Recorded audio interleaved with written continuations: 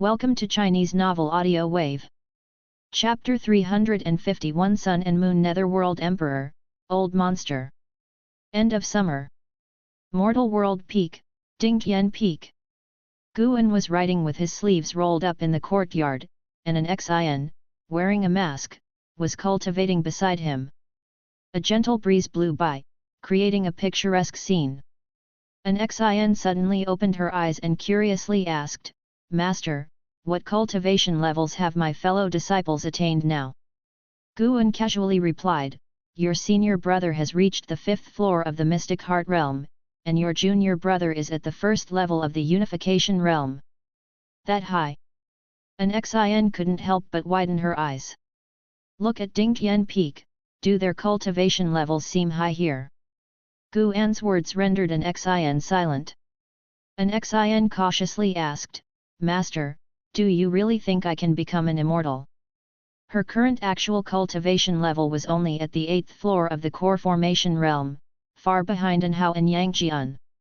"Don't think about that, but rather think about how you can achieve it. If even you don't believe in yourself, then you're truly finished." Guan's words seemed reasonable to an Xin, and she endeavored to adjust her mindset. "By the way, Master, is Senior Shenzhenzi teaching Longqing cultivation?" "Yes." "Has Longqing also practiced energy concealing sorcery? I can't even sense his spiritual power." "You're overthinking it. He hasn't yet cultivated any spiritual power." "What?" An Xin was astonished and pressed on, with the Dao level of Senior Shenzhenzi, how could Longqing possibly fail to cultivate spiritual power? "Some people are less talented than you," Guan offhandedly said. He did not reveal Longqing's Nirvana realm cultivation level, fearing it would demoralize Longqing. Moreover, Longqing had a special identity. Both the Immortal dynasty and the Holy Court might pursue him, and until Guan was confident he could protect him, he was not prepared to unlock the path of returning primordial spirit within him. After all, Longqing now had a lifespan of over 10,000 years.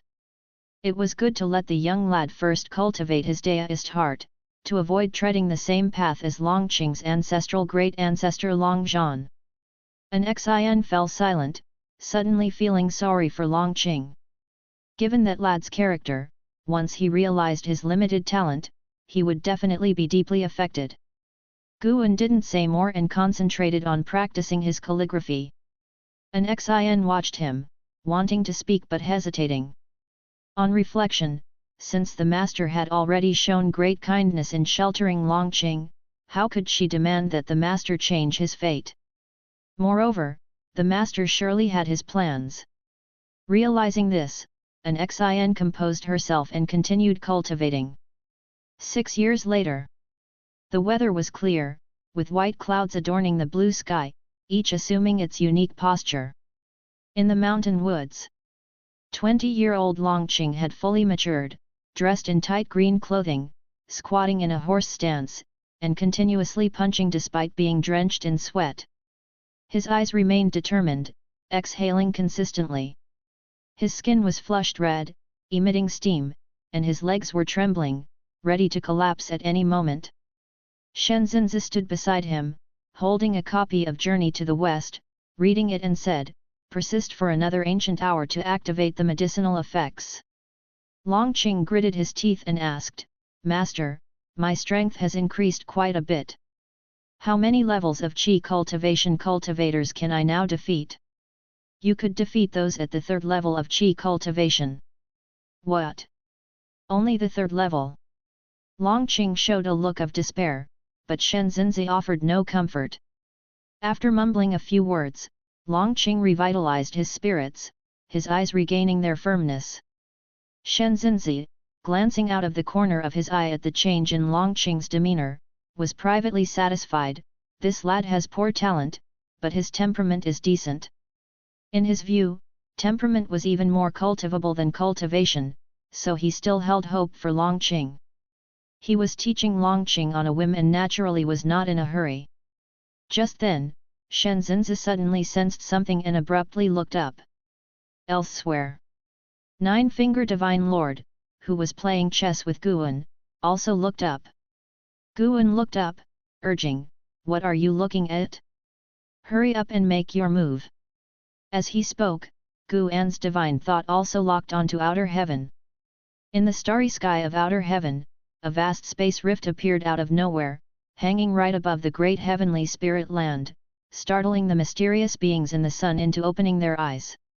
In a moment, there's something going on in outer heaven. I need to watch for a while, the nine-finger divine lord said impatiently. Guan looked up, feigning confusion. Under the scrutiny of his divine thought, a figure appeared within the mysterious rift, a man in a black robe, tall and broad-shouldered, with a stern face wearing a long silver jade crown. Two brightly shining magic artifacts floated behind his head, resembling the sun and the moon, casting light on him, making him seem to radiate a brilliant glow. The moment this person appeared, the surface of the great heavenly spirit land's light layer fluctuated. Upon seeing him, Guan felt apprehensive. Unfortunately, his divine thought could not perform a lifespan detection. The robed man suddenly disappeared. The next second, Guan's divine thought shifted to the Holy Land where the Holy Court was located, its chi fortune was impacted, gathering there, and he felt strong fighting emanations coming from the direction of the Holy Court. The nine-finger divine lord followed his gaze towards the direction of the Holy Land, frowning. He stood up and said, "Today counts as a draw. We shall continue another day." With that, he disappeared in thin air. Guan couldn't help muttering, "Always in a rush but still doesn't forget to hedge his bets, really an animal." While collecting the chess pieces, he kept an eye towards the direction of the Holy Court. Soon, the chi fortune of the Holy Court reassembled, making it difficult for him to forcefully probe, which piqued his curiosity about what was happening inside the Holy Court. He waited until nightfall.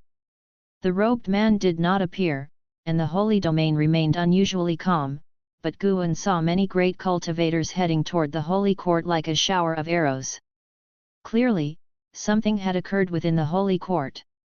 In the following days, there was still no activity in the Holy Court, and the space rifts in outer heaven had disappeared, nor was the robed man seen.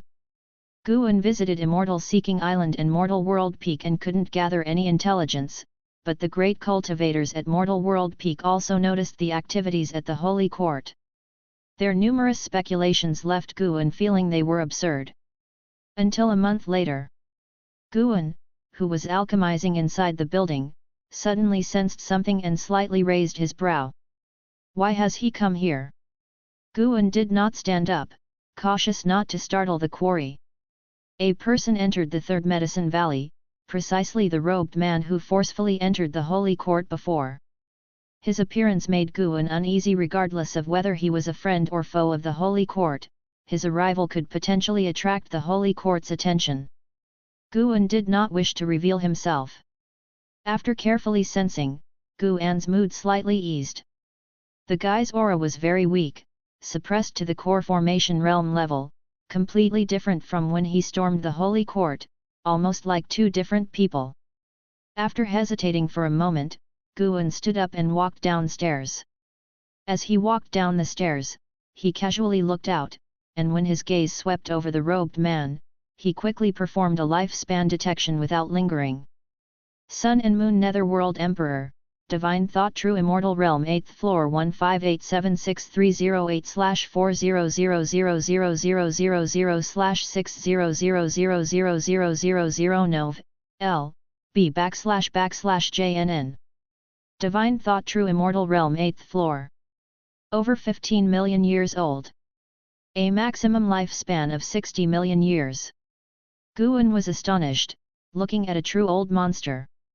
What is this guy doing in the Third Medicine Valley? Is he targeting him? As Guan continued downstairs, he puzzled over this.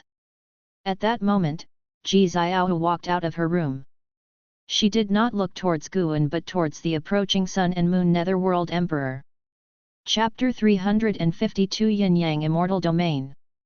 The Sun and Moon Netherworld Emperor proceeded, glancing around Medicine Valley without much curiosity. Having lived for over 15 million years, nothing much about his surroundings intrigued him, he was merely browsing. He felt Ji Xiaohu's gaze and couldn't help but turn to look. As their eyes met, a smile appeared on his face. As for Guan behind Ji Xiaohu, he was ignored.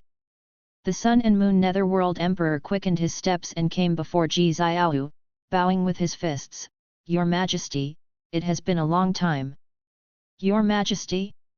Guan was curious, yet he sighed in relief at the same time. He was here for Ji Xiaohu. As long as it wasn't for him, it was all right. Ji Xiaohu nodded slightly. "Let's talk inside the house." She turned to Guan and asked, "Do you want to listen?"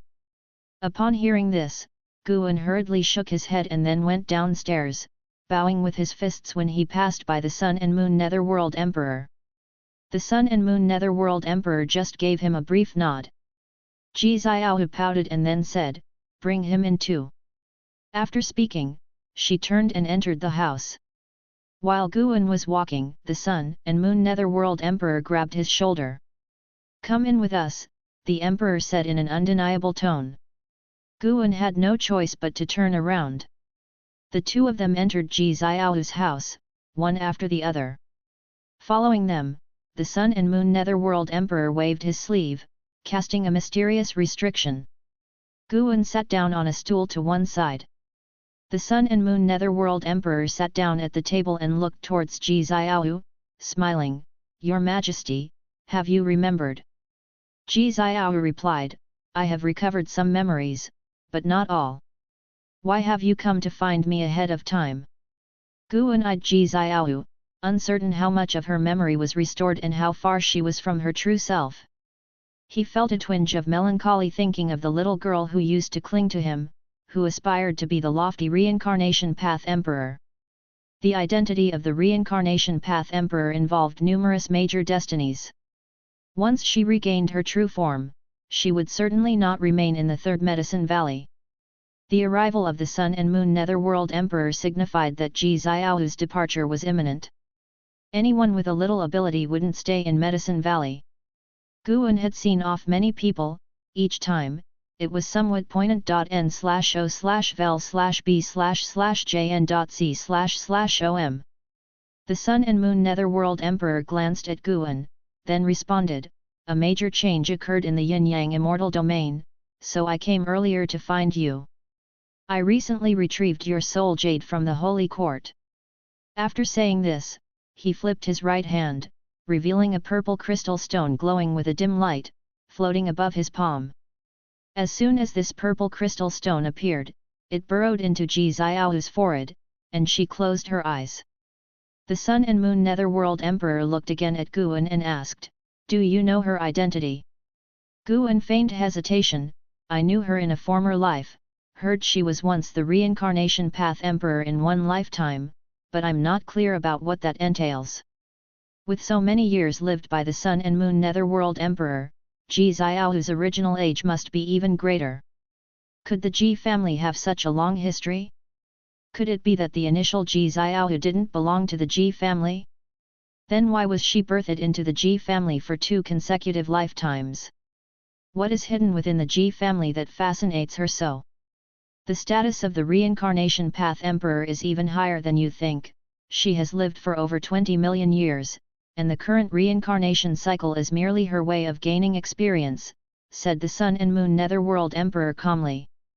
Guan's face drastically changed, his mouth opened, but he couldn't speak. The Sun and Moon Netherworld Emperor smiled, thinking he had struck a blow to Guan. Silence fell in the room. After a while, Ji Xiaohu opened her eyes. The change in her gaze reminded Guan of the Ji Xiaohu who once caused a stir in the 7 Stars spirit realm, exuding a cold demeanor. A few moments later, Ji Xiaohu's gaze and demeanor returned to how they were before. She looked towards the Sun and Moon Netherworld Emperor and asked, "Snatching the soul jade from the Holy Court must not have been easy, right? It cost me some injuries, but 10,000 years of recovery should suffice," the Sun and Moon Netherworld Emperor replied. 10,000 years seemed like just a day to him. "I don't want to leave just yet," Ji Xiaohu mused.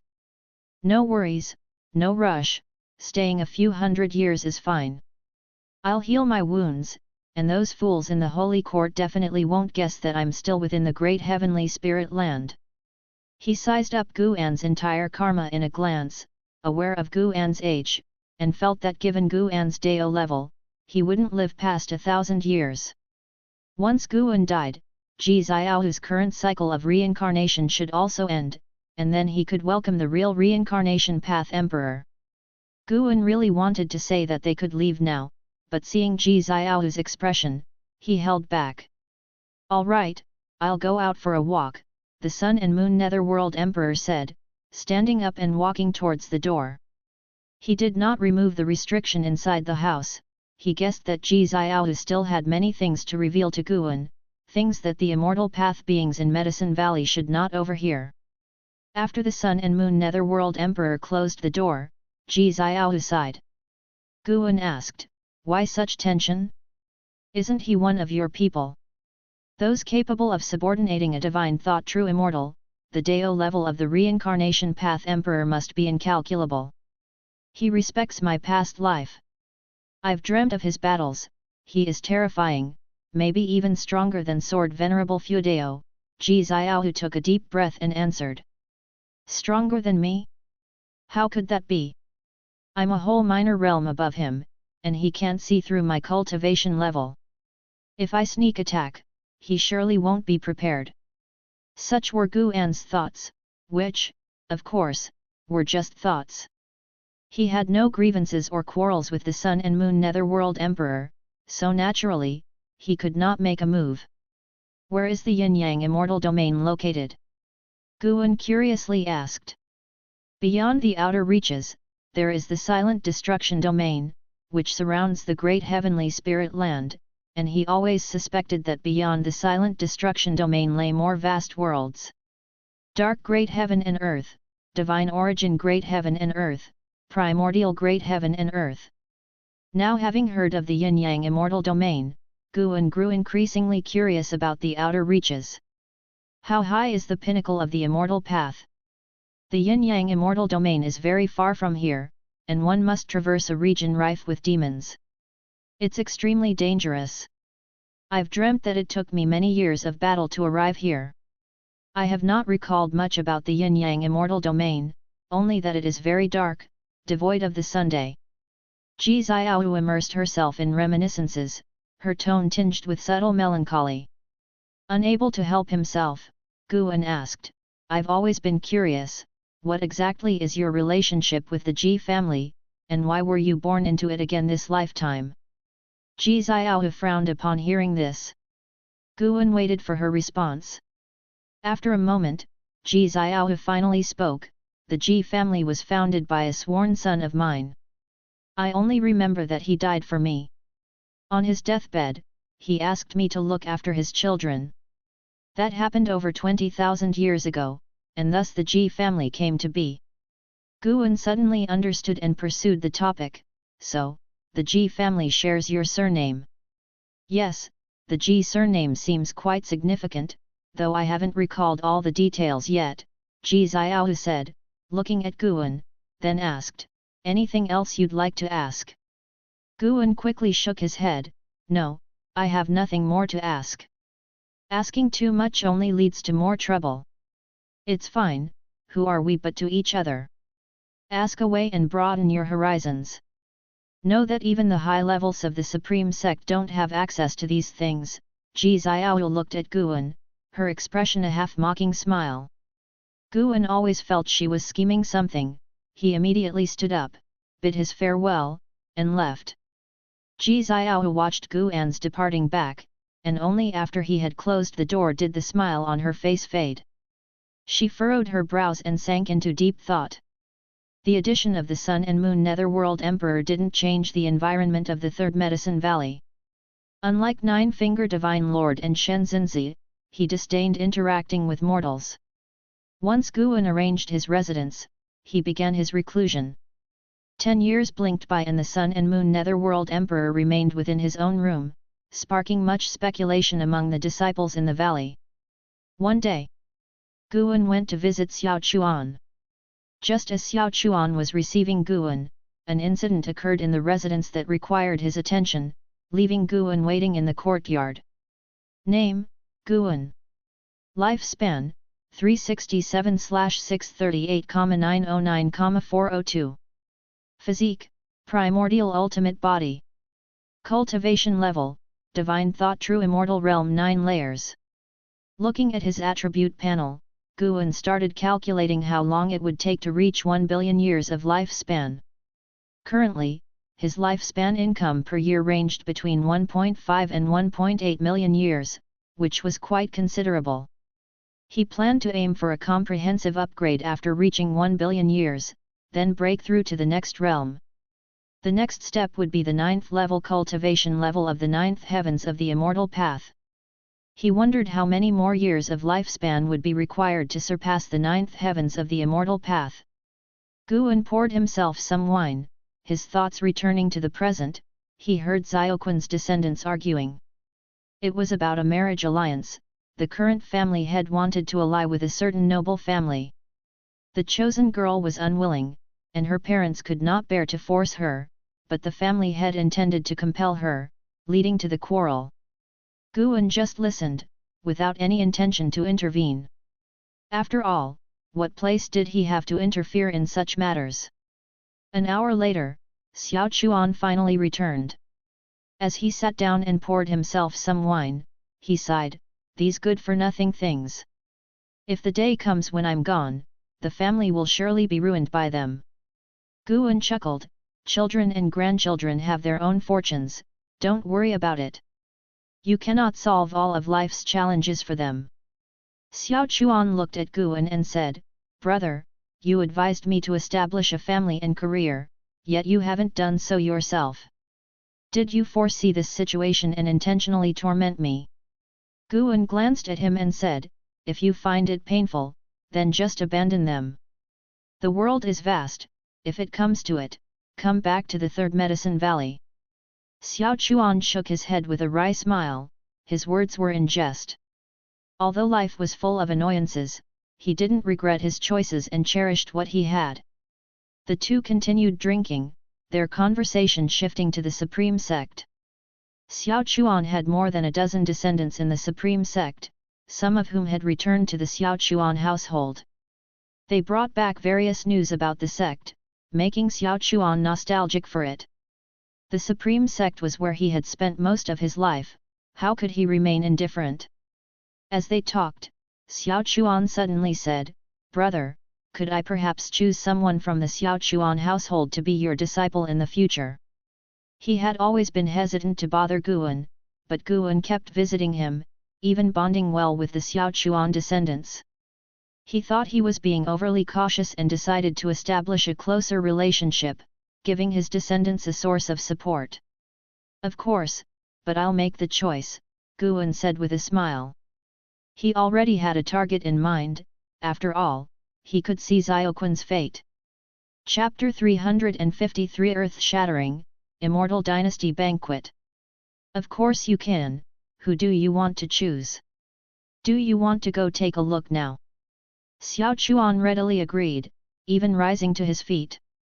Guan hurriedly said, "Don't rush, not now." Xiao Chuan replied, "Just to take a look, what if someone catches your eye right now?" "No rush, the disciple I want to take in hasn't been born yet."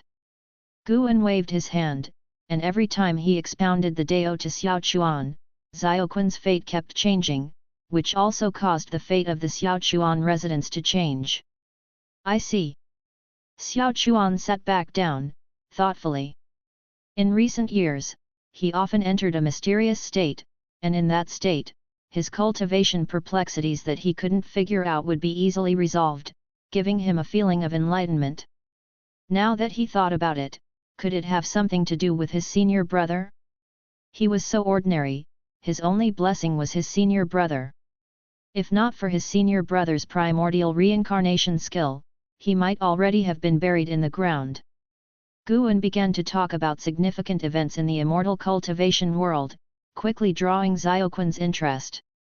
It wasn't until nightfall that Guan left. He headed to the 8 scenic caves, prepared to spend the night alone.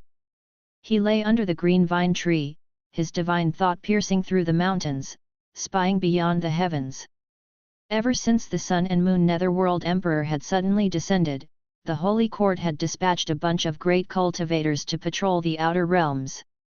These individuals, with their cultivation levels at the very least in the heaven and earth flying immortal realm, also made the traversing heaven and earth flying immortals feel nervous. The news of the Sun and Moon Netherworld Emperor's attack on the Holy Court also spread, and no one knew what had exactly happened. Nonetheless, someone being able to burst into the Holy Court was enough to shock all sects in the world. Guan could feel a tense atmosphere pervading the great heaven and earth, but what it was specifically due to, he could not say for sure. Anyway, as his divine thought swept across, the world was still peaceful. It's worth mentioning, after the Heaven Sect's leader passed away, Yang Jian returned to the Holy Court. How he is faring now is unknown. Without the great Nether Saint King, Yang Jian should be able to regain his identity as the Holy King. Guan was curious, how does a reincarnated being like him recover his previous cultivation? Does it involve recultivating? Currently, it seems Ji Xiaohu doesn't need to recultivate. The primordial deist talisman contains vast mana and can restore her to her peak state at any time. Thinking this, Guan considered experiencing lifespan samsara once more. But he held back. He couldn't keep wasting his lifespan, he needed to gather 1 billion years of lifespan as soon as possible and then make a breakthrough. 2 divine immortals of wondrous dharma had already appeared, making him feel uneasy just thinking about it. He must be the highest realm in his environment, otherwise, he felt no sense of security. N/O/vel/b/in.c//om. A billion years, he thought, I need to step it up. Having decided to sprint towards 1 billion years of lifespan, Guan began to keep busy. He used Immortal Seeking Island to collect more high-rank medical herbs and expanded the medicinal herb production at Dingtian Peak. The holy salary from the Holy Court had also been delivered by a heaven and earth flying immortal, who handed it over to Guan, incarnated as Sword Venerable Fudeo, at the edge of the continent. It's undeniable that the benefits of a third-grade heavenly position were terrifying: 1 million supreme-grade spirit stones, 100 vials of extremely high-grade spirit pills, as well as a large batch of medicinal herb seeds. This also advanced the process of accumulating lifespan for Guan. Every day of Guan's life became busy, either running around or teaching in Xin cultivation, expounding the Dao for Yelan, Xiaochuan, and Zhenqin. In the blink of an eye, 30 years had swiftly passed by. In the early autumn of this year, Outer World Cave welcomed a significant harvest, and Guan successfully reaped 50 million years of lifespan. Currently, he could only harvest up to 8th rank medicinal herbs. 9th rank medicinal herbs would need even more time to grow. Feeling elated, Guan walked into Medicine Valley, humming a tune under his breath. Gazing at the nearly 750 million years of lifespan, he couldn't help but smile. From a distance, he spotted the figures of Shenzhenzi and Longqing. Their master-disciple relationship had long been made public. No matter how Shenzhenzi taught, Longqing just couldn't muster a speck of spiritual power. Presently, Longqing was on the path of physical cultivation. One had to admit, an innate immortal spirit truly was formidable. Even at 60, Longqing's strength was terrifying, capable of contending with a core formation realm Blood Prison Great Saint. Guan had raised the cultivation level of Blood Prison Great Saint to the core formation realm, and an Xion's cultivation had similarly risen to the core formation realm, while his own was at the nascent soul realm. An Xion's actual cultivation level had already reached the 7th layer of the nascent soul realm. Previously, the restrictions of the primordial reincarnation skill were lifted, and coupled with Guan's regular Dao explications, her maximum lifespan had increased to 570 years. Guan saw Longqing's face full of excitement. It seemed that today he had made progress on the physical cultivation path. Master! Upon seeing Guan, Longqing immediately called out and waved at him. Shenzhenzi also nodded in greeting toward Guan. Guan walked towards them, prepared to chat and inquire about Longqing's cultivation progress. Just at that moment, the earth trembled violently, causing panic among everyone in the valley. Shenzhenzi frowned and immediately stamped his foot. A golden light burst from his body, rapidly expanding and covering the entire Third Medicine Valley. With that, peace returned to the valley and everyone breathed a sigh of relief. This was the first time Longqing felt the mana of Shenzhenzi. He turned his head to look at Shenzhenzi, full of admiration. A golden glowing Shenzhenzi, like a sage Buddha present on earth, radiated a domineering divine might. Guan acted out his part while his divine thought peered into the distance. The entire Taixuan continent was trembling, and even the surrounding oceans were brewing towering waves. The source of all this was a distant continent, where lightning flashed, and fierce winds raged. Guan's divine thought quickly locked onto a figure. The person hovered midair. Below him, thousands of miles of mountains lay in ruins, the sky permeated with billowing dust, churning like fog. This was a heaven and earth flying immortal. His chi blood was soaring wildly. He seemed to have cultivated a formidable physique, in Guan's judgment no less formidable than Yang Jian's mystic gang dominator body. Guan saw that many great cultivators were rushing towards this heaven and earth flying immortal. He didn't look any further and quickly withdrew his divine thought. Striding toward Shenzhenzi, he asked anxiously, "What happened?" Shenzhenzi looked into the distance, his expression grave. Longqing spoke up, "Master, don't be afraid. With my second master here, even if the sky falls, there's nothing to fear." He now had a blind worship for Shenzhenzi, and was so excited that when he said this, he had a bragging tone, which made Guan want to laugh. Guan showed a smile, a look of relief on his face, then inquired about Longqing's cultivation progress. Once the topic turned to this, Longqing immediately became energized, claiming that he had just mastered a powerful fist technique that could punch and shatter a 30-foot-high hill. Shenzhenzi didn't pay attention to the master and disciple, he vanished into thin air. Elsewhere, Ji Xiaohu stepped out of her house, looking towards the horizon. A defying blood treasure body, a rare sight indeed. The great heavenly spirit land sure still holds its roots deep. Perhaps when the day comes for the holy court to fall, this land may soar instead. The Sun and Moon Netherworld Emperor appeared beside Ji Xiaohu, chuckling teasingly. Ji Xiaohu turned her head to look at him and asked, "The holy court is so strong, how could it possibly fall?" The Sun and Moon Netherworld Emperor, arms crossed in front of his chest, replied with a closed-eye smile, "That's not a given.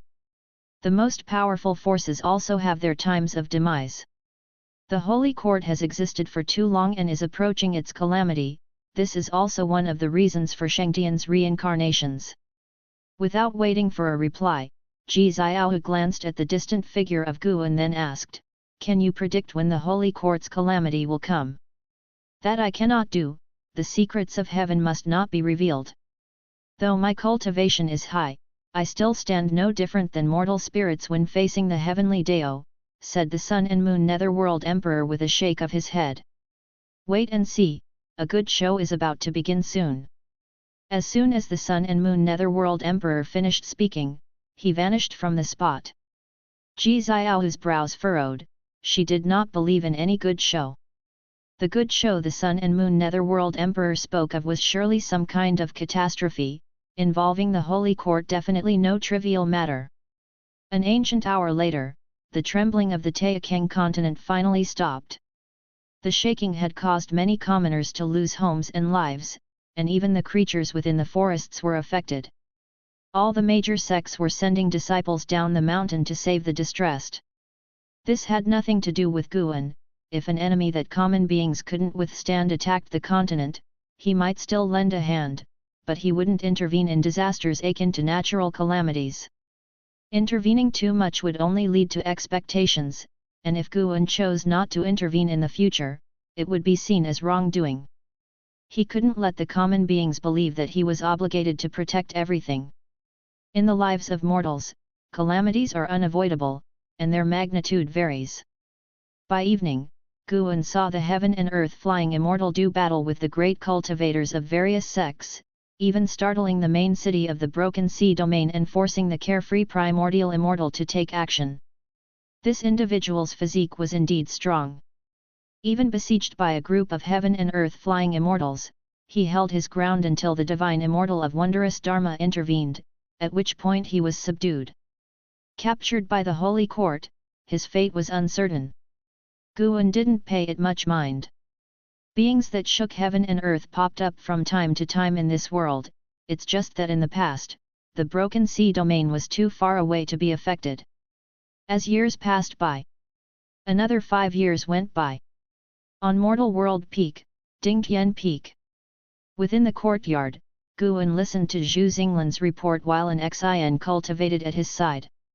The Immortal dynasty rarely invites all sects of the world to a gathering, and the main peak hopes you could join them, Master, to avoid any deceit, said Zhu Xinglan, his brows furrowed as he mentioned the concern. Guan held a book in his hand and nonchalantly asked, "What gathering?" "It's a banquet. The Immortal dynasty's Yangxian emperor wishes to discuss the Dao with all the sects of the world and has even brought out immortal fruits, which, it's said, can be harvested once every 1,000,000 years. Consuming one could enhance one's insight and refine sinews and bones, whether it's true or not, I don't know." "Is that so? Well, I won't be going." "All right, I'll inform the main peak," Zhu Xinglan replied without further persuasion. He wasn't worried about Guan getting into trouble. The Dingtian peak was finally rising, thanks in large part to Guan, and naturally, Zhu Xinglan didn't want him to stumble into misfortune. Hearing about the immortal fruits, Guan did want to go, but on second thought, with so many sects gathered, trouble was likely to occur. The holy court might intervene. By not going, he might miss out on the fruits, but going could invite trouble. Guan spoke up, instructing Zhu Xinglan to expand the medicinal herb cultivation on Dingtian Peak, claiming it was for the disciples' cultivation resources, which touched Zhu Xinglan deeply. To have such a master was truly their fortune. After Zhu Xinglan left, Guan finally put down his book. He suddenly felt a presence. Lu Lingjun. She had come to Mortal World Peak again with the Holy Mother of Western Spirit, leading a group that included a carefree primordial immortal. The Bitter Sea Buddha sect had also sent many people, likely to discuss something significant. Guan paid no heed and stood up, saying, "An Xin, it's time to go back." At his words, an Xin immediately stood up and walked towards Guan. Chapter 354 The True Immortal. The next morning, Guan rode the Blood Prison Great Saint to the outer gate city, having not visited for several months. Today, he sensed the presence of an old friend and decided to take a stroll. He didn't seek out that old friend, instead wandering around the city. Nowadays, more and more people greeted him as he walked, and he couldn't help but wonder if, in 1,000 years, the Supreme Sect would be filled with his disciples. Tisk tisk, and who knows how many more years he would need to become a Supreme Elder. The Blood Prison Great Saint, having reached the core formation realm, was even more imposing, standing 2 meters tall with its blood-red fur fluttering as they walked, causing disciples along the way to frequently look back. "Master, why can't Longqing cultivate spiritual power?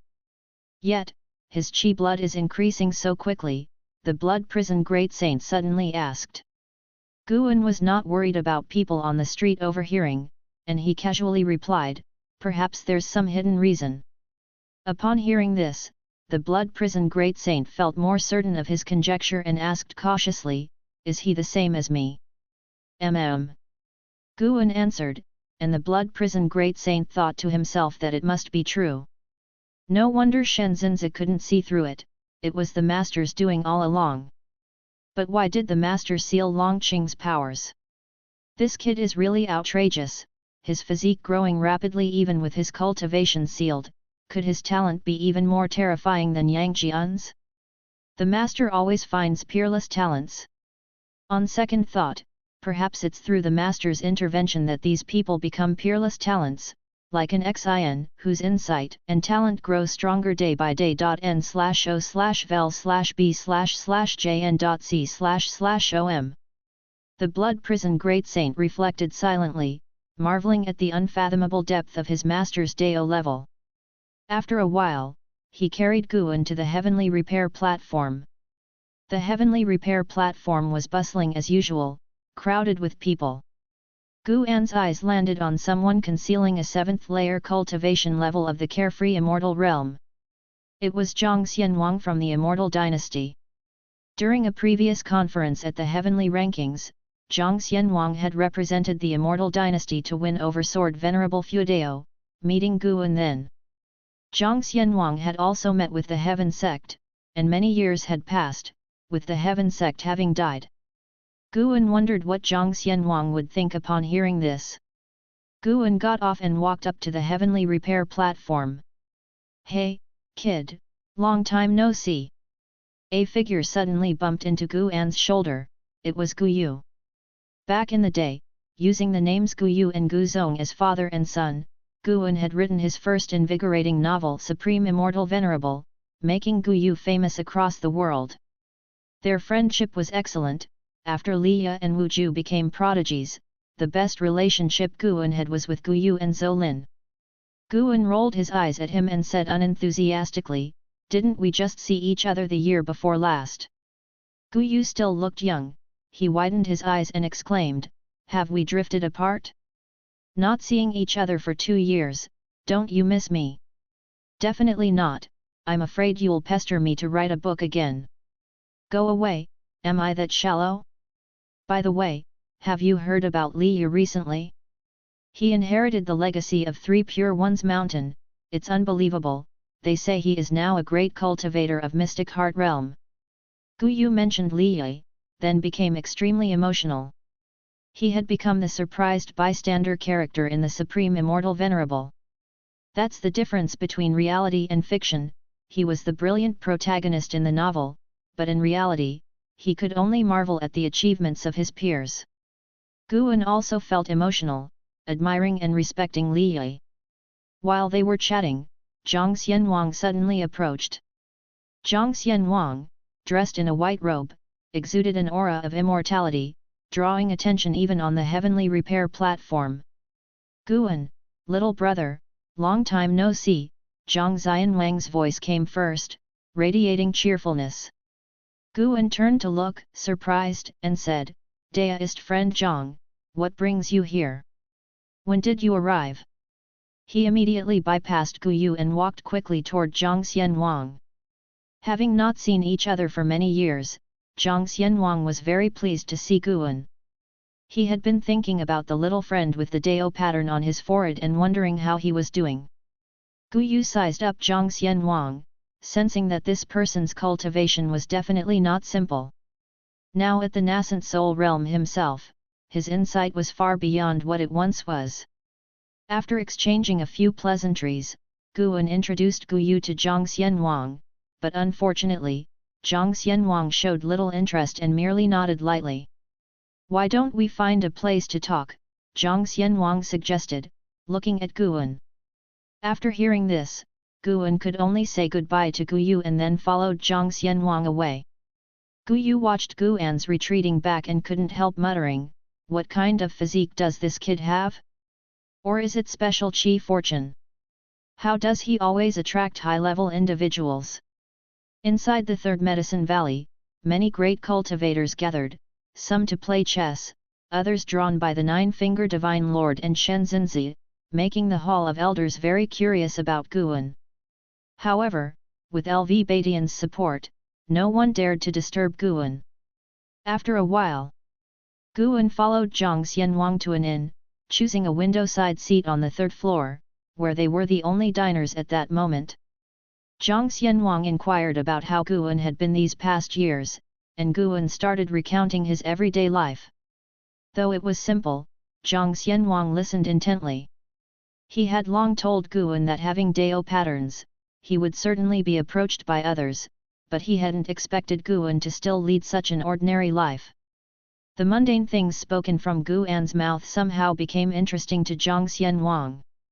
Hearing that the Bull Demon King could never catch up to the White Spirit Rat, Zhang Xianwang couldn't help but laugh. It was not until the server had brought all the food and drinks that Zhang Xianwang began to speak seriously, not to hide, I come from the Immortal Dynasty. Guan stared, asking, which Immortal Dynasty? In a far-off place, there is a continent that you call the ends of the earth. The beings there are born with cultivation of the Nirvana realm, starting with a lifespan of at least 10,000 years. Zhang Xianwang began to describe the Immortal Dynasty, leaving Guan dumbfounded. After outlining the basics of the Immortal Dynasty, Zhang Xianwang gazed at Guan and asked, would you like to join the Immortal Dynasty? I can help you reach the Nirvana realm. Guan swallowed and asked, can I definitely reach it? Can I bring others along? Zhang Xianwang glared at him and said, I only have my eyes on you, and you want to bring others? Forget it, the Immortal Dynasty doesn't just casually accept beings from the outside. Hearing this, Guan was immediately disappointed. Zhang Xianwang felt both amused and annoyed, looking at Guan with even greater admiration. Do you believe there are real immortals in the world? Zhang Xianwang asked. Guan answered, of course, there are mountain gods on our continent, and I've heard there's a heavenly court overseas. Zhang Xianwang scoffed, the heavenly court is not the court of immortal gods. I'm talking about real immortals, like the heavenly court in Journey to the West. Our Immortal Dynasty is always seeking the true immortals, and I'll tell you the truth, we've found them. We will clear the obstacles for the immortals, winning their favor for this world. As he spoke, his face showed longing. Real immortals? Guan asked nervously, where are they? Zhang Xianwang raised his hand and pointed upward, then said, join us, or you will disappear along with the dirt of this mortal world. Outer heaven? Guan suddenly believed it. Even if it wasn't a true immortal, it must be an extremely powerful existence, powerful enough for the Immortal Dynasty to contend with the heavenly court. But he was already a third-grade heavenly position Holy Sword of the heavenly court, how could he join the Immortal Dynasty? Although he had always been assigned various identities, from what Zhang Xianwang implied, did the Immortal Dynasty intend to end the world? Chapter 355 The Power of Destiny. Seeing Guan remain silent, Zhang Xianwang continued to speak of the great strength of the Immortal Dynasty, whose history was even more ancient than the Holy Court, spanning countless epochs. The first immortal king of the mortal world was the founder of the Immortal Dynasty. He once contended against the heavens, although he failed and caused the mortal world to be submerged by the sea, his power was undeniable. To this day, the Holy Court has not produced a being of his equal. Zhang Xianwang revealed a look of longing, surprising Guan. The Immortal King was actually the founder of the Immortal Dynasty. If that was the case, why didn't they pursue the Immortal King crown? Was it because the Immortal King crown would devour vitality? Guan pondered, suddenly feeling that the Immortal King crown might hold secrets. Thinking carefully, the Immortal King crown had weakened so much that even the souls of the Mahayana realm could not fully suppress it. Many changes must have occurred over the long years. After a while, when Zhang Xianwang paused, Guan took a deep breath and asked, did you come to the Supreme Sect specifically for me? It should not be, right? To rally Sword Venerable Feudeo? But Sword Venerable Feudeo had already declined. Zhang Xianwang smiled, his gaze turning towards the window, of course not, but I cannot tell you my purpose for the time being.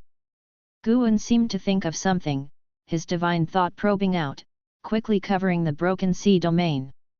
He discovered that in other continents and oceans, the immortal spirits of the Immortal Dynasty hid their chi fortune deeply, but they could not escape the eyes of a true immortal's divine thought. He elevated his divine thought further, covering a broader expanse of heaven and earth, looking from a macroscopic perspective. The immortal spirits of the Immortal Dynasty were scattered all over the world, spying on chi fortunes, their fortunes as numerous as the stars in the universe. What was the Immortal Dynasty planning? While thinking, Guan responded, thank you for your kindness, deist friend, but I cannot abandon the Supreme Sect, I apologize. Zhang Xianwang turned his gaze towards Guan, smiling, no rush, you still have time to consider. I will stay at the Supreme Sect for a few years.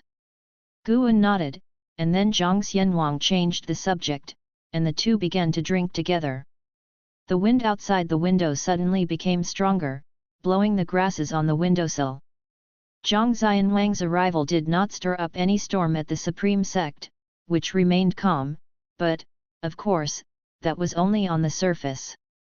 Each disciple was still experiencing their own rivers and lakes and struggles. 7 days later, Guan took an Xin again to the mortal world peak, where they first roamed around, picking medicinal herbs along the way. Along the way, Guan ran into Su Xi. After paying respects, Su Xi hooked arms with an Xin, and the two whispered aside. Because Su Xi had once helped Guan receive Spirit Lord Lu, he would occasionally give some pointers for Su Xi's cultivation, and over time, Su Xi and an Xin had become familiar. After they chatted for a while, Guan suddenly said, Su Xi, take an Xin to find Spirit Lord Lu, she has come again. Just do as before. Spirit Lord Lu?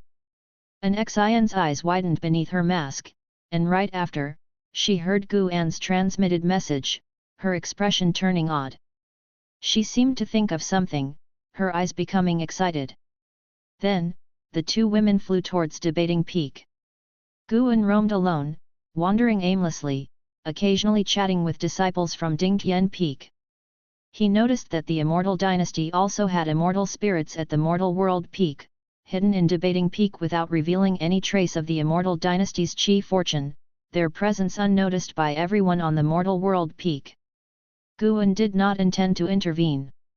The Immortal dynasty was plotting, certainly against the Holy Court, he could not afford to be the spearhead. The Immortal dynasty invited various sects while arranging for immortal spirits to go to each sect.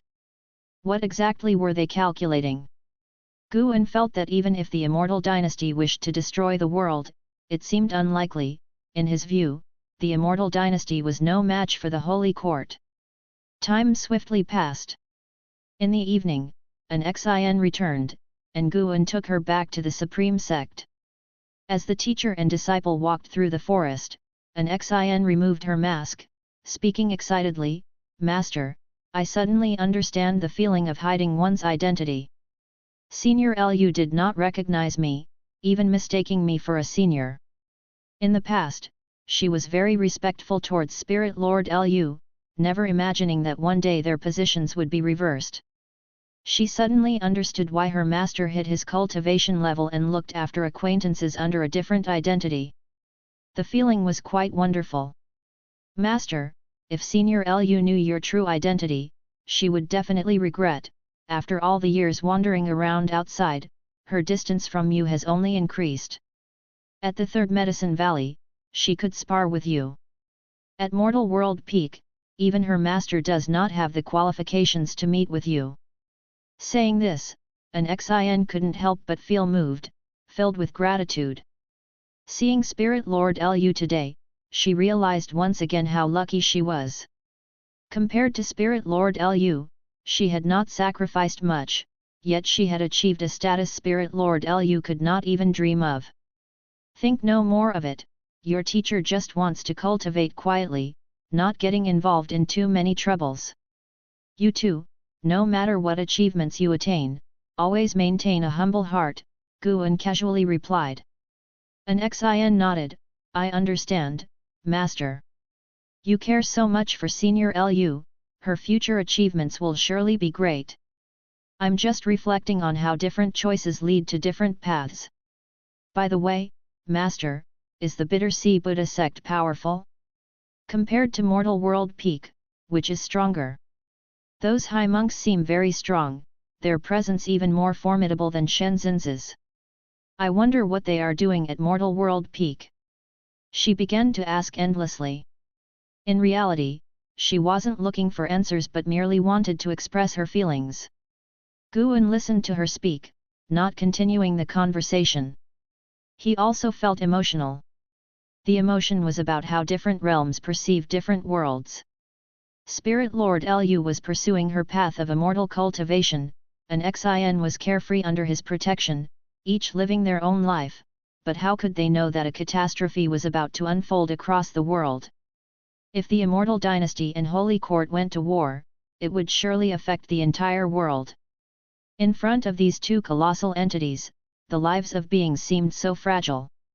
Focus on your cultivation, regardless, Spirit Lord Lu is still the goal you strive for, Guan said, looking ahead.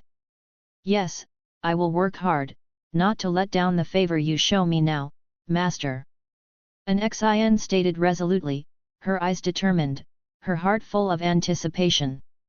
Under the blue sky, imposing mountains stood tall, the breeze blowing, birds soared freely. And Hao, dressed in blue and white, stood halfway up the mountain, his head tilted upward, observing a figure at the summit. The figure was tall, his entire body emitting a red glow. Looking closely, flames surged within the red glow. This man, wrapped in flames, had an imposing bearing and an indifferent expression. His luxurious clothing gave off an otherworldly vibe. He looked down at An Hao, saying, "Innate immense chi fortune, your life grid emits an imperial aura. Join the immortal dynasty, you have a destiny with us." An Hao squinted, responding, "The immortal dynasty?" Claiming to be immortal, quite arrogant. He twisted his neck as flames rose on his body. The flame primordial treasure body. His aura soared, causing the mountain beneath him to shatter, dust rising like smoke, rocks flying chaotically. Seeing this, the man at the summit smiled, appreciation shining in his eyes. "You seem yet to uncover your true physique," the man in the red glow spoke. "What do you mean?" An Hao asked, sensing no hostility from the other, he did not rush to attack. "If you can cultivate the flame primordial treasure body, it means your innate physique is incredibly strong. You possess a physique surpassing the ancient treasure body. Unfortunately, no one has helped you uncover this point. Join the immortal dynasty, with such chi fortune, you are naturally the darling of heaven and earth, only the immortal dynasty can help you grow better." The red glow man paused, then continued, "In the immortal dynasty, our citizens are born in the nirvana realm, our emperor has reached the 8th realm of the immortal path. Don't you want to know why your talent is so strong? Perhaps you were born an immortal spirit. Why not join us in pursuing the true immortal?" And Hao listened, his expression changing. Born in the nirvana realm? The 8th realm of the immortal path? And Hao, having adventured across the seas for many years, was encountering such a powerful force for the first time. He became interested in the immortal dynasty, yet he did not easily believe the other's words. "If the immortal dynasty is indeed so powerful, I indeed could join, but before that, you must first defeat me." And Hao leaped up, flying to the sky, his flames intensifying, as if a bright sun had suddenly appeared in the sky, illuminating the land. The red glow man looked up, a smile on his face. He spoke, "Then are you ready to face the divine immortal of wondrous Dharma?" Divine immortal of wondrous Dharma? And Hao instinctively frowned, his expression suddenly changing. As the year drew to a close, Guan was discussing paintings with Shen Zhen in his house. As they chatted, he suddenly lost interest, feigning attention to Shen Zhen while using his divine thought to explore what his old acquaintances were doing. Liya was still at 3 Pure One's mountain, seeking path enlightenment, cultivating some divine skill. Zhang Qiang was negotiating tensely with senior members of other sects. Wu Ju was training in Demon Land, accompanied by a woman. Guan caught them being intimate, startling him enough to quickly move his divine thought away. Broad daylight, with grass as their mat, unexpectedly bold. Guan remarked internally, then looked towards others. Yelan and Zhenqin were investigating a mysterious case regarding a subsect, quite troubled. "Hold on. Where was An Hao?" Guan immediately pursued An Hao's chi, finding that the young man had already left the Broken Sea domain, flying towards the ends of the earth. and how was accompanied by the divine immortal of wondrous Dharma.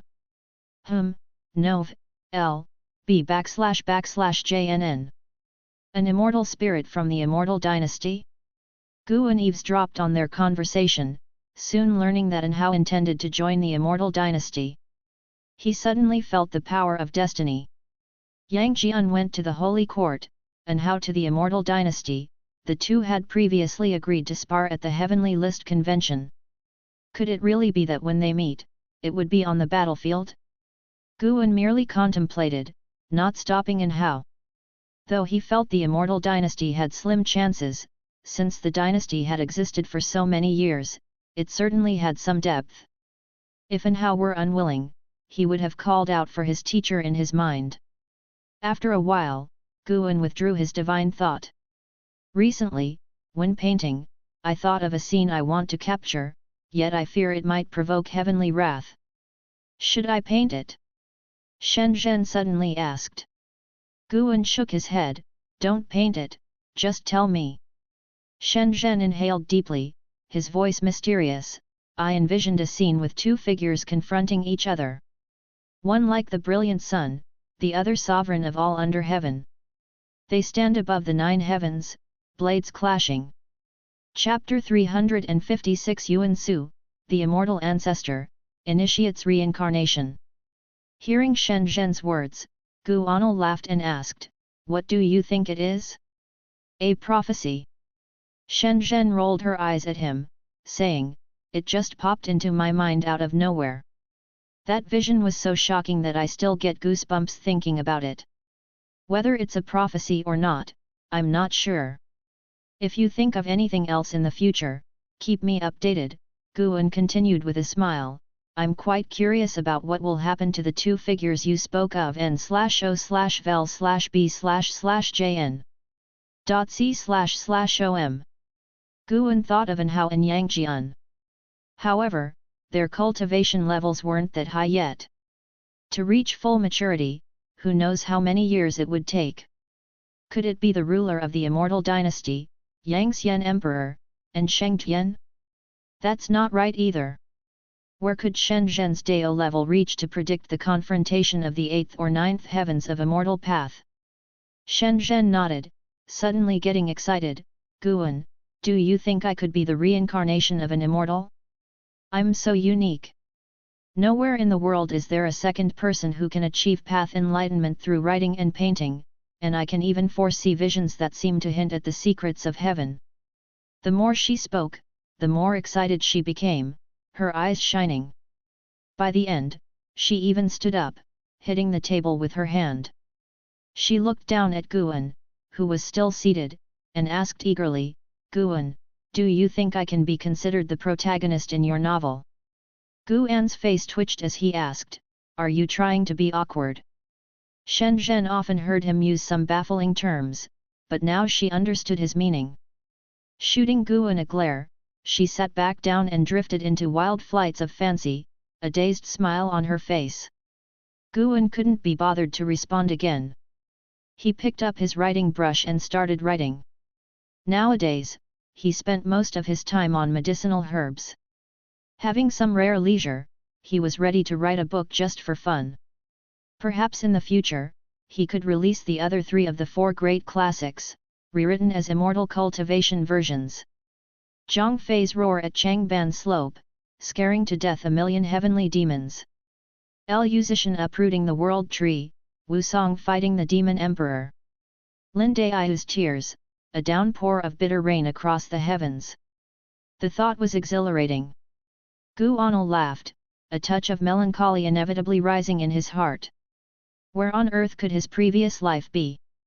In this life, he had no parents, no family, leaving his heart forever empty, with the feeling of not knowing where he came from. Perhaps it was because of this loneliness that he cherished every person close to him so dearly. For a time, the room fell into silence, with both people lost in their own thoughts. The immortal spirit of the immortal dynasty spread throughout the mortal world without causing chaos, and the great sects did not perceive any clues. Just like that, another 10 years passed. In the summer of that year, at 412 years old, Guan had just returned from Tianya Valley. He sat down on a chair and stretched lazily. He was about to take out Green Hero Travelogue when he felt something and had to pick up the array formation record to flip through. Before long, there were hurried footsteps outside the door. The door was pushed open and Yu Yingying rushed in. She came to the table, slammed a book down on it, and glared at Guan with unrestrained anger. How could you dare to write the Prime Minister's death? 9 years earlier, Guan published Romance of the Three Kingdoms, set against an immortal cultivation backdrop. Heroes, scholars, and warriors were all cultivators. It swept through the immortal cultivation world in just a few months after its release. Panon, long silent, rose to fame with his new writing, and the influence of Romance of the Three Kingdoms continued to expand, having spread overseas. The Daowen Oath of Brotherhood became a beautiful tale in the world, and the immortal cultivation world even started a trend of sworn brotherhood. The tales of the demon god Lu Buletin fighting 3 great immortals of Lu Guanzhong at Tiger Prison Pass also spread far and wide. To this day, the Supreme Sect released the latest volume of Romance of the Three Kingdoms, with the Prime Minister of the Shu immortal country, Zhuge dying due to the failure of the 7-star lamp. Yu Yingying had been so saddened reading this volume at the book collection hall, as the deaths of Lu Guanzhong had already grieved her. Now Zhuge death made her lose interest in Romance of the Three Kingdoms entirely, and she wanted to hammer Guan in frustration. Guan responded helplessly, "There are always regrets, aren't there? Whether an early or late death, it's all death in the end. It's not the same. He's Zhuge, capable of divination and fortune-telling, able to use the power of heaven and earth to set up the 8 trigrams array. With a wave of his feather fan, he could even summon an east wind that sweeps across the great thousand world." Yu Yingying grew more agitated as she spoke, unable to resist the urge to circle around the table and lay hands on Guan. Guan quickly stood up, trying to evade her claws. As they scuffled playfully, Guan was scared downstairs. Not far downstairs, Gu Yu and Zolin also arrived in a rush. Seeing their angry faces, Guan muttered to himself that this was no good and hastened into Ji Xiao's room.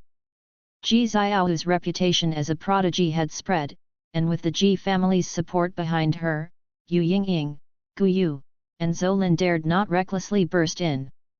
Inside the room, Ji Xiao sat cross-legged on the bed in meditation, looking curiously at Guan. "What, Zhuge? You've written another book?" She often cultivated in seclusion and had no time to read books. Guan didn't mind that she eavesdropped, saying with resignation, "Yes, I wrote a book. How can people trouble the author over the content of the book? Ridiculous. Can I take a look?" Ji Xiao showed an interest, immediately getting off the bed. Guan nodded and approached the desk. With a wave of his right hand, stacks of books piled up on the table. Ji Xiao sat down and began to flip through them. Guan paced around the room, which was filled with a faint fragrance. Following the scent, his gaze landed on Ji Xiao's bed, where he saw a red kerchief. The fragrance emanated from this kerchief. This was actually an Immortal Path Supreme treasure. Had Guan not explored it with his divine thought, he wouldn't have sensed it. Where did this Immortal Path Supreme treasure come from? Guan felt that the restriction within the kerchief bore a resemblance to Ji Xiao, and it didn't seem like it was a result of a latter recognition of a master. Could it be that this supreme treasure was refined by Ji Xiao in her past life? In that case, Ji Xiao's past life must have been at least at the level of the 9 heavens of Immortal Path. That made sense. Without such a cultivation level, how could she make the Sun and Moon Netherworld Emperor of the 8th floor of Divine Thought True Immortal Realm obey her every command? Now, the Sun and Moon Netherworld Emperor still resided within the 3rd Medicine Valley, seldom leaving. Once Yu Yingying and the others dispersed, Guan planned to leave. Ji Xiao had already been captivated by Romance of the Three Kingdoms and did not hold Guan back. After leaving the room, Guan didn't go upstairs but rode the Blood Prison Great Saint to inspect Medicine Valley. An Xin was absorbing qi and cultivating below the mystic pure tree, Longqing and Shenzhenzi were refining their bodies in the forest, and the other disciples were also busy with their tasks. Looking around, the entire medicine valley thrived, satisfying Guan. Not long after the blood prison great saint had walked away, a vast aura enveloped the entire great heavenly spirit land. Guan looked up and saw a figure appear above the great heavenly spirit land, located just beneath the light layer of outer heaven, yet within the confines of the sky of the great heavenly spirit land. A divine thought, true immortal. I am Yueng's celestial ancestor from the immortal dynasty, facing the end of my life. I wish to descend a grand vow for all beings with my 30 million years of Dao cultivation. My great Dao will transform into immortal rain to help beings achieve enlightenment. My physical body will open the path of reincarnation, where mortal souls can have a destination. A majestic voice echoed throughout the great heavenly spirit land. Everyone inside the third medicine valley looked up in amazement. Following that, Guan saw Yueng's celestial ancestor spread his arms wide, bursting with bright light, instantly overshadowing the luminance of the seven suns outside heaven. Countless figures soared out toward the holy court in an attempt to reach Yueng's celestial ancestor, but it was too late. Looking up, Guan saw the brilliant light in the sky overpower all else, drowning both him and the blood prison great saint beneath. 30 million years of Dao cultivation? Can that be true? The blood prison great saint asked in shock. He couldn't fathom living 30 million years, let alone attaining such a level of cultivation. And then there were the words immortal dynasty, which sounded extraordinary in themselves. Could there be any force stronger than the holy court in the great heaven and earth? Before the bright light had faded, heavy rain started to fall. As everyone's vision was restored, they saw golden clouds above, shedding golden rain. As the golden rain washed over them, all creatures felt refreshed, and sensed their own cultivation levels slightly increasing. The world was astir, Supreme Sect buzzed with earth-shaking noise. Is this rain real? Immortal dynasty? Yueng's celestial ancestor, am I dreaming? Quickly sit and cultivate energy, it really can increase your cultivation. Immortal dynasty? Could it be the heavenly court from Journey to the West? Panan wasn't just making it up, there really is a force where immortals and gods gather. The disciples in the third medicine valley also excitedly discussed, some immediately sat down to cultivate their energy, while others hesitated, fearing it could be a plot. Guan's gaze pierced through the golden clouds, looking towards Yueng's celestial ancestor. In that dazzling light, Yueng's celestial ancestor's body exploded and, following that, transformed into a stream of air, swirling into a vortex that gradually solidified. Indistinctly, Guan felt a certain rule of heaven and earth moving closer to that vortex. This rule was connected to the soul, prompting him to think of two words. Reincarnation.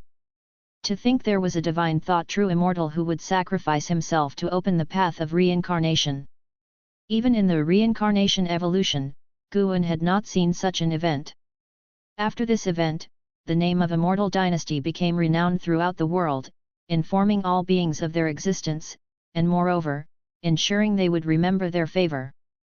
Should the Holy Court attack the Immortal Dynasty now, it might shake their image in the hearts of all beings. Guan raised his right hand to feel the golden rain.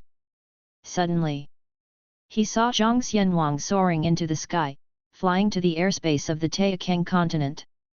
Hovering in the air, Zhang Xianwang began to expound the Dao. At the sound of his celestial voice, everywhere on the continent, regardless of what people were doing, all stopped in their tracks, immersed in a mystical state. It wasn't only the Taixuan continent, Guan saw immortals spread throughout the world beginning to expound the Dao, which also alarmed the main cities of the Holy Court in every domain. The great cultivators of Holy Court rapidly surrounded those expounding immortals, but no one dared to act rashly. As the thoughts of the masses were linked by the sound of the immortal's voice, the immortals need only a thought to implant voices and images into the minds of all beings. The blood prison great saint beneath Guan also entered a path enlightenment state, lying down unconsciously. There's even this kind of method. Guan mused inwardly. He stayed on the back of the beast, pretending to be in a state of enlightenment with a vacant look in his eyes. The Sun and Moon Netherworld Emperor walked out from inside the house, looking towards Zhang Xianwang with a slight frown. The Immortal Dynasty, to think they would sacrifice a divine thought true immortal. The Sun and Moon Netherworld Emperor was also stunned by the magnanimity of Yuanxi's celestial ancestor.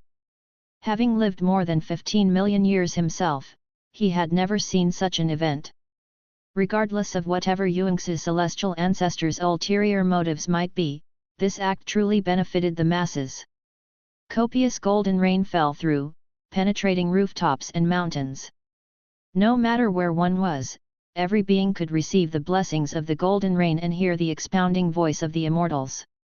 Chapter 357 Great Merit, Decree from an Immortal Lord. Golden rain that enveloped the whole world persisted for an entire ancient hour before it ceased and all creatures awakened. Meng Lang's divine thoughts swept across the area and discovered that the Supreme Sect's disciples' cultivation levels had all increased. However, the extent of growth varied, possibly relating to their innate talents. The one with the most significant increase in cultivation had merely broken through a minor realm, not enough to trigger a breakthrough in a major realm. He patted the groggy blood prison great saint, then turned and walked towards the loft buildings. Along the way, he continually cast lifespan detection towards his disciples and found that after the baptism of the golden rain, their maximum lifespans had increased as well, some by only a year or two, others by several decades, though he saw no one whose lifespan increased by more than a century. Even without anyone gaining a century of lifespan, it was still remarkable, considering the communal spirit of great heavenly spirit land were countless in number. What an immense act of merit! Meng Lang couldn't help but admire the Dao Void mysterious immortal while simultaneously puzzled about how he managed to achieve this. Meng Lang directed his divine thoughts towards the Immortal Dynasty and felt its chi fortune plummet dangerously. N/O/vel/b//in.c//om. Could it be that the Dao Void mysterious immortal had managed to accomplish this by borrowing the Immortal Dynasty's chi fortune? Wouldn't such an act leave them vulnerable to the Holy Court taking advantage? Meng Lang was secretly astonished. Soon after, he felt the chi fortune of the Immortal Dynasty surge enormously, surpassing its previous levels in a very short time. Light from outer heaven followed, showering down golden radiance upon the Immortal Dynasty, forming a massive and magnificent rainbow in the sky. Meng Lang could sense a particular force within that golden radiance. It was like the heaven and earth rules, yet there was something unique about it. It felt more like chi fortune. Chi fortune is utterly mysterious. Those with strong chi fortune often enjoy good luck, while those with weak chi fortune may encounter disasters even in their daily walk, or easily run into inner demons during cultivation. Today, Meng Lang had truly broadened his horizons. Even as a divine thought true immortal, he could not see through the techniques displayed by Dao Void mysterious immortal, who had lived for 30 million years. What a pity that such a person had perished, for Meng Lang lost the chance to make his acquaintance. Master, what just happened? I only remember Dao Void mysterious immortal's words, and then it seemed I fell asleep. Blood Prison Great Saint caught up and anxiously asked. You just need to know that this was indeed a blessing. Meng Lang replied. Blood Prison Great Saint understood that his master did not wish to elaborate further. With his master's Dao level, he surely knew what was going on. He committed the names Immortal Dynasty and Dao Void Mysterious Immortal to memory. When Meng Lang arrived in front of the lofts, the disciples who were inside walked out one by one, gathering together to discuss the recent event. Shen Xinzi and a few great cultivators were surrounded by the others, but unfortunately, they were also unclear about what had actually taken place.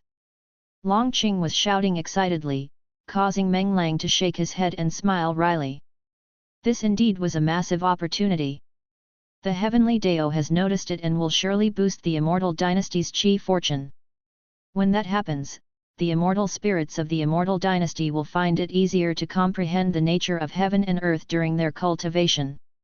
The Immortal Dynasty is quite extraordinary and is full of ambition, Ji Xiao approached Meng Lang and murmured thoughtfully. Meng Lang, driven by curiosity, asked, then in your opinion, wouldn't the immortal dynasty become stronger than the Holy Court? Does the Holy Court have anyone who can achieve such a feat? It's hard to say, but as the saying goes, two tigers cannot share one mountain. It's likely that a conflict will break out between them. As for whether the Holy Court has someone capable of this, even if it does, it's doubtful anyone would be willing. The higher the cultivation, the more tenacious the individual. Who would want to give up their Dao level to benefit all creatures? Ji Xiao shook her head. The Immortal Dynasty had clearly stated this point, making it known to all creatures their sacrifice and hinting at how the Holy Court should act. It would be difficult for the Holy Court to do the same without seeming to fall short by comparison. Divine thought true immortals. Those were beings comparable to holy ministers, such existences would not be coerced, nor would they willingly self-destruct. Meng Lang also internally marveled at the Immortal Dynasty's overt scheming. However, the battle between the two would ultimately depend on their own strength. The Immortal Dynasty's blessings to all beings, as generous as they were, could not be quickly converted into combat power for the Immortal Dynasty. Ji Xiao looked up at the sky, her eyes sparkling, and she said in a special tone, "There's going to be great chaos in this world." Meng Lang could hear a hint of excitement in her voice. She seemed to be looking forward to the turmoil.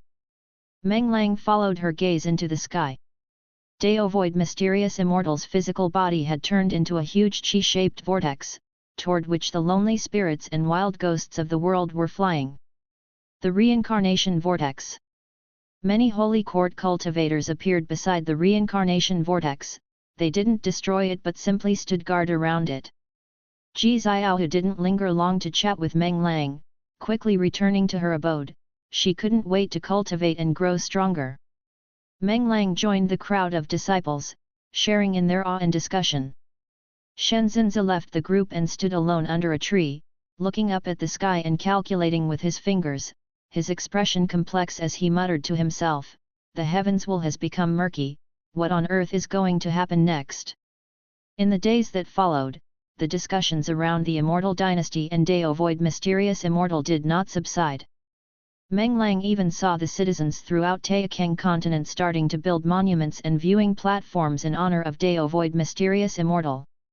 The Golden Rain had granted many mortal spirits the opportunity for immortal cultivation, and many chronically ill mortals were healed. It was a jubilation for the whole world. 5 days later, Meng Lang visited Immortal Seeking Island alone.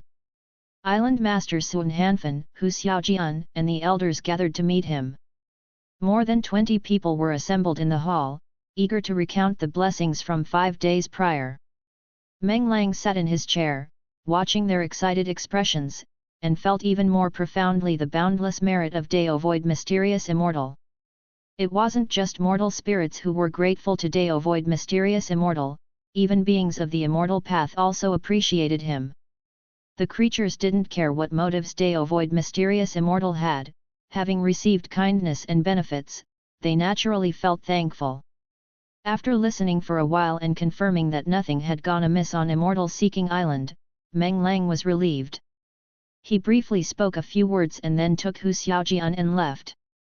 He would always roam around Immortal Seeking Island whenever he visited, and Hu Xiaojian would accompany him. After leaving the island master's residence, Hu Xiaojian brought up the romance of the Three Kingdoms. Meng Lang had allowed Immortal Seeking Island to also start selling his books, and the effect was surprisingly good.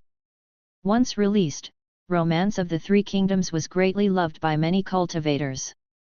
Before Dao Void Mysterious Immortal's blessing, Romance of the Three Kingdoms was the most talked about topic on the island. The Romance of the Three Kingdoms on Immortal Seeking Island had only reached the point in the story where LV Meng crossed the river in white clothing, and Guan Yu met his demise, which infuriated many cultivators. After Hu Xiaojian finished discussing the profits from Romance of the Three Kingdoms, he couldn't help but inquire about the upcoming plot, but alas, Meng Lang refused to divulge it, so he could only give up. As they walked, Meng Lang suddenly spotted someone and immediately cast a lifespan detection spell towards the individual. Imperial Edict Immortal Lord, Deo Void Mysterious Immortal Realm 3rd Layer 3653007/4500000/11000000. Deo Void Mysterious Immortal. And he was even imbued with the Immortal Dynasty's chi fortune.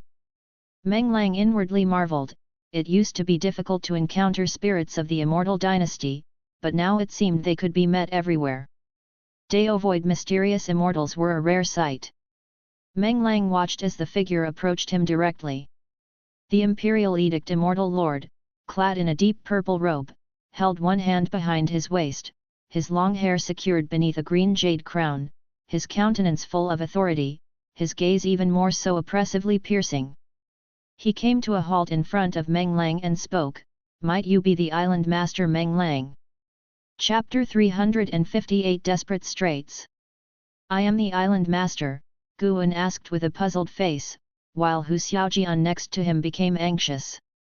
The Immortal Lord, at first glance, was no simple character, his aura clearly stronger than Guan's. The Immortal Lord looked at Guan and said, "Serve me, I require your island." After hearing this, Hu Xiaojian couldn't help but open his mouth in shock, finding the person quite arrogant. He subconsciously looked around, his face changing drastically as he discovered that everyone nearby had stopped moving, even the flowers and grass at the side of the street no longer swayed. It was as if everything had fallen into stillness. Guan's face turned ugly, warily watching the Immortal Lord. The Immortal Lord calmly said, "It's just a little trick to prevent others from knowing our agreement. Work for me, and I will become your support. Do you know what the highest realm is?" Guan took a deep breath and said, "Heaven and Earth Flying Immortal." The Immortal Lord replied, "Above the Heaven and Earth Flying Immortal Realm is the Carefree Immortal Realm, and above that is the Divine Immortal of Wondrous Dharma Realm. My realm is even higher than the Divine Immortal of Wondrous Dharma Realm." As these words came out, both Guan and Hu Xiaojian's faces turned pale, with Hu Xiaojian trembling all over. The Immortal Lord stopped speaking, waiting for Guan's decision. Guan pretended to grit his teeth and asked, "Do I have any other choice?" The Immortal Lord frowned, a flash of displeasure in his eyes. "The Immortal Lord harbors enmity towards you and intends to kill you. Will you perform lifespan detection on him?" This quickly led to murderous intent? Guan pondered internally, feeling that this Deo Void Mysterious Immortal was too petty. He was already on the path to his own death. The Immortal Lord coldly said, "You can naturally refuse. But from this day on, when you encounter insurmountable calamities, you will regret today's choice." His words dropped, and he turned to leave. The stillness around them returned to normal. Cultivators and demons continued on their way, the streets, flowers and trees swaying in the wind, and birds flew in the sky. Watching the Immortal Lord's departing figure, Hu Xiaojian's eyes filled with fear. After the Immortal Lord disappeared into the crowd, Hu Xiaojian turned to Guan and asked, "Island Master, what should we do now?" Guan withdrew his gaze and said, "When soldiers come, block them, when the water comes, cover them with earth. At worst, we will take this matter to the main city of the Broken Sea domain. Don't worry." Seeing him still composed, Hu Xiaojian's nervousness and unease began to ease. Guan let Hu Xiaojian continue to lead the way. Compared to the Immortal Lord, he cared more about medicinal herb seeds. With the constant clashes between the Immortal Dynasty and the Holy Court, more supreme beings like the Immortal Lord would appear, which gave Guan a sense of urgency. He must reach a lifespan of 10 billion years and break through to a major realm as soon as possible. At dusk, the Immortal Lord flew out of Immortal Seeking Island. His flying speed was not fast, his divine sense covering the Broken Sea domain as he searched for islands similar to Immortal Seeking Island. In his mind, Immortal Seeking Island already belonged to him, but he needed more arrangements. The thought of Guan's rejection made him scoff. "Let's see how you deal with demon creatures above the Heaven and Earth Flying Immortal Realm." The corner of the Immortal Lord's mouth curled in anticipation. He began to look forward to Guan kneeling on the ground, begging him to act. Snap! Suddenly a hand landed on his shoulder, forcibly making him stop, which tremored his deist heart fiercely, his face changing greatly. He instinctively tried to avoid it, only to discover that the mana inside his body was suppressed by an extremely domineering force. A divine immortal. The immortal lord guessed the other's cultivation level in an instant. His vision blurred and then he found himself in a forest. He quickly realized he'd been taken far away from Broken Sea domain. He wanted to turn back, but he just couldn't. Boom! A domineering divine thought broke into his mind, causing his eyes to lose their luster, his entire being falling into a daze. After a while, Guan, using the supreme art of transformation into nothingness, executed the immortal lord, leaving not a trace of his soul, obliterating his body. You have successfully acquired 98,641 years of lifespan from the immortal lord, Deo Void Mysterious Immortal Realm 3rd Layer. That'll do. Holding the immortal lord's storage bracelet, Guan vanished into the woods. The demise of the immortal lord did not cause any ripples. Guan frequently used divine thought to observe the world in the days that followed. He saw battles erupting constantly across all sea domains, all between the immortal spirits of the immortal dynasty and the people of the Holy Court. Though the Holy Court had more people, the immortal spirits of the immortal dynasty had stronger fighting power in equal realms. As the number of battles increased, the tense atmosphere began to spread, overshadowing the joy people felt from the blessing of the primordial immortal ancestor. 5 years later, news of the clash between the immortal dynasty and the Holy Court had spread throughout the world, and even the lowest-ranking cultivators of the Taixuan continent knew that two colossal forces were warring, and should their battlefield fall upon Taixuan continent, it would be catastrophic. Perhaps because the Holy Court drew the attention of the immortal dynasty, the death of the immortal lord never triggered an investigation by the immortal dynasty. 7 years had passed since the fall of the immortal lord. That day, Guan returned from the outer gate city, having just submitted the last volume of Romance of the Three Kingdoms. Over the years, he had been suppressing his unease with Romance of the Three Kingdoms. In his opinion, the battle between the immortal dynasty and the Holy Court should not target him, and he could continue to survive quietly. But deep down, he was worried that an accident might be triggered by the great war between the immortal dynasty and the Holy Court. If the primordial immortal ancestor could bestow blessings upon all beings, then might these two colossal entities, if they went to full-scale war, destroy the great heavenly spirit land? Each time he thought this, it made him uneasy. On his way back to the valley, Guan decided to continue to push forward. It was time to take a risk. Guan's divine thought swept across the world, searching for a sect rich in medicinal herbs. N/O/vel/b/jn.c//om. He found it difficult to kill beings with whom he had no enmity, deciding instead to help other sects harvest their herbs, taking without stealing, doing good deeds without leaving a trace. All right, no matter the self-promotion, Guan still felt a bit ashamed. A divine immortal was engaging in such activities. But in order to survive, just this once. No one would know anyway. Soon, Guan's gaze focused on a sea-based sect. Purple Pill Palace, a sect that specialized in alchemy technique, where a great number of medicinal herbs were cultivated for the purpose of alchemy. Purple Pill Palace's strength was not very strong, but because of their alchemy technique, the nearby sects would all protect them. Let alone the nearby sects of Purple Pill Palace. Looking across the world, Guan could go wherever he wanted without being detected, apart from Immortal Dynasty and Holy Court. After returning to the valley, Guan did not act immediately but waited for nightfall. As night fell, Guan first went to Mystic Valley and then quietly left. With a single step, he directly entered Purple Pill Palace.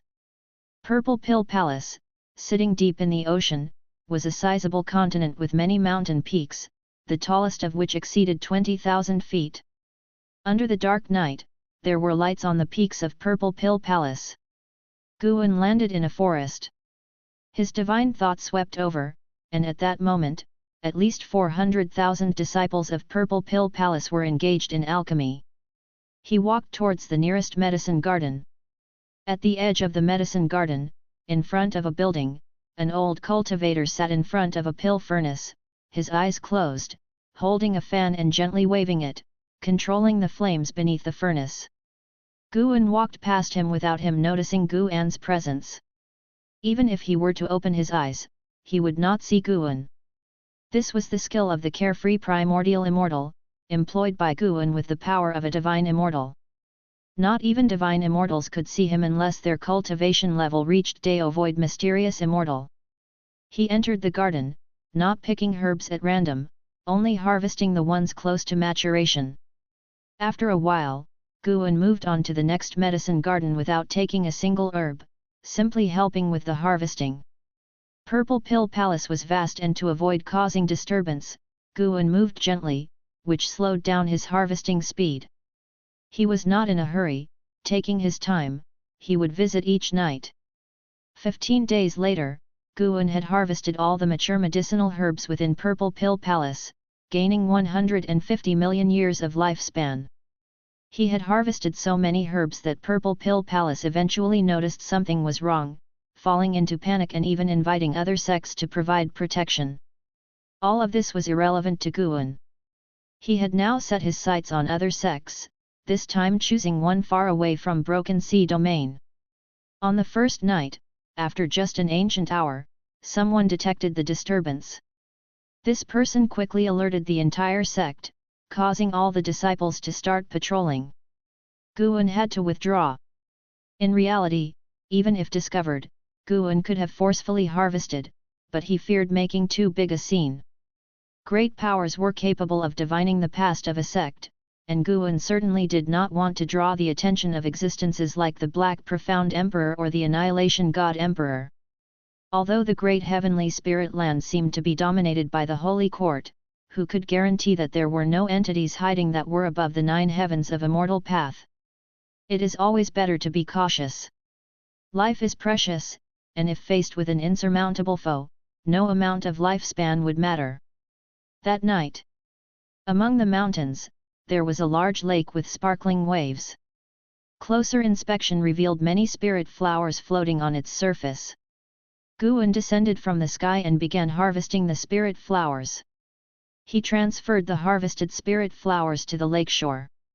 Just as he finished and began to fly away, he suddenly saw a figure rushing out of the woods. It was a yellow-clad young girl who ran to the lakeside. Seeing the pile of spirit flowers on the shore, she was struck as if by lightning. She stood stunned for a few breaths, then hurried over to inspect them, relieved when she saw that the spiritual energy within the flowers had not yet dissipated. She turned to look around, seeing no sign of the culprit, then crouched down and buried her head in her arms. Guan, witnessing this, was taken aback. Was this crying? Guan threw a lifespan detection towards the yellow-clad young girl. Zhu Xi, Foundation Establishment Realm 3rd Layer 17/350/9999. 9,999 years of lifespan. When visiting other sects before, Guan would cast lifespan detection on any cultivator he passed by. Below Nirvana Realm, the longest lifespan he had seen was 8,000 years. Guan took interest in Zhu Xi and didn't leave but decided to observe her further. Zhu Xi crouched for a long while before standing up. Guan expected her to seek her master or elders to deal with the situation. However, under Guan's gaze, Zhu Xi used a spell and began directly absorbing the spiritual energy from the spirit flowers. Little flowers, although I don't know who harvested you, I will avenge you. Zhu Xi murmured to herself. Chapter 359 1 billion years lifespan. Hearing Zhu Xi's words, Guan felt quite uncomfortable. Could this fellow be planning to take this opportunity to monopolize the medicinal herbs and then slander him? Guan simply decided to continue waiting. He wanted to see what Zhu Xi would do. He watched Zhu Xi and noticed that no matter how much spiritual energy she absorbed, Her cultivation level did not change at all, her small body seemed to harbor a black hole that could devour everything. Interesting. Nov. L. B //JNN. This girl's physique is not simple, no wonder she has a lifespan of 9,999 years. After about half an hour, all the spirit flowers by the lake were drained and withered. Zhu Xi took a deep breath, then with a terrified expression, she turned and left. Guan hovered in the night sky, lost in thought. The spiritual energy and medicinal effects Zhu Xi had just devoured were enough for an ordinary cultivator at the Foundation Establishment realm to reach the nascent soul realm.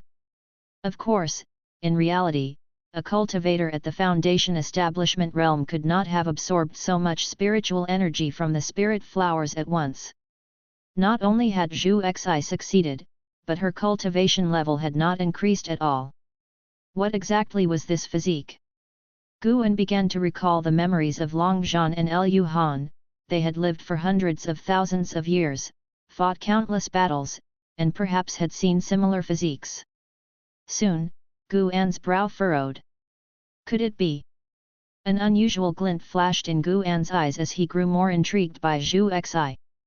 After a while, a large group of cultivators flew in, and when they saw the large number of withered spirit flowers by the lake, they all looked alarmed. Has there been a thief? Who dares to steal the treasures of heaven and earth from Moonfall Divine Lake? That's simply courting death. If someone could sneak into Moonfall Divine Lake and absorb the energy and medicinal effects of the purple orchid flowers all at once, their cultivation must be high. Could it be a spirit beast from the lake? Could it be the act of an immortal spirit from the Immortal dynasty? Recently, they've been making a lot of noise. Listening to the seniors' discussions, Zhu Xi stood by, looking fearfully apprehensive, and nobody imagined she was the one who had absorbed the spirit of the purple orchid flowers. After a long discussion, the cultivators of Moonfall Divine Lake couldn't come to a conclusion and prepared to report the matter to the higher UPS. Before leaving, they comforted Zhu Xi not to be afraid anymore. Zhu Xi returned to her quarters by herself. Along the way, she was deep in thought, her brow tightly furrowed, occasionally looking around with vigilance, making Guan admire her acting skills and strong conviction. After entering her house, Guan saw Zhu Xi reveal a smile. From worry to contentment, the speed of her change in demeanor impressed even Guan. Seeing that Zhu Xi was about to change clothes, Guan stopped observing her, turned, and left to continue his own herb-gathering journey. That evening, Guan picked many more medicinal herbs in Moonfall Divine Lake, which added to the already tense atmosphere within. After that night, Guan did not return to Moonfall Divine Lake to gather herbs. With so many sects in the world, gathering everywhere, he could quickly accumulate a lifespan. As summer passed and autumn arrived, the third Medicine Valley was covered in a panorama of withered scenery. Guan looked at his attribute panel, a smile forming on his face, only 1 million years away from reaching a lifespan of 1 billion years. Indeed, not taking the righteous path increases lifespan more rapidly. But the sects from which Guan had gathered herbs all thought a great calamity was imminent, all on high alert. Guan purposefully chose sects far apart to prevent them from connecting and making a big fuss. Although he didn't steal those medicinal herbs, his behavior of gathering was still suspicious. Now some sects thought it was the work of demon beasts or spirit beasts, others thought it was an enemy warning them. It must be said, these sects were quite perceptive. After each of Guan's harvests, they quickly started guarding. Guan turned off the attribute panel and stood up. He flexed his muscles as his divine sense looked towards the distance. He was watching Zhu Xi from Moonfall Divine Lake. Guan was very interested in this girl whose actions were so different, feeling a sense of kinship with her. Zhu Xi's talent was extraordinary, but for now, within Moonfall Divine Lake, she was just an ordinary disciple, which is why she was responsible for guarding a lake. Guan guessed that her reason for wanting to guard the lake was to facilitate her own theft. Boom! Subscribe to Chinese Novel Audio Wave. Suddenly, a thunderous roar came from outside the window. but Guan was not startled because the source of the noise was extremely distant from the Taixuan continent. The disciples within the Third Medicine Valley were startled but did not panic. Instead, they started to wonder what kind of great power was clashing. The friction between the Immortal Dynasty and the Holy Court was increasing, almost to the point of declaring war. In Guan's view, both sides were still testing each other. Last year, Guan had seen 2 Dao avoid mysterious immortals battle in outer heaven, generating a great commotion that caught the attention of the great cultivators of the mortal world. Guan walked downstairs. As he descended the stairs, his gaze turned towards the valley entrance where someone was coming. It was Zhang Xianwang from the Immortal Dynasty. After entering the valley, Zhang Xianwang scrutinized everything along the path. The Third Medicine Valley was quite famous within the Supreme Sect, and those cultivators visiting the Supreme Sect often came to stroll through the Third Medicine Valley. Guan rarely greeted them personally, given the large number of disciples within the Medicine Valley. Zhang Xianwang's gaze swept over Shen Xinzi, then glanced at the 9-finger Divine Lord, who was playing chess, thinking to himself that their reputations were indeed well deserved. The 2 wandering immortals were not enough to shock him, a carefree primordial immortal. He was just curious how Guan, currently at the nascent soul realm, had managed to attract so many beings of the immortal path to gather here. From a distance, Zhang Xianwang saw Guan and immediately walked towards him. Guan stood downstairs, pretending not to see him, walked towards the medicine garden in front, and then stopped in front of a wooden railing to check the medicinal herbs in the garden. As Zhang Xianwang approached, Guan turned his head, his face showing a surprised expression. "Deduced Zhang, what brings you here?" Faced with Guan's question, Zhang Xianwang smiled and said, "I've come to take you to the Immortal Dynasty." Upon hearing this, Guan hesitated and said, after much deliberation, "I don't really want to go to the Immortal Dynasty, Deduced Zhang, thank you for your kindness." Zhang Xianwang frowned and said, "After experiencing the previous blessing of the Immortal Dynasty, do you still not believe the power of the Immortal Dynasty is real?" "I do believe, but I can't part with everything I have now," Guan said helplessly. Zhang Xianwang stared at him and said, "If you go to the Immortal Dynasty, you can establish everything you currently have. You should understand that the most important thing in cultivation is your own future prospects." Guan took a deep breath and said, "Everyone has their own aspirations, my pursuit is not just about future prospects." Zhang Xianwang's brows furrowed tighter. Just as he was about to say more, Ji Xiaohu suddenly came over. "Going to the Immortal Dynasty might not necessarily lead to a better future," Ji Xiaohu said to Zhang Xianwang, her tone indifferent, her words blunt, clearly showing no fondness for Zhang Xianwang. Zhang Xianwang saw the Dao patterns on Ji Xiaohu's forehead and looked perplexed. His eyes shifted back and forth between Guan and Ji Xiaohu's foreheads. Ji Xiaohu came to stand beside Guan, turned to face Zhang Xianwang. "What do you mean by that?" Zhang Xianwang asked, curious about her identity, but her previous words had displeased him. Ji Xiaohu replied, "The opponent of the Immortal Dynasty is the Holy Court. By pulling him to the Immortal Dynasty, you're not leading him to a better future but to a path of swords and fires. You probably can't be sure that the Immortal Dynasty will definitely defeat the Holy Court." Zhang Xianwang's face turned ugly, and he said in a deep voice, "I naturally believe that the Immortal Dynasty will have the last laugh, I'm not trying to harm him." Ji Xiaohu continued, "You may have good intentions, but at this critical juncture, joining the Immortal Dynasty is really not a good thing. At the very least, we should wait until this conflict is over, right?" Guan felt the divine sense of the Sun and Moon Netherworld Emperor locking onto Zhang Xianwang. If Zhang Xianwang made any wrong moves, he might be annihilated in an instant. He quickly spoke up, "Deduced Zhang, thank you for your kindness, she is also considering my well-being. I apologize on her behalf, her words are indeed somewhat harsh." As he spoke, Guan raised his hand in respect towards Zhang Xianwang, causing Ji Xiaohu to pout. Zhang Xianwang took a deep breath and smiled, "No matter, she does make sense, and I wasn't thoughtful enough. Let's leave it at that. Guan, worried that Zhang Xianwang might feel uncomfortable, then invited him for a drink, which Ji Xiaohu did not join, merely watching Zhang Xianwang's retreating figure. Zhang Xianwang stayed in the Third Medicine Valley for an ancient hour before departing. He planned to return to the Immortal dynasty, and it was uncertain if he would come back in the future. Although Guan had turned him down, Zhang Xianwang still hoped he could live a peaceful life and, before leaving, even gifted him a magic artifact. Guan tried to refuse, but Zhang Xianwang solemnly said, "Our meeting was a form of fate. The world is about to fall into great chaos, having an extra magic artifact by your side is a good thing. I hope we can still have a drink together in the future." Upon hearing this, Guan no longer refused, merely expressing his gratitude and wishing him well in the future.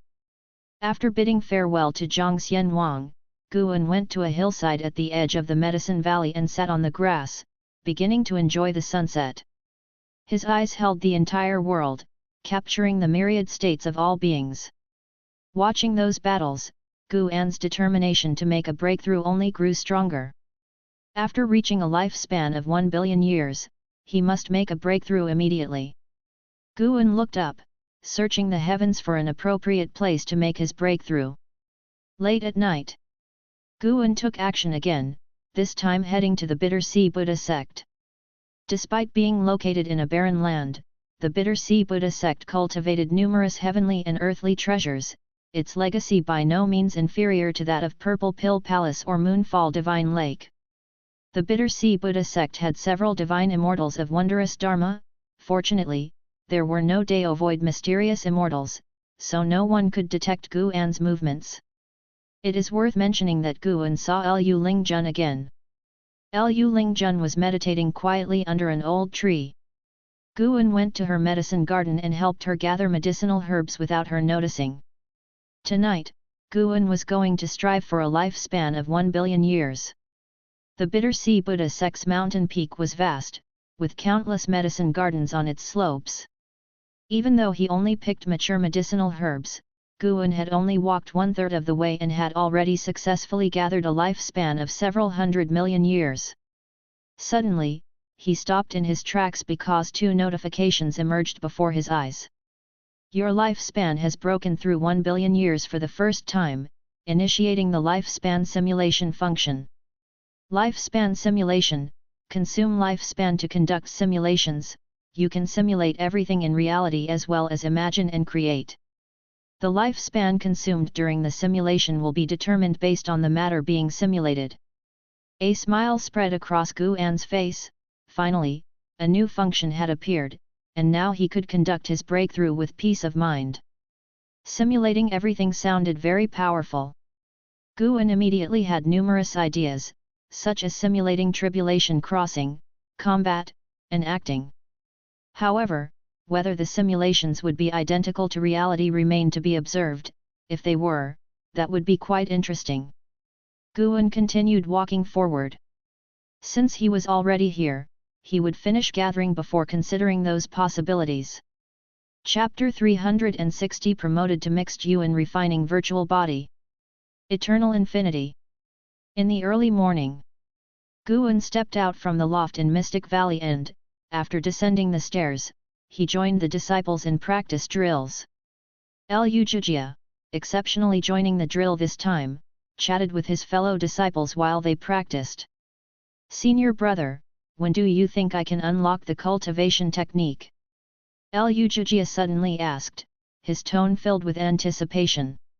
He was currently cultivating the primordial reincarnation skill, and he felt that the primordial reincarnation skill was more profound than the deist expansion skill, which made him even more hopeful about his future.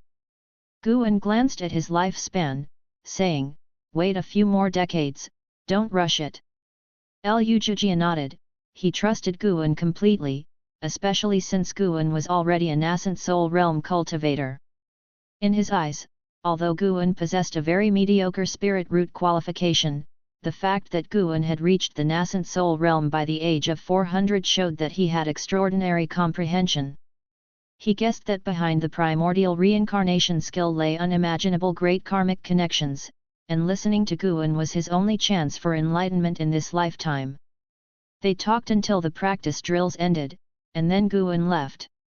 He returned to the Third Medicine Valley and, as usual, he spoke a few words with the disciples he met along the way. Today he was in an even better mood. Having reached a lifespan of 10 billion years, it was time for a breakthrough. He projected his divine sense into the cosmos. Although he had already chosen a location, he feared that living beings might intrude nearby, so he needed to observe it again. Suddenly, he came up with a bold idea. Should he attempt to break through in the silent destruction domain? The silent destruction domain was even more vast, and it also contained abundant spiritual energy. Judging by the commotion caused by his last breakthrough to the divine thought true immortal realm, this time it could possibly alarm the great heavenly spirit land. Guan did not want the Holy Court or the Immortal Dynasty to discover the birth of a new ninth level of Immortal Path. The ninth level of the Immortal Path, known as the Free Immortal. Thinking of how powerful Long Zhan and Liu Han were when they reached this level, Guan felt an intense surge of excitement. After making a round in the Third Medicine Valley, Guan returned to his loft. He then projected his divine sense into the silent destruction domain. The cosmic space within the silent destruction domain was even darker, stars unseen, permeated with a murky Taoist aura, giving one a sense of oppression. In the silent destruction domain, many enormous fierce beasts roamed, some even as large as the Taixuan continent. After a long while, Guan found the location for his breakthrough and decided to make his breakthrough tonight. Guan withdrew his divine sense and suddenly thought of the lifespan simulation. Should he simulate crossing the tribulation? Immediately, he activated the lifespan simulation, thinking of the tribulation crossing.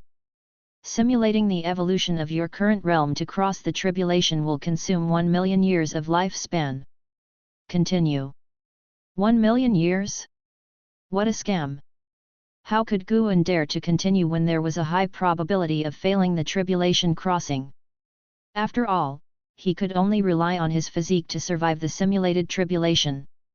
Guan turned his head, his gaze falling on the Sun and Moon Netherworld Emperor. The Sun and Moon Netherworld Emperor was at the 8th level of divine thought true immortal cultivation.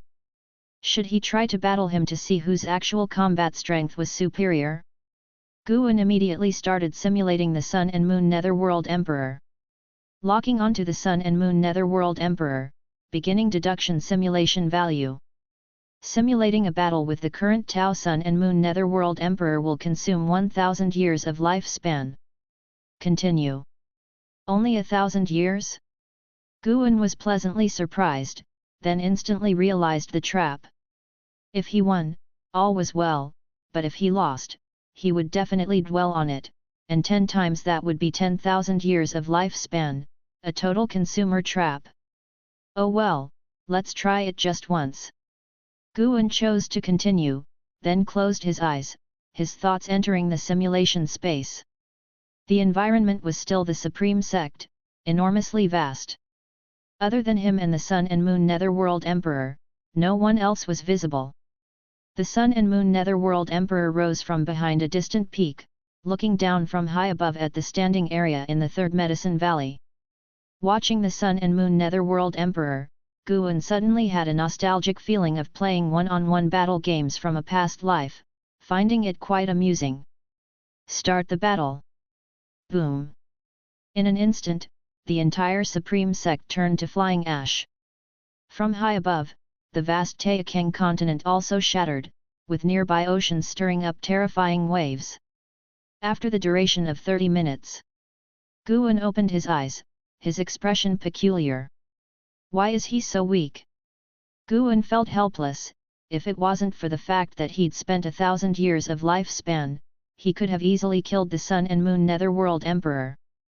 Thus, during the simulated battle, he let the Sun and Moon Netherworld Emperor attack most of the time, who had great difficulty breaking through the defenses of the Deist Gang primal energy and the primordial ultimate body. Guan built confidence in himself. Indeed, he was very strong within his own realm, not to be misled by his failure in crossing the tribulation. High-level cultivators all have significant backgrounds, and crossing the tribulation certainly isn't reliant on one's own power alone. Moreover, the heavenly tribulations Guan faced were stronger than those of his peers, evident just from the name of the tribulations. Guan calmed his feelings, closed his eyes, and dozed off in his chair, waiting for nightfall. In the evening, Guan left the Third Medicine Valley, his departure done openly, and also through the teleportation array, leaving the valley's disciples without doubts since he often visited other medicine valleys. After arriving at Mystic Valley, Guan stayed for a while before leaving. He walked through the forest for an hour before vanishing into thin air. He performed the ultimate Taoist invisibility, turning himself into nothingness, and left the cosmos at full speed. Upon entering the silent destruction domain, he flew towards the location he had previously chosen. Soon, he landed on a meteor, with other various-sized meteorites in the distance. The meteor he was on was situated at the edge of the meteor cluster, quite inconspicuous. The moment he landed, Guan activated the lifespan barrier. Then he finally breathed a sigh of relief and comfortably sat in meditation. He did not start upgrading immediately, but instead looked into the distance, sensing the surrounding rule forces. He found that the rule forces here were very similar to those around the divine origin great heaven and earth and the primordial great heaven and earth. Could all great heavens and earths be encircled by the silent destruction domain? Or was the universe initially a silent destruction domain scene, with the great heavens and earth being born later? Guan delved into deep thought, and after a while, he finally pulled up his attribute panel. Name, Guan. Lifespan, 419/1,038/12,376. Physique, primordial ultimate body. Cultivation, 9th layer of divine thought true immortal realm. 10 billion years of lifespan. The more he looked, the more exciting it was. First, let's upgrade the physique. Previously, he had used 20 million years of lifespan to upgrade the primordial karmic body to the primordial chaos body and then upgraded to the primordial ultimate body. This time, upgrading the primordial ultimate body would require at least another 20 million years of lifespan, right? Forget it, let's go bold, throw in 50 million years of lifespan. Physique not only affects qualification but also impacts actual combat abilities. The stronger the strength, the higher the success rate of crossing the tribulation. Guan immediately infused 50 million years of lifespan into the primordial ultimate body. His lifespan abruptly dropped by a digit, falling to over 980 million years. A whirl of prompts crazily popped before Guan's eyes.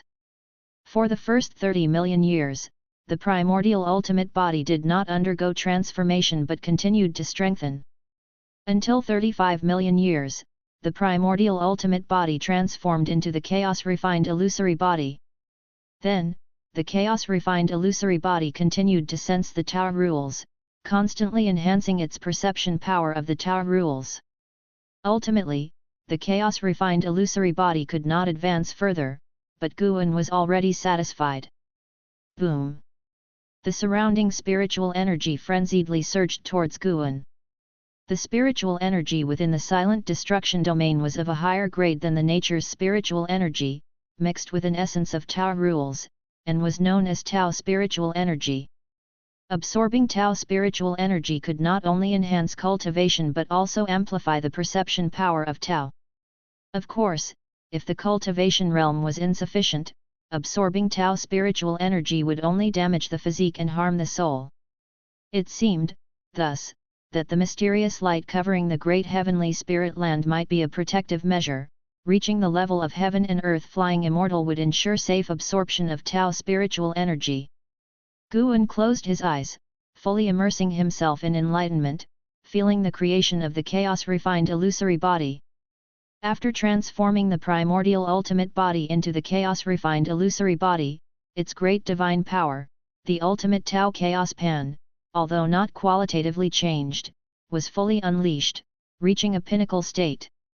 The ultimate Tao Chaos Pan was a type of great divine power, Guan had used it before in simulated battles, able to effortlessly crush the Sun and Moon Netherworld Emperor. If deployed at full power, it could even engulf the entire Great Heavenly Spirit Land.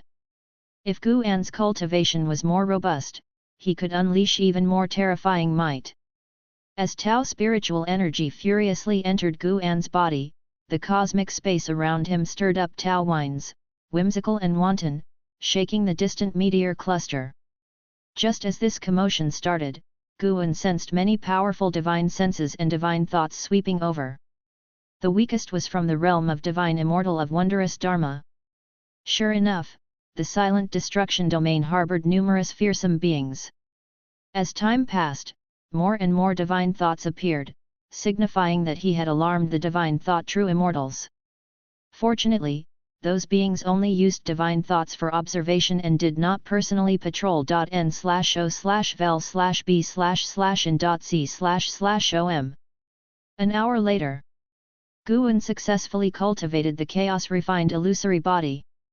He opened his eyes to see that the lifespan barrier had consumed 5 million years of lifespan. Such a huge consumption! Guan again pulled up his attribute panel, looking at his main cultivation technique, the Myriad Creation Limitless skill. Upgrading from the Primordial Chaos Supreme Holy skill to the Myriad Creation Limitless skill had earlier cost 20 million years of lifespan. Guan now planned to throw in another 50 million years of lifespan. Cultivation techniques and physiques were the most crucial, other divine skills and ultimate skills were just embellishments. Currently, he had too many deist sorceries, it wasn't feasible to upgrade them all. 50 million years of lifespan, throw. One digital prompt after another jumped before his eyes, and he carefully observed. Eventually, the Myriad Creation Limitless skill was upgraded to the Eternal Infinite skill. An overwhelming legacy memory surged into Guan's mind. The function of the Eternal Infinite skill allowed Guan's mana to exist indefinitely unless erased by a stronger force. Besides this characteristic, the strength of Guan's mana also increased severally. Deploying the same amount of mana, his destructive power was now several times stronger than before. The divine skill awakening from the Myriad Creation Limitless skill, the Unlimited Avatars, was also enhanced. His avatars could now exist indefinitely as well, but the avatars could not have separate spiritual wisdom. The existences of the unlimited avatars meant that Guan had additional eyes and bodies. The avatars were only made from mana, hence not as strong as the original. Who knew who could force Guan to deploy the unlimited avatars? He possessed many divine skills, but he rarely used any.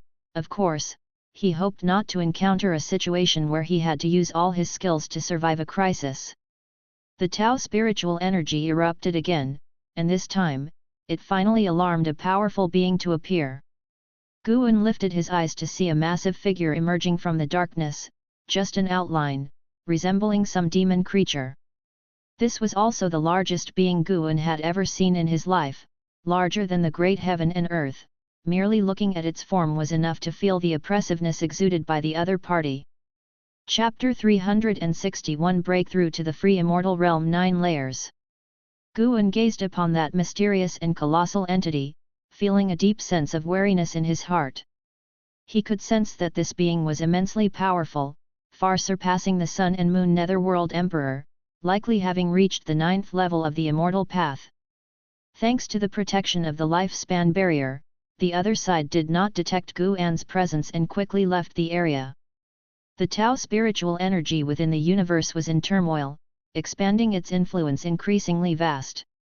It did not spread out in the manner of a vortex but expanded irregularly, making it impossible for passing beings to trace its origin, which was quite bizarre. While Guan was wary of them, those hidden beings were also wary of this region. The universe space within the silent destruction domain was filled with a tense atmosphere. As inherited memories continued to delve deeper, Guan closed his eyes, immersed in them, perceiving the mysteries of the eternal infinite skill. Time moved swiftly. Another ancient hour passed, and Guan had completely mastered the intricacies of the eternal infinite skill. Guan couldn't help but marvel at the power of evolutionary cultivation. Even though he possessed the memories of Long Zhan and Liu Han, mastering their cultivation techniques and divine skills still required cultivation because simply remembering was not enough, one needed to transform both body and soul. Evolutionary cultivation could accomplish this, and even compress the time to about an ancient hour, which, for his level, was almost the same as direct mastery. Inheriting cultivation techniques cost another 4 million years of lifespan. Guan looked at his remaining lifespan of 9 billion and over 20 million years, feeling quite composed. An idea suddenly struck him. He needn't only enhance his own divine skills and ultimate techniques to a higher realm, he could also elevate Xiao Shengtian's, Long Zhan's, and Liu Han's proudest divine skills to the returning to the truth realm, potentially increasing all aspects of his strength and possibly consuming less lifespan. Having thought this, Guan began to act. He brought up his attribute panel and started investing lifespan. In the end, he elevated 7 divine bodies, fighting will, heavenly dragon reincarnation dharma aspect, and destruction dao seal to the returning to the truth realm, consuming a total of 90 million years of lifespan. These 4 transformations each had their prowess, involving different forces of rules. While 7 divine bodies was slightly weaker, Xiao Shengtian's fighting will was surprisingly on par with Long Zhan's heavenly dragon reincarnation dharma aspect and Liu Han's destruction dao seal, which came as a surprise to Guan/O/vel/b/in.c/om. In the attribute panel, fighting will was not categorized as a divine skill, spell, or ultimate technique but created its separate entry known as deduced intent. Xiao Shengtian lived only 143 years but could fathom such transformations. His talent was certainly terrifying. Unfortunately, he had encountered the Black Profound Emperor. Perhaps this was why the Black Profound Emperor sought him out. Of course, the fact that Xiao Shengtian had the ability to seize lifespan from a young age did not prove his talent was stronger than that of Long Zhan or Liu Han. Another 8 million years of lifespan was consumed by the lifespan barrier, so Guan turned his focus onto his cultivation level. Cultivation was the paramount concern. Let's try with 100 million years of lifespan to test the waters. Guan remembered that when he was assaulting the divine thought true immortal realm, it required 300,000 years for each tribulation crossing, but he wondered how much it would need this time. You performed chi absorption cultivation for 400,000 years, forcibly assaulting the free immortal realm with the great accomplishment of the eternal infinite skill, started the tribulation, but failed to withstand the heavenly Dao punishing immortal 9 severe array, tribulation failed. You performed chi absorption cultivation for 800,000 years, forcibly assaulting the free immortal realm with the great accomplishment of the eternal infinite skill, started the tribulation, but failed to withstand the heavenly Dao punishing immortal 9 severe array, tribulation failed. 400,000 years per tribulation crossing. Fortunately, the difficulty had only increased by 100,000 years. The enhancements to his physique and cultivation technique had worked. According to the memories of Long Zhan and Liu Han, the gap between the free immortal and divine thought true immortal was enormous. A first-level free immortal could easily crush a 9th-level divine thought true immortal. This was also why Shengtian dominated the great heavenly spirit land and intimidated the silent destruction domain. Guan guessed that, had he not been enhanced, he would need more than 800,000 years to wait for the next breakthrough after failing the tribulation. Just as Guan was pondering, multiple prompts started to flash rapidly. You performed chi absorption cultivation for 24,800,000 years, forcibly assaulting the free immortal realm with the great accomplishment of the eternal infinite skill, started the tribulation, endured the heavenly Dao punishing immortal 9 severe array, tribulation succeeded, your cultivation level advanced to the first layer of the free immortal realm. You performed chi absorption cultivation for 31 million years, your cultivation level advanced to the second layer of the free immortal realm. You performed chi absorption cultivation for 39 million years, your cultivation level advanced to the third layer of the free immortal realm. You performed chi absorption cultivation for 85 million years, your cultivation level advanced to the 7th layer of the free immortal realm. You performed chi absorption cultivation for 100 million years, your cultivation level advanced to the 8th layer of the free immortal realm. It actually succeeded. Gu An's face lit up with joy. He had been prepared to lose 100 million years without gain, but as long as the breakthrough consumed less than 300 million years of lifespan, he could accept it. Once reaching the free immortal realm, each level required millions of years of lifespan to advance. Gu An didn't find this excessive, as evolutionary cultivation naturally required more lifespan than real life. Moreover, once attaining the free immortal realm, increasing cultivation was as much about understanding the rules as it was about chi absorption cultivation.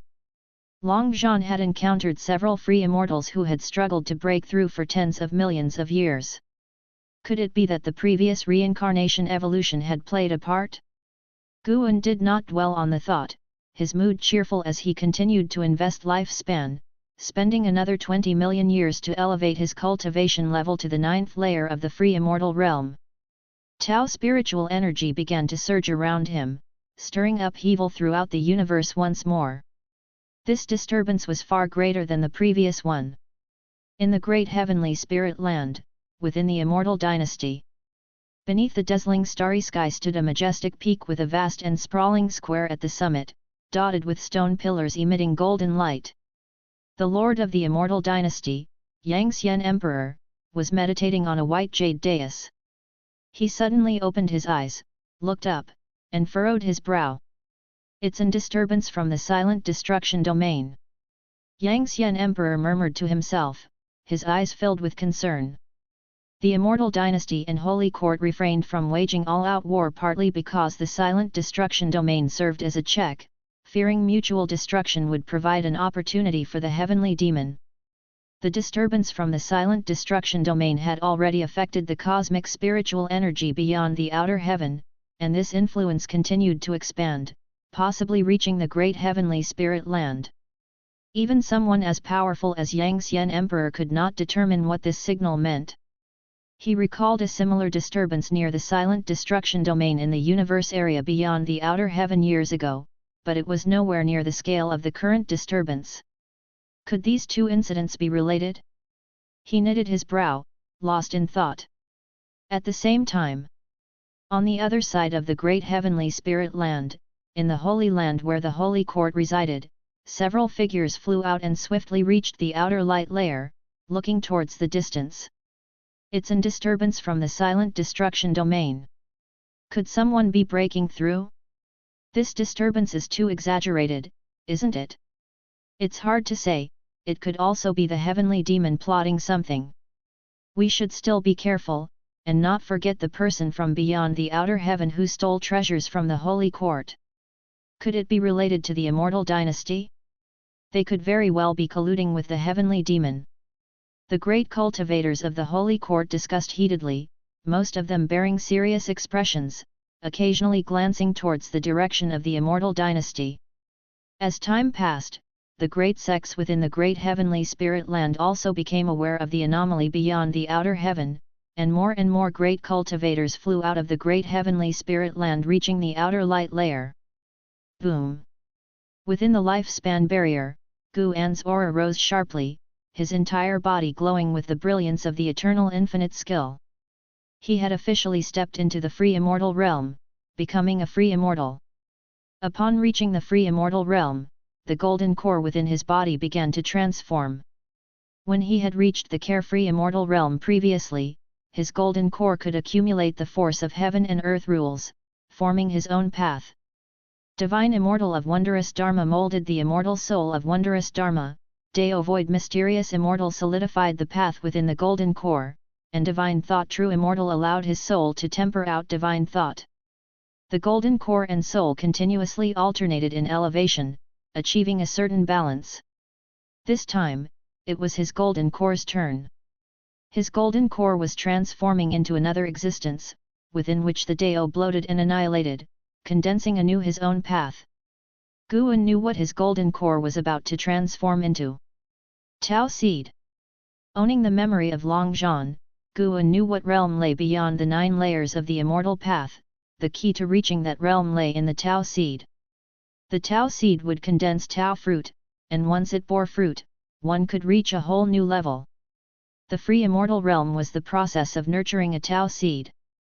Once the golden core completely evolved into a Tao seed, Guan's cultivation continued to rise, and his Tao seed grew rapidly. When he reached the 9th layer of the free immortal realm, his Tao seed would be in its most perfect state. The birth of the Tao seed brought many benefits, enhancing his mana, physique, and soul. If the Tao seed was indestructible, the person would not die. Even if his flesh and soul were annihilated, the Tao seed could regenerate flesh and soul. This was because the soul's origin had already merged into the Tao seed. The Tao seed was more flexible than the flesh and soul and could merge with the laws of the great Dao without being repelled. In other words, the Tao seed was like a nascent Dao, making it easier to exist within the universe. This is the true meaning of being free. Upon reaching this realm, Guan could better sense the subtle intentions of the universe. An entirely different force from the rules of the great Dao was restraining everything. Enveloped in the transformations of the free immortal realm, Guan was utterly captivated. As he closed his eyes, another pair of eyes appeared in the distant darkness, spying on the void, and soon vanished. Shadowy figures swept past meteor clusters, like illusions, fleeting in an instant. The moon set, and the sun rose. Sunlight swept across the Taixuan continent, dispersing the darkness. A new day dawned, and the disciples of the Third Medicine Valley began their usual training, a magnificent sight. Wu Ju came early in the morning to visit Guan but did not see him. He did not leave but stood at a distance watching the Medicine Valley disciples train. After the disciples had finished their training, an Xin approached Wu Ju, asking if he had come looking for Guan. Wu Ju nodded, and an Xin informed him that their master had gone out the day before and would likely return today. Wu Ju then decided to wait. He walked over to the Go area and watched others play. He preferred watching Chinese chess over Go. Hearing some discuss the romance of the 3 kingdoms, he couldn't help but join the conversation. The argument was whether Liu Bei was truly virtuous, engaging in an endless debate with a great cultivator from the sect, red-faced with anger. Just then, the transmission array platform lit up, and Guan walked out. Chapter 362 The 419-year-old free immortal of the 9 layers realm. Returning to Third Medicine Valley, Guan's face blossomed into a smile. In just one night, he had transformed from the 9th layer of the divine thought true immortal realm to the 9th layer of the free immortal realm, a groundbreaking change of strength. Had it not already been daylight, he would have wanted to continue breaking through. The breakthrough in cultivation level consumed nearly 50 million years of his lifespan barrier, leaving Guan with over 67 million years of life remaining. He felt there was still hope for a successful breakthrough. After reaching the free immortal realm, his perception of the great heavenly spirit land became clearer. He could confirm that both the Immortal Dynasty and Holy Court were harboring free immortals. Once the free immortals go to war, it could very well involve the entire world. If he could transcend the free immortal realm, Guan would feel even more at ease. Guan stepped down from the transmission array platform and looked up. In the vast cosmos above, he saw a grey river. Not being within the cosmos, he couldn't reach it by flying upwards, he had to traverse it through the Tao rules. The River of Destiny. The place where Liu Han perished. Guan just watched from a distance, with no immediate intention to step into the River of Destiny. His gaze then shifted to Wu Ju, who rarely took the trouble to visit him, so he naturally went to greet him.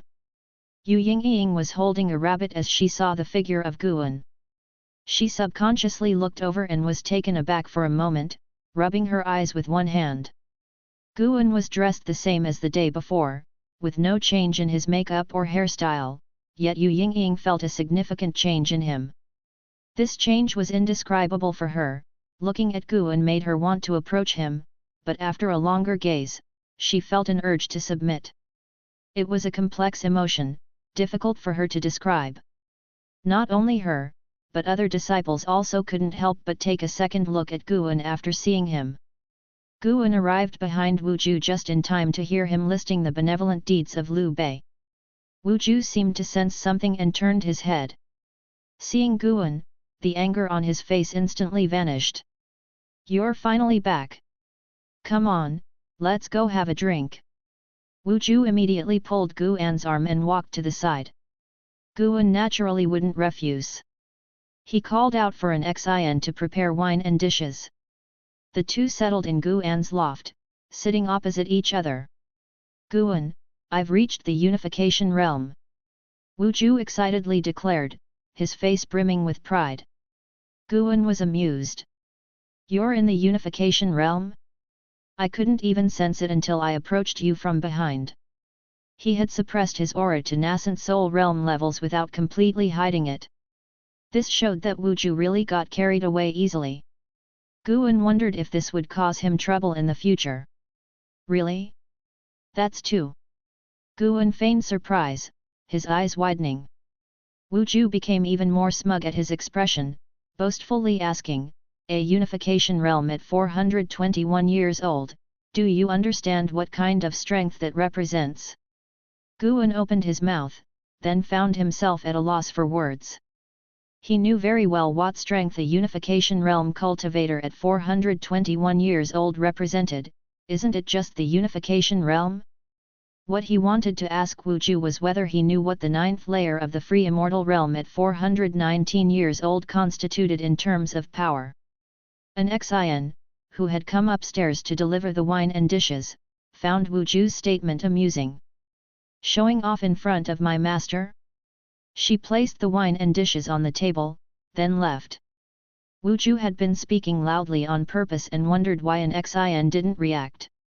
Guan noticed this and chided an Xin mentally for not maintaining the composure of an actor, too quick to relax.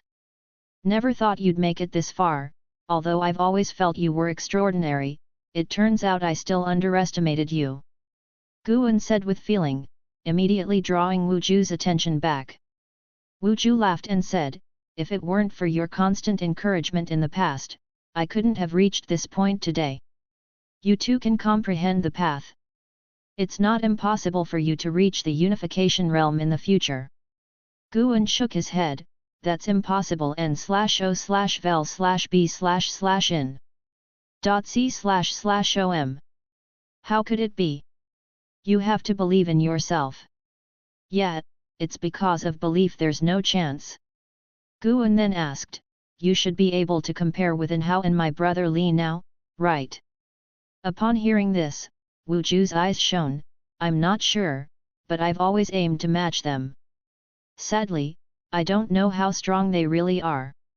I'll challenge them once I surpass their realms." "Goodness! You like to fight across realms as well?" Guan was happy, but he was quite satisfied with Wu Ju's mentality. One can't be arrogant, and one mustn't act rashly. Even the strongest can be vanquished. The two began to talk about the future, mainly about Wu Ju's future. Guan was extremely supportive, hitting all the right notes for Wu Ju. Third Medicine Valley was harmonious and lively, and the Supreme Sect was just the same. Everyone was unaware of the changes outside the heavens. At the moment, the layer of light outside the heavens gathered many great cultivators, with the least of their realms being heaven and earth flying immortal, all gazing at the silent destruction domain. Fu Shengziu and Bai Zia from Mortal World Peak had also arrived, accompanied by more than a dozen heaven and earth flying immortals. The relationship between the Immortal Dynasty and the Holy Court is really tense, Bai Zia couldn't help but mutter. Immortal spirits from the Immortal Dynasty and cultivators from the Holy Court stood on opposite sides, the farthest apart, and the tension between them was palpable to all factions. Fu Shengziu looked into the distance and said, "I hope this phenomenon allows both sides to temporarily set aside their disputes." Bai Zia looked up and commented with a sigh, "The great heavenly spirit land might be strong, but compared to the silent destruction domain, it's still too insignificant. If not for Shengtian, heavenly demons would have trampled the great heavenly spirit land long ago." Fu Shengzihu turned to him and asked, you've been to the silent destruction domain, is it really all heavenly demons there? How could it be? The so-called heavenly demons are just our name for them.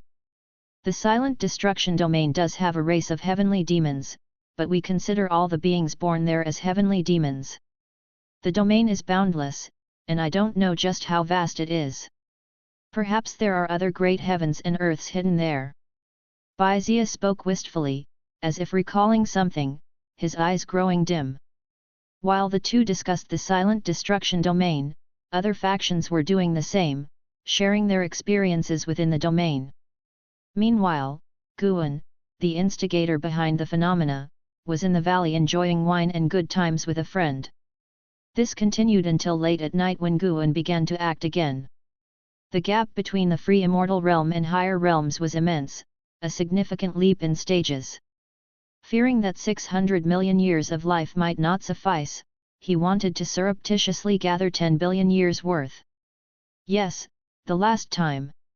This time, once he gathered 10 billion years, he absolutely wouldn't steal again. The act itself made him feel ashamed. To avoid drawing connections to himself, he first went to Mortal World Peak to steal medicinal herbs, making it appear as if they too were victims. To his surprise, he sensed a divine immortal of wondrous dharma cultivating in the main peak, encircled by the chi fortune of Mortal World Peak, likely an elder returned from outer heaven. Guan only stole from the main peak's herbs and then quickly departed, ultimately alerting Mortal World Peak. By dawn, the divine immortal of wondrous dharma stood in front of a pile of harvested mature medicinal herbs, silent for a long time. Only when the sunlight bathed him did he take a deep breath. This world remains unfathomably deep, he sincerely remarked. 10 days later, Guan successfully accumulated a lifespan of 10 billion years. Next was the breakthrough. Guan looked towards outer heaven. The proximity of the silent destruction domain had many powerful beings roaming it, which meant he couldn't rashly choose a place for his breakthrough. He certainly couldn't delve deep into the silent destruction domain. What if an existence like the Black Profound Emperor was waiting? Autumn winds whistled through the forest where Guan sat on a rock, gazing at the sky through the gaps in the leaves. The blood prison great saint lay beside him, while an Xin practiced the stepping path of age's step.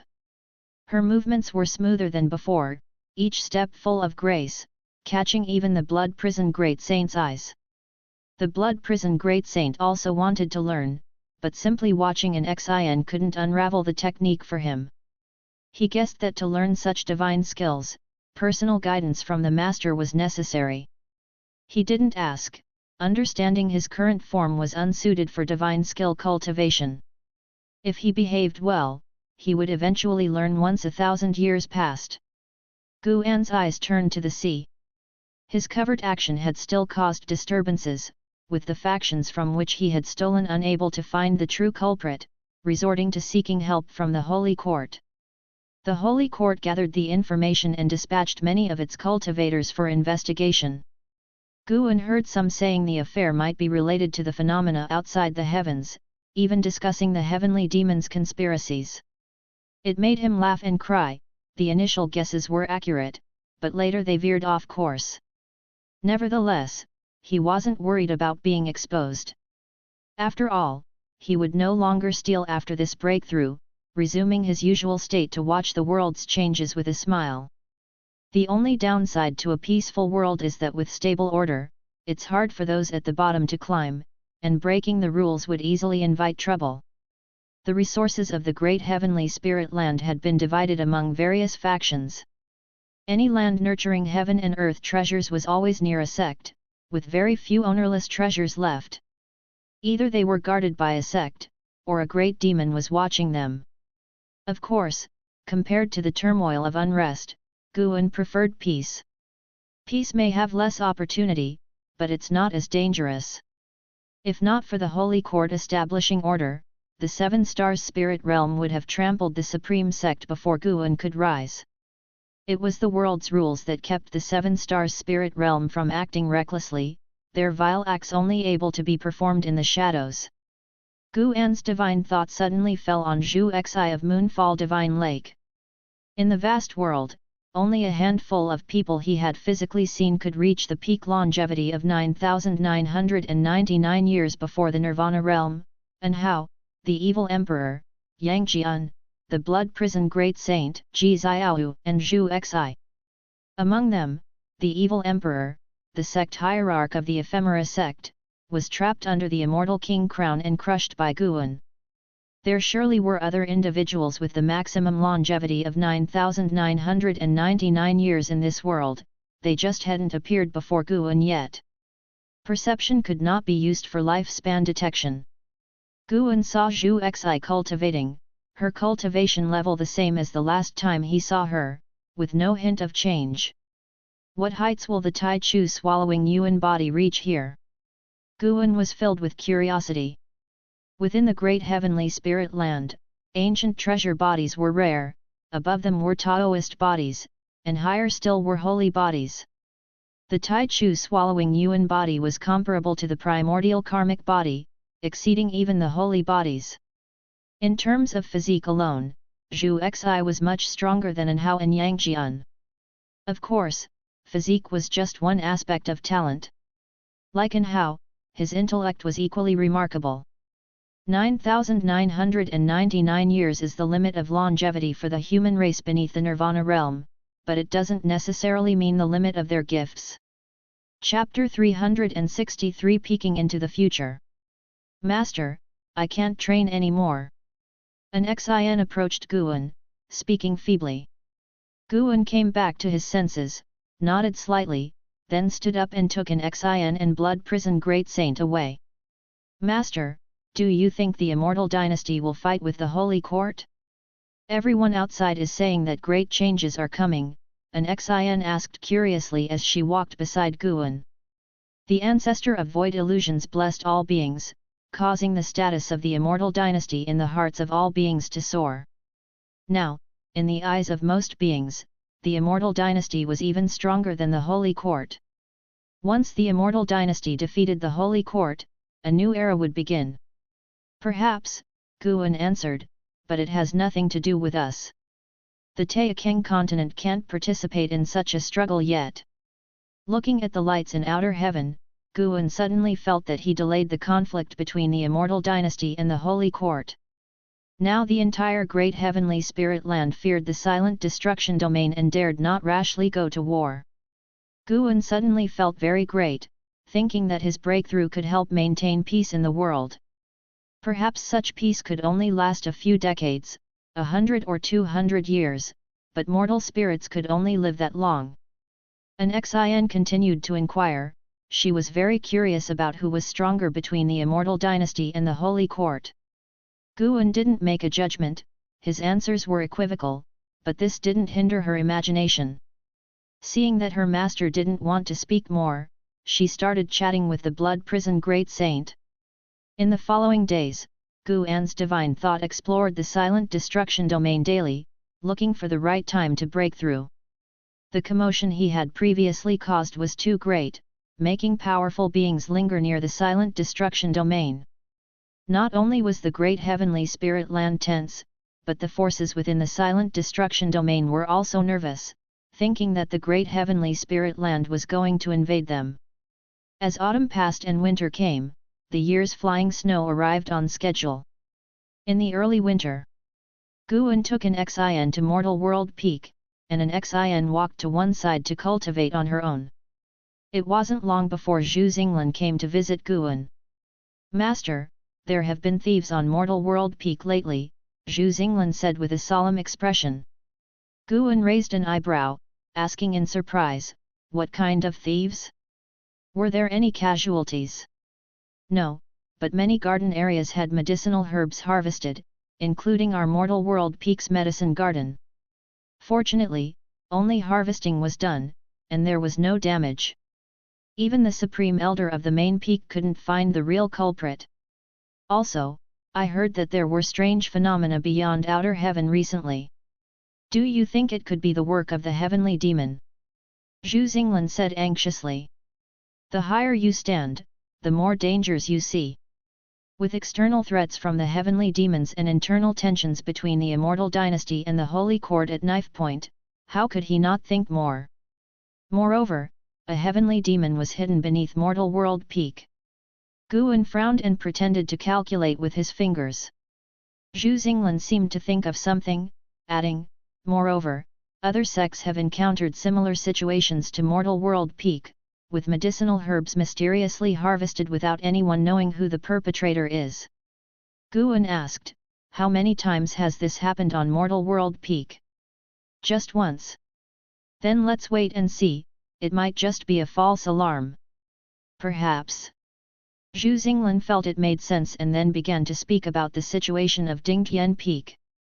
Not long after, Zhu Xinglan left, and Guan began to enjoy some leisure time, not in a rush to harvest herbs since the recent situation was tense. A lifespan of 10 billion years should be enough for him to break through. After reading for a while, Guan's gaze turned towards outer heaven.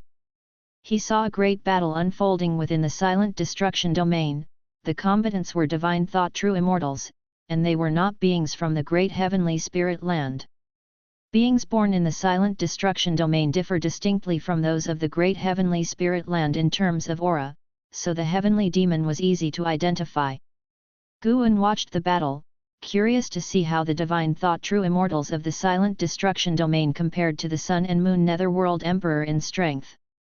The true immortals fighting resembled the Sun and Moon Netherworld Emperor in the simulation, each strike deadly, showing no mercy, clearly bearing deep hatred. After watching for a while, Guan felt they were not as strong as the Sun and Moon Netherworld Emperor. It was unlikely that even both together could defeat the Sun and Moon Netherworld Emperor. No wonder the Sun and Moon Netherworld Emperor could travel from the Yin-Yang domain and even penetrate the Holy Court and leave triumphantly. Guan speculated that the Reincarnation Path Emperor and the Holy Court had some causal connection, otherwise, the Sun and Moon Netherworld Emperor wouldn't have been able to steal the Reincarnation Path Emperor's soul jade from within the Holy Court. He waited until he took an Xin back to the Supreme Sect, and those two divine thought true immortals were still undecided in their battle. As night fell, Guan read in the attic, a stove nearby with a pot of wine brewing on it. This atmosphere in the cold winter felt very warm. The door was pushed open, and Ji Xiao walked straight in. Why didn't you knock? Guan didn't look up as he responded, already having an idea in his mind. That was to capture Xian Tianyi, lock him in a small black room, and make him write books every day. What great potential for writing, cultivating immortality was wasting him. Ji Xiao closed the door and then sat down at the table, starting by saying, your temperament has changed somewhat recently, are you cultivating some miracle skill? Guan glanced at her and said, because I love to read, books nourish the spirit. Ji Xiao smiled and looked at Green Hero Travelogue, then said, such books can nourish the spirit? It's a good thing your cultivation level isn't high, otherwise, you'd surely become a disaster for the world. Guan put away Green Hero Travelogue, coughed, and asked, is there something you need? Since Ji Xiao absorbed the soul jade brought by the Sun and Moon Netherworld Emperor, her cultivation level had been rising faster and faster, and now she was at the 9th layer of the Void Crossing realm. Be aware she was only 263 years old. I'm planning to leave for a few years and will leave tomorrow morning, Ji Xiao said as she looked around the room. What are you going to do? Breakthrough. Another breakthrough? What realm are you at now? Seeing Guan's shocked expression, the corners of Ji Xiao's mouth lifted, and with a soft voice, she said, Void Crossing Realm, 9th layer, ready to break through to the Unification Realm. Guan's eyes widened, muttering, to catch up to Wuju. Who told you not to cultivate diligently? Our gap will only widen further, Ji Xiao said with a faint grievance. She had thought Guan's change in temperament was due to cultivation, only to be disappointed. Hearing this, Guan argued, I am still nascent soul realm, a nascent soul realm at 400 years old, how can I not be considered a genius? I was just born in the wrong era, if I had lived a few hundred years earlier, the Supreme Sect would have made much of me. Ji Xiao shook her head, laughing, and said, "Have you ever thought that the reason you have the achievements you do today is because the Supreme Sect has grown stronger? When comparing talent, you should compare with those around you, not just yourself." Guan grinned awkwardly, unable to reply. Seeing his expression, Ji Xiao's heart softened, and she didn't pursue the topic further but instead asked, "Is there anything you need? I can bring it back for you." "That won't be necessary, I don't need anything." The two began to chat leisurely, discussing whatever came to mind, neither feeling awkward. This feeling was like that of an old married couple. Ahem! What am I thinking about? Guan cursed in his mind, then started to probe Ji Xiao's karma. After reaching the 9th layer of the free immortal realm, his karmic and life path cultivation became even stronger. He could see the development of Ji Xiao's life path for the next 1,000 years. Although Ji Xiao's fate had many variables, there were also overlaps with others. That was, she would be involved in the Great War between the Immortal Dynasty and the Holy Court. In the future, the whole world, including the Supreme Sect, would get swept up in this conflict. The Supreme Sect supported the Holy Court because Sword Venerable Feudeo had joined the Holy Court, and the Holy Court continuously tried to tie the Supreme Sect to their chariot. Guan could see the future through the beings of the Supreme Sect, and he had no thoughts of preventing or changing it, rather, he felt a sense of detachment. At first glance, all beings lived according to a heavenly scripted drama, but he could foresee everything and had the power to change it, a feeling wonderfully sublime. After chatting for an hour, Ji Xiao finally left. Guan then stood up and went to the stove, lifting the wine jug to pour himself some wine. Ji Xiao was preparing for a breakthrough, and he was also ready for his own. It was truly a double celebration, tonight deserved celebration. The next morning, Ji Xiao left Third Medicine Valley. After joining his disciples for training, Guan also left on his own. He stayed at Mystic Valley for a while before departing. Using his ultimate art to turn his body into illusion, he concealed his form, and combining the cosmic path divine skill to hide his own aura and karma, he directly crossed through the light layer of outer heaven, unnoticed by any great cultivator, and flew towards the silent destruction domain. This time, Guan headed in another direction.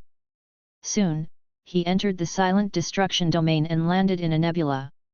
He could sense beings roving in all directions, those two divine thought true immortals still locked in battle. He couldn't manage that much anymore, he had to break through as soon as possible. Settling into a meditative pose, he activated his lifespan barrier, then accessed his attribute panel. Name, Guan. Lifespan, 419/1,004,613,224. Physique, mixed origin refining void body. Cultivation level, free immortal realm, 9th layer. A lifespan of 10 billion years should be enough for a successful breakthrough, right? Guan suddenly felt worried. He had decided this time to not enhance his divine skills or cultivation techniques any further but to directly attempt the breakthrough. After all, there's no limit to enhancement in various aspects, and he was more concerned with ascending realms. There was no need to wait any longer. Never mind. A direct breakthrough, if 10 billion years of lifespan isn't enough, then he'll just have to wait more. Guan's expression hardened, his gaze lingering on his cultivation level section. Invest 1 billion years of lifespan. You undergo energy absorption cultivation for 2 million years, using the eternal infinite skill's great accomplishment to forcefully attack the Tao fruit realm, begin tribulation crossing. You couldn't endure the heavenly Deotai divine element grand tribulation, the tribulation crossing failed n/o/vel/b/jn.c//om. You undergo energy absorption cultivation for 4 million years, using the eternal infinite skill's great accomplishment to forcefully attack the Tao fruit realm, begin tribulation crossing. You couldn't endure the heavenly Deotai divine element grand tribulation, the tribulation crossing failed. Well, 2 million years for one tribulation crossing? That's a huge gap. Gu An's eyelids twitched, but thinking of Long Zhan's tremendous strength after his successful breakthrough, he felt slightly relieved. What are 2 million years? He had a 10 billion year lifespan and could afford the gamble. One prompt after another jumped out. Gu An deliberately only looked at the length of the prompts. No changes at all. Until 1 billion years were exhausted, he still hadn't broken through. Gu An took a deep breath and invested another billion years of lifespan. Chapter 364 Breakthrough to the perfect completion of the Taoist repository free immortal realm. The second 100 million years. Gu An made his decision and stared intently at the prompts. One after another, the prompts emerged, all of them failures. Facing tribulation every 2 million years, he could only attempt it 50 times in 100 million years. The experience of failing 200 or 300 times before had made Gu An increasingly tense. In the end, they were all failures. 200 million years of lifespan, 100 failures. Gu An remembered the heavenly Daotei divine origin tribulation. Although he hadn't enhanced his cultivation technique or divine skills, he felt all aspects of himself were already sufficiently powerful. This heavenly Daotei divine origin tribulation really has some substance. Gu An reflected emotionally, then once again committed 100 million years of lifespan. Failure. Failure. Failure. Gu An saw that the lifespan barrier had barely consumed any lifespan and felt as if the barrier was silently mocking him. Another 100 million years. It should be a success now, right? Gu An gritted his teeth, no longer able to maintain his composure. The prompt came out again, faster than before. Another failure. Gu An had now squandered 400 million years of his lifespan, failing 200 times. He couldn't help but think of Long Zhan. He didn't know how many years of lifespan it had taken Long Zhan to succeed in his breakthrough. He had inherited Long Zhan's memories, but he couldn't see Long Zhan's life-stealing prompts, nor could he hear Long Zhan's inner monologue at that time. He could only experience Long Zhan's life through his own eyes, which was how he was certain he himself was the true incarnation. He wouldn't get lost because of it. Long Zhan had never revealed his life-stealing ability to anyone, nor did he ever talk about his lifespan, so Gu An didn't know how many years of lifespan Long Zhan had. However, recalling Long Zhan's memories, he realized that Long Zhan did indeed feel frustrated in the early stages of charging into the Tao fruit realm. Presumably Long Zhan had also failed many times. Gu An took another deep breath, cast aside all distractions, and continued with the breakthrough. He still had 600 million years of lifespan left. It would be fine as long as he succeeded. After all, the lifespan is just a number, which can be slowly accumulated. Besides, he was more fortunate than Long Zhan, who only unlocked the life-stealing ability in the late stages of his life, while he was just 419 years old. There were endless possibilities in life. As long as he didn't act as arrogantly as Long Zhan had. Another 100 million years. Gu An decided in his heart, and as soon as all prompts had settled, he immediately invested another 100 million years of lifespan. He didn't overlook his attribute panel, which still showed 400 million years of lifespan. Another failure. Gu An had to stop, he needed to calm down. 2 more tries. If he still wasn't successful after 200 million years, he would have to stop this time. After all, attempting to break through would consume lifespan in the lifespan barrier. The last breakthrough consumed 50 million years of lifespan, and this time it would definitely double. Here we go again. 100 million years. Gu An's eyes turned icy cold, but they soon shifted. You have practiced qi absorption cultivation for 48 million years, forcefully charged into the Tao fruit realm with the great accomplishment of eternal infinite skill, and began tribulation crossing. You have endured the heavenly Daotei divine origin tribulation and succeeded, stepping into the Tao fruit realm. Your cultivation level has broken through to the early stage of the Taoist storage-free immortal realm. You have practiced chi absorption cultivation for 85 million years, and your cultivation level has improved to the mid-stage of the Taoist storage-free immortal realm. You have practiced chi absorption cultivation for 100 million years, and your cultivation level has improved. Breakthrough success. The division of minor cultivation levels was no longer 9 layers but was now early and middle stages. It seems that the Tao fruit realm is a major realm, comparable to major stages like the mortal realm and the 9 heavens of the immortal path. Taoist storage-free immortal. This was the realm that Long Zhan had reached. Just when he reached this realm, he was executed by the Annihilation God Emperor. Tao spiritual energy began to surge towards Guan, and he saw the lifespan numbers on the lifespan barrier start to jump quickly. Guan still had 300 million years of lifespan, and he continued to spend. One prompt after another kept jumping out, and this time, he invested slowly, no longer splurging 100 million years at a time. The late stage of the Taoist storage-free immortal realm. The completion of the Taoist storage-free immortal realm. Stop. Just 2 minor realms cost Guan 120 million years of lifespan. He had 180 million years of lifespan left. The lifespan barrier shouldn't dry him out completely, would it? Guan's mood was a bit apprehensive. If really pushed to the limit, he could only cancel the lifespan barrier. He certainly couldn't just wait for death.n/o/vel/b/in.c//om. As vast amounts of Tao spiritual energy entered his body, there was another upheaval in the silent destruction domain. Not only Tao spiritual energy but even the Tao rules of the universe were in upheaval. Almost instantly, those beings who were fighting or exploring in the area were scared into immediate retreat. This upheaval far exceeded the disturbance Guan had made during his last breakthrough. Even true immortals with divine thoughts were frightened into running away. Guan soon closed his eyes, immersing himself in the metamorphosis of his being.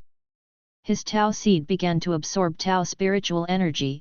Even Tao rules integrated into his body, with cause and effect, destiny rules in the majority, followed by soul and reincarnation rules. Although reincarnation rules have always existed, they were not as perfected as his previous life's mythology portrayed. The reincarnation rules absorb souls, then let them reincarnate anew. This process is elusive and unstoppable. Guan focused on his Tao seed, which continued to store Tao unique to himself. The path of a cultivator is similar to that of Tao rules, yet different. It's more like a special form of mana. Its execution is also similar to divine skills. Once the Tao seed blossoms into Tao fruit, Guan would be able to fight using his own Tao, entering a higher level of combat with even richer methods. The Taoist storage realm would nurture the first lifebound great divine power. Lifebound great divine powers cannot be passed on to others, only to be exercised by oneself. As Guan contemplated his first lifebound great divine power, he also thought about his immortal path supreme treasure, wondering if he could combine them. That would be even better. He enjoyed writing books, so decided to create a pen. The lifebound great divine power would have to be related to the pen. He quickly had an idea, and as his thoughts flowed, the rate at which Tao spiritual energy and Tao rules powers entered his body accelerated. The influence caused by this also expanded rapidly, soon alarming the great heavenly spirit land. The great cultivators guarding the outer heaven light layer were all startled, standing up one after another. Here it comes again, this time even stronger than before. What exactly is this commotion? Why are even the spiritual energy and rules of the universe in uproar? Unable to capture the source of the anomaly. Everyone be careful. This surely has to do with the heavenly demon. Trouble has piled up one after the other. Could it be the fabled epical tribulation? While the great cultivators were discussing, 2 figures appeared above them, unnoticed by anyone. These were 2 free immortals, one from the immortal dynasty, the other from the holy court. The free immortal from the immortal dynasty was known as the ancient immortal emperor. The holy court's free immortal was addressed as Saint Ancestor. The ancient immortal emperor had youthful features with white hair, wearing a white robe, his whole being gleamed with white Tao light, looking out of place amidst the cosmic stars. Is this a breakthrough, or a formation being set up? The ancient immortal emperor asked with a slight furrow in his brows. The saint ancestor, dressed in dark Tao robes with black and white hair fluttering slightly, emitted a very strong sense of oppression. His eyes also peered into the depths of the cosmos. It doesn't seem to be either, it's more like some Tao rules are affecting the universe, Saint Ancestor said with a complex tone. Both free immortals lapsed into silence. After a long time, Saint Ancestor looked towards the ancient immortal emperor. You wouldn't interfere in the disputes of the younger generations, would you? The ancient immortal emperor turned to look at him. As long as you don't break our agreement, I naturally won't either. At those words, the saint ancestor showed a smile and nodded, let the younger ones fight. Comprehending Tao is what we should be doing. If the heavenly demon really attacks and the great heavenly spirit land faces the threat of destruction, that's when we'll step in. The ancient immortal emperor had no objections. He turned to glance at the great heavenly spirit land with a meaningful look in his eyes. How many lifetimes does Shengtian still have? The ancient immortal emperor asked. Saint Ancestor shook his head, I have no idea. In the early years, he ceased to trust me and began contemplating the heavenly Dao, setting himself on a solitary and strong path. The ancient immortal emperor fell silent, no more questions asked, his gaze returned to the silent destruction domain. Boom! Guan's Tao seed completely solidified into a Tao fruit, officially achieving the Taoist storage realm. At the same time, his Tao fruit manifested Dao patterns, the form of his life-bound great divine power. Guan named his self-created life-bound great divine power as the longevity true words, a divine power primarily based on cause and effect, fate, deciding the life, death, and destiny of beings with words. There was a profound mystery of laws following speech. Guan continued the charge into the mid-stage of the Taoist storage-free immortal realm. He opened his eyes and looked toward the attribute panel, seeing he had 130 million years of lifespan left, his heart somewhat relieved. From this perspective, the lifespan barrier would not exhaust all his lifespan. Time moved swiftly. An ancient hour later, his cultivation level had reached the late stage of the Taoist storage-free immortal realm. Just one more minor realm to go. The mana of the late stage of Taoist storage-free immortal far exceeded the early stage, in both quantity and quality, incomparable to the early stage. An unprecedented sense of power made Guan extremely gratified. He even felt as if the universe couldn't confine him, that he could easily leap out of it. He restrained himself. He felt that terrifying existences were wandering outside the cosmos, perhaps the Annihilation God Emperor, Black Profound Emperor, were waiting for him. He looked into the distance. His divine thought turned invisible, probing far away. Traversing within the silent destruction domain, his divine thought spied many powerful beings. The silent destruction domain still hosted quite a few true immortals and free immortals, though they were very scattered, equivalent to a realm as large as the great heavenly spirit land hardly housing a single free immortal. Crossing vast distances, he saw another great heaven and earth. He didn't linger, continuing onward. Over the following period, he encountered 3 other great heaven and earths, all enveloped by the silent destruction domain. As his divine thought neared its limit, he quickly retracted it and concentrated on breaking through. The nearest great heaven and earth to the great heavenly spirit land was extremely distant. It would take true immortals years just to travel there, passing through many areas of spatial distortion along the way, which cannot be crossed by mere flight. Guan's focus returned to his body, observing his own Tao fruit. He had an intuition that once the Tao fruit bloomed, a new realm would open up. He looked forward to that day. At that moment, Guan seemed to sense something and looked up. In the deep darkness, a pair of gigantic eyes appeared, the same eyes he had seen during his previous breakthrough. Unexpectedly, they had appeared again. They were larger than the great heavenly spirit land eyeballs, showing how immense those eyes truly were. Guan fixed his gaze on these giant eyes, wishing to see through them. Chapter 365 Mysterious Reincarnation, Fate-Determining Pen. Guan compared his memory with the eyes before him and determined they were not the eyes of the Black Profound Emperor. As for whether they were the eyes of the Annihilation God Emperor, he couldn't decide. Long Zhan had never actually seen the true body of the Annihilation God Emperor and was pinched to death by a hand that the Annihilation God Emperor had reached out. For the time being, he could not see through the cultivation level of this pair of huge eyes, but they indeed gave people an uneasy and oppressive feeling. Relying on the lifespan barrier, Guan wasn't afraid of being detected by the other party. He had originally thought that the eyes would disappear after watching for a while, but that was not the case. He suddenly saw two figures flying out from the midst of those giant eyes, and they swept past above Guan at an extremely fast speed, heading towards the great heavenly spirit land. Although they passed above Guan, they were actually very distant from him. Guan turned his head to look, his eyebrows furrowing and a worried expression in his eyes.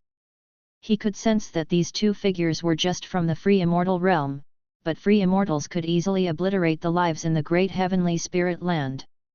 He still needed to make a breakthrough and didn't want to act rashly. Moreover, those giant eyes were still there. If he made a move, would he expose himself? Guan saw that free immortals from both the Immortal Dynasty and the Holy Court had appeared and could only hope that they would be able to stop this mysterious enemy. However, the moment those two figures that emerged from the giant eyes reached the edge of the silent destruction domain, they suddenly disappeared. Guan keenly caught that they had entered into the reincarnation rules, and then they entered the light layer of outer heaven in a manner incomprehensible to cultivators before their presence completely vanished. During the entire process, even those two free immortals were unable to detect them. Is this reincarnation? Guan turned his head back and saw the pair of giant eyes slowly disappearing into the darkness as if they had never appeared. Forget it, first, make a breakthrough. Guan raised his right hand, using his powerful mana to condense the Immortal Path Supreme Treasure he desired. Free immortals could create Immortal Path Supreme Treasures. Naturally, it was even easier for free immortals in a higher realm.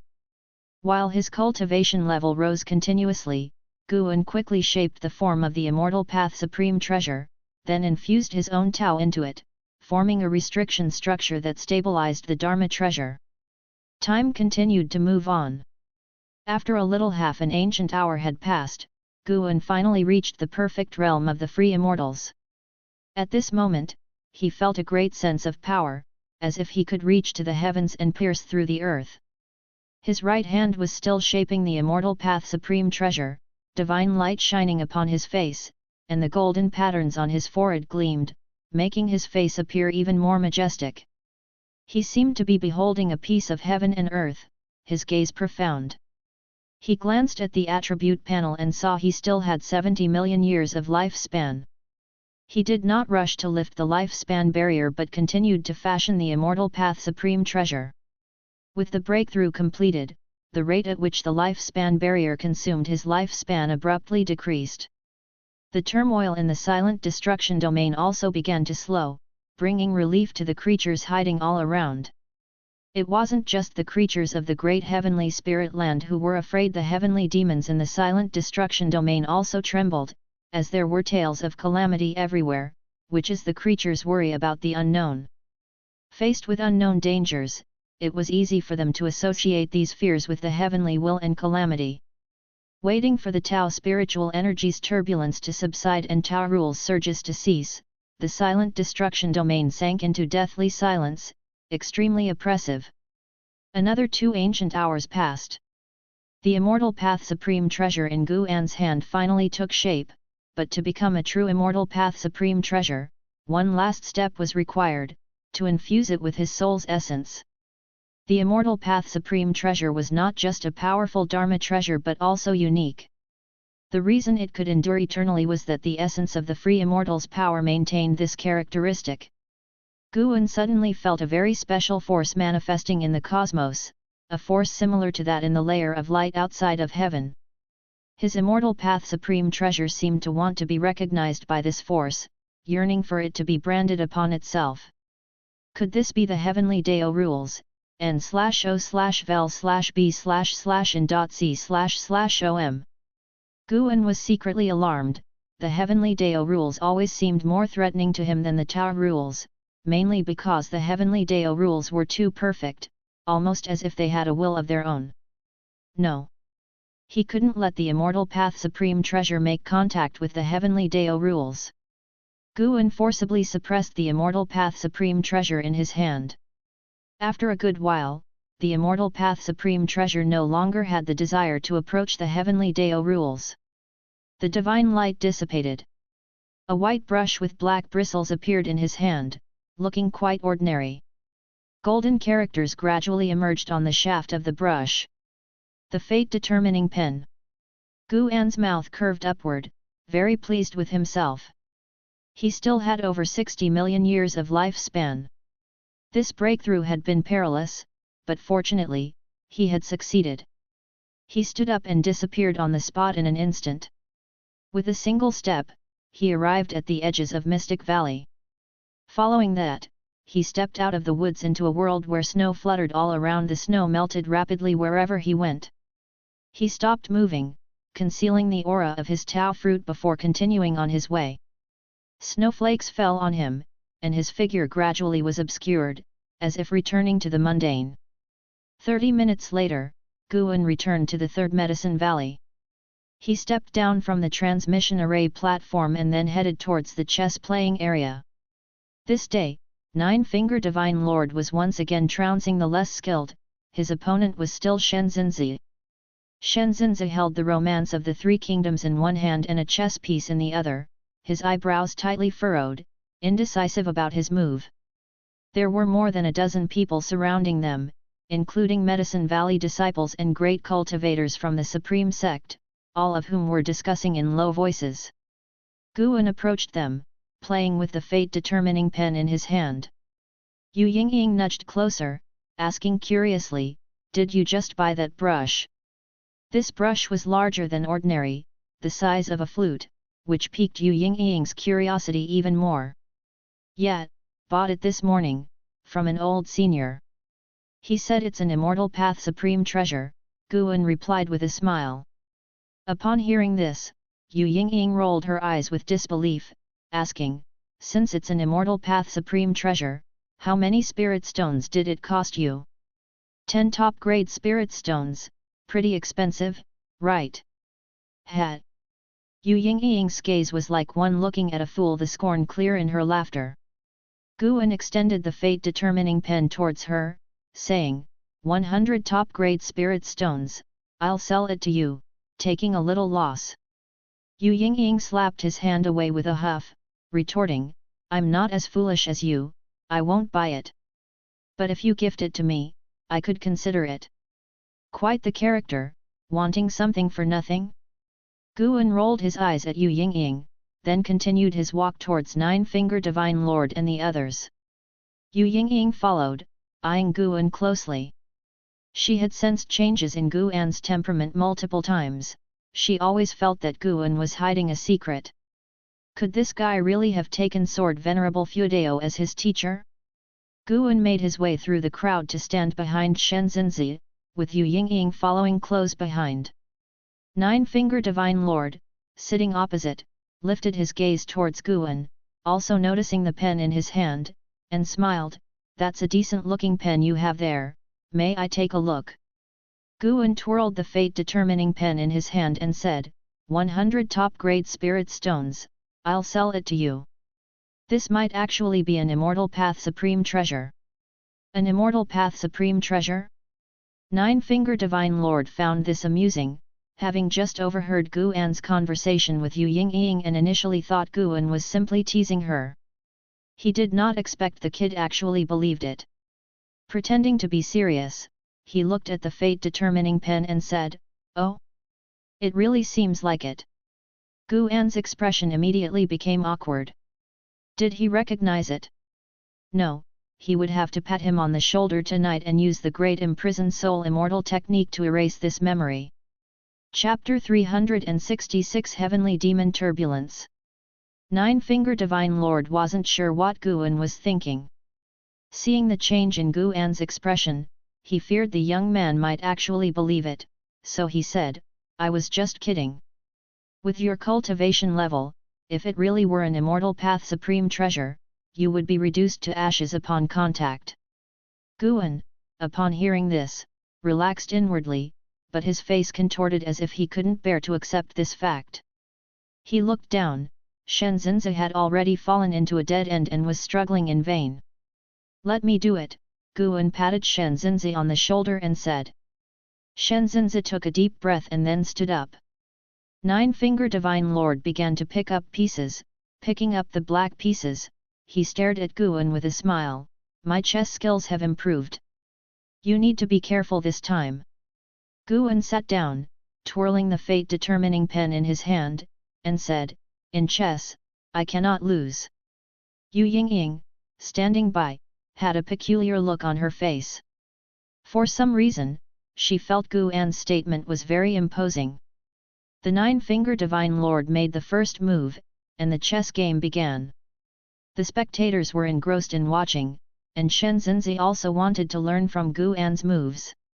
Confident, Nine-Finger Divine Lord played quickly, not using his usual tactic of wearing down the old-timers. Half an ancient hour later, Guan stood up. Under the admiring gaze of the onlookers, he left, followed quickly by Yu Yingying. Shenzhenzi looked at the chessboard, his face showing admiration. Nine-Finger Divine Lord, however, had a dark expression, staring intently at the chessboard. For some reason, he felt the gap between him and Guan widening, and he couldn't understand why. Guan was planning to go see Longqing, but Yu Yingying was following him. He could feel that Yu Yingying sensed his change, but he wasn't panicked. Now in the great heavenly spirit land, no one could see through his cultivation level. Even if his demeanor had changed drastically, he was still in the nascent soul realm, so neither Nine-Finger Divine Lord nor Shenzhenzi paid attention to his change. The two started chatting casually. Guan brought up the Star Sea congregations. Xian Tianyi had already returned to the Supreme Sect, and Anhao and Liya had also left the Star Sea congregations. Although there was still cooperation between the Supreme Sect and the Star Sea congregations, the latter was rarely mentioned within the Supreme Sect. Yu Yingying came from the Star Sea congregations, but since coming to the Supreme Sect, she had never gone back. In the past, Guan was wary her heavenly demon identity would cause trouble, but now it didn't matter. The silent destruction domain was full of heavenly demons, and Yu Yingying's karma was not as significant as Longqing's. "Do you want to cultivate?" Guan suddenly asked. The reason Yu Yingying couldn't break through was due to the suppression from her heavenly demon karma. Her past life might have been afraid of being discovered, so her reincarnation couldn't break through to a higher realm. With Guan's current capabilities, he could erase the karmic restrictions within her. Yu Yingying glanced at Guan and said, "Of course I want to, but my identity is special, I cannot cultivate. What if I could help you?" When Yu Yingying heard this, her eyes filled with depth. She shook her head and said, "No need, I will just live out this life honestly and reincarnate sooner. I don't want to become a disaster." After hearing this, Guan fell into silence, no longer speaking. "Why don't you ask me why I think I am a disaster?" Yu Yingying said discontentedly. "This guy is quite good at talking to others, so why is it always awkward with her?" Guan turned his head to look at her, asking, "Is there a need to ask?" This rhetorical question annoyed Yu Yingying so much that she lunged at him, arms flailing. The two playfully scuffled all the way to a forest, where the grass was covered in snow. Longqing was practicing his fist technique in the snow. Longqing, 82 years old, looked very young and robust, each punch he threw carried great force. Seeing Guan and Yu Yingying arrive, Longqing revealed a smile and greeted them. Before he was 4 years old, an Xin had taken care of him, and after that, it was Yu Yingying who raised him. In his heart, Yu Yingying was like a mother to him, whom he respected deeply, and Guan even felt that in his heart, Yu Yingying held the highest esteem. Master, Godmother, how is this set of fist techniques? Longqing said, then began throwing punches. Guan and Yu Yingying stood side by side, watching his technique. The whistling of his robes swishing filled the forest. Yu Yingying watched Longqing's form, her face filled with pride. In her heart, Longqing was also her child. Since Longqing's arrival, she was no longer melancholic and lived every day fully, looking forward to the day Longqing would make a name for himself. Guan, on the other hand, compared Longqing with others of his age, such as Yang Jian. In terms of physical strength, Longqing was a notch above, but his reaction speed was slower than Yang Jian's, perhaps related to cultivation level. For Longqing to have such strength without spiritual power was already remarkable. After Longqing finished demonstrating his fist technique, he turned around and approached Guan and Yu Yingying, raising his fist. I feel like I can already spar with those in the nascent soul realm, Master, how about I spar with you? Seeing his spirited appearance, Guan couldn't help but laugh. Yu Yingying glared at Longqing, don't be disrespectful. Are you challenging your master? Is it because I haven't hit you for a long while, and you've forgotten my teachings? Hearing this, Longqing quickly explained, it's just a spar, stopping as soon as contact is made. Mainly because there are no other cultivators in the nascent soul realm in the Medicine Valley, and it wouldn't be appropriate for me to stir up trouble in the inner sect. It's fine, come on. Guan smiled, hearing this made Longqing beam, and he quickly thanked him. Yu Yingying looked at Guan, nervously saying, this kid doesn't know his own strength, you need to be careful. Guan shrugged, please, I was once a Golden List genius. The Golden List and Celestial List established by the Supreme Sect were still authoritative. Each generation of Golden List geniuses attracted geniuses from all over the continent to compete, although Guan never participated again. Hearing this, Yu Yingying immediately stepped aside. Longqing stood about 10 paces away, warming up. He was very excited, he had long wanted to test Guan's capabilities. In the Third Medicine Valley, there had always been a legend that Guan was formidable. Although he couldn't compare to Immortal Path great cultivators like the Nine-Finger Divine Lord or Shenzhenzi, in his own realm, Guan was undoubtedly strong. Guan held the fate-determining pen, waving Longqing over. Longqing immediately advanced, lunging toward Guan in one swift step.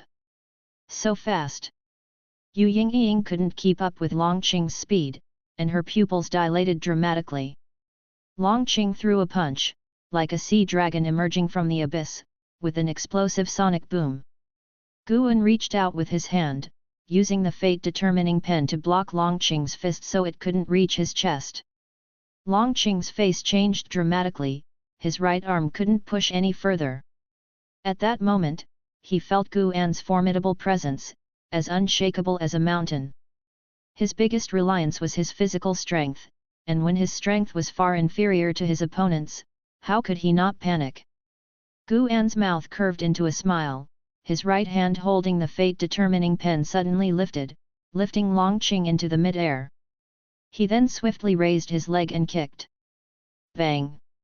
Longqing's chest was struck. His eyes bulged, his consciousness briefly blank. Everything happened very quickly, and throughout the process, Yu Yingying didn't see how Guan had made his move. She only saw Longqing lunging at Guan, then being kicked away. By the time she reacted, Longqing had crashed into a large tree, shaking the accumulated snow off the branches, nearly burying him. Yu Yingying glared at Guan and said, "Why did you hit so hard?" With that, she quickly ran toward Longqing. Guan, feeling helpless, thought to himself, "You were worried I'd get hurt by him earlier, so why do you get to play the good person now?" With Yu Yingying's help, Longqing sat up. He opened his eyes, looking ahead at Guan. For some reason, he suddenly felt awe. Guan's figure in his eyes seemed invincible. Nov. L. B //JNN. Even his second master, Shenzhenzi, couldn't evoke this feeling in him. You still need more practice, Qing'er. I'm waiting for your next challenge. Gu An's laughter reached Long Qing's ears, pulling him out of his reverent mood. He took a deep breath and nodded vigorously, his arrogance completely dissipated. The winter snow continued to fall. As Long Qing dwelled on his defeat, the great cultivators from outer heaven were deeply worried. With the cessation of the anomalies in the silent destruction domain, the heavenly demons could no longer hold back and began to approach the great heavenly spirit land. They speculated that the disturbances in the silent destruction domain were caused by the great heavenly spirit land, while the great heavenly spirit land suspected they were plotting something. In the days that followed, more and more heavenly demons flew out of the silent destruction domain, reaching the cosmic region near the great heavenly spirit land, confronting the great cultivators on the outer layer of light, clearly demarcated. Time quickly advanced to the end of the year. On this day, Guan was sparring with Tian Yaoer, Tian Qing, and Tian Bai in the outer world cave. The three demons attacked him together. Although they couldn't gain the upper hand, each was agile and their spells were impressive. Guan, holding the fate-determining pen, easily blocked and dodged their every spell. He was secretly pleased, although the three demons were always in the Nianzhou cave and outer world cave, their strength had been steadily improving. Any one of them could easily defeat Long Qing alone. Together, they could even withstand the unification realm. The strongest, Tian Yaoer, had already reached the 7th level of the void-crossing realm. Apart from her exceptional talent, this was also due to Guan's investment in elixirs. Tian Yaoer stopped and said, "Let's stop here for today." Tian Qing and Tian Bai followed suit, panting and sweating, their foreheads and hair damp. They looked at Guan with adoration, immediately rushing to him, each hugging an arm, and began to praise how amazing their master was. Guan was already accustomed to their actions. These were the demons he had raised, there was no helping it, he had to indulge them. Tian Yaoer approached Guan and said, "Master, lately I have been feeling restless. Can you help me take a look?" Guan asked in surprise, "How should I check?" Tian Yaoer raised her hands, grasping the front of her robe, preparing to disrobe. "Stop, don't joke around. Tell me more about your feelings," Guan quickly said. He suspected these three demons were plotting something against him.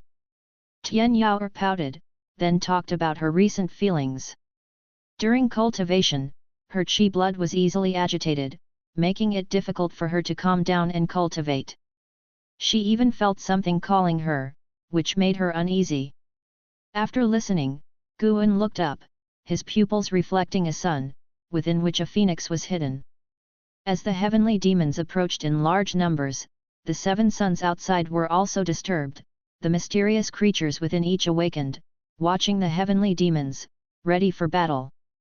Chapter 367 I want to become an immortal, I want to establish the heavenly court. Heavenly Phoenix Mountain had always been associated with legends of the phoenix, and Tian Yaoer's original form was a special bird, harboring a mysterious flame within her body, which led Guan to speculate about her connection with the legendary phoenix. "Master, what are you looking at?" Tian Yaoer asked nervously. Tian Qing and Tian Bai looked up at the sky and saw nothing, which made them anxious. Could there be something invisible to them that had infiltrated the outer world cave? Guan's gaze shifted to Tian Yaoer. He saw the causal links related to the phoenix on her, which, while faint, were indeed there, proving that Tian Yaoer was a descendant of the phoenix.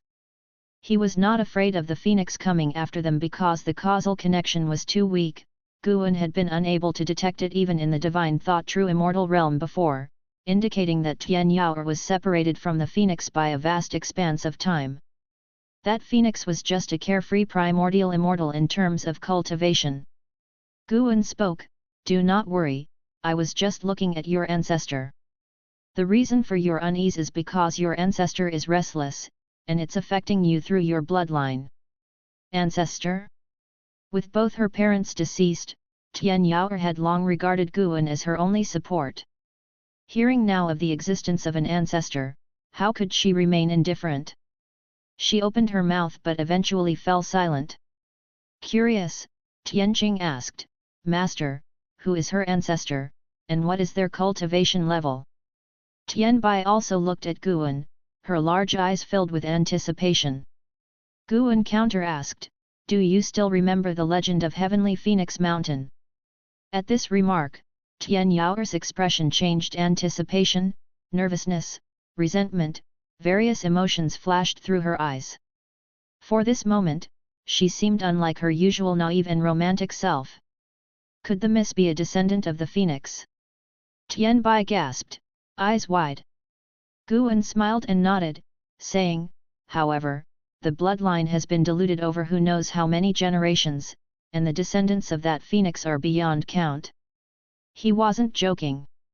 Following the causal thread of the phoenix, he saw the myriad causalities throughout the world related to it, with countless descendants like Tian Yao, even the ones in the sea. After hearing these words, Tian Yao seemed to shed a burden, visibly relieved, and a smile appeared on her face. Guan looked at her and asked with a smile, were you afraid just now?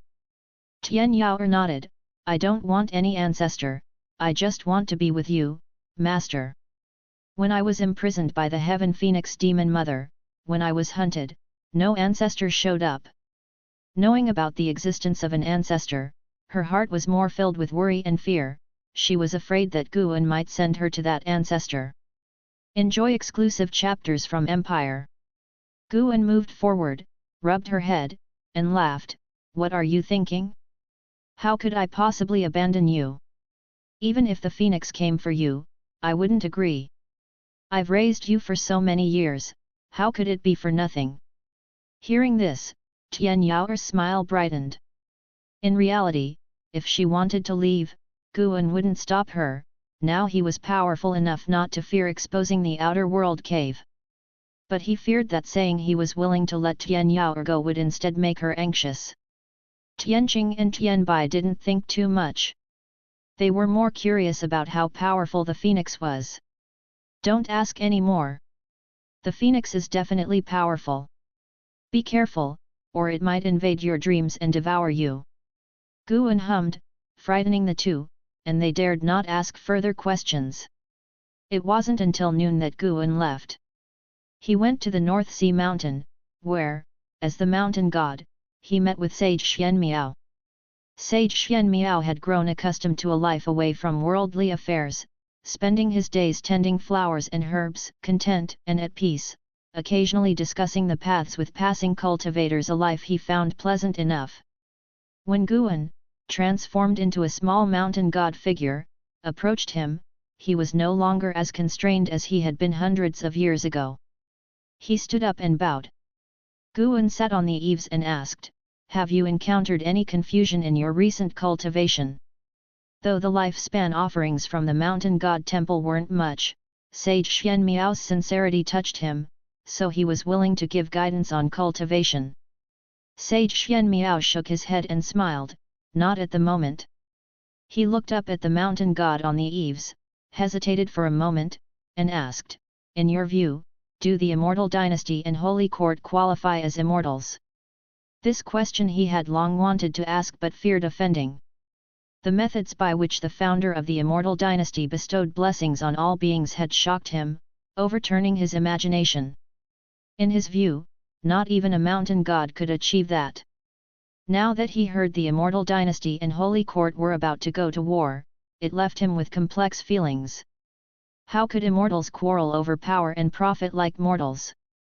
If the Immortal Dynasty and Holy Court were not truly immortals but merely powerful beings, why should humans be stronger than immortals? Various confusions took root in Sage Xianmiao's mind, making him even more eager for answers. Guan, legs crossed, looked down at Sage Xianmiao.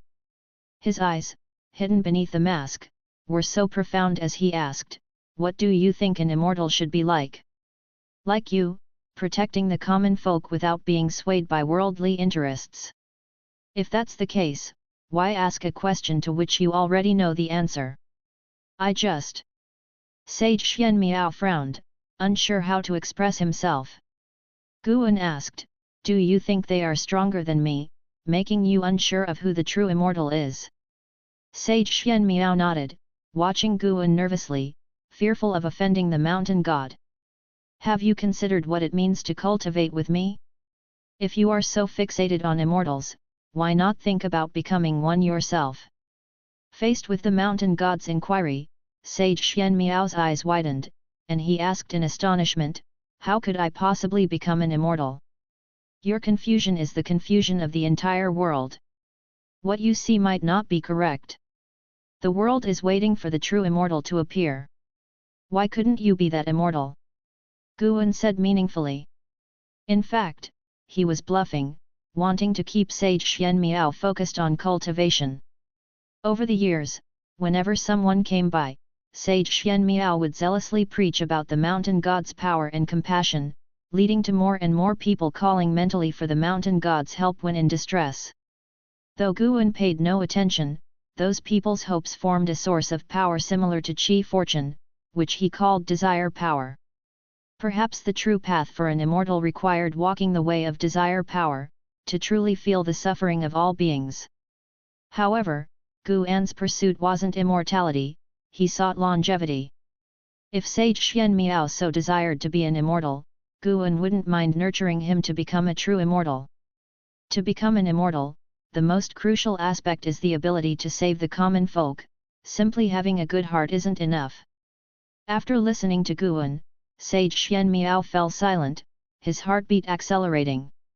Guan leaped down from the eaves, walked out of the courtyard, and went to pick medicinal herbs, with Sage Xian Miao hurriedly following. Can someone like me really become an immortal? Sage Xian Miao asked cautiously. Without turning his head, Guan replied, immortality isn't about high status. With the right intention, it can be achieved. Sage Xian Miao's expression changed, deeply moved by these words. After a long time, the two returned to the courtyard. Subscribe to Chinese Novel Audio Wave. Guan was about to leave when Sage Xian Miao suddenly looked up at him on the eaves and said, Mountain God, I've figured it out. I want to become an immortal, I want to establish the heavenly court. Guan stopped walking, turned his head to look at him, and asked in surprise, the heavenly court? That's the celestial authority from Journey to the West. In the book, the celestial beings fight demons and control the weather for the sake of the common folk. Although the heavenly court in the story has its flaws, at least they care about the common folk. Sage Xian Miao spoke earnestly, and by the end, his facial expression turned determined, his eyes gleaming brightly. Guan smiled and said nothing more, then disappeared from the eaves. Sage Xian Miao, filled with grand ambitions, sat cross-legged, deciding to cultivate diligently from now on, not to disappoint the mountain god's faith in him. Spring arrived. This new year was livelier than usual because the Supreme Sect invited many schools to join the spring festival celebration. The Third Medicine Valley was festively decorated and noisy, all disciples wearing smiles. As night fell, on a temporary stage, disciples took turns performing, keeping the festive atmosphere lively and ebullient. Guan swayed his bowl of wine, his gaze inevitably drifting towards the night sky. Stars filled the sky, glittering and beautiful, as if even the heavens were celebrating. Meanwhile, in outer heaven, the tension between the sects of the great heavenly spirit land and the heavenly demons was escalating. Guan scanned the area.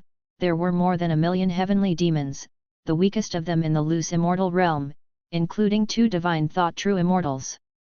This was why the great heavenly spirit land dared not make a move rashly. He saw cultivators from the holy court negotiating with a divine thought true immortal realm heavenly demon. It seemed that the heavenly demons were the stronger side. The current holy court was not as formidable as the legends suggested. The heavenly demons were also testing the stance of Shengtian, while the holy court side was evasive, clearly hiding something. According to Guan's judgment, a great battle between the two sides would soon erupt. Guan had no intention of getting involved, given the immortal dynasty and holy court were handling things. Having just made a breakthrough, he wasn't eager to collect lifespans and preferred to lay low. Longqing came over, clamoring to have a drinking contest with his master. How could Guan indulge him? He welcomed all challengers. The wine in Medicine Valley was spiritual wine, and even cultivators could get drunk if they had too much. It wasn't until late into the night that the third Medicine Valley finally quieted down. The next morning, Guan left the third Medicine Valley. He arrived at Mystic Valley, and after chatting with the disciples for 30 minutes, he entered the 8 scenic caves. From a distance, he saw a huge creature lying under the green vine tree. It was a black sea dragon. Sky Dragon, Void Crossing Realm 5th Level 387/8000/18000.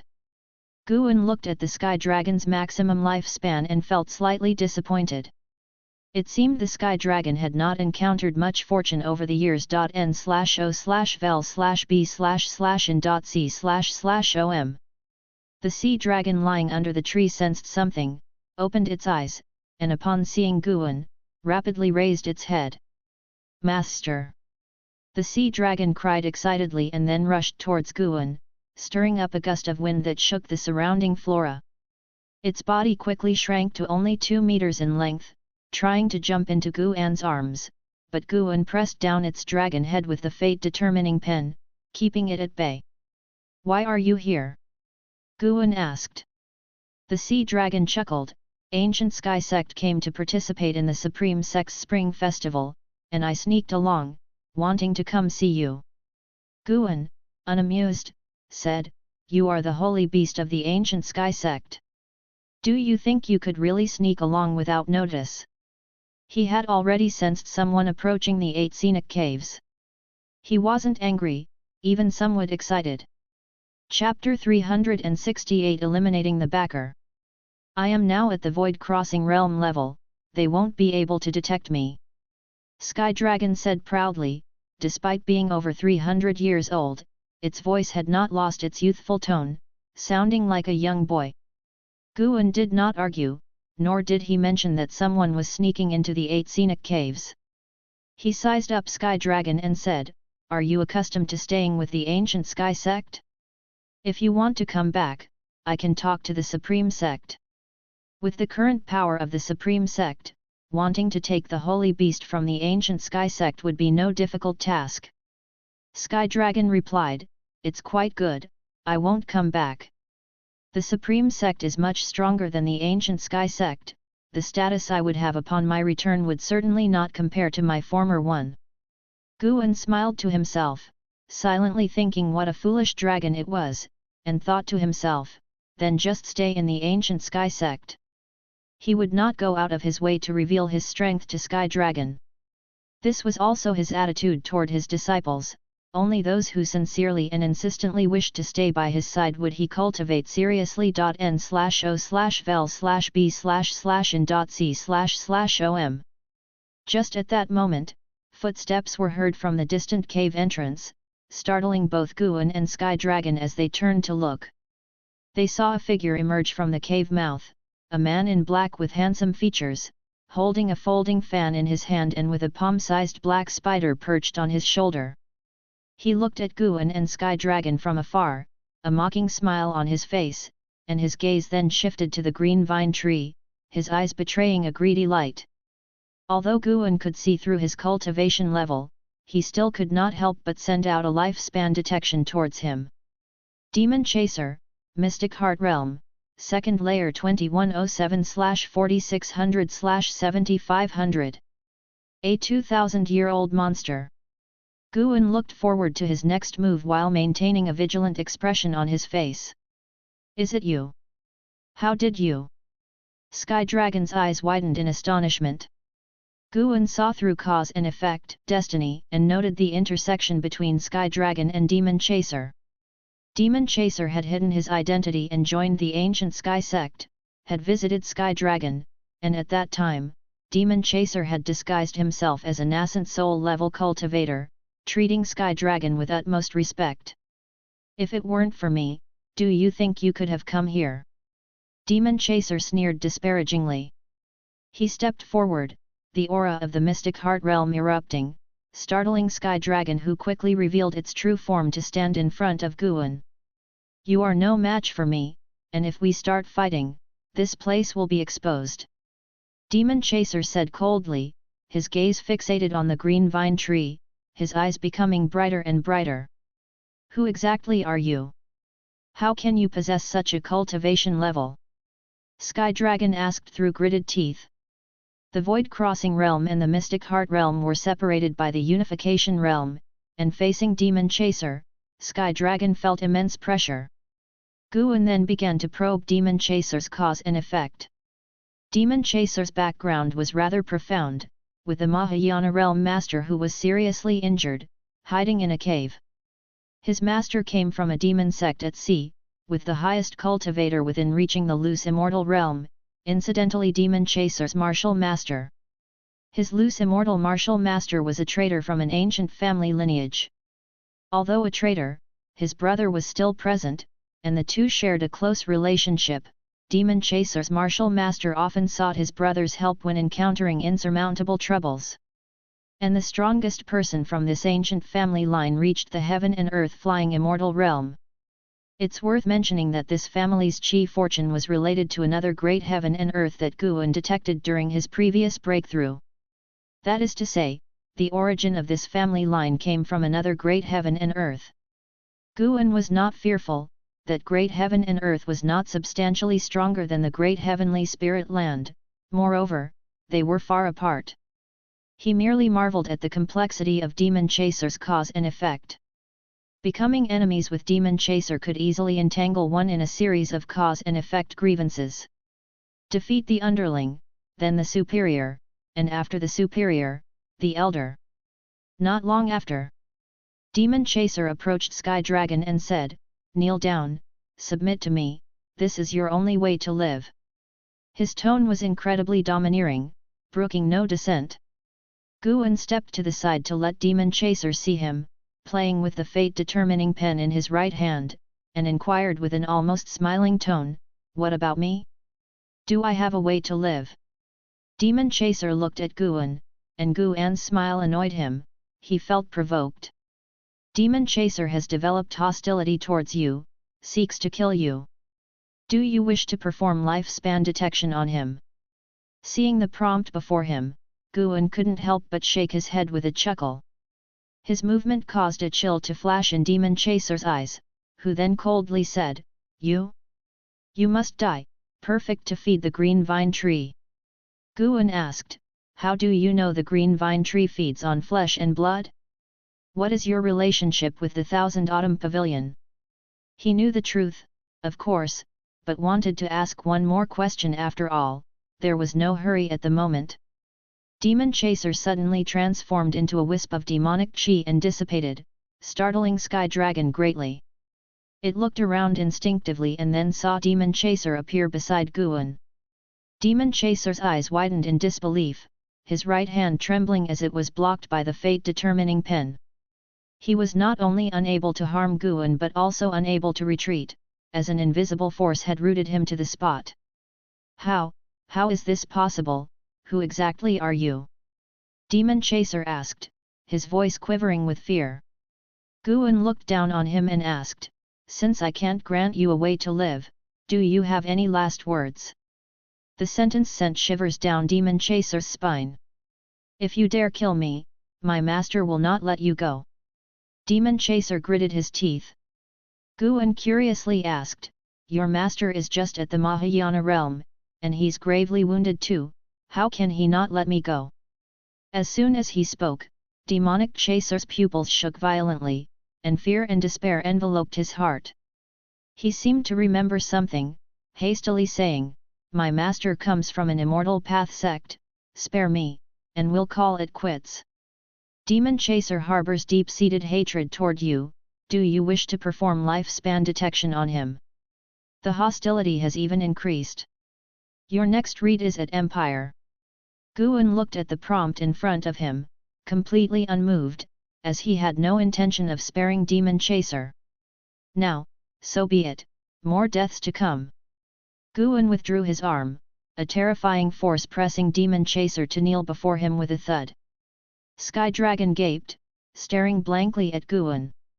Memories from a long time ago surfaced in its mind. Guan was holding the fate-determining pen, waving it through the air, and with one stroke, a golden trail appeared before him, floating in the air. The golden light shone on Demon Chaser's face, leaving it completely pale. Guan wrote unhurriedly, forming the character for death. As the final stroke completed, Demon Chaser's heart skipped a beat. He looked at Guan with a mixture of shock and fear, and asked through clenched teeth, "What have you done to me? You have successfully taken 67 years of lifespan from Lingchuan Zhenren, Mahayana realm, 9 layers. You have successfully taken 380 years of lifespan from Zhang Lu, loose immortal realm, 4th layer. You have successfully taken 512 years of lifespan from Su Tianxing, loose immortal realm, 7th layer." One prompt after another appeared before Guan, and he glanced at Demon Chaser and said indifferently, "I haven't done anything to you, I've simply erased all the backing you could call upon." Demon Chaser's eyes bulged, and he yelled almost manically, "What kind of joke is this?" Before he could finish speaking, an indescribable panic enveloped Demon Chaser's heart. For some reason, he suddenly felt as though he was abandoned by the entire world, a panic unlike any other, an unspeakable palpitation that agitated his thoughts. Chapter 369 Descending into the World. Watching the Demon Chaser about to crumble, Guan couldn't be bothered to explain. With a wave of the fate-determining pen, he turned the Demon Chaser to ashes that rapidly vanished. Throughout the process, the Sky Dragon didn't speak a word, just staring blankly at Guan until the Demon Chaser disappeared, only then did it snap back to reality. Swallowing hard, it looked at Guan with eyes filled with fear. Guan's strength had exceeded its imagination, and it hadn't been in Guan's company for many years. Reuniting after a long separation and witnessing such methods, how could it not be afraid? Seeing its expression, Guan found it amusing. He suddenly became interested and stared expressionlessly at the Sky Dragon. The look in his eyes made the Sky Dragon even more afraid, causing it to back away subconsciously. "About today's affair," Guan said hauntingly, deliberately suspending his tone. The Sky Dragon hurriedly said, "I definitely won't speak of it. Please trust me, Master." Guan twirled the fate-determining pen in his hand, his lips turning up into a smile. "This pen of mine can kill people from a very, very far distance. If you break our agreement, you understand what I mean." The Sky Dragon, terrified, its dragon body trembling, kept giving assurances. Guan turned and walked toward the green vine tree, his main purpose for taking action today being to confirm whether the fate-determining pen could indeed seize lifespan. The result was very satisfying, just as he had wished. The fate-determining pen was his own creation, not employing any external object. In the future, seizing lifespans with the fate-determining pen would be even easier for him. Dealing with the Demon Chaser this time, Guan had slain over 100, all directly related to the Demon Chaser. Sooner or later, they would be entangled in this web of cause and effect. Guan essentially allowed them to meet their end early. This was the way of cause and effect. To be able to glimpse into the process of the evolution of all things was also the foundation of participating in the way of destiny. The way of cause and effect was profound and unfathomable.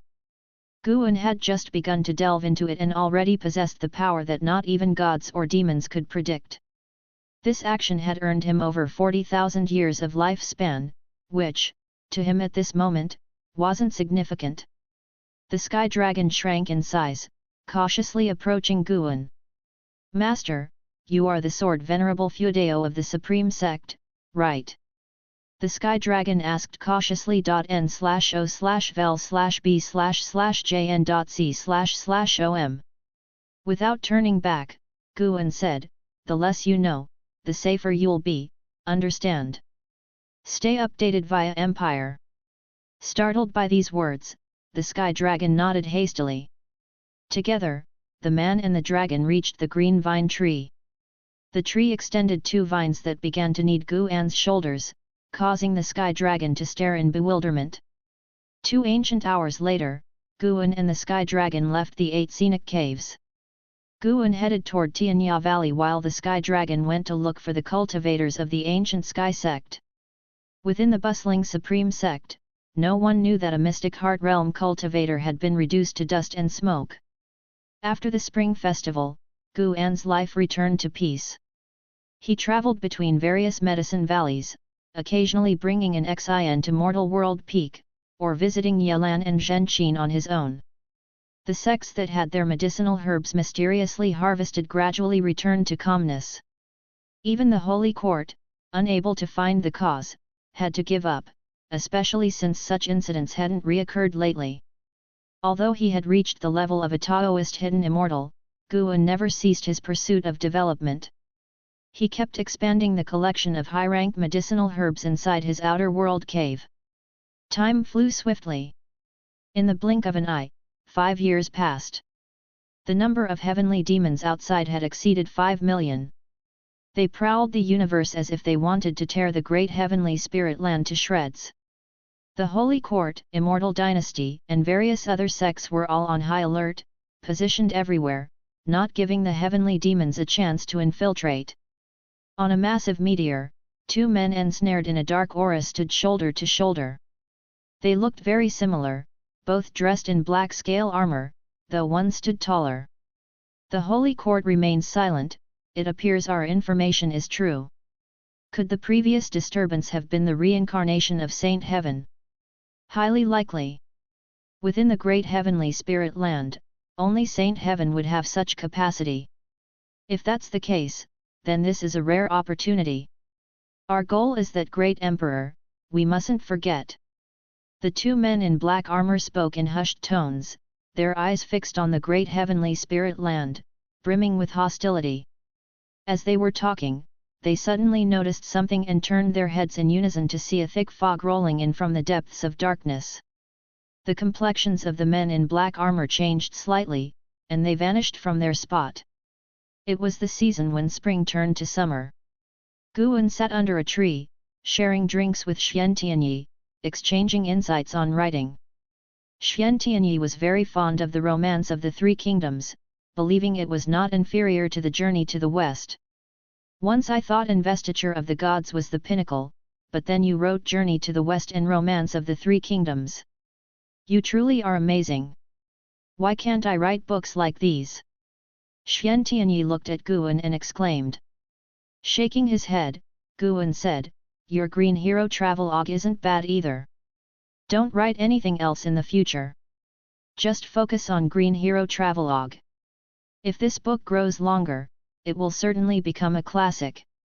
Xian Tianyi felt that writing serious books was rather uninteresting. Over the years, he had written many without much success. Really? But many people are embarrassed to say they like Green Hero Travelogue, you know. Xian Tianyi asked doubtfully. Do you want to write a book that many people have read but seldom mention, or a book that becomes a masterpiece in the hearts of a few, something they can relish for a lifetime? Asked Guan. Hearing this question, Xian Tianyi fell into silence. As the 2 were talking, a loud boom descended from the sky, startling both to look up, and not just them, others in the valley did the same. They saw a spectacular scene of a meteor shower falling from the sky. Countless meteors with long trails of smoke descended, piercing through the clouds, resembling an apocalypse that made people uneasy from afar. What's that? Guan asked with a frown, thinking to himself that it had finally come. The heavenly demons began their invasion, effortlessly breaking through outer heaven's defenses under the lead of a free immortal. Those meteors concealed many heavenly demons. I'm not sure, I'll check it out. With those words, Xian Tianyi disappeared from where he stood. Guan stood up and walked towards his loft.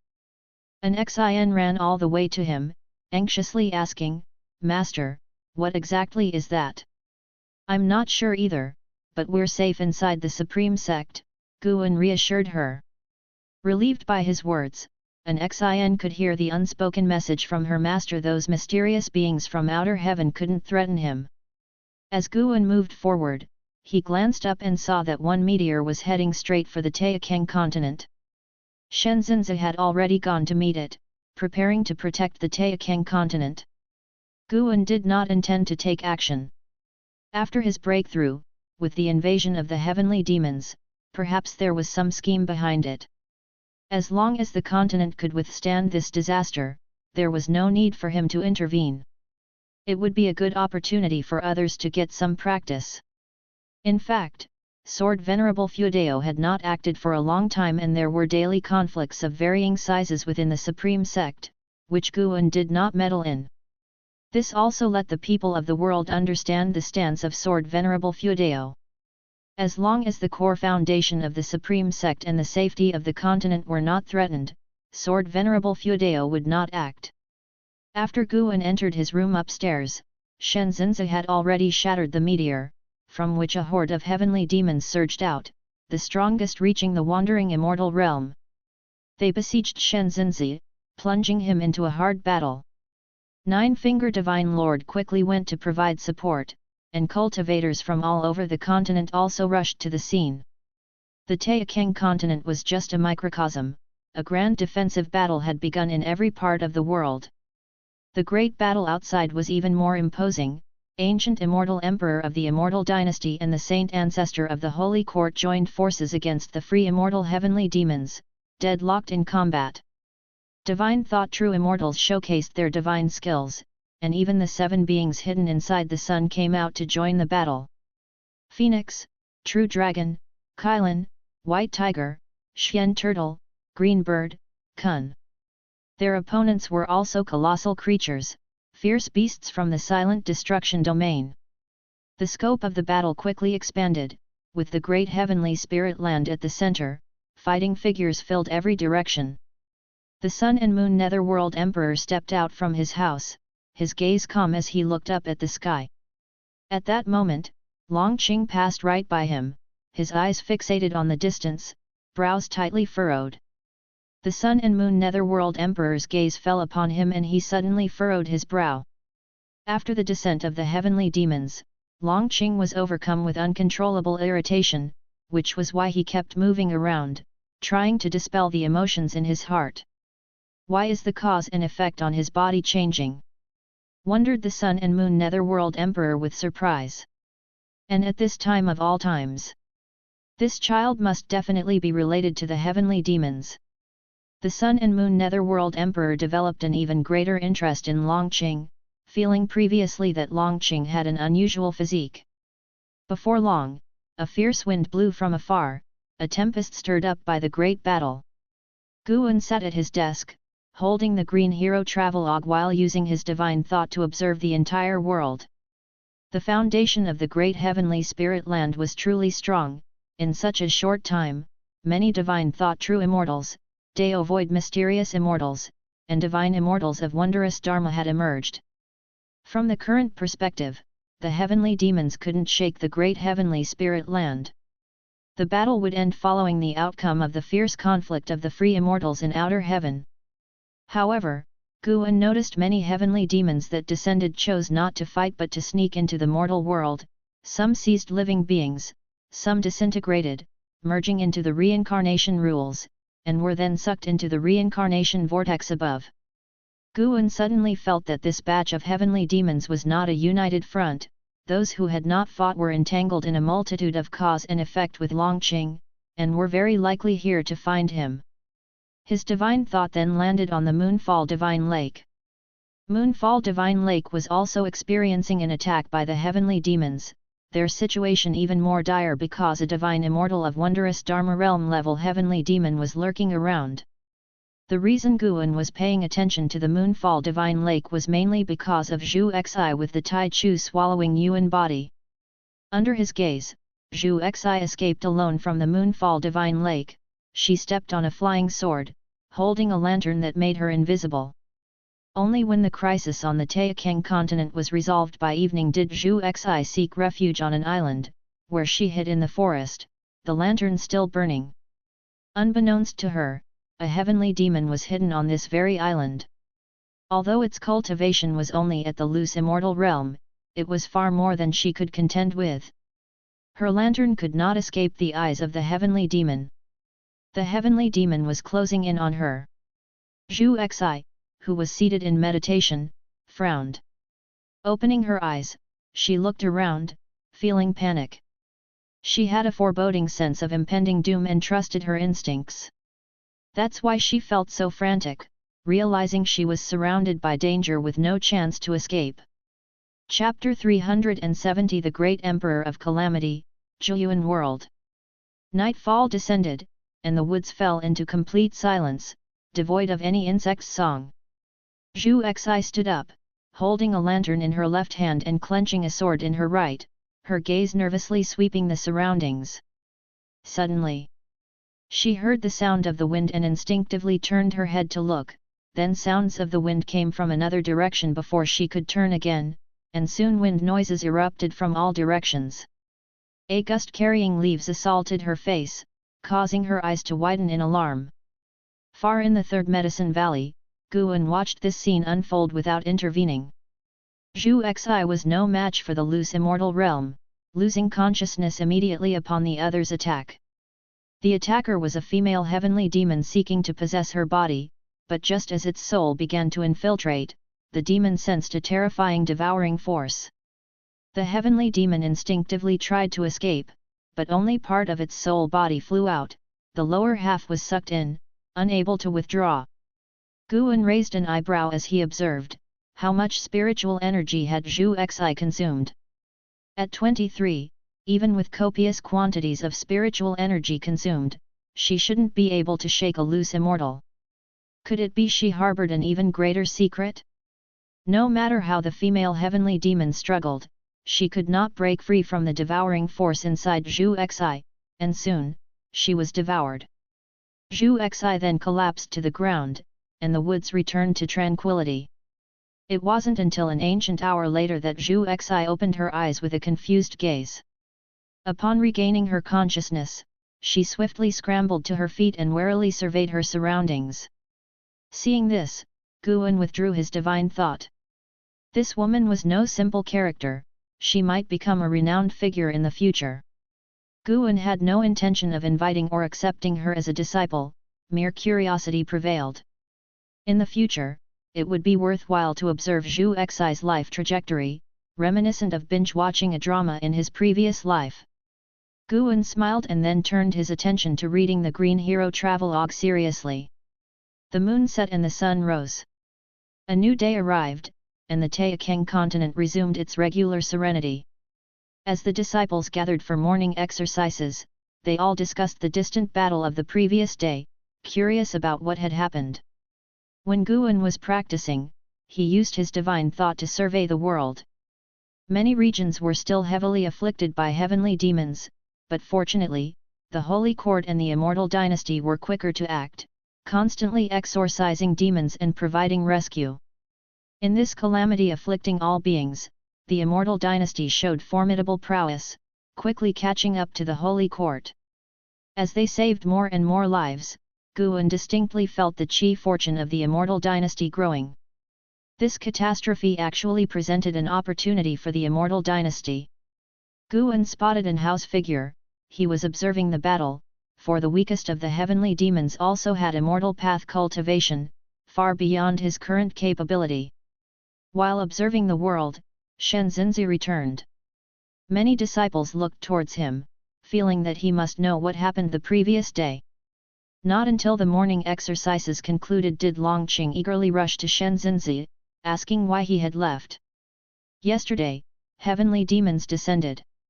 Fortunately, the crisis on this continent has been resolved, Shenzhenzi replied, though his complexion appeared unnatural.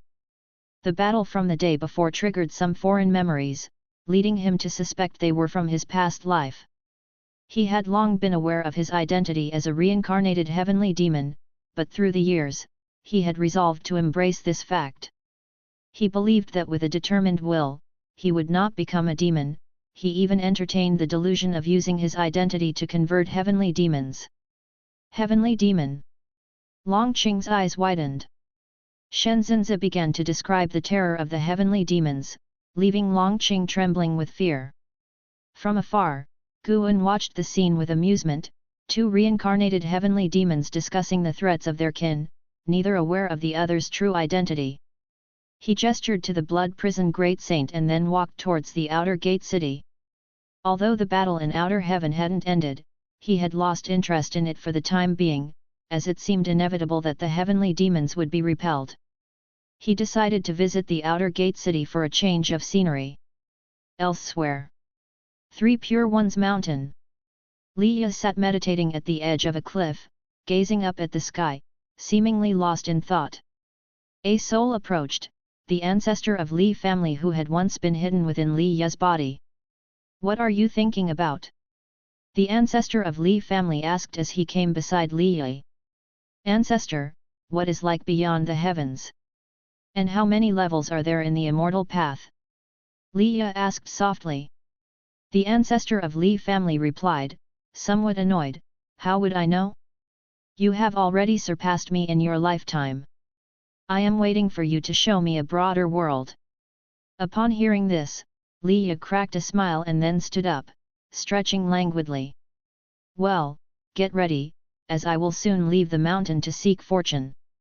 I've realized that traveling is necessary. Secluded cultivation alone makes for slow progress in raising cultivation level. At this rate, I'm afraid I'll fall further behind." And how? Hearing Liya's words, the ancestor of Li family showed a smile, saying, "I am indeed curious to see how formidable the divine exotic city is." The corners of Liya's mouth lifted, his eyes filled with spirit. The saint ancestor said that an era of prodigy competition is nigh. I cannot be absent. As he spoke, he lifted his right hand, where a white flame blazed in his palm. N/O/vel/b/jn.c//om. The ancestor of Li family looked at Liya, stroking his beard and smiling, filled with emotion. In just 400 years, this young man had achieved so much, it was hard to imagine the heights he would reach in the future. Ancestor of Li family recalled the scene of meeting Liya, his smile deepened. In the cosmos, scorching heat waves devastated the starry space. Ancient immortal emperor and saint ancestor paused, their gazes focused on a distant silhouette. Enshrouded in black fog, the figure seemed like a demon lord emerging from the abyss, a terrifying visage. His white hair flowed freely, crowned with a pair of forward curving horns, his face pallid, with pupil-less eyes. He wore a black feathered great robe, beneath which gleamed a chainmail shimmering with cold light. He was none other than the great Emperor of Calamity, a free immortal among the heavenly demons. Gazing at the calamitous great Emperor, both the ancient immortal Emperor and saint ancestor had eyes filled with wariness. The two sides had been clashing for months. The ancient immortal Emperor and saint ancestor, 2 against 1, couldn't gain the upper hand, managing only to halt the great Emperor of Calamity's advancement and prevent him from stepping into the great expanse of the great heavenly spirit land. "The heavenly demon's essence has dwindled to a mere tenth, yet you persist with your purpose?" the ancient immortal Emperor asked with an icy tone. The corners of the calamitous great Emperor's mouth curled up, revealing a sinister and odd smile. He said, "Do you really think I allowed the heavenly demons to invade the great heavenly spirit land just to kill some inconsequential mortal spirits?" At these words, both the ancient immortal Emperor and saint ancestor's expressions changed dramatically. Before they could interrogate him further, the calamitous great Emperor was engulfed by the surrounding black fog, which churned violently and began to expand rapidly. The ancient immortal Emperor and saint ancestor immediately responded, casting their mighty mana upon the black fog, but they could not dissipate it. During the surging process, the black fog coalesced into a huge black sphere that, from a distance, resembled a black hole. "What kind of divine skill is this?" the ancient immortal Emperor asked with a grim look on his face. The saint ancestor gave no answer, he too couldn't see through it, but a strong sense of unease welled up in his heart. Meanwhile, in the Taixuan continent, within a subsect of the Supreme Sect. In a courtyard, Guan was drinking with Yalan and Zhenqin. Zhenqin was discussing recent major events in the subsect. An elder oppressed a disciple, leading to the elder's sudden and gruesome death, causing a stir throughout the sect. Zhenqin had the makings of a storyteller, with a tone that could emotionally engage listeners. Guan was quite cooperative, showing a nervous expression at critical moments of the tale. Yelan, on the other hand, watched Guan and was occasionally amused by his expressions.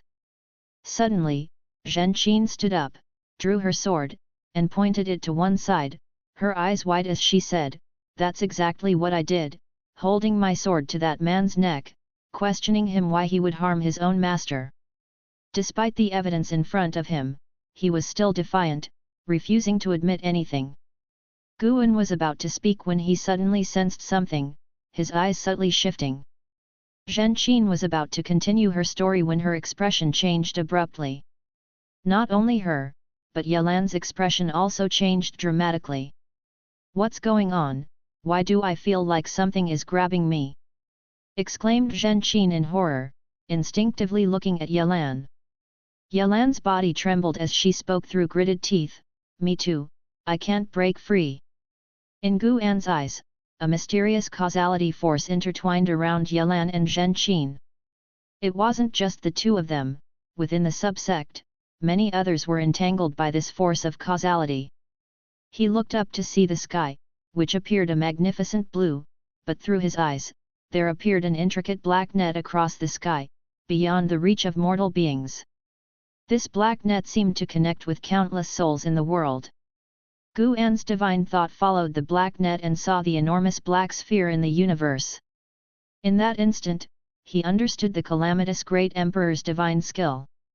No wonder there were so many heavenly demons reincarnating and seizing bodies, it was to merge into the rules of heaven and earth within the great heavenly spirit land. Watching the trend of causality force exerted by the calamitous great emperor, it seemed he intended to pull many beings of the great heavenly spirit land into that black sphere. Guan saw that Longqing was also entwined by this force of causality. He immediately stood up and, feigning panic, grabbed Yelan's shoulder to ask her what was wrong. "Elder brother, get away quickly!" Yelan said through clenched teeth, unable to shake his grip nor stand up. "What's happening? How could I possibly abandon you?" Guan exclaimed anxiously. Yelan was about to reply when suddenly the world spun around them. The same sensation hit Zhen Qin. Then, Guan and the two women vanished into thin air. At this moment, countless beings disappeared without a trace, causing an earth-shattering uproar within the Supreme Sect subsect. Yelan clenched her eyes shut, feeling as if she was falling, a sensation even she, in the divinity transformation realm, found extremely unbearable. As she continued to fall, she gradually regained control of her body. Soon, she felt her feet touch the ground. A hand grasped her right hand, immediately calming her heart. This was her elder brother's hand. She knew every line on his palms, there could be no mistake. She then felt her eyes could open and immediately did so. What appeared before her was a sky shrouded in crimson, with countless figures descending from above like a torrential downpour. Guan and Zhen Qin stood beside her, atop a mountain peak, all looking at the sky in shock. "Where is this place?" Zhen Qin asked with trembling voice, her beautiful eyes wide. She followed the direction the figures were falling and saw a series of peaks stretching endlessly into the gloom. Once all the figures landed, the crimson sky revealed a pair of immense eyes, those of the calamitous great emperor, looking down upon all beings within the world, as if searching for something.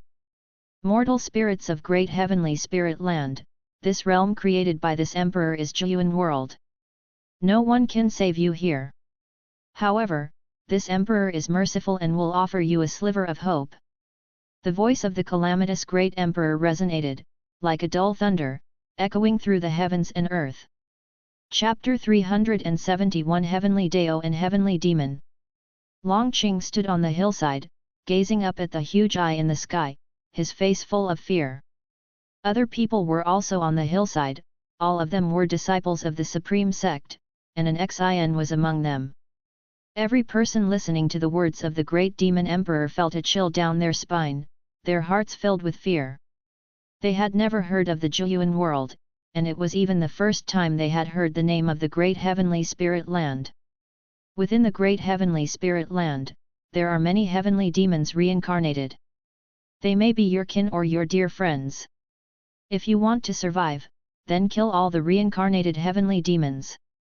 The heavenly demons must do the same, kill off all the creatures of the great heavenly spirit land, and you will regain your freedom, said the great demon emperor, his voice ringing out, tone frosty, filled with a murderous intent. Yelan and Zhenqin frowned upon hearing this, and they instinctively looked around, fearing an attack by a heavenly demon. Guan speculated that the great demon emperor was looking for Longqing. But why didn't he directly wipe out all the beings that fell into the Jiyuan world? Soon, Guan understood. It was the protection of the heavenly Dao. As the voice of the great demon emperor ceased, Guan felt the presence of many heavenly demons. Those reincarnated began to awaken their heavenly demon origin. As the demonic qi grew, the aura of the heavenly Dao began to emerge from the bodies of the great heavenly spirit land creatures.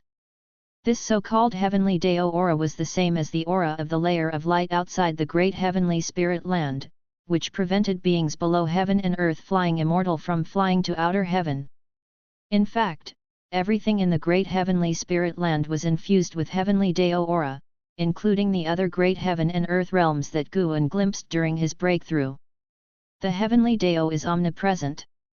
This is a force distinct from the Dao, and within it, implicitly lies the will of heaven, referring to the heavenly Dao rules. The creatures from the silent destruction domain are easily distinguishable because they don't have the aura of the heavenly Dao. Their presence is discomforting to beings born under the heavenly Dao, and thus the two factions have been incompatible since ancient times. The great demon emperor was obviously studying the way of cause and effect, fearful of slaughtering too many creatures of the heavenly Dao and suffering a karma rebound. Killing a few creatures of the heavenly Dao, however, was no issue. In the memories of Long Zhan and Liu Han, they had heard mentions of the heavenly Dao, which for cultivators, was a vague and elusive legend. Of course, if pushed to the brink, the great demon emperor wouldn't care so much. After all, he came from the silent destruction domain and couldn't possibly suffer a karma rebound so severe that his body and Dao perished. If the heavenly Dao were so powerful, there wouldn't be the existence of the silent destruction domain. The great demon emperor stopped speaking, and the pair of eyes also vanished, plunging the entire world into silence.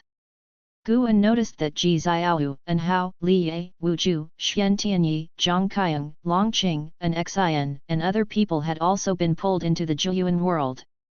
It seemed that the beings dragged into the Jiyuan world, apart from the reincarnated heavenly demons, were almost all but ordinary, at least their fates were extraordinary. He suddenly thought of a question: could the great demon emperor's action be related to the commotion of his breakthrough?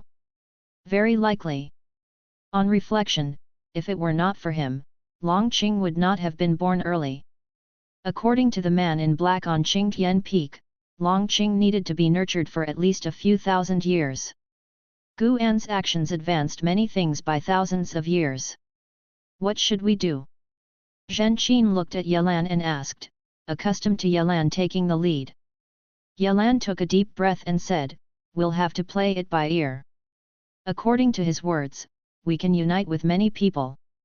This is not a matter of individual survival but a competition between two camps. Over the past few months, news about the heavenly demons had already spread within the Supreme Sect, and many legends of heavenly demons circulated. They knew that the heavenly demons came from beyond the heavens, and because of this, they were very wary of them, not overly confident. Yelan continued, "I sense the presence of some of our fellow sect members. Let's meet up with the people of the Supreme Sect first." Zhenqin nodded, and Guan had no objection. He wanted to see how Yelan and the others would perform in the face of such a catastrophe. The three of them began to descend the hill.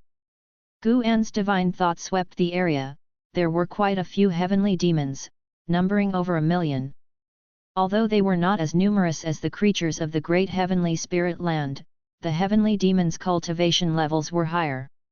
A fierce battle would follow soon. Guan would make his move when the great heavenly spirit land side was on the brink of collapse. To him, the great Emperor of Calamity wasn't that strong. Both well studied in the way of cause and effect, Guan's causal power was a step ahead of the great Emperor of Calamity. The Jueyuan world was formed by the forces of causality, and for Guan to break it was hardly a difficult task. Master, who would have thought that the three of us would have the chance to adventure together? Zhen Qin suddenly turned her head to look at Guan, saying with a grin, no longer as tense as before. Yelan couldn't help but look towards Guan as well, though her eyes held more worry. In her mind, Guan was protected by Sword Venerable Feudeo, but whether Sword Venerable Feudeo could find the Jueyuan world was not certain, hence, she worried that she wouldn't be able to protect Guan. She would rather die alone than let Guan die before her. N/O/vel/b/jn.c//om. Intuition told her that the heavenly demon was absolutely terrifying. She had to go into battle prepared to die, without a trace of carelessness. Rest assured, I am very strong, I won't hold you back, Guan said seriously, taking out the fate-determining pen. Zhen Qin couldn't help but tease, being in the nascent soul realm is indeed impressive. Got wings and now looking down on your master's cultivation level. Dare not, dare not. The master and disciple began to banter.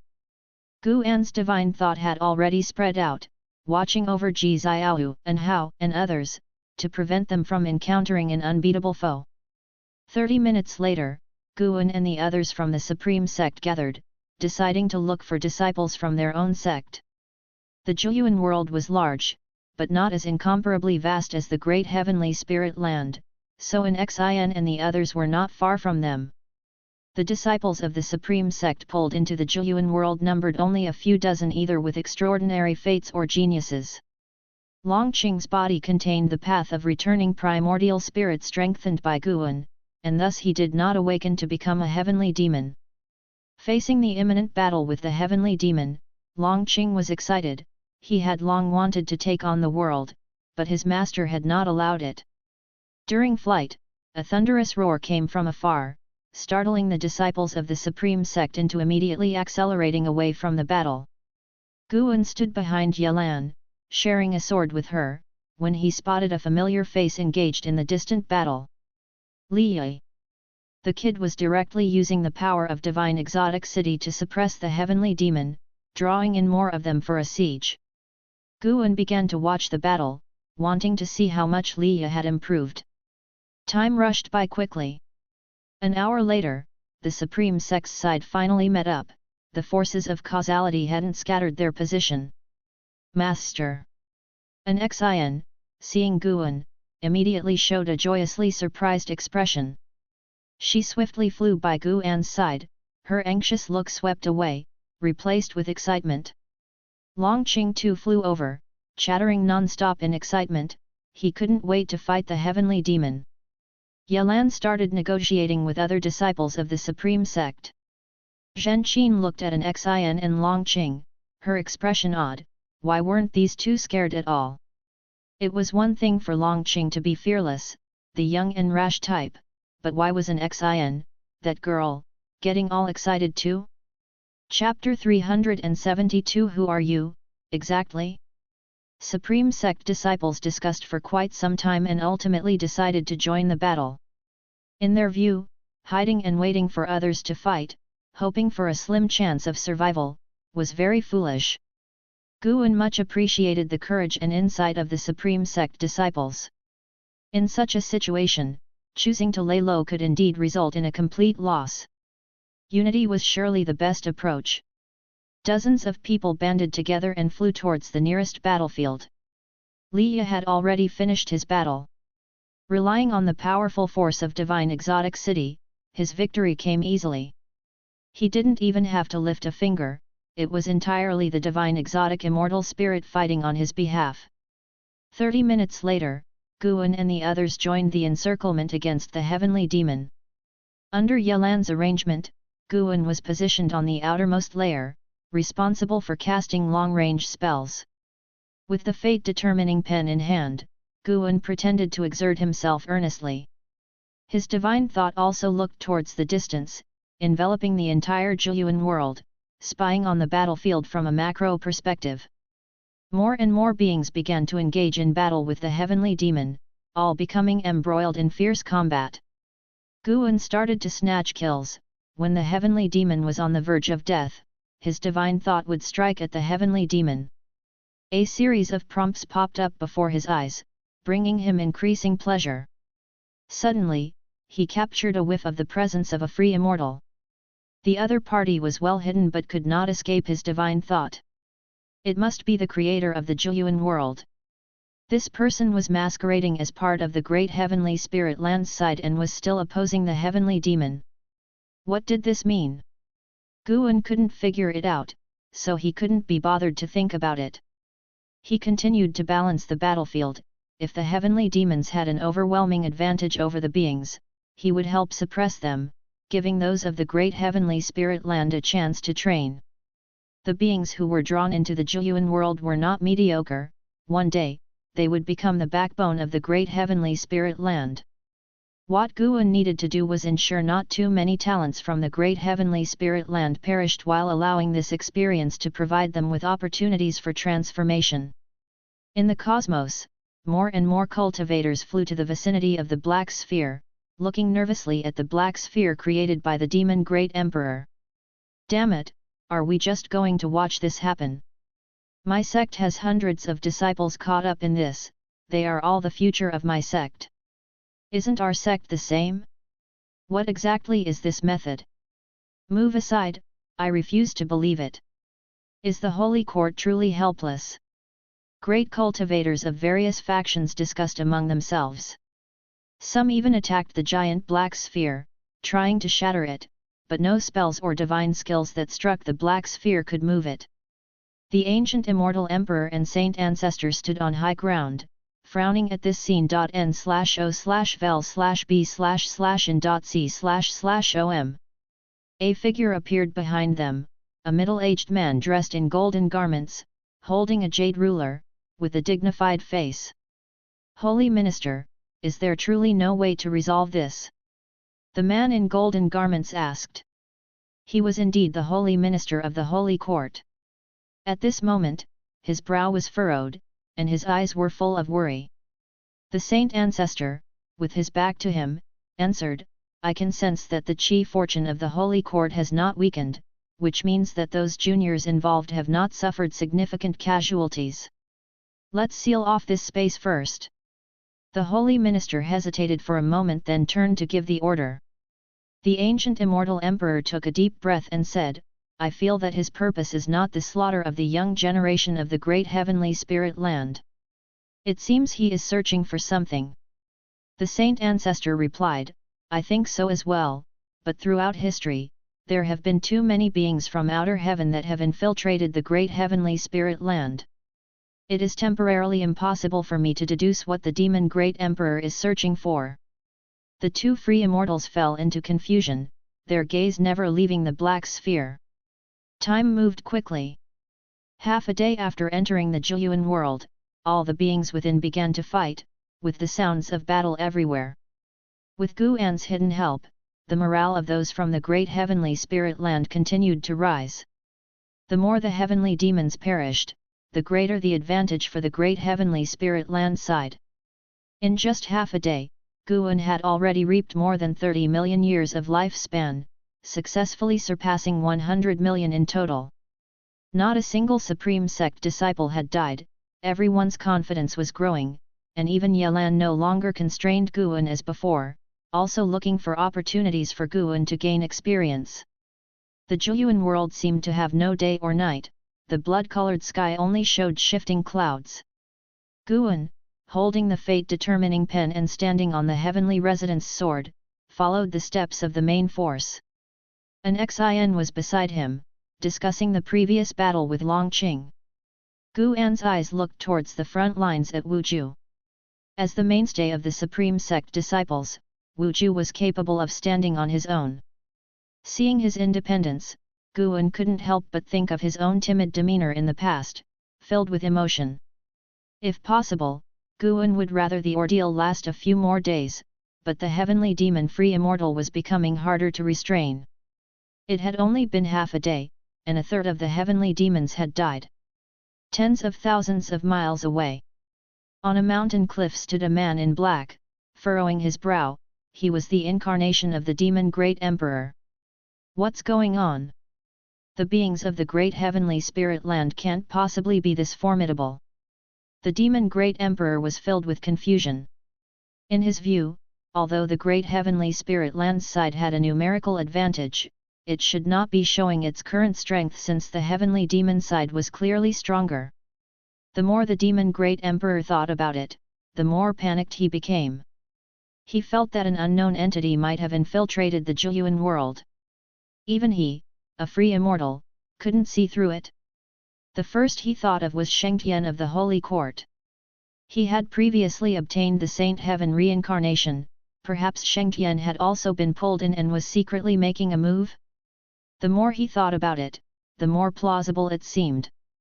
He immediately disappeared from the spot. Wu Ju flew to Guan's side and said, "According to the intelligence we've gathered, the other battlefields are also gaining an advantage, so you don't need to worry too much." Guan replied reluctantly, "What do I have to worry about? It's you guys who are charging into battle, I'm in no danger at all." Wu Ju laughed and said, "This is still your first time leaving the Supreme Sect for an adventure, I'm just afraid you might be anxious." An Xin covered her mouth and snickered nearby. Wu Ju thought she was laughing at Guan, so he didn't think much of it. Standing behind Guan, Longqing leaned forward and excitedly asked, "Elder Wu, when will the next battle begin?" During the previous fight, he had also participated, and his formidable physique surprised many disciples of the Supreme Sect. It was truly inconceivable that this lad had not an ounce of spiritual power but could still display such domineering performance. Wu Ju looked at him and smiled, "It should be soon." Having successively slain heavenly demons, Wu Ju began to underestimate them, feeling that they were not as terrifying as he had imagined. Just as Wu Ju was about to speak further, he saw Longqing's eyes widen in nervous anticipation, looking towards the sky. Instinctively, he turned his head and saw a pair of gigantic eyes appear in the blood-colored sky eyes that belonged to the Great Emperor of Disaster. The Great Emperor of Disaster seemed to be searching for something. His gaze moved rapidly, and, except for Guan, whose heart would flutter at the sight of it, anyone else who locked gazes with the Great Emperor felt their hearts race. In the presence of these eyes, any creature, no matter how talented, would feel an instinctual terror. The entire Taixuan world fell into silence, all life forms gazing up at the eyes of the Great Emperor of Disaster. On the edge of a forest, Zhu Xi looked up at the Great Emperor, her eyes filled with worry, while the cultivators and demons above the forest were just as tense. "Dear heavens, please let me survive this calamity." Zhu Xi prayed silently in her heart. In the earlier part of the day, although she had been part of the battle, she never approached the heavenly demons closely and only played a supporting role. As the eyes of the Great Emperor of Disaster appeared, people's excitement was extinguished. What did it matter if they could defeat the heavenly demons? To leave alive, the demonic eyes in the heavens were an unavoidable presence. Suddenly, the Great Emperor of Disaster's eyes burst open, his pupil-less gaze emitting a strange red light, and all creatures changed in expression, falling into a stupefied state. Those creatures in the air began to descend, landing on the mountains and lands below, while the heavenly demons retreated, seemingly under orders not to strike when the enemy was vulnerable. Guan felt the consciousness of those around him fall into some kind of illusion. Everyone was confronting the deepest fears in their hearts. Guan pretended to go along, enduring the spread of the illusion realm. He led Longqing down onto a hillside. The gaze of the Great Emperor of Disaster landed on Ji Xiaoyu, with a strange look in his eyes, but then he moved it away and fell upon Longqing. All creatures were in pain, yet Longqing remained calm. The giant eyes in the sky then disappeared. The Great Emperor of Disaster appeared out of nowhere beside Longqing, looking him over. Surprisingly, Longqing felt no fear at all, and his illusion was of a bright great heaven and earth where he was running around, calling out for Guan and an Xin. Could he be the reincarnation of Longqing? He wondered. The gaze of the great Emperor of Disaster flickered, then, raising a hand, he attempted to touch Longqing's forehead. Snap!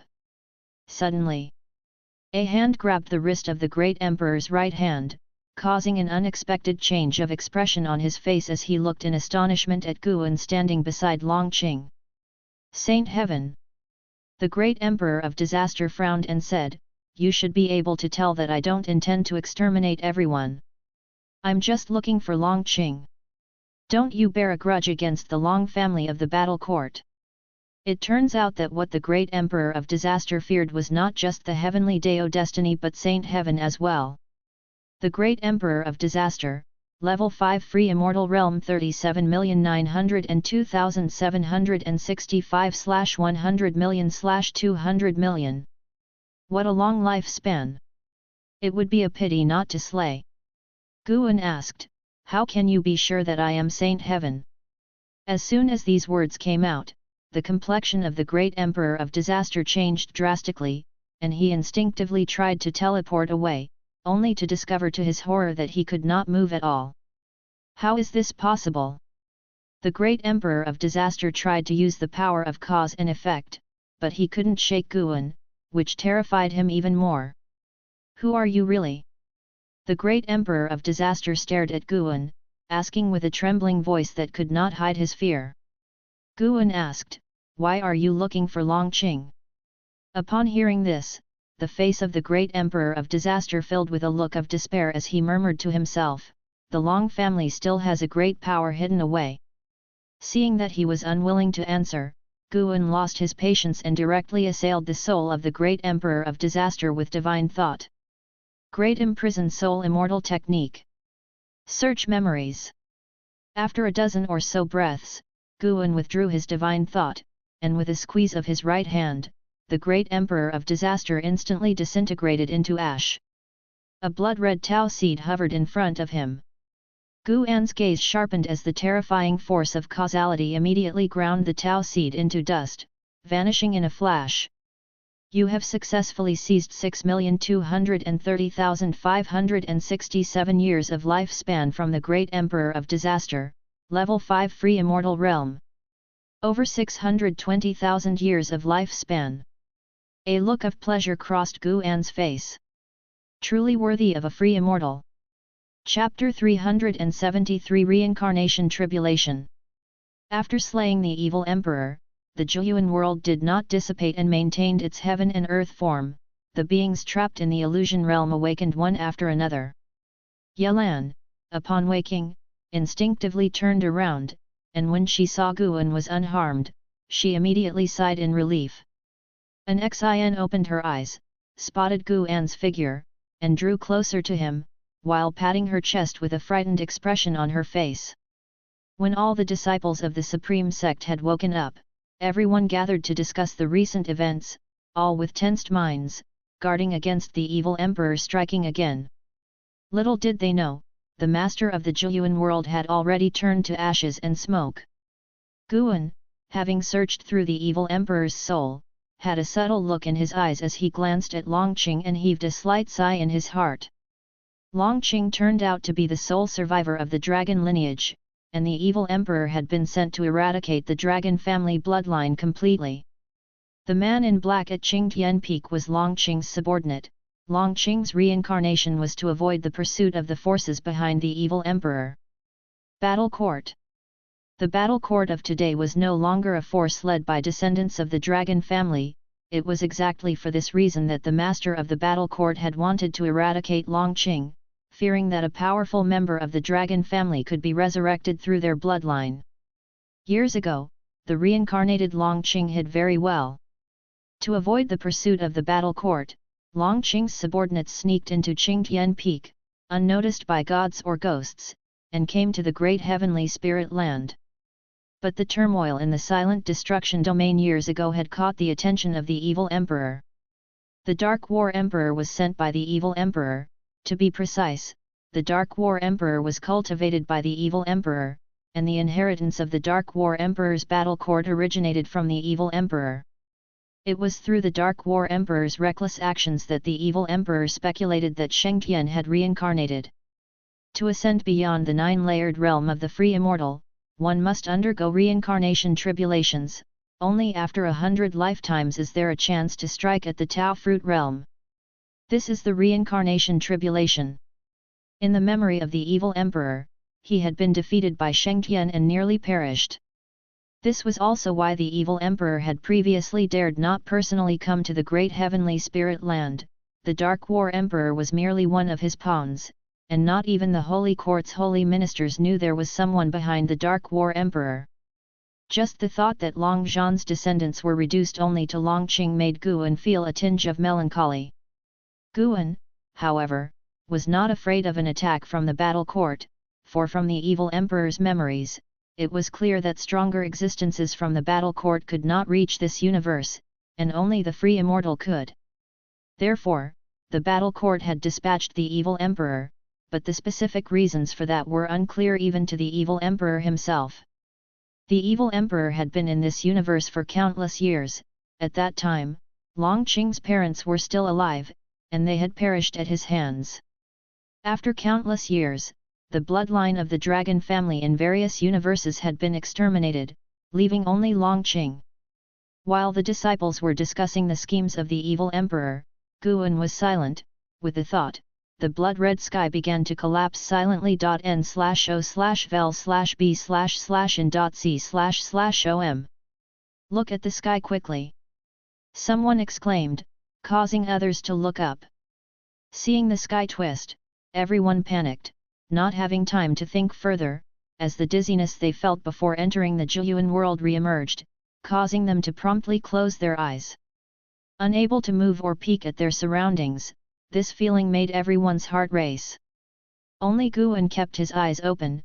Under his divine thought's impact, the Zhiyuan world began to collapse, and he divided its karmic forces into the power of rules, distributing it to everyone, bestowing them a fortune. Utilizing karmic causation, Guan sent everyone back to their respective places in the great heavenly spirit land.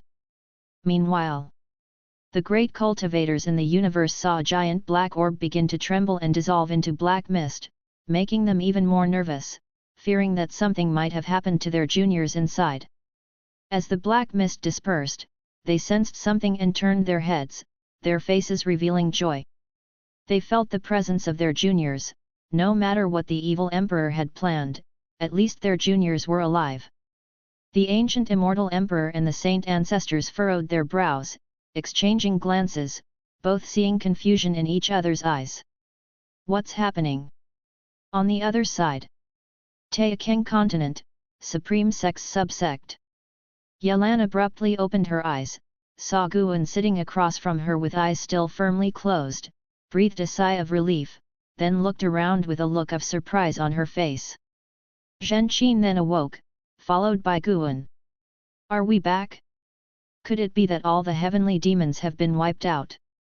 Zhenqin asked cautiously. Guan took a deep breath and said, I'm not sure. Did you feel anything extra in your minds? He had used the karmic power of the evil emperor to enhance the being's insight into the way of cause and effect, which had nothing to do with him, so he wasn't concerned that someone could infer anything about himself through this. Besides, his own method of divine thought naturally shielded him from karmic deductions. Yelan and Zhenqin nodded, then began to share their insights. It wasn't just them, all the beings who had returned from the Zhiyuan world were curious about the karma deo they found in their minds. After a long discussion, Guan stood up and said, I've been delayed long enough, I must go back. Yelan wanted to say something, but Guan turned and walked away, deeply concealing his abilities and his renown. It's fine, we're back now, listen to the noises outside, Zhenqin comforted her, saying that with their level of cultivation, they could hear the sounds outside the estate, confirming that they were indeed back. Yelan frowned, worrying about being pulled into the Zhiyuan world again. Yet upon second thought, if that mysterious existence wanted to do so, what would be the point in releasing them? Having just returned to the Third Medicine Valley, Guan was stopped by an Xin and Longqing, who excitedly spoke of their newfound enlightenments, drawing more and more people to gather around. Hearing about their half-day ordeal, the disciples were astonished. Longqing looked toward Shenzhenzi, who was approaching, and asked, "Master, what exactly is the Zhiyuan world?" Shenzhenzi furrowed his brows. He was not chosen, and he replied, "I do not know either. Tell me in detail about your experiences." Longqing nodded and then began to recount to Shenzhenzi about their journey to the Zhiyuan world. When he reached the part about battling the heavenly demons, he became visibly excited. While Longqing captured everyone's attention, Guan slipped back into the house. With the fall of the great emperor of evil, this disaster brought by the heavenly demons seemed to be drawing to a close. There should be peace for a while, as long as the immortal dynasty and the holy court do not fight among themselves. Guan saw a large number of great cultivators returning to the outer heaven, and all the sects were inquiring about their disciples' experiences. It was unknown what changes this cycle of karma and fortune would bring to the great heavenly spirit land. The beings chosen for the Zhiyuan world were all geniuses, those with extraordinary chi fortune. In tens of thousands of years, they would be the ones dictating the fate of the great heavenly spirit land. Tens of thousands of years, it still seemed so distant. Guan, now 425 years old, felt such sentiments in his heart. Above the sea of clouds, a woman in yellow robes flew along. It was Zhu Xi with the Taichu swallowing Yuan body. She gazed at the majestic mountains towering into the clouds in the distance, a look of anticipation in her eyes. "Mortal world peak, I have finally arrived," Zhu Xi murmured to herself. 50 years had passed since their journey to the Zhiyuan world. In those 50 years, she traveled the world. Some years ago, when she heard that Mortal World Peak was recruiting mortal spirits, she decided to try her luck. Mortal World Peak was one of the top immortal sects in the world. If she could take root here, she would not need to wander anymore. At the same time, atop Dingtian Peak, Guan, who was reading in the mountaintop courtyard, sensed Zhu Xi's presence and felt a touch of surprise. Was this a coincidence?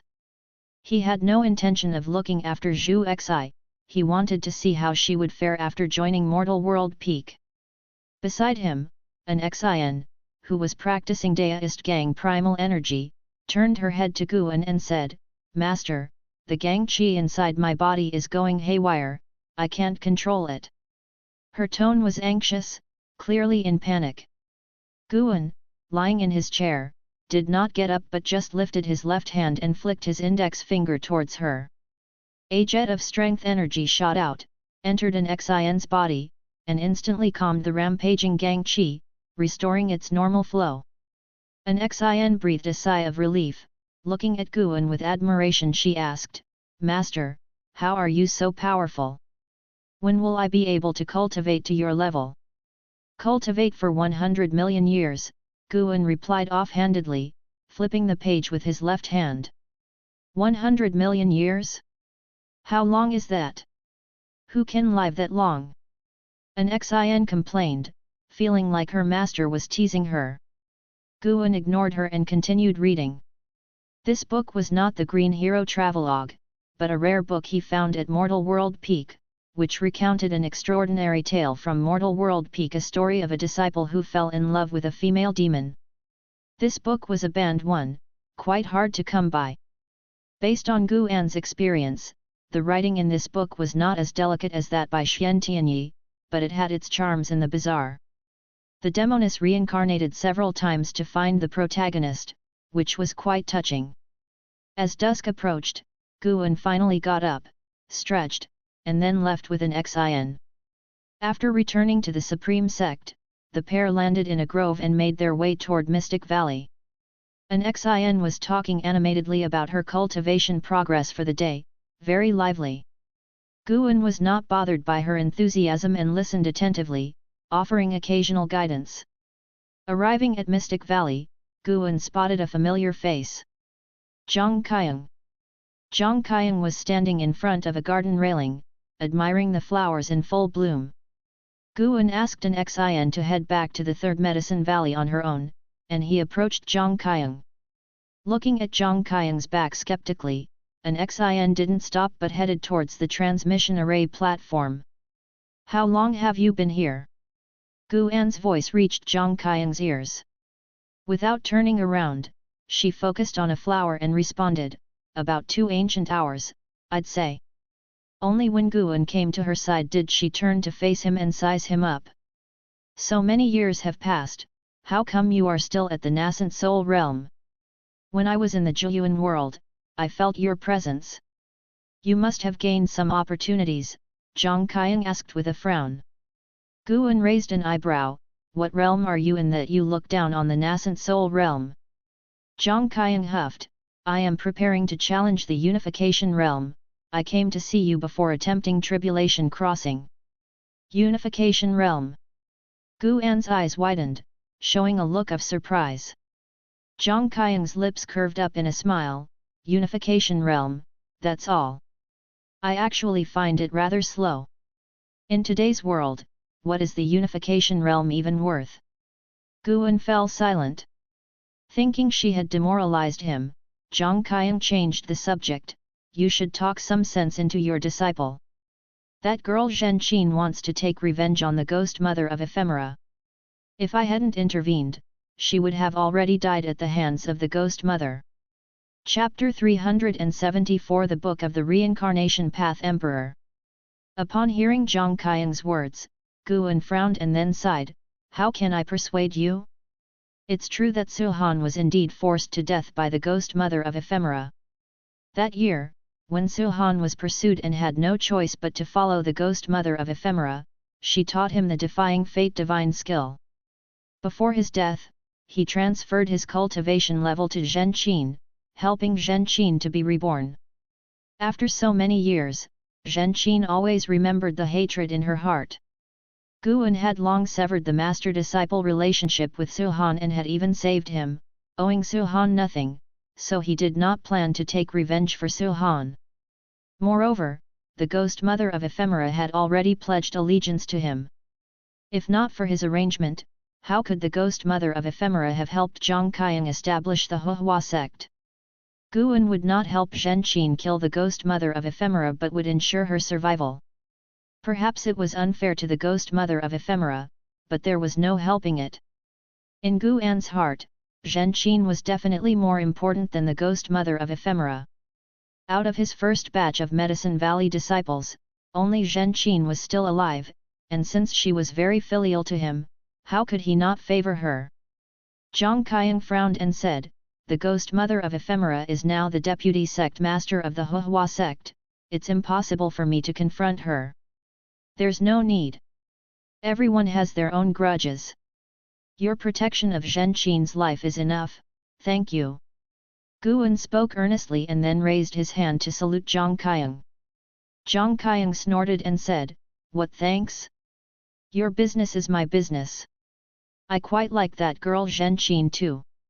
Once I'm strong enough, I'll help her slaughter the ghost mother of ephemera.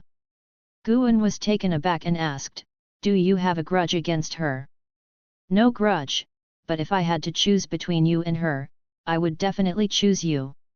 However, these are all things for later, once I have the ability, Zhang Qiang shook her head. Afterwards, she talked about the insights she gained in the Zhiyuan world. Since her journey in the Zhiyuan world, she had many revelations during her cultivation, particularly about divination. She could now peer into the cause and effect of mortals to deduce their fate.n/o/vel/b/in.c//om. She was curious if Guan had gained anything. Guan replied that he had, but his fortunes were not as great as hers, which left her slightly disappointed. After night had fallen, Zhang Qiang took Guan to the 8 scenic caves. Why insist on going to the 8 scenic caves? Just stay at my 3rd Medicine Valley. Now that you're a giant of the righteous path, having formed an alliance with Supreme Sect, they won't stop you from entering Supreme Sect. Walking through the forest, Guan couldn't help asking. Zhang Qiang, holding his right wrist, didn't look back and said, the 8 scenic caves are our home. What home? You want to live in a coffin? Hearing Guan's words, Zhang Qian couldn't help but turn around and glare at him. In the end, Guan couldn't resist Zhang Qian and was pulled into the 8 scenic caves with her. It wasn't until noon the next day that Guan finally returned to the Third Medicine Valley. As he arrived at his own loft, Ji Xiaohu stepped out of the door. 40 years ago, Ji Xiaohu had returned. Her understanding of the way of cause and effect far surpassed that of an Xin, Longqing, Yelan, and others. Guan could feel the force of cause and effect growing stronger within her. "Who did you fool around with last night?" Ji Xiaohu stared at Guan, asking with a somewhat cold voice. Guan looked at her and replied, "With an old friend. When I knew her, you weren't even born yet. If not for her guidance, where would I be today?" His words were no joke. Zhang Qian had taught him so much. Among them, the demon shadow divine skill was the most important. Under Guan's enhancement, this skill could now isolate cause and effect. Reaching the immortal path realm, many would start to delve into divination techniques, and to rise to the carefree primordial immortal realm was to study the way of cause and effect. Without Zhang Qian's demon shadow divine skill, perhaps Guan's true cultivation level would have been discovered long ago. Hearing his words, Ji Xiaohu's expression softened, and she was about to continue speaking but was preempted by him. "Focus on your immortal cultivation, and don't bother with the affairs of mortal romance." Having said that, Guan quickly ascended the stairs.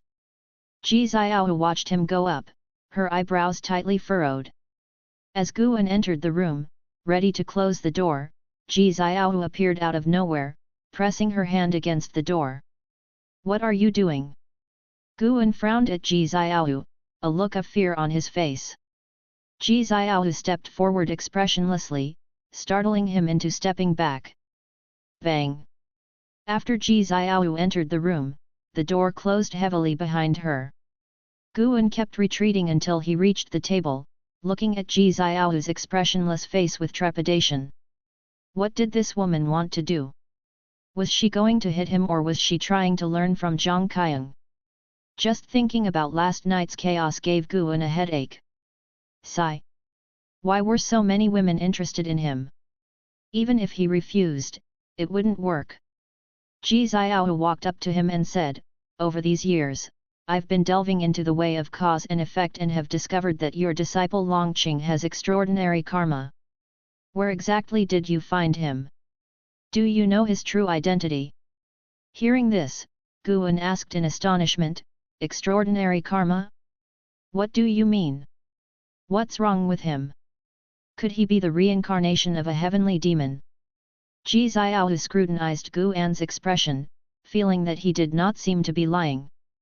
Her expression softened as she said, "Whether he is a heavenly demon or not is yet to be determined.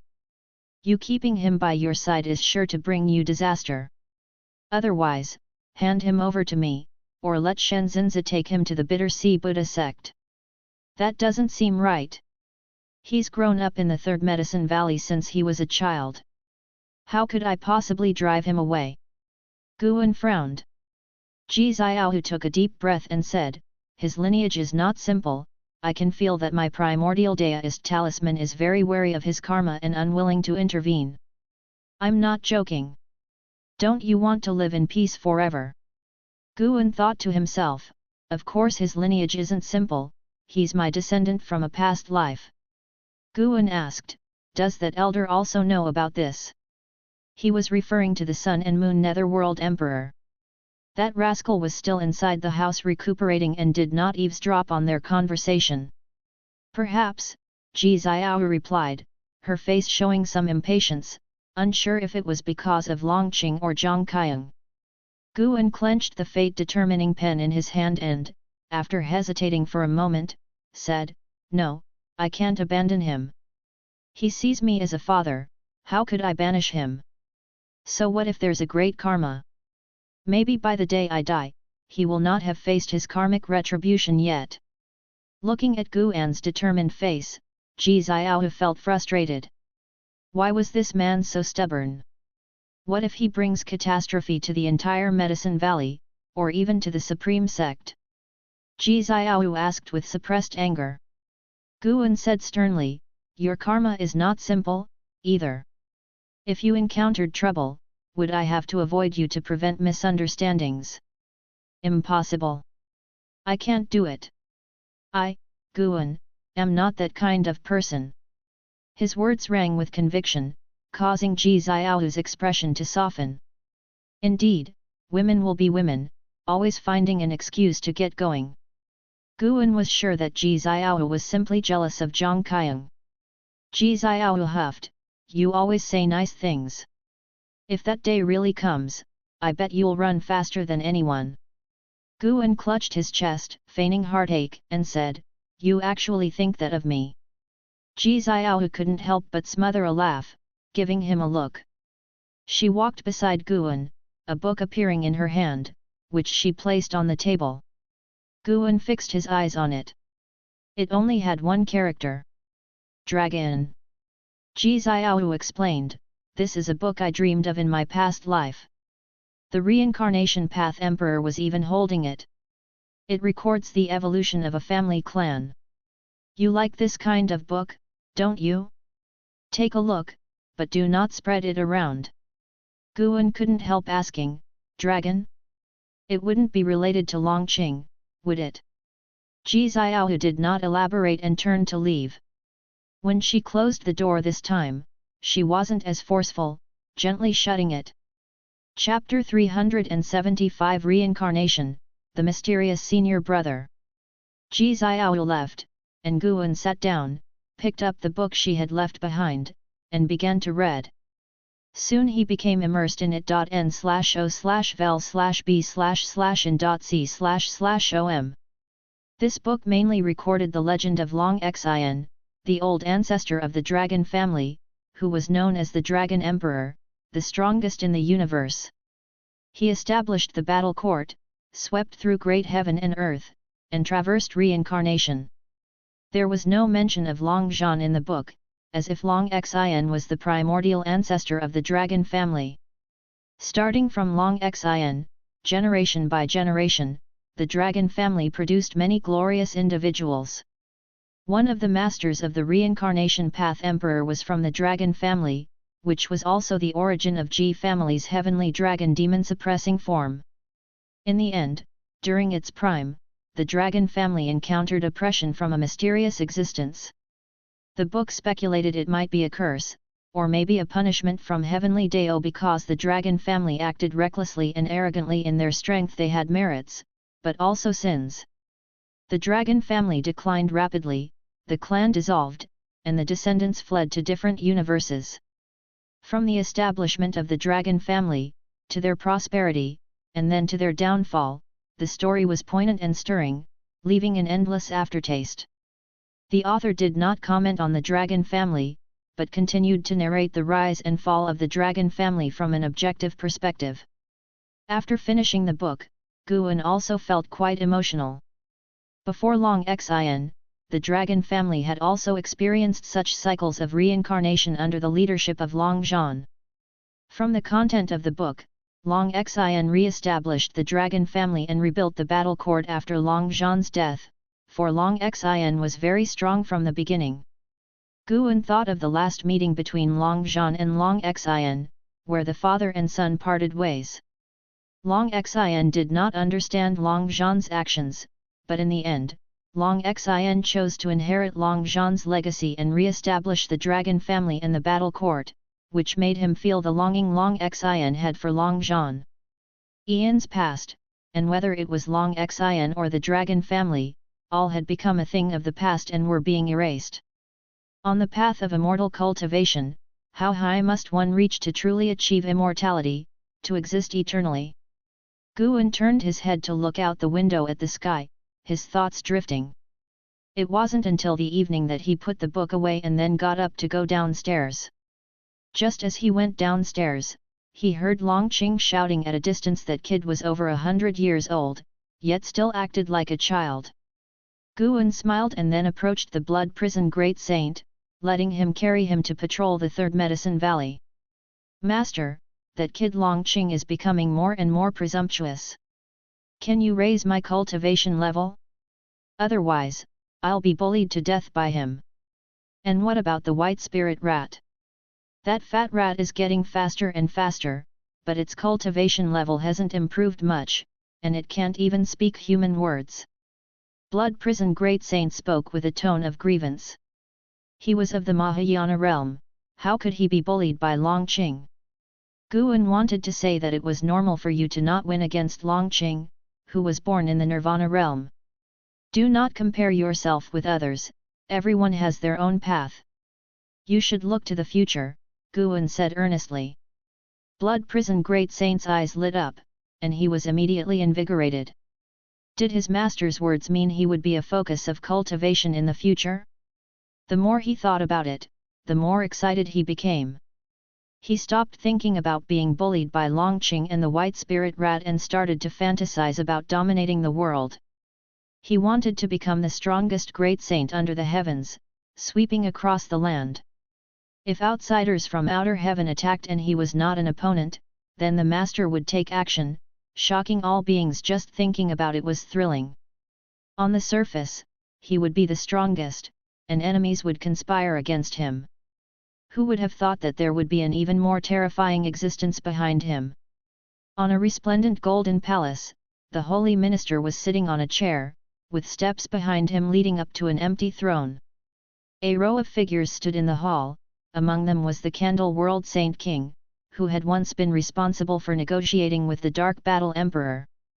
Yang Jian stood beside the Candle World Saint King, dressed in silver battle armor, with the three-pointed two-bladed knife floating behind him. Even though his realm was not as high as those around him, his aura was substantial. All the figures in the hall were holy kings of the holy court, and they were not too restrained in front of the holy minister. The holy minister's gaze swept over the 17 holy kings, paused on Yang Jian for 2 breaths, and then moved away. Ladies and gentlemen, I'm sure you haven't forgotten the calamity of the heavenly demon from 50 years ago, the holy minister said nonchalantly. A burly holy king immediately replied, it wasn't long ago, how could we forget? Whatever it is, holy minister, just give the order. His Majesty once said, in his absence, we were to listen to you. The other holy kings voiced their concurrence. Yang Jian remained silent, but his gaze was on the holy minister. The holy minister showed a smile and said, that chaos was certainly just a precursor. Yuangsu ancestor from the Immortal dynasty opened the reincarnation vortex, which still hangs high in the sky. I wish to dispatch you into the vortex to find His Majesty. Who knows what year you will return when you leave? Take time to consider it.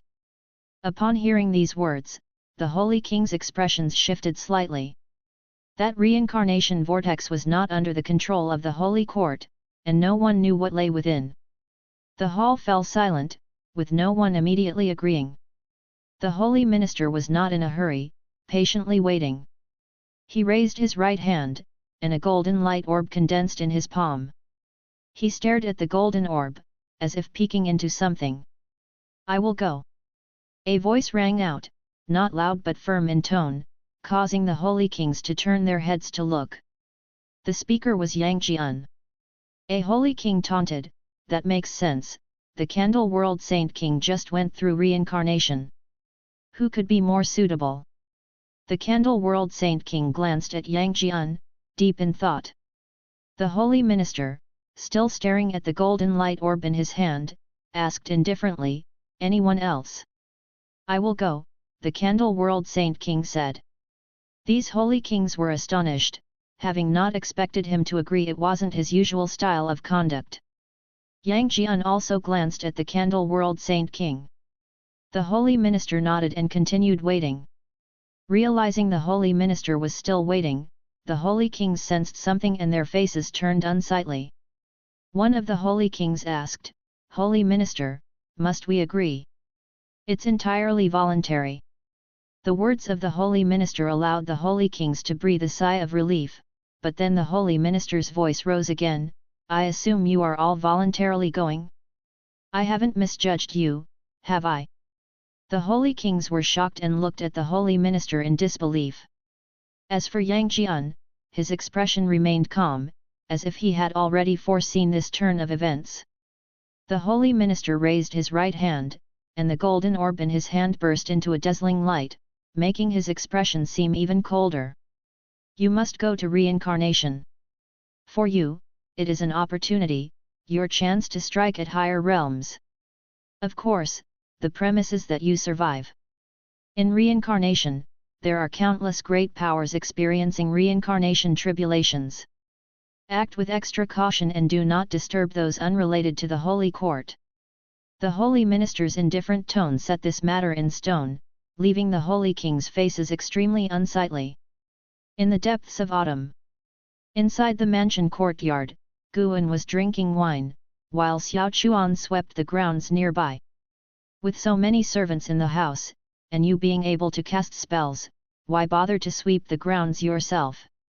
Guan asked, his divine thought gazing skyward.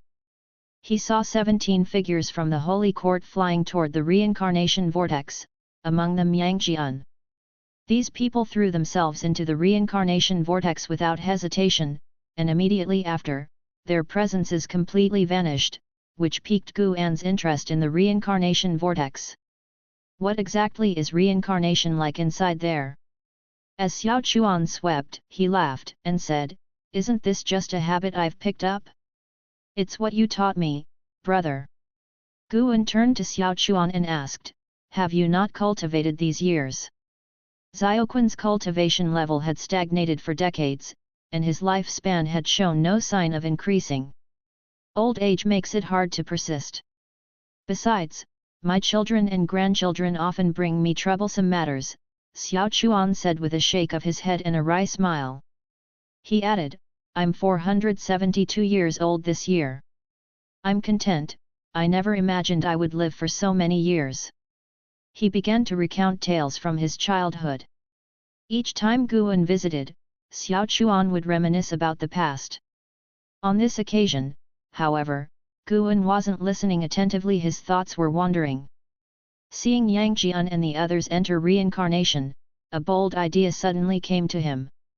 If he sealed Xiaoquan's memories and then implanted a destruction Dao seal into his body, no matter what kind of reincarnation he underwent, Guan would be able to find him. When the time came, he could help him recover his memories. Wouldn't they be able to reunite? He had tried his best to impart the traditions of immortal cultivation to Xiao Chuan, but alas, Xiaoquan's maximum lifespan still increased very slowly. Even though he could elevate Xiaoquan's cultivation level, it didn't affect his maximum lifespan.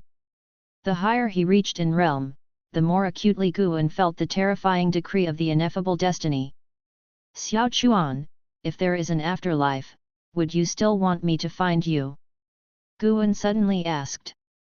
Xiao Chuan stopped his sweeping, turned his head to look at Guan, and cheerfully said, "Brother, if you could find me, you must have become an immortal, right? If you don't mind, I would indeed hope to see you again. But don't worry about it too much, everyone has their destiny. I'm truly only grateful to you." Without Guan, what would his life be like today? His only regret in this life was that he failed to repay his mentor. "I'm just speaking hypothetically. If I become that powerful one day, I would need to consider whether or not to help you escape the suffering of reincarnation," Guan said with a laugh. Xiao Chuan responded with laughter, "If there's a chance for that, I would definitely want it. So, let me thank you in advance for taking care of me, brother." Becoming an immortal? How distant a dream! Xiao Chuan had heard of the existence of the immortal path realm, but he had not heard of those who possessed eternal life, nor had he heard of the true immortal gods.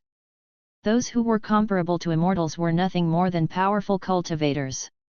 If you undergo reincarnation, in what kind of family would you wish to be born in the next life? Guan continued to ask, as he poured himself another drink.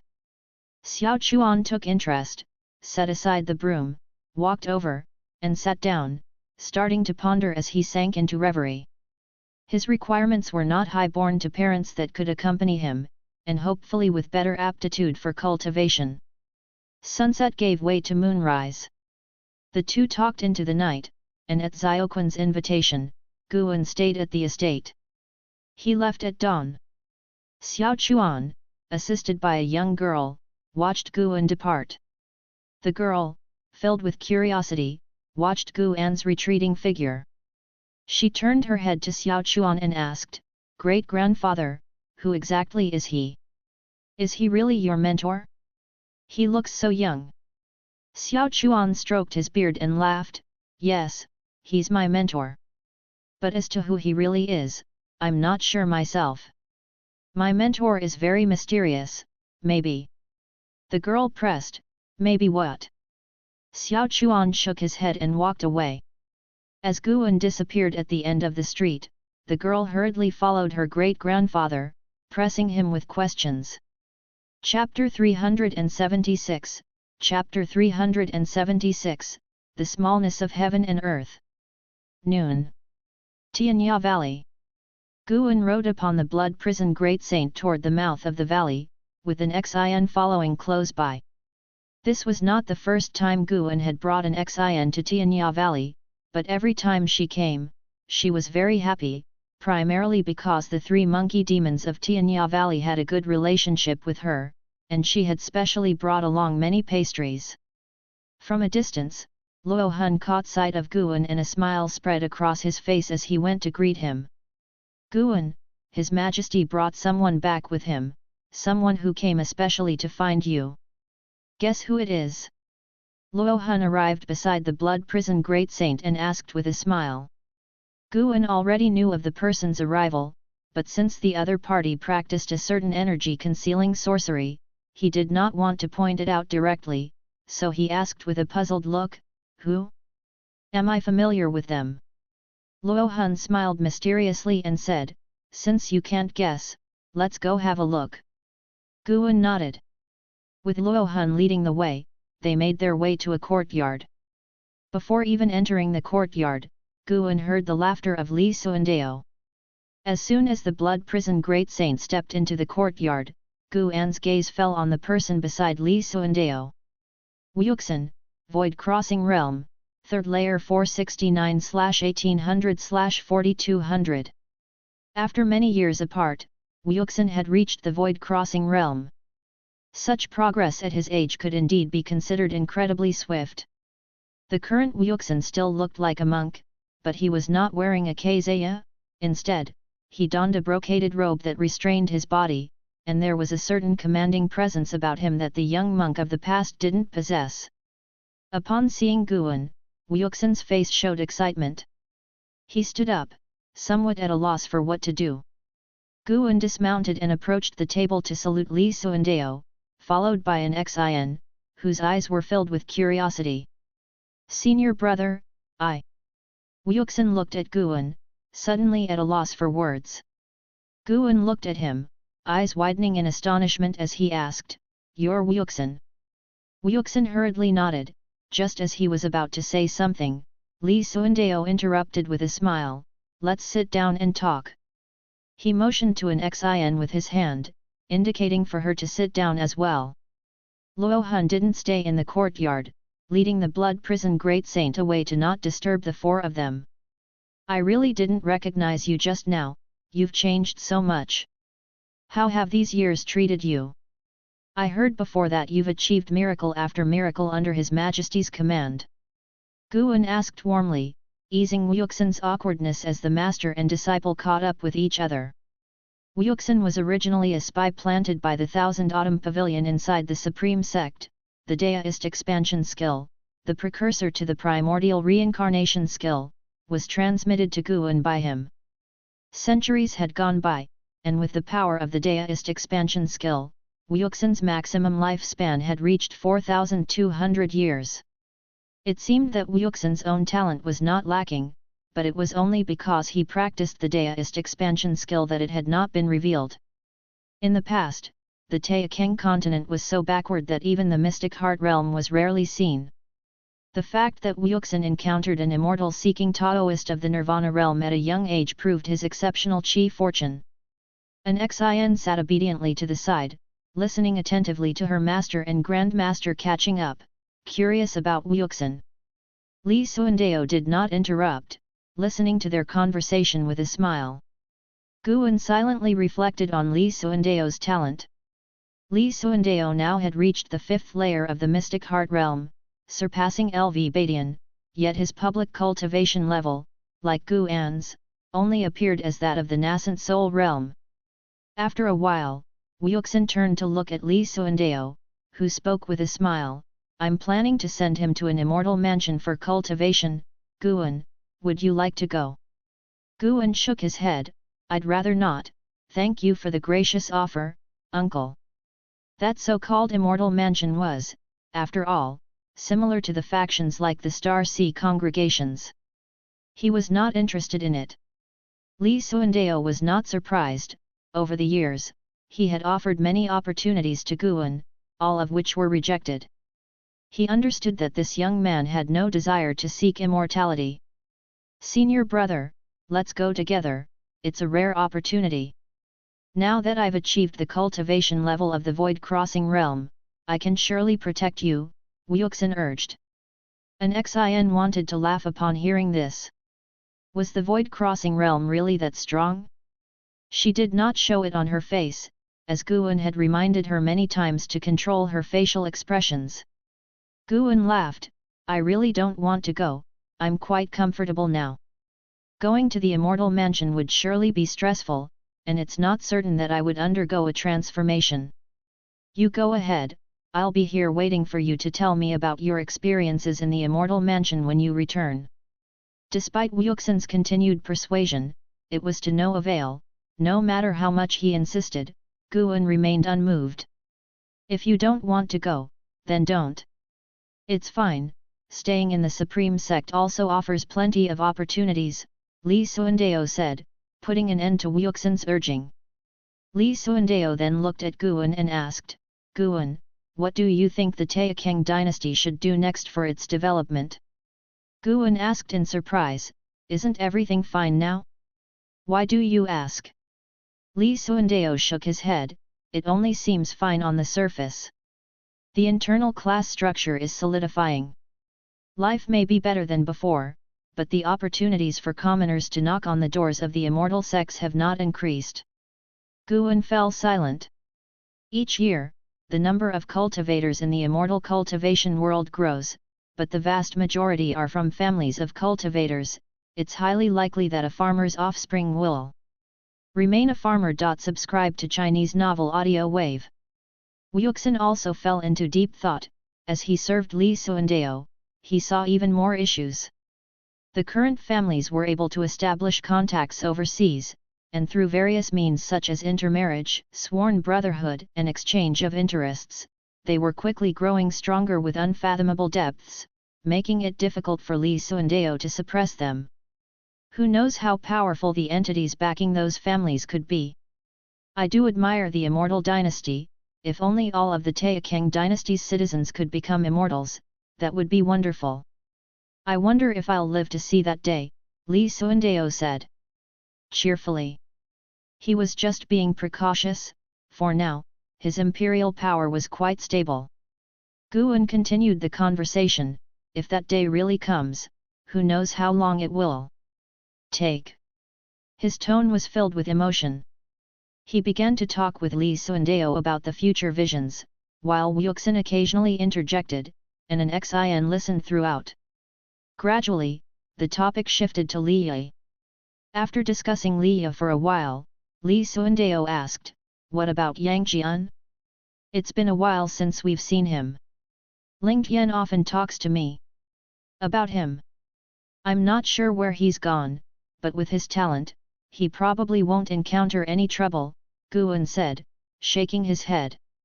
Wuxin asked curiously, brother, I heard from His Majesty that Yang Jian's talent is no less than an house. Guan smiled and said, I'm not sure about that. They are both stronger than me anyway. You can ask an Xin, she grew up with an Hao. As he spoke, he gestured towards an Xin beside him, which made Wuxin take a new look at her. Could it be that this woman had such a connection? An Xin hurriedly said, I'm not in a position to judge, but my brother once said he looks forward to a battle with Yang Jian. Wuxin sighed, my cultivation speed is considered fast, but compared to those favored by heaven, it's still far behind. I wonder what their cultivation levels are now. Li Xuandao looked at an Xin, then glanced at Guan, contemplative. The four of them chatted for an ancient hour before Guan, accompanied by an Xin, stood up to pick herbs. Once they finished, they said their farewells and left. Wuxin watched Guan's retreating back, his eyes brimming with melancholy. Li Xuandao smiled and asked, "What's the matter? Do you feel the relationship has become distant?" Wuxin replied, "A little, but it's more about regret. With brother's temperament, I'm afraid the won't rise to become an immortal, alas." In years past, Guan had seemed so formidable in his eyes. Now, he himself had a cultivation level of the void-crossing realm, while Guan had only reached the nascent soul realm, which left a bitter taste in his mouth. He wished for his brother's cultivation level to always be higher than his so that they could travel the path of immortal cultivation together. How many years could one live in the nascent soul realm? Don't underestimate him, perhaps he's hiding something, Li Xuandao said with a meaningful tone. Wuxin, surprised, asked, "Hiding? What do you mean?" Li Xuandao said slowly, "The last time I saw an Xin was 20 years ago.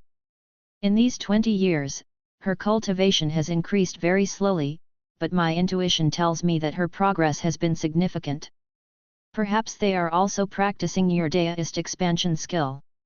But the deist expansion skill can only lift restrictions once in a lifetime. If brother has reached the nascent soul realm, it must mean he has already lifted his restriction." Wuxin frowned. Li Xuandao did not continue the conversation. He was reminiscing about the golden Dao patterns on Guan's forehead. He had once seen another person with similar Dao patterns whose Dao level was unfathomably deep. Elsewhere, Guan had overheard Li Xuandao and the others' conversation, but he did not mind since his apparent cultivation level was only at the nascent soul realm, and others could speculate as they wished. Time flies swiftly by. 20 years blinked past. The Xiaochuan family was in mourning, and Guan stood on the roof eaves, invisible to anyone. He watched Xiaoquan's soul rise from the memorial hall, drifting toward the sky. Today was just the 7th day since Xiaoquan's death. Xiaochuan kept ascending, looking down at the people inside the Xiaochuan residence. His face held no sorrow, instead, it bore a smile. Is this what it feels like to be reincarnated? Xiaochuan pondered silently. Over the past 7 days, his soul had been unable to stray too far from his body, causing him to wander within the Xiaochuan residence the entire time. Now losing control over his soul body, he could feel an invisible force pulling at him from the ether. He wasn't afraid, but rather looked forward to his next life. He gazed far into the distance but did not see Guan, a flash of regret passing through his eyes. Gradually, he drifted higher and higher from the ground. Once he could see the entire Taixuan Nov, L.B//JNN continent. He saw countless other souls rising alongside him, a spectacular scene that broadened his horizons. So the Taixuan continent is this tiny, I wonder where the Supreme Sect is located. Xiaochuan muttered to himself. From his current vantage point, the Taixuan continent was just a small piece of land in the boundless ocean, insignificant. What, you still wish to visit the Supreme Sect once? A voice entered Xiaoquan's ear. Xiaoquan's eyes widened as he instinctively turned to look, his expression turning to astonishment. There was Guan, appearing beside him and ascending alongside. Brother, you. Xiaochuan started in shock, unable to complete his sentence. Guan turned to him and asked, now, do you have any regrets about not striving harder in cultivation before? After hearing this, Xiaochuan calmed down and smiled. Regrets? Seeing this scene sooner has only shown me how minute I really am. He looked at Guan, hesitated for a moment, and then asked, "Brother, what is your relationship with Sword Venerable Fudeo? Could it be that you are Sword Venerable Fudeo?" In Xiaoquan's eyes, Guan seemed so mystical at that moment, with golden Dao patterns on his forehead flickering like flames and the immortal king crown shining peculiarly, making Guan look akin to an immortal lord descending. Chapter 377, Chapter 377, Promise of the Next Life. Facing Xiaoquan's questioning, Guan counter-questioned, "Is this matter very important to you?" Xiao Chuan caught the implied meaning in Guan's words and lamented, "Yes, it's no longer important. In fact, 300 years ago, I felt my life was drawing close to its end. Over the years, I have often fallen into an indescribable state of sudden enlightenment. It must have been you, elder brother, secretly helping me. Thank you, elder brother." He looked at Guan, his expression solemn. Guan's mouth twitched upwards as he asked, "Just verbal thanks?" Xiao Chuan replied helplessly, "That's all I can do. What else could I do for you now? If elder brother needs my soul, just take it." Guan glanced at him and said dryly, making it sound like elder brother is some demon cultivator. Wasn't Sword Venerable Fudeo initially considered a demon cultivator? Coincidentally, I do have a soul device here. I could use you as the main soul, condemning you to never transcend. Sure, I would love that. Although Xiao Chuan still looked elderly, his soul body was spirited, as if he had returned to his younger days. The two bickered in this way as they drew closer to the reincarnation vortex.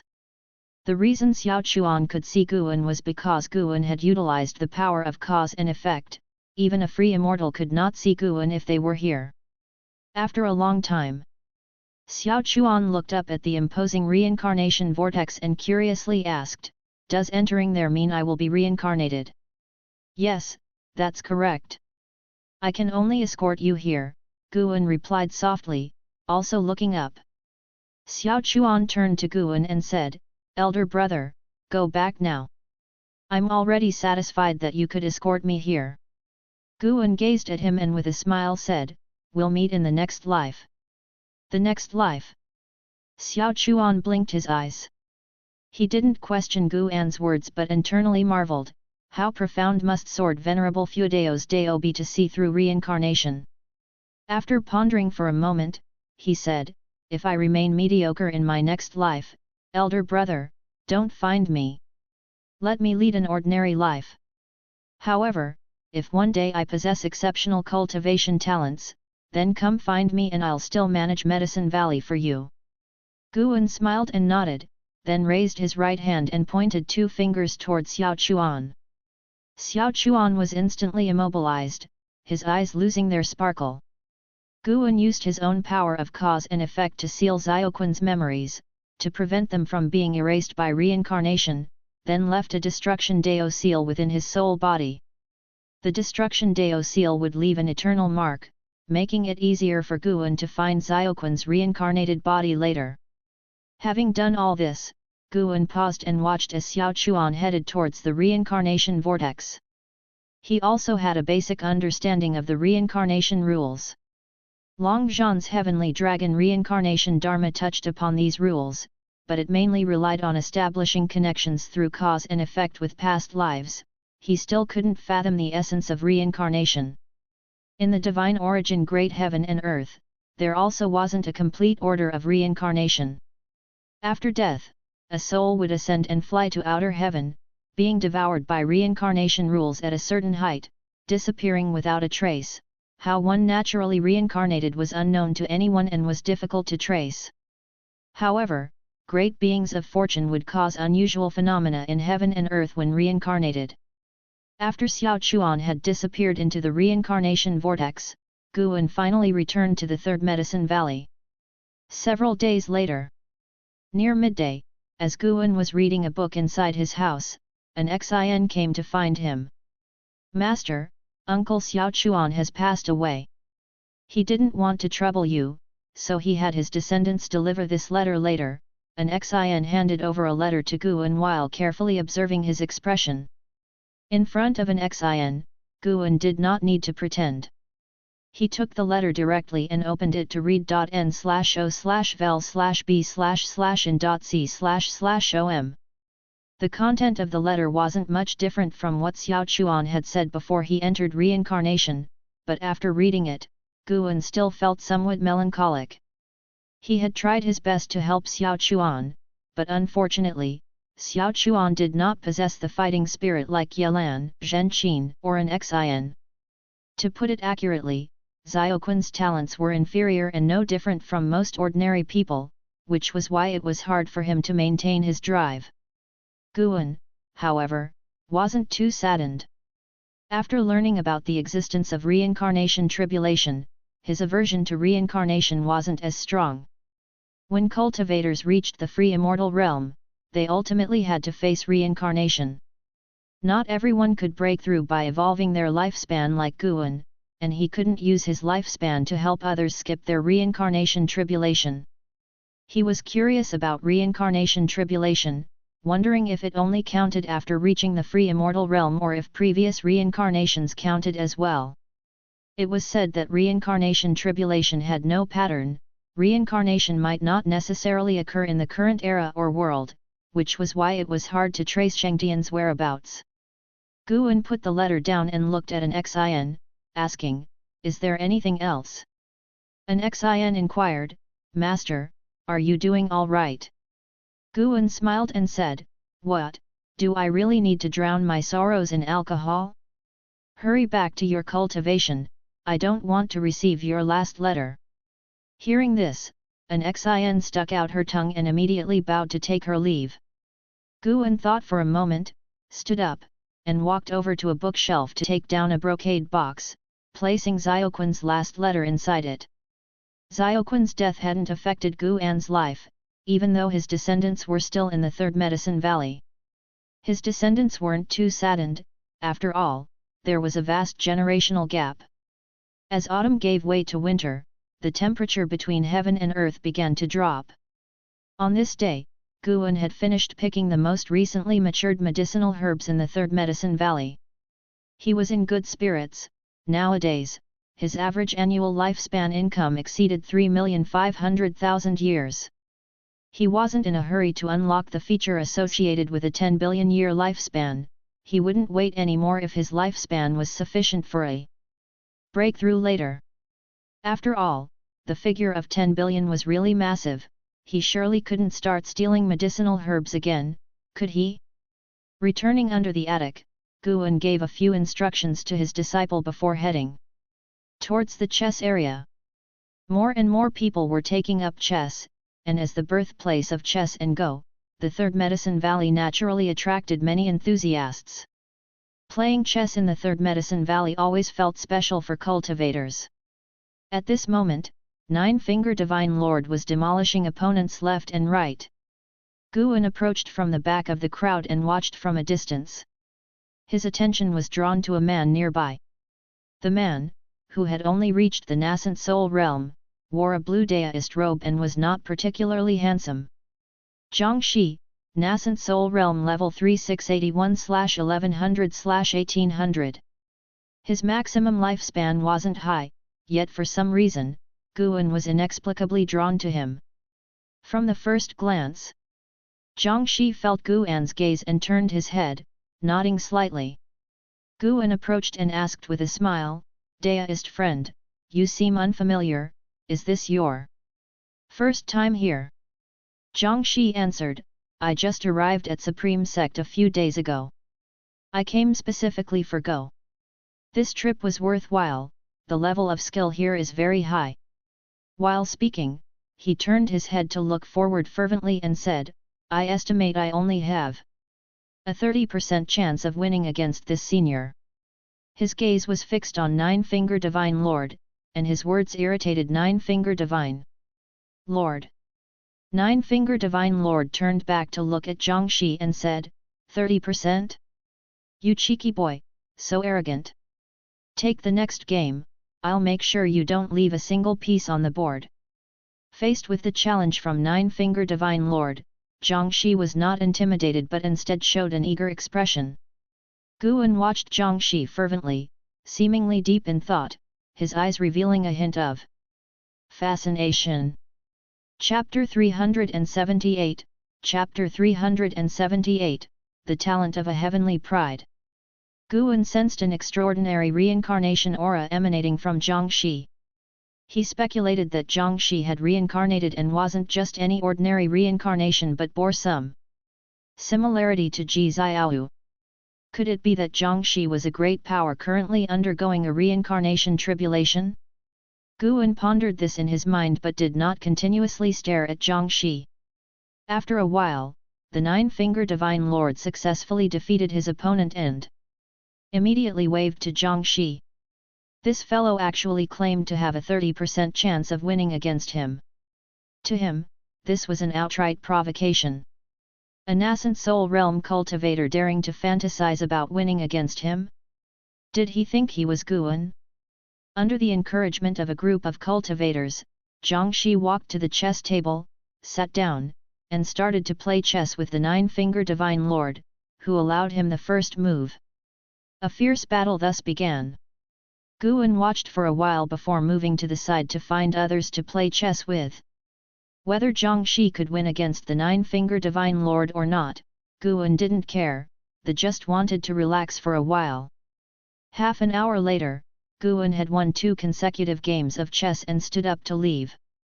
Jiangshi and the Nine-Finger Divine Lord were still playing. At that moment, Jiangshi furrowed his eyebrows, hesitating over his moves, while the Nine-Finger Divine Lord wore a smug smile, mockingly criticizing his slow play, accusing him of trying to wear out his opponent. Guan smiled and walked toward the distant mystic pure tree. The white spirit rat was napping under the tree, while an Xin was practicing qi absorption cultivation. This tree had become their fixed cultivation spot, which other disciples couldn't enjoy unless they performed exceptionally well. Approximately 30 minutes passed. Jiangshi put down his chess piece and said, "I lost." The Nine-Finger Divine Lord, smiling smugly, said, "To beat me, you'd need another 100,000 years." Jiangshi stood up, bowed to him, and then took his leave. Losing interest, the Nine-Finger Divine Lord stood up, making room for others. The audience wasn't too shocked. After all, the Nine-Finger Divine Lord was the second best chess player in the Medicine Valley, second only to the founder, Guan. Jiangshi began wandering around the valley, moving along the wooden railing, admiring the orderly, splendid medicine gardens. A figure brushed past him, causing a slight change in his expression. He turned his head to look. Longqing was walking briskly towards Shenzhenzi, not noticing him. "This aura, the Dragon Clan." Jiangshi murmured softly, though his voice was quite faint. Guan, who was nearby playing with the white spirit rat, heard it. Guan kept his composure, but his curiosity about Jiangshi's true identity grew. Jiangshi watched Longqing leave. He did not linger for too long but chose to continue his stroll. Gradually, he passed by the venerable pavilion of Guan. The door opened, and a figure suddenly blocked his path. Sun and Moon Netherworld Emperor. Seeing the suddenly appearing Sun and Moon Netherworld Emperor, Jiangshi was not frightened but instead studied him. With a cold expression on his face and a shift in his divine thought, the Sun and Moon Netherworld Emperor formed a barrier around them, ensuring no one but Guan could hear their conversation. "Who are you?" the Sun and Moon Netherworld Emperor asked sternly. Smiling, Jiangshi responded, "Sun and Moon Netherworld Emperor, since you are here, I presume one of the Yin-Yang 4 Emperors, the Reincarnation Path Emperor, has also reincarnated here." As soon as these words were spoken, a murderous intent flashed in the eyes of the Sun and Moon Netherworld Emperor. Jiangshi continued, "There's no need to be tense. The Reincarnation Path Emperor's undergoing of the Reincarnation Tribulation is already public knowledge, and the Holy Court will not intervene." Hearing this, the Sun and Moon Netherworld Emperor's expression softened. He inhaled deeply and asked, "May I know the elder's name?" Shaking his head, Jiangshi replied, I will not tell you my background to avoid bringing trouble to you and the reincarnation path Emperor. Today, I came here merely for chess. The Sun and Moon Netherworld Emperor fell silent for a moment, then stepped aside, no longer blocking Jiangshi. Jiangshi stepped forward, walking past him. The chi fortune of this medicine valley is on the verge of erupting. Tell the reincarnation path Emperor, since he has entered the reincarnation tribulation, not to cling to the mortal dust, as the biggest taboo in the reincarnation tribulation is trying to be a savior. Leaving these words behind, Jiangshi walked away without turning back. Guan, hearing this, reduced his interest in Jiangshi by a notch. Jiangshi actually mistook Ji Xiao for sword venerable Feudao. The Sun and Moon Netherworld Emperor didn't argue for Ji Xiao and quickly disappeared from the spot. In the time that followed, Jiangshi toured the Third Medicine Valley and then flew toward the outer gate city. Seeing that Jiangshi had no intention of causing trouble, Guan stopped paying attention to him. Most days in the Third Medicine Valley were uneventful. Occasionally encountering a being of extraordinary origin was just a minor episode in Guan's life. 12 years later. Boom! A figure descended from the sky, crashing into the forest, creating a terrifying wind that uprooted several trees, sending grass and debris flying. Dressed in white, an Xin landed on a tree trunk. She held a treasure sword, looking up with furrowed brows, her hand trembling as she gripped the sword. In the distance, the blood prison great saint crawled on the cliff, enduring the fierce wind, his gaze fixed on a distant battle. Guan stood in the air, holding the Qinghong sword, looking down at an Xin with a smile, "Is this all you've got?" On hearing this, a cold light flashed in an Xin's eyes. She took a step forth, appearing behind Guan like a blink, her treasure sword cleaving horizontally, the strong sword intent materializing tangibly. Guan drew his sword with a backhanded grip, blocking an Xin's sword intent and following the blade's direction, scattering the distant sea of clouds. Seeing that an Xin, from the 9th level of the divinity transformation realm, could manifest such sword intent, Guan was secretly pleased. The girl had cultivated diligently and it was not in vain, just her sword intent alone was comparable to the void-crossing realm. Combined with her stepping path of Aegis step, her strength far surpassed the divinity transformation realm and she was starting to show the makings of a prodigy. When an Xin found that her sword intent couldn't shake Guan, she stepped again and appeared above the forest several kilometers away, her treasure sword no longer in hand. Her eyes narrowed and she pointed at Guan with her right hand's finger, turned into a sword. Boom! A dominant, vast sword intent descended from the sky. Guan looked up and saw a beam of light that seemed to slash down from outer heaven. The beam erupted with sword chi, forming a brilliant sword shadow 100 meters long. It was a magnificent sight. Guan's lips curved up, the girl had finally mastered it. His repeated preachings over the years were not in vain. The brilliant sword shadow fell with incredible speed, engulfing Guan's figure and then crashing into the mountains and rivers. The ground shook, clouds of dust rose rapidly, and fierce winds ravaged everything in all directions. It was like the apocalypse, shaking the entire vast island. Blood Prison Great Saint watched, his heart secretly startled. He too recognized that an Xin's sword intent had surpassed the divinity transformation realm. The master had really raised this girl well. In that moment, Blood Prison Great Saint became even more convinced that the ancient treasure body possessed by Yang Jian was bestowed by his master. An Xin gasped for breath, the winds tossing her hair. She kept her gaze fixed ahead, not believing her swordsmanship could hurt her mentor. She was on the alert for her mentor's sudden reappearance. Snap! Suddenly, a hand landed on an Xin's shoulder, making her heart leap and her formidable presence scatter. Guan withdrew his hand and smiled, "Not bad, today's performance finally satisfied me. You are worthy to chase after Hauer and Jianer." An Xin turned her head and saw her mentor's smiling face. Suppressing her palpitations, she forced a smile and said, "It's all thanks to your excellent teaching, mentor. They never received such devoted guidance from you." She suddenly remembered a legend from the Supreme Sect. It was said that before Sword Venerable Fuedeo killed someone, he liked to pat their shoulder. She had thought it a mere rumor before, but now it seemed otherwise. Too terrifying. Just being patted like that made her feel suffocated. The terror of feeling her soul scatter was beyond comparison. Gu unsheathed the Qinghong sword and turned to an Xin, saying, "You lack a suitable sword. But I will not help you find one. Use your sword intent to temper your own sword." An Xin wiped the sweat from her forehead and asked, "Sword intent can also temper a sword?" "Of course. When you become powerful enough, your sword can become an immortal path supreme treasure." Immortal path supreme treasure. An Xin's eyes lit up, her breathing became hurried. With the Taixuan continent gradually catching up to the immortal cultivation world, the strength of immortal path supreme treasures sank deep into people's hearts.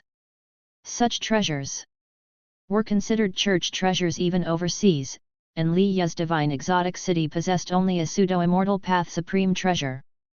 Thinking about one day tempering her own immortal path supreme treasure, an Xin felt extremely excited. What level of Dao would she have then? She began to look forward to that day. Nov. L. B/JNN. What would Anhao's reaction be when he saw her then? "Let's go, it's time to head home."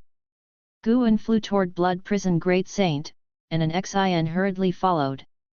"Mentor, you know so much about Immortal Path Supreme treasures, you couldn't be the legendary Immortal King, could you? At least you're at the same realm as the Immortal King. I guess you are at least at the 7th layer of Immortal Dao. No, the 8th? An Xin excitedly asked. The existence of the 9 heavens of Immortal Path had also been known in the continent's immortal cultivation world. She had heard that the most powerful individuals had only reached the 4th layer of Immortal Dao.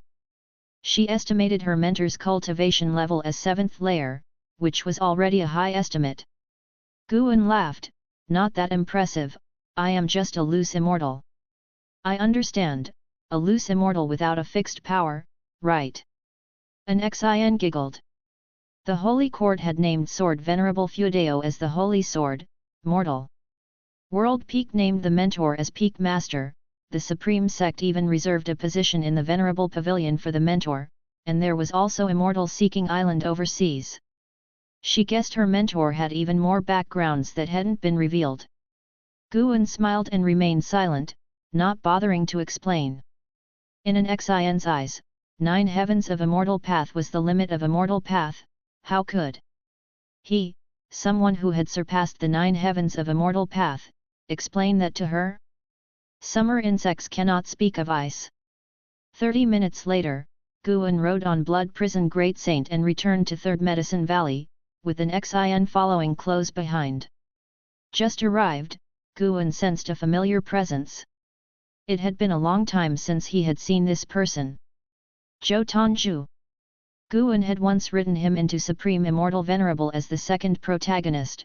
This man was also one of the foremost geniuses of the Taixuan dynasty. After suppressing his power level and losing to Guan, they had formed a friendship. The last time Zhou Tongzhu came, hoping to defeat Guan, he instead lost to Yang Jian. After losing to Yang Jian, at the subsequent Golden List conference, he lost to Wu Ju, helping Wu Ju thoroughly embark on the path of a genius. Since then, Guan hadn't seen him. Centuries had passed. Back then, Guan was just at the carefree primordial immortal realm. Time truly flies. Guan had not yet seen Zhou Tongzhu, but he was already feeling nostalgic. He dismounted and took an Xin to find Zhou Tongzhu. Zhou Tongzhu was watching people play chess, not noticing Guan's approach. Chapter 379, Chapter 379 Cultivation in the Tao Realm. Zhou Tongzhu, Unification Realm Level 1534/3000/3100. He had actually reached the Unification Realm. It seems he had had some significant opportunities these past years. Unfortunately, his maximum lifespan has not improved. Guan thought to himself as he looked at Zhou Tongju's lifespan. Although Zhou Tongju's maximum lifespan had not improved, if he could reach the Nirvana realm before the age of 3100, he could achieve Nirvana and prolong his life. Guan made his way to Zhou Tongju's side and raised his hand to pat his shoulder, only to be grasped by his right hand. Zhou Tongju tilted his head to look at Guan, then his stern face showed a look of surprise. He turned around, released Guan's hand, and looked him over carefully.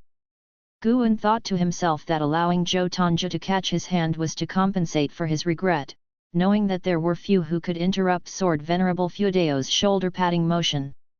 "Brother Gu, it's been a long time since we've seen each other, you look much better than before," Zhou Tongju said joyfully. Guan smiled and nodded, "Indeed, it's been a long time, shall we find a place to drink?" "Sure." Guan, hearing his agreement, raised his hand to signal him to walk in a different direction. An Xin had met Zhou Tongju and had also heard about his loss to Yang Jian. She could feel that Zhou Tongju's aura was very strong. If she wanted to surpass Yang Jian, she would have to defeat Zhou Tongju first. Zhou Tongju, unaware of what the woman behind him was thinking, had not come to find Guan for the sake of a challenge. He was now over 500 years old, not as petty or stubborn as before, his vision was higher, and he was now pursuing something higher. They sat down in a courtyard, and an Xin started to arrange the food and drinks. Guan and Zhou Tongju made small talk, each speaking about their own general situation over the past years. After chatting for quite a while, the two laughed and raised their glasses, asking, "Where is Yang Jian? Why don't we see him around? I heard he's been gone for a long time." Guan replied, "When children grow up, they must spread their wings and fly. This medicine valley of mine can't keep him here." After Yang Jian, there were several servant disciples in the third medicine valley who had a maximum lifespan of more than 4,000 years, but Guan did not take on a disciple specially. Instead, he let those disciples with hidden talent go with the flow of the medicine valley. Within the third medicine valley, as long as one performed well, they would inevitably establish their foundation, especially those disciples whose talent had not been unearthed who could benefit even more. Guan was worried about taking on disciples who were reincarnations of great powers or had great fortune of energy movement, which was too troublesome, so he did not take in any more disciples, focusing instead on developing an Xin. That's right, such a genius like him must have a more vast world awaiting his explorations. What about Yan? Has he ever come back? Zhou Tongju nodded in agreement. He had become acquainted with Guan because Yan practiced the spear, attracting him, and he always remembered Yan. Guan paused for a moment and said, "He has already passed away." Zhou Tongju was stunned. He did not comfort Guan but poured him a drink, and after clinking their bowls together, they both drained their drinks in one gulp. "In the blink of an eye, we are both over 500 years old. Looking back, so many old friends have gone to the netherworld, and how much further can you and I walk on this immortal cultivation path?" Zhou Tongju expressed his heartfelt feelings. Over the years, he had experienced a lot, and he had come to find Guan because his old friends were few. Guan smiled and said, "With Brother Zhou's talent and capabilities, you will surely enter the immortal path realm and have an immeasurable future. Why such sentimentality?" After listening to this, Zhou Tongju shook his head and laughed. The two continued to drink.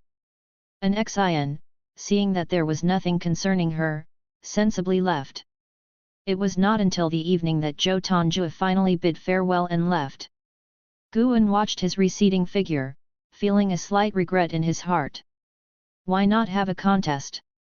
Guan was still thinking about letting an Xin defeat Zhou Tongju, that would certainly be interesting. But he had calculated that Zhou Tongju was going to challenge Wu Ju next and it would attract a lot of attention, then he could go and enjoy the spectacle. In the Immortal dynasty, within a bright hall where clouds and mist surged, the ancient immortal emperor sat on the imperial throne, overlooking everyone in the hall, with An Hao among them. An Hao was seeing the lord of the Immortal dynasty for the first time, and the regal bearing of the other left him inwardly stunned. How high could this person's Dao level be?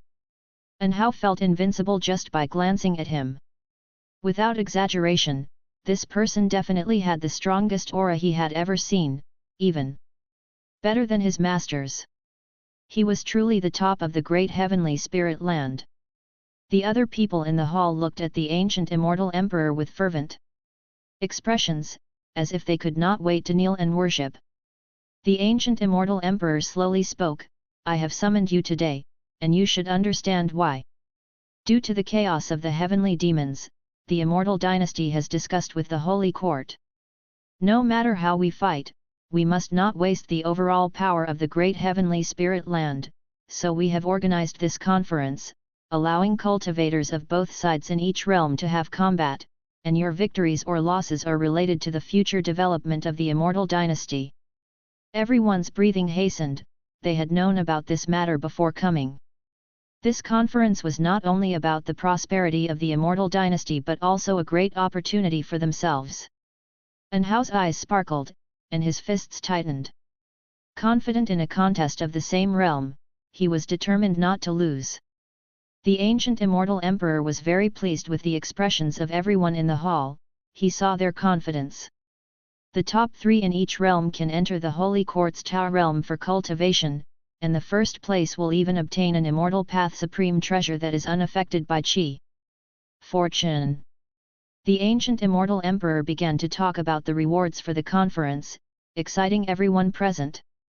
Having the ancient immortal emperor announce the rewards publicly dispelled the last of their doubts. www. They had to give it their all. Instead of the rewards, An Hao looked forward to having a sufficiently strong opponent. He, An Hao, didn't need any supreme treasures when his realm was high enough. He could dominate the world barehanded. The stronger his opponents, the happier he was. What he pursued was fame. He wanted to make a name for himself in the world. He wanted to make everyone in the Supreme Sect proud of him.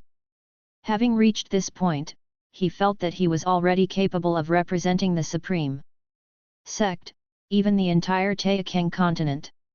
He wanted those who had lost to him to take pride in their defeat. Controlling the world's holy court, hey! I hope you won't disappoint me. An Hao thought to himself, ignoring the latter part of what the ancient immortal emperor had said, not listening attentively. After a while, the crowd dispersed, and An Hao followed them out of the grand hall. Outside the hall was a spectacular sight above the sea of clouds. Just as An Hao was about to fly away, a voice called out to him. An Hao, the geniuses of the Holy Court are very strong. I've heard that there's an unprecedented talent in the mystic heart realm, hailed as having talent surpassing that of the Holy God. Take this time to cultivate with me. An Hao turned to look.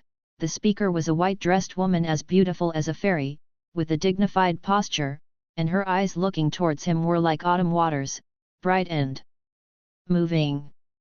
An Hao frowned and said, "Thank you for your kindness, but there's no need." Having said this, he turned and left. The woman in white stood there, stunned, seemingly not expecting such a decisive rejection from An Hao. Whispers from the surrounding immortal spirits arose, curious about An Hao's background. To dare to refuse a fairy's request. In the Immortal dynasty, those who could be called fairies not only had to have a background but also a strong cultivation level. An Hao had not even reached the Nirvana realm, which was worse than the lowest ranks of the Immortal dynasty.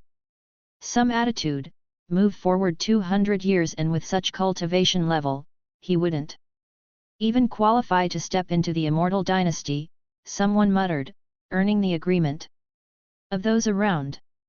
The woman in white said nothing and turned to leave alone, completely indifferent to the gazes of others.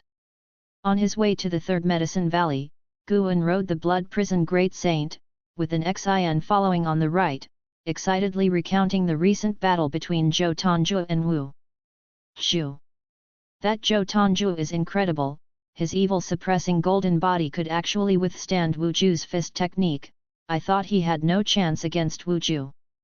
Master, is the evil-suppressing golden body considered an ancient treasure body? How could Yang Jian defeat Zhou Tongzhu of the same realm? You aren't deceiving me, are you?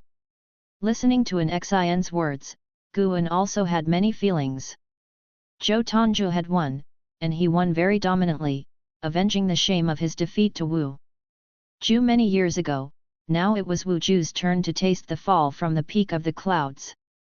Guan did not go to comfort Wu Zhu, since the elder of the sect had taken him away to heal after the battle, and he had returned to the Third Medicine Valley after watching the fight. The outcome of a single battle doesn't prove anything. If you don't work hard, you will eventually be surpassed by someone you've defeated. Right now, you have an advantage that others aren't aware of. You know the true cultivation level of no one else while you can find out theirs, Guan said, seizing the moment to teach an Xin. An Xin nodded and replied, Master, don't worry, I definitely won't become arrogant and complacent. Actually, the evil-suppressing golden body has its shortcomings too. There is a spot at the base of the neck. If it is struck hard, all the chi energy will be dislodged. Guan began to explain the techniques of the recent combat, and an Xin listened attentively. Knowing more was always good. If she ever encountered an enemy with the evil-suppressing golden body in the future, it could come in handy. The blood prison great saint was also listening seriously, more worried than an Xin's excitement. These guys were growing so fast. The strength exhibited by Zhou Tongzhu, as well as Wu Zhu, was surprising, deserving to be the geniuses of the great heavenly spirit land. The blood prison great saint was even more looking forward to the coming of the millennium. Guan had said that he would personally teach him how to cultivate at that time. N/O/vel/b//in.c//om. What he needed to do now was to diligently cultivate the innate reincarnation skill, accumulate his cultivation, and build up momentum. Although he was a mount, Guan had not treated him harshly. He received just as many elixirs as an Xin. After returning to the Third Medicine Valley, Guan went upstairs alone. Someone was already waiting in the room. Shen Zhen. Seeing Shen Zhen sitting in his spot, Guan closed the door and asked, "What paintings are you going to show me this time?" He could feel that the atmosphere downstairs had once again become unnatural.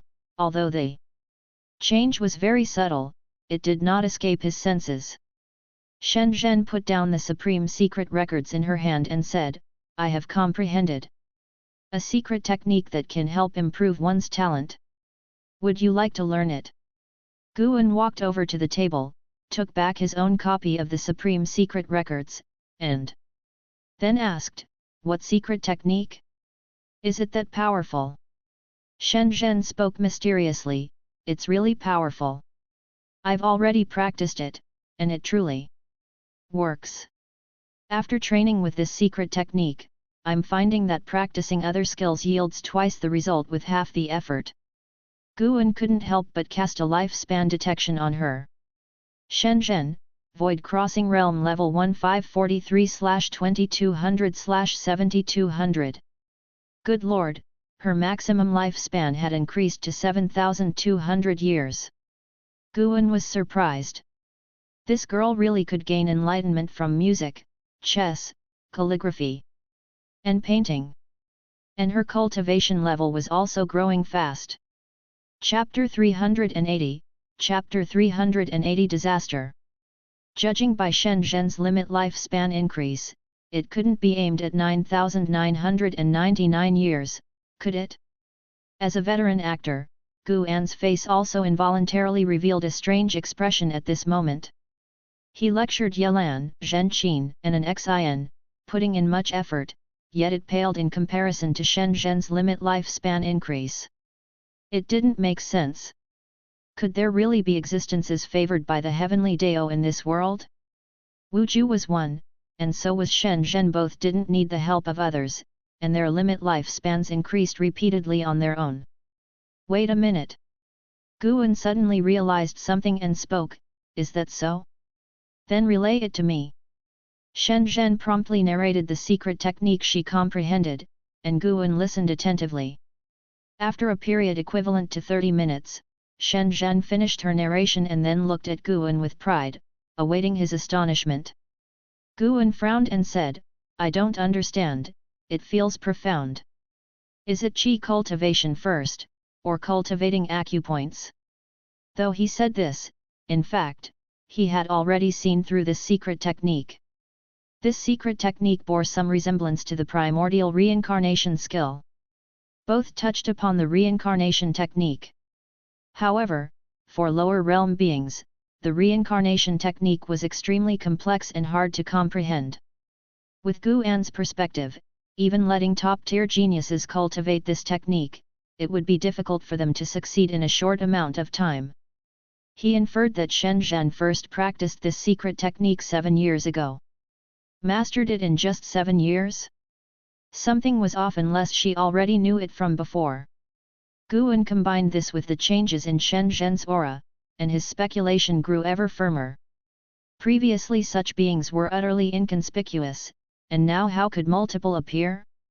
Guan thought for a moment, if he were merely a Taoist hidden immortal, it would be hard to see through reincarnation tribulation unless someone like Ji Xiaoyu, bearing an innate Daoist talisman and continuously awakening memories, made her reincarnation aura increasingly evident. Currently, it seemed Shen Zhen hadn't awakened any memories, she could only comprehend the cultivation technique. Looking across the world, there were very few beings immersed in reincarnation tribulation. Why did two appear by his side?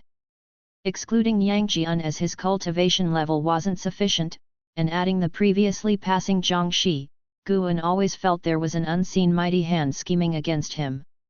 It couldn't just be a coincidence, Nov, L, B/JNN. You don't understand this? You're really dumb. Shen Zhen retorted with a glare, clearly displeased it wasn't the response she wanted. Guan indignantly said, who could understand this? Maybe I should have Ji Xiaoyu come and listen. As soon as Shen Zhen heard this, she hastily rejected, that won't do.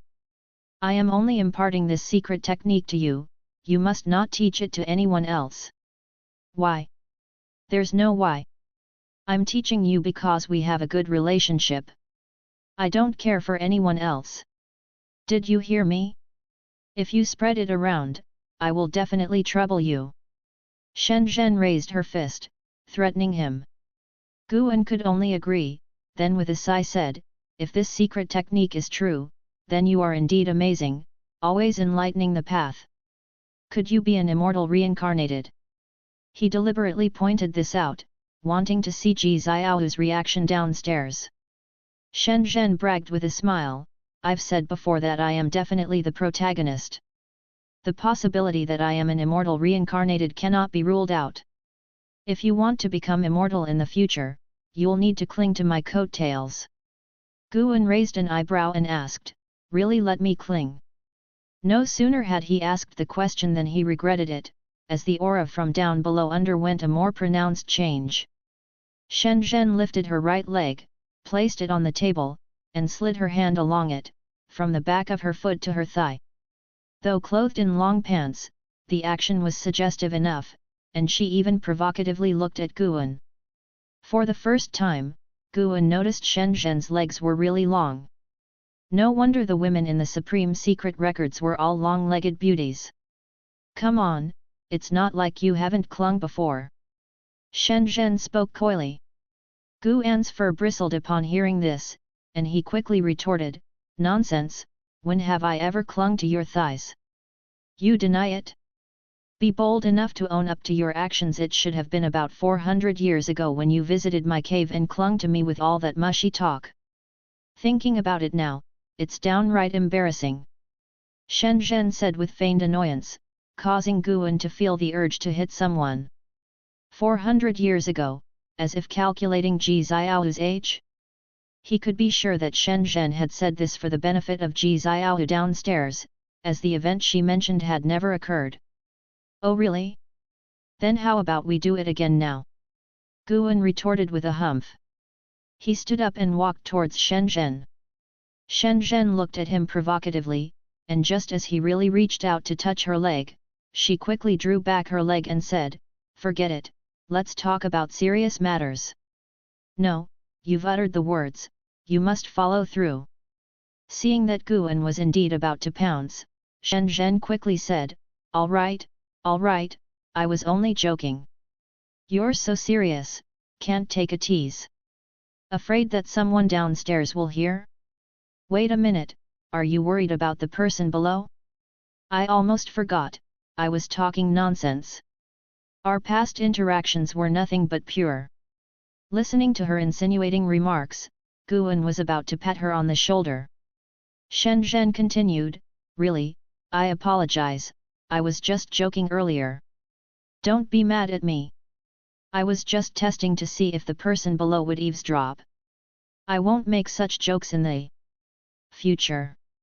Looking at her smile, Guan guessed she had also sensed Ji Xiaohu's change of energy. In recent years, Ji Xiaohu had achieved a breakthrough to the unification realm in the Supreme Sect's tribulation crossing field, but Shen Zhen had only the first level of the void crossing realm cultivation level. How could she have noticed Ji Xiaohu's energy change? Guan felt more and more that something was off about Shen Zhen. He would have to be careful in the future not to show too much in front of her. She wouldn't eavesdrop, and besides, there are restrictions inside the room, Guan replied, sitting back down at the table and shaking his head. "You seem to trust her a lot." "Nonsense, I watched her grow up. She is destined to become a powerful figure renowned across the world, not some small-minded girl caught up in her emotions. You should learn from her and stop reading those indecent books all day, won't you?" "Indecent? I wrote a new volume of the Supreme Secret Records especially for you, and this is how you repay me. You've broken my heart. I won't give it to you now. Goodbye."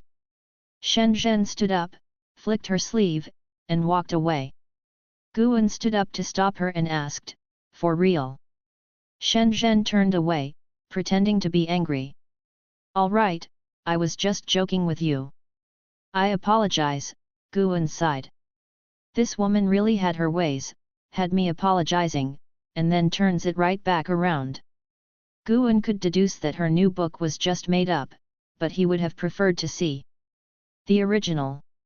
Flipping through the real pages provides such a sense of experience. Shen Zhen gave a triumphant smile, pulled a book from her sleeve, and tossed it into Guan's arms before she continued on her way. "This creature doesn't close the door when she leaves, how impolite." Holding the latest volume of the Supreme Secret Records, Guan cursed in his mind and then waved his sleeve to close the door. He returned to his seat, placing the book on the table with all solemnity. That the Taoist hidden immortal of his stature should be reading such a book was fortunate. That no one knew of his realm. Guan thought himself lucky. It wasn't that he was vulgar, he was cultivating. This was tempering the heart. Reading extensively prevents one from being tied down by women and losing their deist heart. After mentally preparing himself, Guan began to flip through the book. Meanwhile, downstairs, Ji Xiaohu could not contain her curiosity and used her divine sense to peek at Guan's book, immediately blushing and filled with indignation. "This guy! Never mind, I won't bring him along for cultivation, lest he truly becomes a menace someday." Ji Xiaohu thought to herself and strived to cast aside her distractions, returning to her cultivation. Chapter 381, Chapter 381, Variables, Hidden Spirit Palace. Ever since Shen Zhen had left, every time Guan saw Ji Xiaohu, she would ignore him, feigning ignorance. In the days that followed, rumors began to spread in Medicine Valley, suggesting that there was a falling out between the master and Elder Ji. This led an Xin to inevitably inquire about this matter when she accompanied Guan to Mortal World Peak. "Don't gossip, I haven't had any conflict with her." Guan gave an Xin a stern look and spoke without mincing his words. An Xin giggled and did not press further. Instead, she went to the side to begin her cultivation. At Mortal World Peak, she did not need to hide her cultivation level, so she cherished the opportunity to cultivate there. Guan descended the mountain alone, wandering aimlessly on the mountain. Because of the previous controversy over stealing herbs, Guan deliberately slowed down the pace of harvesting on Mortal World Peak. However, even so, with the constantly increasing production from the outer world cave, he was already able to amass nearly 4 million years of lifespan every year. His total lifespan had exceeded 400 million years. At this rate, Guan could also become rapidly stronger. Therefore, he now tried to keep a low profile, taking fewer disciples and intervening less, to avoid accelerating the pace of the major changes in Great Heavenly Spirit Land. Walking along the mountain path, Guan's divine thought reached out to Zhu Xi. Zhu Xi was at the lowest ranked sea peak, where Mortal World Peak had purposely allocated a sea area for disciples below the Immortal Path realm, and only those who had reached the Nirvana realm could pay tribute to divine peaks like Dingtian Peak. Years had passed, and Zhu Xi had become integrated into Mortal World Peak, with a low presence and her talents unknown to others, her life following the same routine as her previous days by Moonfall Divine Lake. Recently, she had reached core formation, and within Mortal World Peak, she was essentially like a servant disciple, tending to the medicine garden, much like Guan had once been. Guan could sense the immense spiritual power contained within her. The Taichu swallowing Yuan body was like a black hole, quite challenging for even a free immortal to discern her physique. Once she fully released it, her cultivation level would skyrocket. In terms of physique, she was definitely the strongest Guan had ever seen in his time, with the ancient treasure body paling in comparison by several levels. At this moment, Zhu Xi was planting medicinal herbs. Even though she was alone in the garden, she conducted herself with utmost caution, appearing no different from an ordinary disciple. Guan watched for a while, then lost interest and retracted his gaze. He made some calculations. It was inevitable that Zhu Xi would eventually have a falling out with Mortal World Peak. Once her theft of the medicinal herbs came to light and led to a conflict with the disciples of Mortal World Peak, she would be expelled from the peak and might even be pursued and hunted. But that node was still very far away. Guan had no intention of stopping it. Along the way, he foresaw that many disciples' fates would turn against Mortal World Peak. The reason for this was that there were simply too many disciples in Mortal World Peak, and it was implausible that all of them would remain from beginning to end. Even if he intervened early, as long as Mortal World Peak continued to take on disciples, such troubles would still arise. The deeper Guan delved into the research of cause and effect, fate and destiny, the more he could feel how terrifying destiny could be. Knowing and possessing the ability to change one's destiny is not necessarily a good thing. Because once changed, destiny introduces unpredictable variables, and those variables were beyond the control of the one who initiated the change. Only when a cause is present can one speculate the outcome. Without a beginning, it is impossible to calculate the result. Throughout the herb gathering process that followed, Guan kept observing the cause and effect of Dingtian Peak disciples, enhancing his understanding of the way of cause and effect. Night fell. Guan did not return to the Supreme Sect, choosing instead to stay on Dingtian Peak. He lay on a chair, with the bright moon above and a book in his hands, thoroughly enjoying himself. An Xin was still cultivating nearby, her body emanating specks of light star, ethereal and otherworldly, as if she could ascend to immortality at any moment. The courtyard resounded with the chirping of insects, adding a touch of vitality to the garden. Suddenly, Guan looked up, only to see a shooting star streak across the night sky at an incredible speed. Usually, such a shooting star signifies the arrival of a heaven and earth flying immortal. However, this time was different. Guan could feel that the other party's cultivation was far above that of heaven and earth flying immortal, likely a divine thought true immortal. Could it be that the immortal dynasty and the holy court are about to go to war again? Guan thought this to himself. The chi fortune of these two powers was too grand, capable of blocking cause and effect deductions. At least he was not yet able to comprehend it completely. He hoped for peace in the great heaven and earth, hoping the battle would wait 1,000 years or 10,000 years. By then, he would be more confident in handling any catastrophe. It's time to establish a new medicine valley. Guan quietly contemplated, as he had entertained such a thought for a while. He chose an underwater location for the next medicine valley.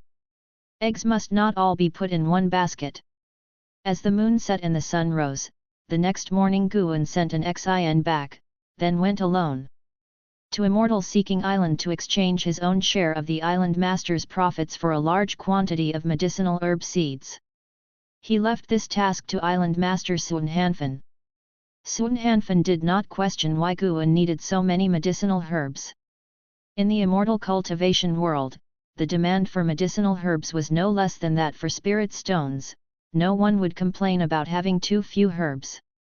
The higher the realm, the greater the need for herbs. He only envied Guan's capability. It was not until the evening that Sun Hanfan handed over a high-level storage bag to Guan, filled with medicinal herbs. Night descended once again, and Guan arrived at the largest sea area in Great Heavenly Spirit Land. Under the night sky, the waves rolled furiously, creating an oppressive atmosphere.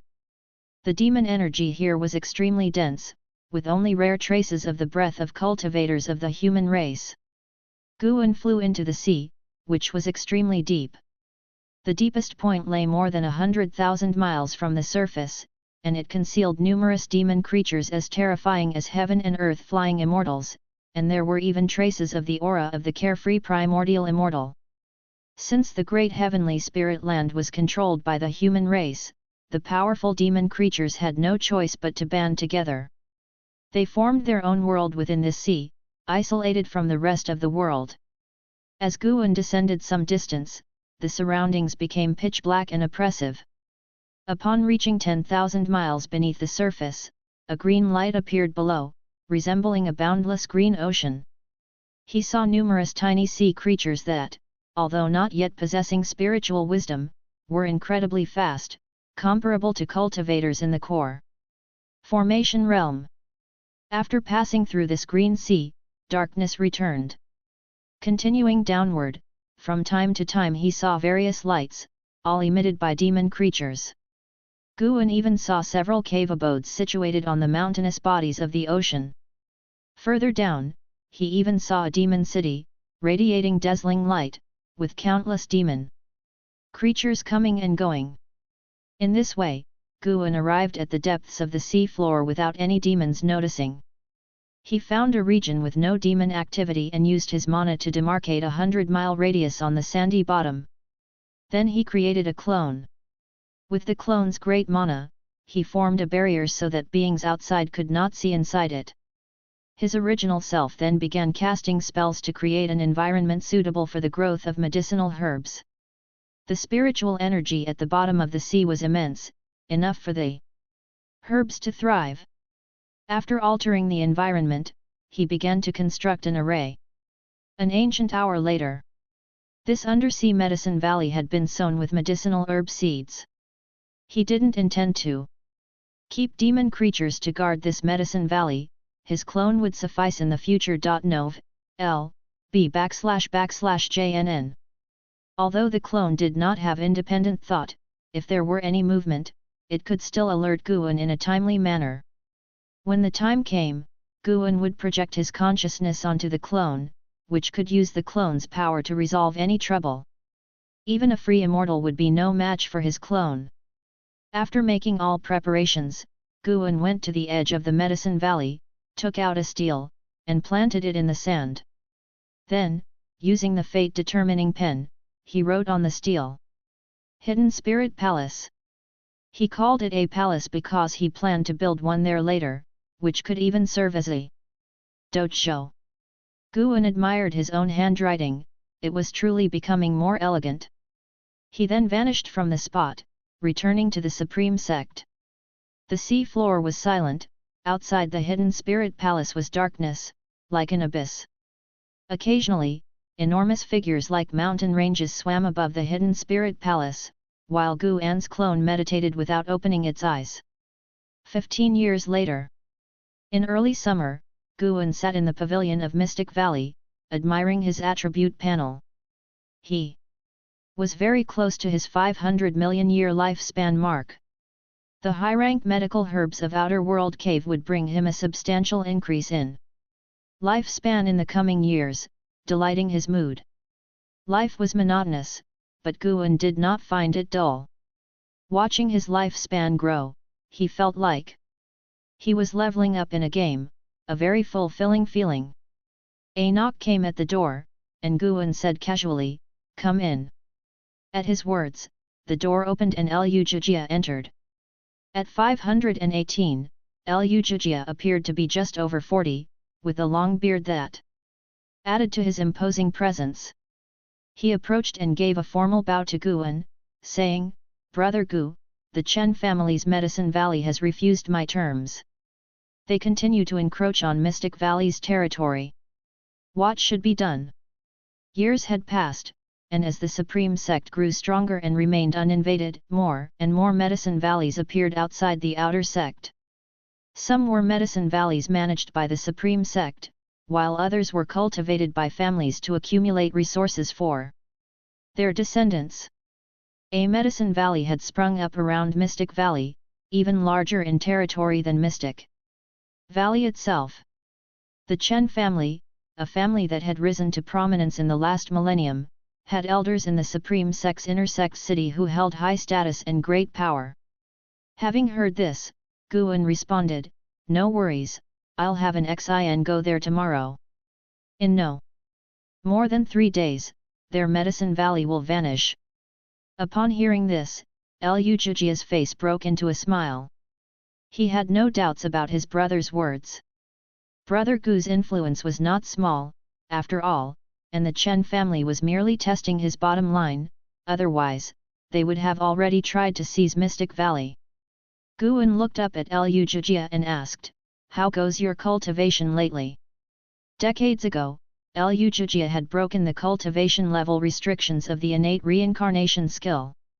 With Guan's secret guidance in the path enlightenment, his maximum lifespan had reached 700 years. But 700 years was not long. Lu Jijia's cultivation level had grown too slowly. Currently only at the 9th layer of the core formation realm. Even if he released his cultivation again, it seemed unlikely he'd reach the divinity transformation realm. By all appearances, Lu Jijia had no hope of achieving nirvana in this life. Hearing the question, Lu Jijia scratched his head and said, "Honestly, brother, I feel increasingly powerless. When cultivating, I find my heart weary and my thoughts wandering." Guan replied, "There's nothing to be done then, you must find a way to overcome it." Lu Jijia could only nod. He felt helpless and ashamed. His brother had looked after him so much over the years, and he felt he had let his brother down. Changing the subject, he said, "Speaking of which, brother, a prodigy has appeared in the Medicine Valley recently. Would you like to meet him?" As he brought up the prodigy, his excitement surged. Subscribe to Chinese Novel Audio Wave. After managing the affairs of Mystic Valley for hundreds of years, this was the first time he had encountered such a genius. It made him proud to be associated. Chapter 382, Chapter 382, Zhangxi's Past. Do you want me to meet him? n/o/vel/b/in.c//om. Guan picked up a book from the table and smiled warmly at Lu Jijia. He no longer cared about mere talent. But humans are not emotionless plants. Lu Jijia and that disciple shared a deep bond, almost like father and son, and he wished to secure a better future for the disciple, which prompted him to speak to Guan. Seeing his fellow disciples smile, Lu Jijia gave an awkward smile and a false cough, saying, I do hope you can meet him. Not only is his talent outstanding, but he is also very diligent. If that's the case, bring him up." Guan shook his head with a chuckle, dismissing the brotherly relationship. Liu Zhijia had been so dedicated for many years without complaint. Who was he to refuse him this small favor? Even without revealing his true cultivation level, Guan could change someone's life with just a word, thanks to his 500 years of networking in the Supreme Sect. Upon hearing this, Liu Zhijia's eyebrows shot up in joy, and he quickly thanked Guan before hurrying off. Guan began to read. Although he spent most of his time away from Mystic Valley, Liu Zhijia often stocked the place with books, ensuring that he always had something different to read. It wasn't long before Liu Zhijia returned. A young man followed him, dressed in modest cloth garments. His features were not particularly handsome, but he had a fair complexion and a somewhat slender frame. The young man was extremely nervous and looked at Guan only briefly before lowering his gaze, daring not to look again. Liu Zhijia stepped forward to introduce the young man, while Guan sent a lifespan detection towards him. Jiangxi, Foundation Establishment Realm 2nd Layer 23/350/4800. A lifespan of 4,800 years, truly, a rarely seen talent. Disciple Jiangxi pays respects to Master. Jiangxi knelt down, bowing reverently. Guan habitually peered into Jiangxi's karma, deducing his past and future before showing a gentle smile and saying, "Rise. There's no need for such formalities here in Mystic Valley." Jiangxi looked up, saw his smile, and relaxed significantly before standing up to speak. Guan kept deducing while casually talking with Jiangxi, taking interest in his cultivation practice. This was Jiangxi's first encounter with a nascent soul realm cultivator. Although nervous inside, he spoke naturally, neither servile nor overbearing. Seeing Jiangxi's demeanor, Liu Zhijia smiled in satisfaction, feeling that Jiangxi was not embarrassing him. In his view, his brother had met countless talents. If Jiangxi had been daunted, he would surely be looked down upon by Guan. Not to mention Liya or Anhao, let alone someone like Wu Ju in their sect, who was so spirited he had to address Guan as Brother Gu. Suddenly, Guan deduced something, his expression turned unnatural, but his tone did not change. After a while, Guan said, "I am aware of your situation, you may go down and continue your cultivation." Jiangxi paused momentarily, then bowed and left. When he was downstairs, Liu Zhijia finally asked Guan, "Brother, what do you think? Can this boy meet your standards?" Guan pondered, "His talent is indeed good, I can introduce him to a master." Liu Zhijia pressed, "Can't he follow you for cultivation?" With Jiangxi's aptitude, finding a master should be easy, but in Liu Zhijia's eyes, having Gu An as his master would be the greatest path for Jiangxi. For several hundred years, though he never asked, he felt that his brother shared an inseparable bond with Sword Venerable Feudeo. The precursor, Flying Leaf Sword Immortal, always made moves around Mystic Valley, and Sword Venerable Feudeo's renowned battle had coincidentally saved him and Yelan, Zhenqin.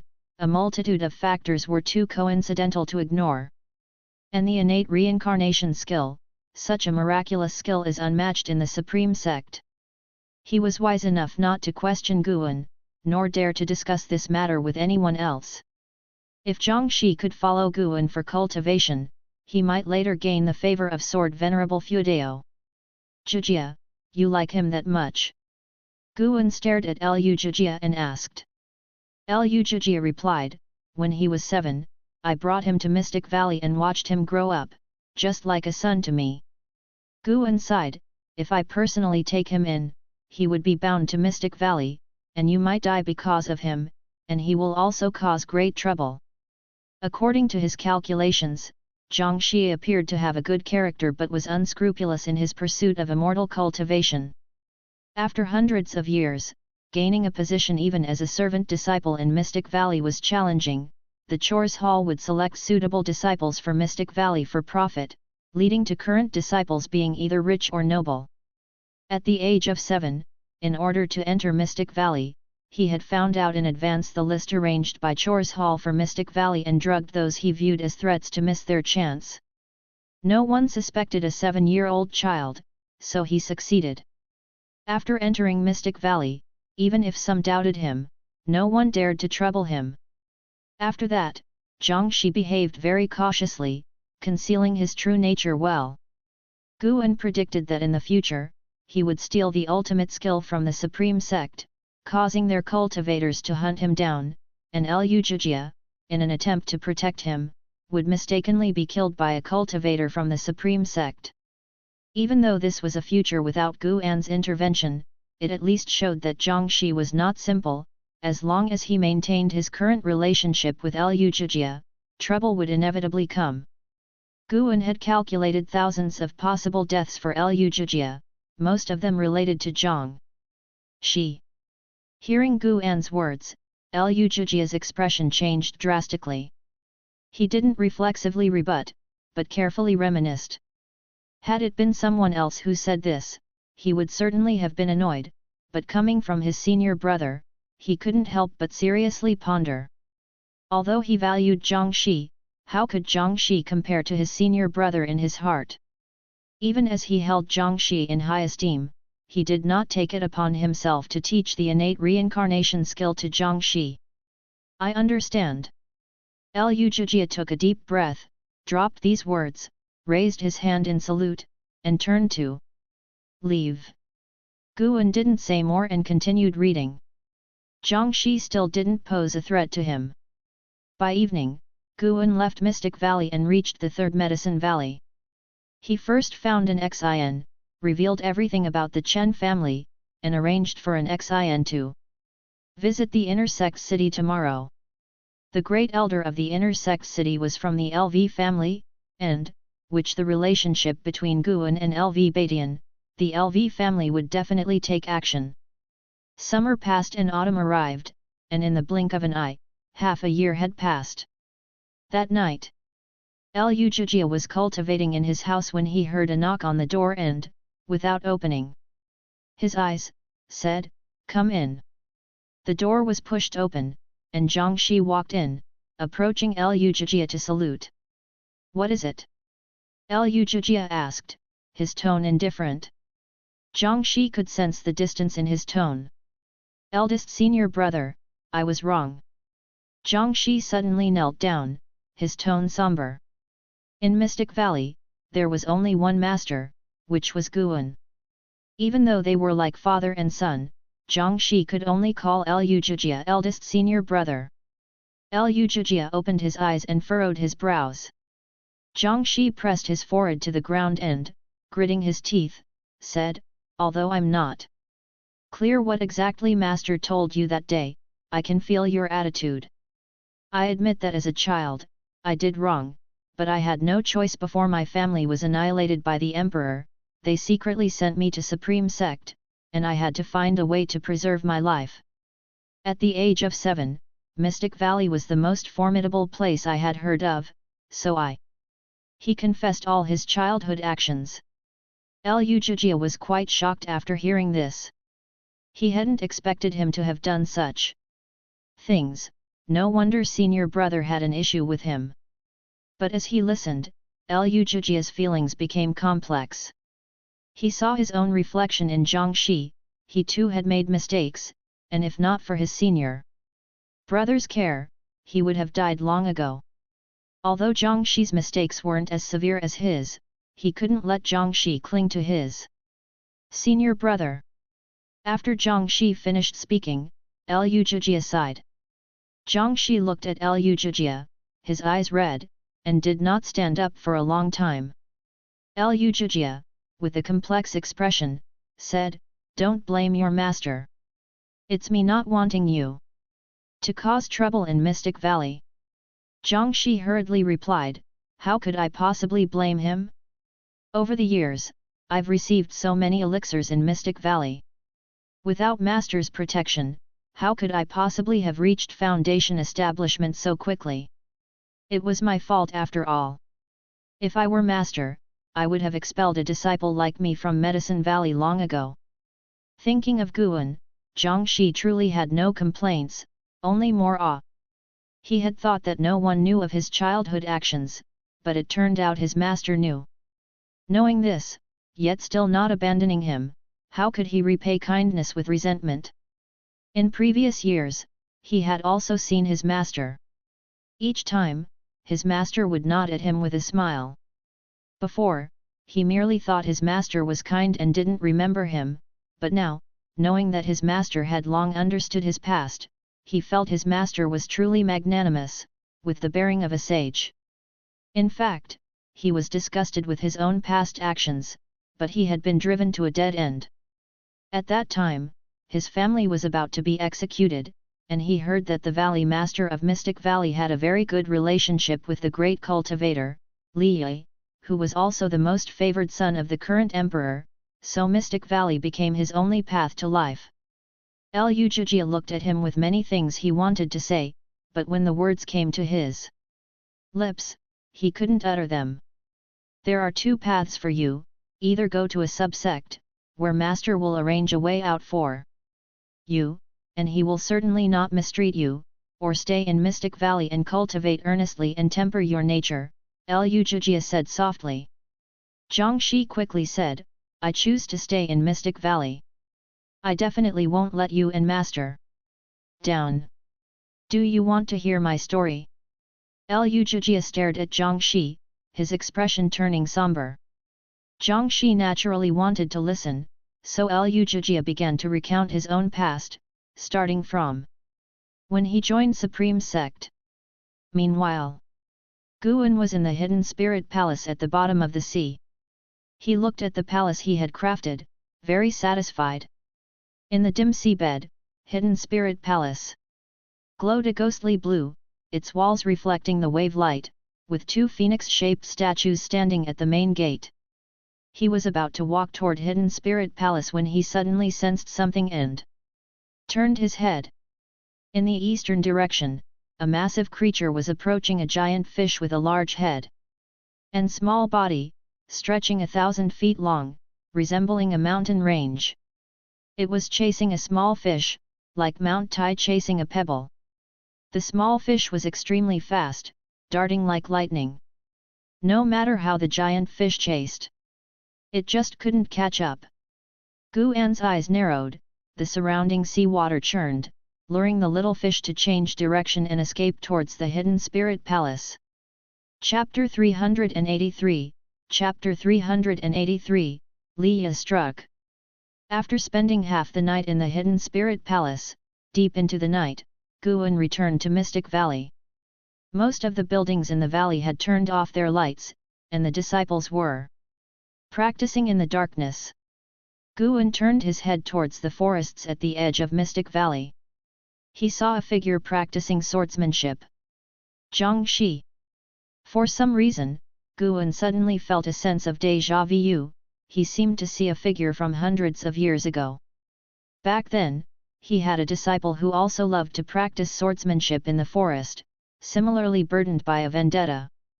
Guan watched for a while, then walked towards his own loft. Back inside his room, he did not watch Zhang Shi practice swordsmanship again. He recalled the prior conversation between Zhang Shi and Liu Zhijia and had no intention of intervening. The most important aspect of being human is that everyone has their own choices to make. Guan had already warned them, and Liu Zhijia just needed to make a choice following that warning. Whatever the choice, Liu Zhijia would have to face the consequences. If Liu Zhijia insisted on suffering, then so be it. The greatest care Guan could offer to those around him was to ensure they would not die before their lifespan ended. Of course, nothing was absolute. Perhaps Zhang Shi could change for the better. When Guan pointed out Zhang Shi's past, he had already altered their destinies. A change for better or worse, time would tell. Only in the early hours of the morning did Zhang Shi return from the woods, joining the disciples for morning drills, with Guan joining in, chatting and laughing with the disciples during the drills, even jovially talking with Zhang Shi without dwelling on his past. Upon learning that Guan was not willing to accept him, Zhang Shi did not harbor any animosity towards Guan. indicating that his nature was not beyond redemption. Naturally, Guan would not deliberately shut him out. Of course, by doing this, Guan also hoped to encourage Jiangxi to improve, and to reduce the chances of him causing trouble for Liu Jijia. The day passed, and Jiangxi became very compliant, no longer pleading for anything. Time flew like an arrow, 30 years passed in the blink of an eye. That day, Guan came back early from Heavenly Phoenix Mountain and stood downstairs, waiting for someone's return. Ji Xiao walked out from inside the house and stood beside him, her gaze on him, yet she remained silent with a cold expression. Guan felt uneasy under her stare and glanced at her, asking, "What's wrong?" Ji Xiao said softly, "Guan, you're really heartless, not talking to me for so many years." Upon hearing this, Guan quickly turned around, helplessly saying, "I didn't talk to you? It's just because of your icy demeanor, I didn't dare to disturb you, and how often do you even leave the house in a year?" Ji Xiao huffed, "Don't give me that. If it were your junior sister ignoring you, you'd definitely rush to appease her." "Impossible." "Oh, really?" Ji Xiao wore an incredulous look.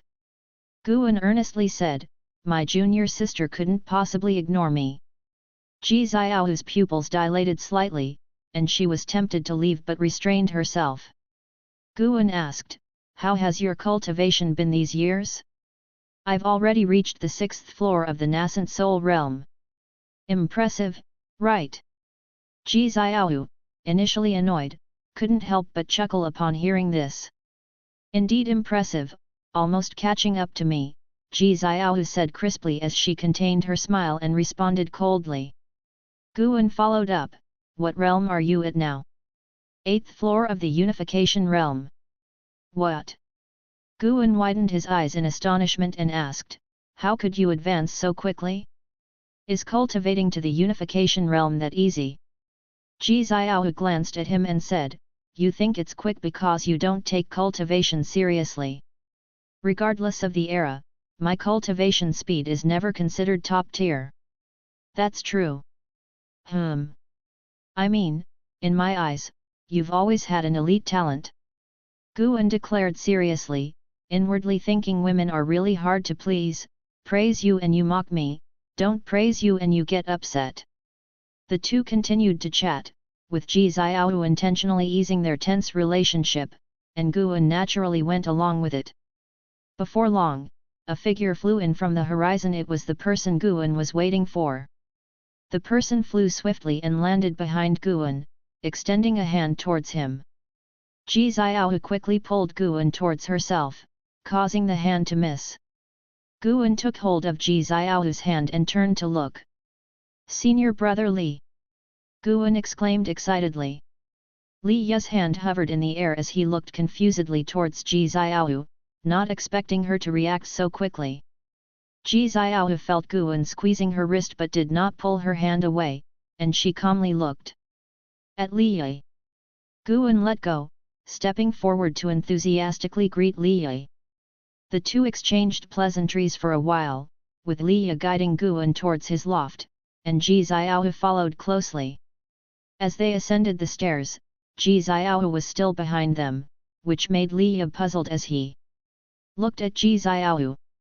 "Let her come along, she's one of us," Guan said with a smile. Ji Xiao's lips slightly curved upon hearing this. Li Ya felt awkward but didn't refuse.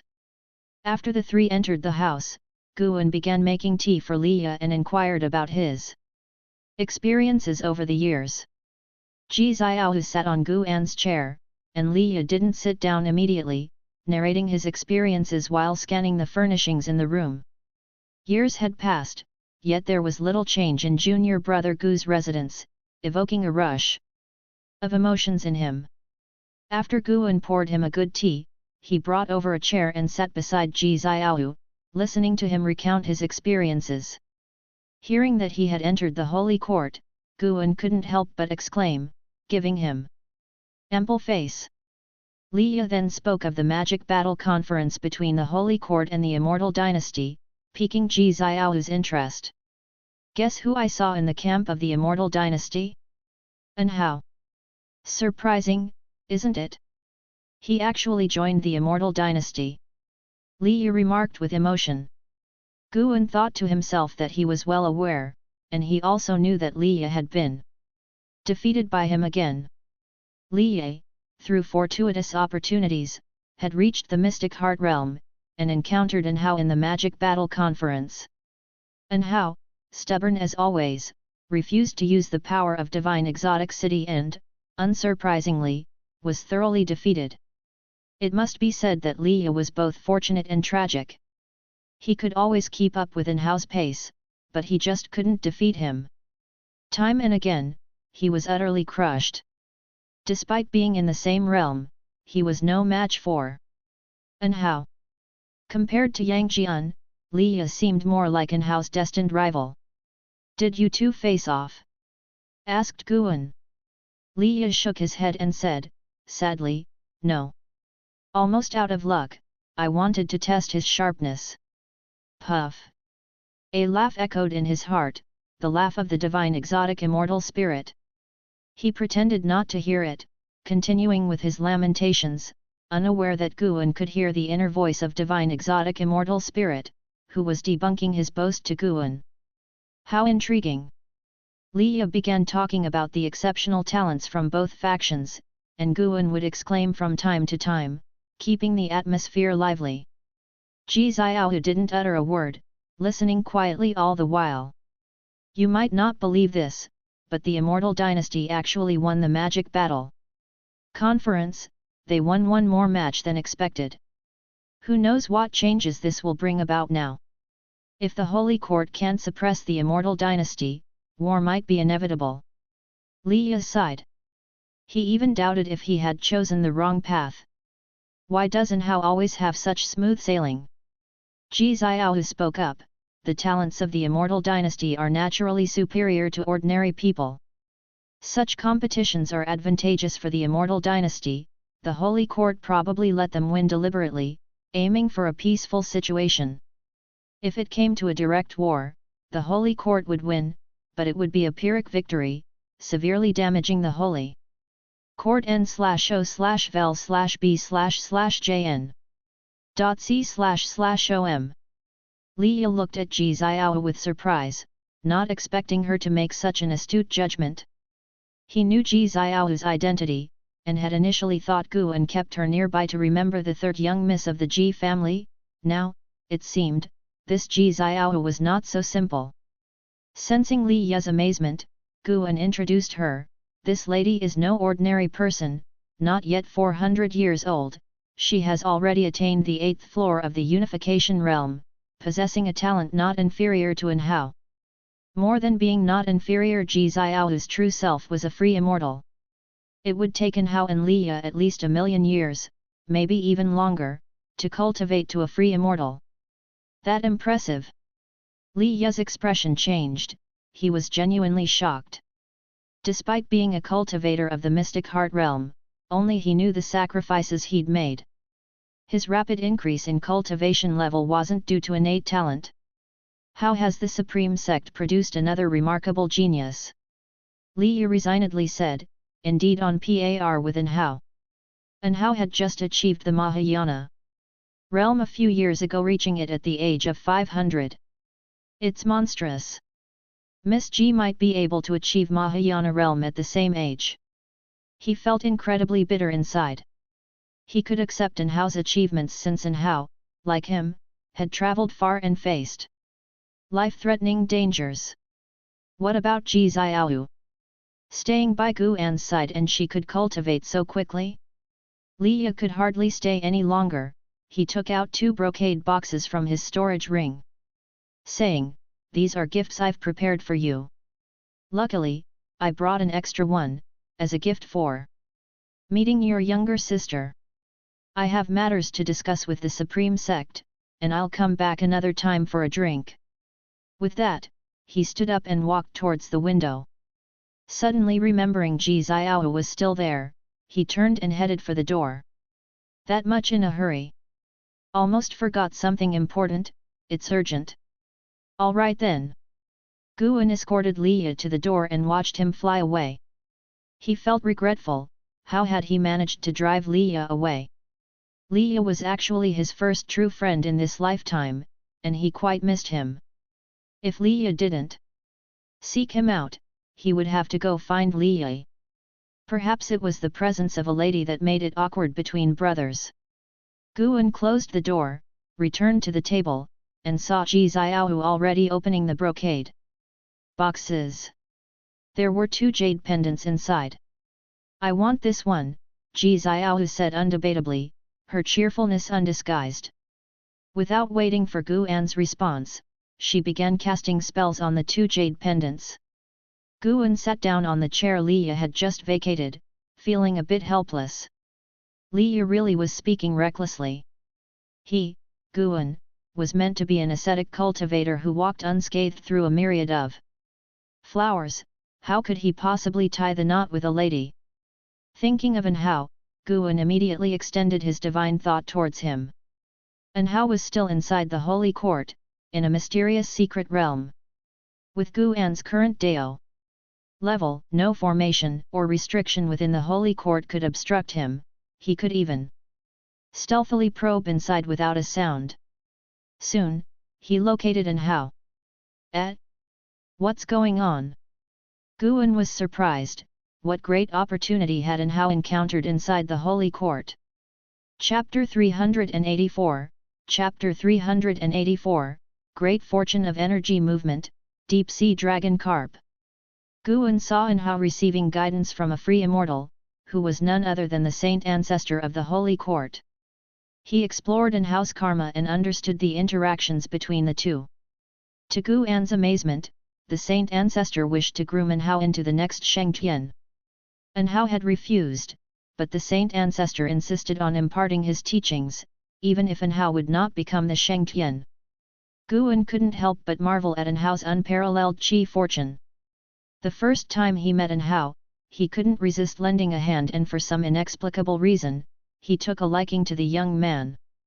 Since embarking on the path of immortality, Anhao had made more friends than enemies, which was key to his smooth progression. After joining the Immortal dynasty, to receive the highest inheritance from the archenemy of the dynasty, the Holy Court, if that's not being a favored child of heaven, Guan didn't believe it. While he was reflective, this was Guan's prized disciple, and he could not let Anhao come to harm. He carefully predicted and made sure the saint ancestor wouldn't harm Anhao before he could be at peace. He withdrew his divine thought and continued chatting with Ji Xiaohu. After decades of a cold war, Ji Xiaohu had a lot to say, as if she wanted to express all her accumulated words, and Guan, being a great conversationalist, kept her spirits high, quickly drawing out her continuous laughter. Meanwhile, in the holy court, within the Tao realm, beside a misty lake, the saint ancestor sat on a round rock, eyes opening to glimpse the occasionally visible Anhao on the lake surface, his brow furrowing. Strange, why am I suddenly feeling uneasy? The saint ancestor thought in surprise. Since becoming a free immortal, he hadn't had such a feeling. He could see the past and future of all things, and even if he faced an unbeatable opponent, he was confident in his escape. To say bluntly, unless his time was near, it was impossible for him to die. With such power, how could he feel such inexplicable unease? While pondering, the saint ancestor kept his eyes on Anhao, his gaze filled with expectation. This world is becoming more dangerous, with more and more unpredictable people and events emerging between heaven and earth, with heavenly demons lurking from the outer heaven. How long can a free immortal maintain peace? This young man's talent is rarely seen, comparable to a Shengtian. Looking at his past, he always encounters mentors, even has the mysterious holy sword as a master. Only he could resolve the ancient irreconcilable grievances of the great heavenly spirit land. The saint ancestor's eyes gleamed brighter. From the first glance at Anhao, he was attracted. N/O/vel/b/jn.c//om. This attraction was inherent, and even as a free immortal, he felt drawn to it. Of course, this attraction was just a favorable impression and would not influence his major decisions. If and how offended him, he would not be lenient. He valued and how because he saw him as a bearer of a great fortune of energy movement. He had encountered such a great fortune holder 2 million years ago, someone he revered and aspired to emulate.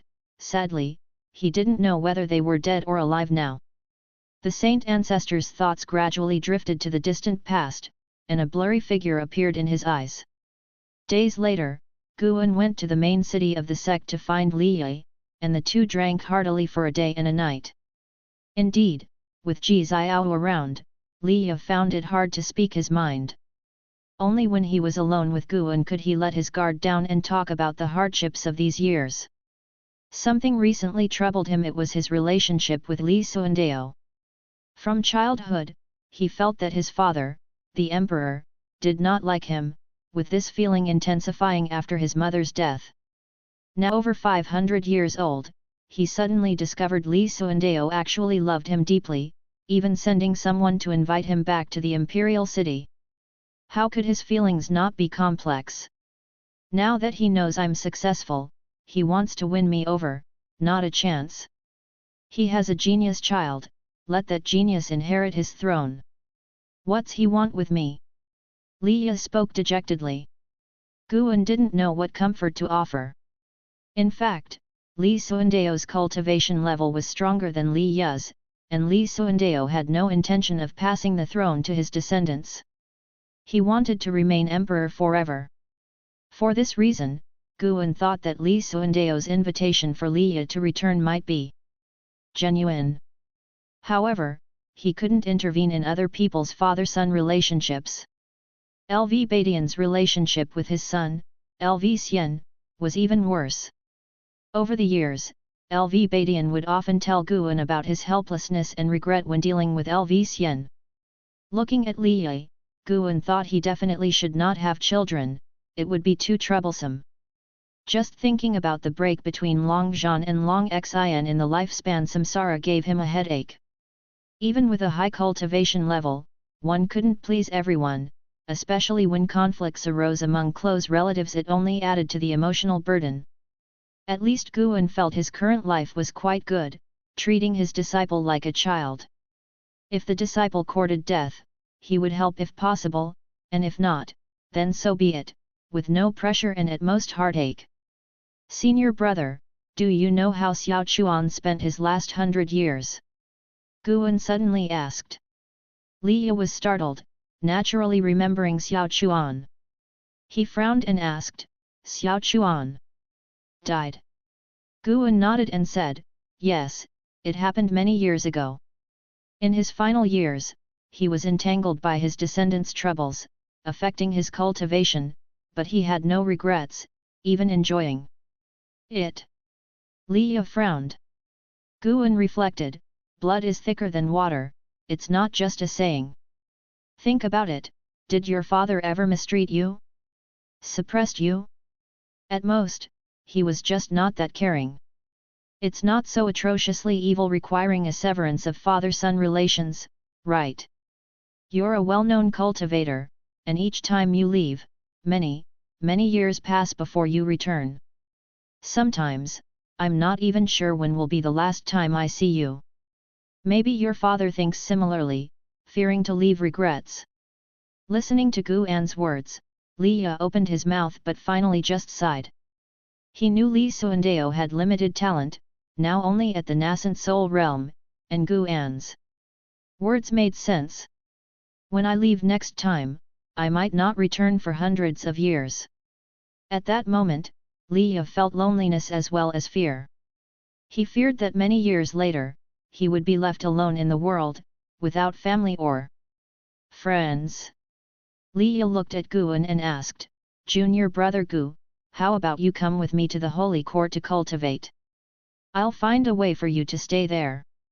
His tone was resolute since, in his life, he had made many acquaintances, but most of them had been relationships of convenience. Guan was his first true friend. There had been another person before, Zhang Buku, but his whereabouts were unknown, with his life or death uncertain. Liya thought of the scene where Guan would die, and he felt terrible even if it were a peaceful death. I'd rather not. Isn't going to the holy court just asking for trouble? Oh, brother, don't overthink it. Maybe I have a natural destiny to live a long life of 10,000 years. Guan shook his head, and his easy smile made Liya feel even more distressed. Why should someone as good as junior brother Gu be limited by his talent, while someone as arrogant as and how can always laugh last? Liya felt that the heavens were so unfair. Forget it, let's just drink. Guan urged and started looking forward to the scene thousands of years later, when Liya would find that he still wasn't dead. Sorry, brother, but your junior is bound to live longer than anyone. Liya only stayed at the Supreme Sect for a month before leaving. Guan, with the spectators' amusement, spied on Liya's return to the imperial city.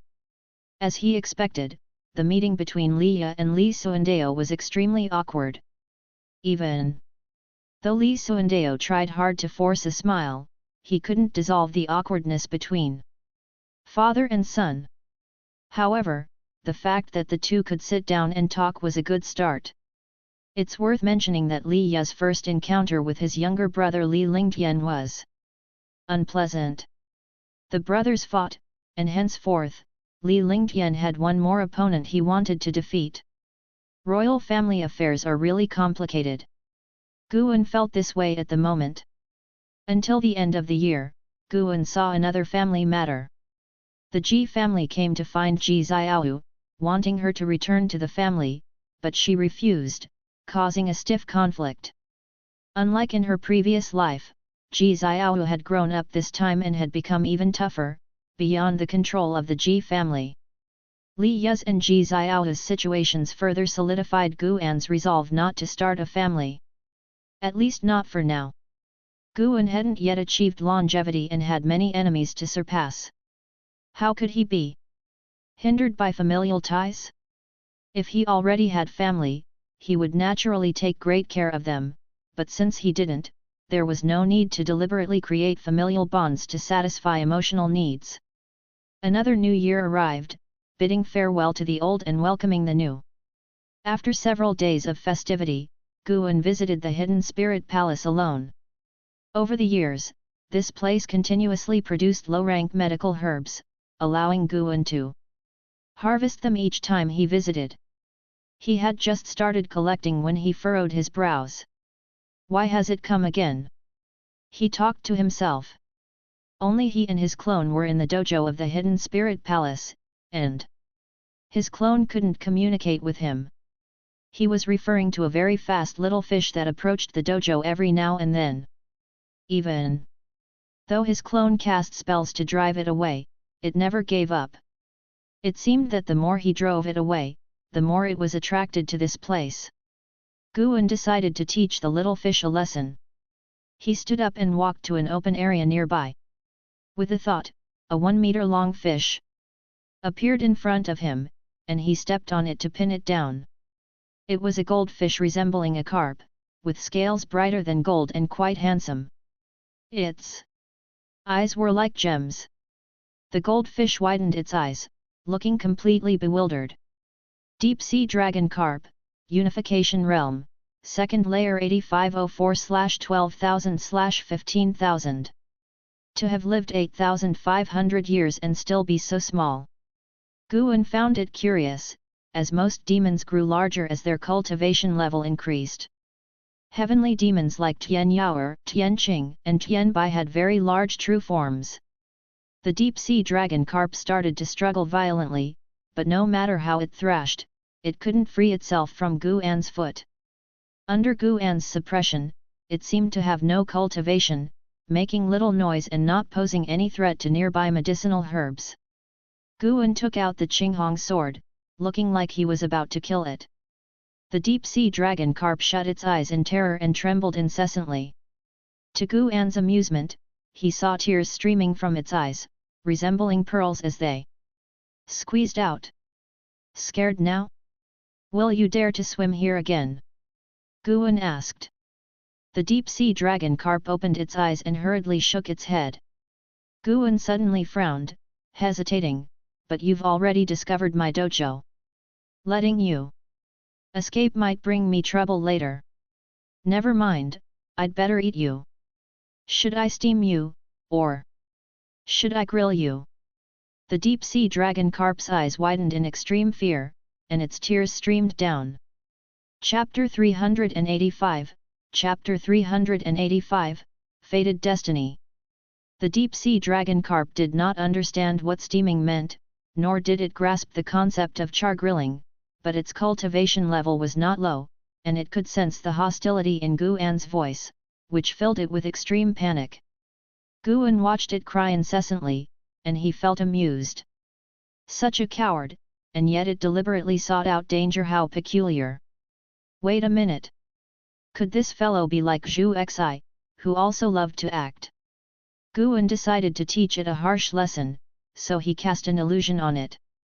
Immediately afterward, the deep-sea dragon carp saw a fish that looked exactly like itself being steamed, then char-grilled. When it saw the char-grilling, its fish skin was scorched black, crisped up, and oozed oil. It could not take it any more. Accompanied by a spasm, the deep-sea dragon carp at Guan's feet fainted dead away. It's this weak. Guan used his foot to flip the deep-sea dragon carp's body, and seeing that it remained motionless, he felt even more exasperated. After hesitating for a moment, Guan moved the deep-sea dragon carp to a distant part of the sea. If you come back, you're certainly dead. If you dare to reveal my location, your end will be even more miserable than what you've seen. Guan transmitted his words into the deep-sea dragon carp's mind. Given the realm of the deep-sea dragon carp, when it awoke, even if it did not understand the language of the human race, it would still understand what Guan meant to express.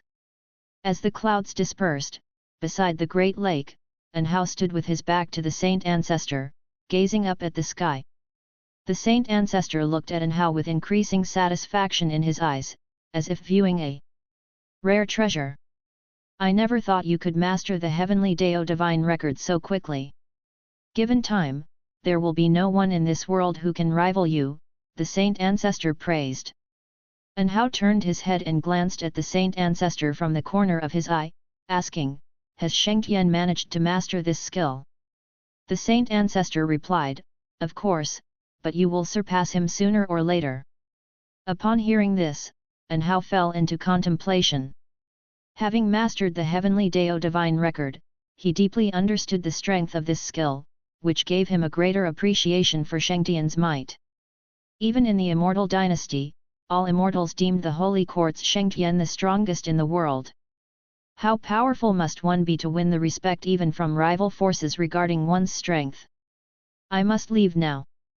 Thank you, Senior, for your teachings. I will never forget this kindness, Anhao said.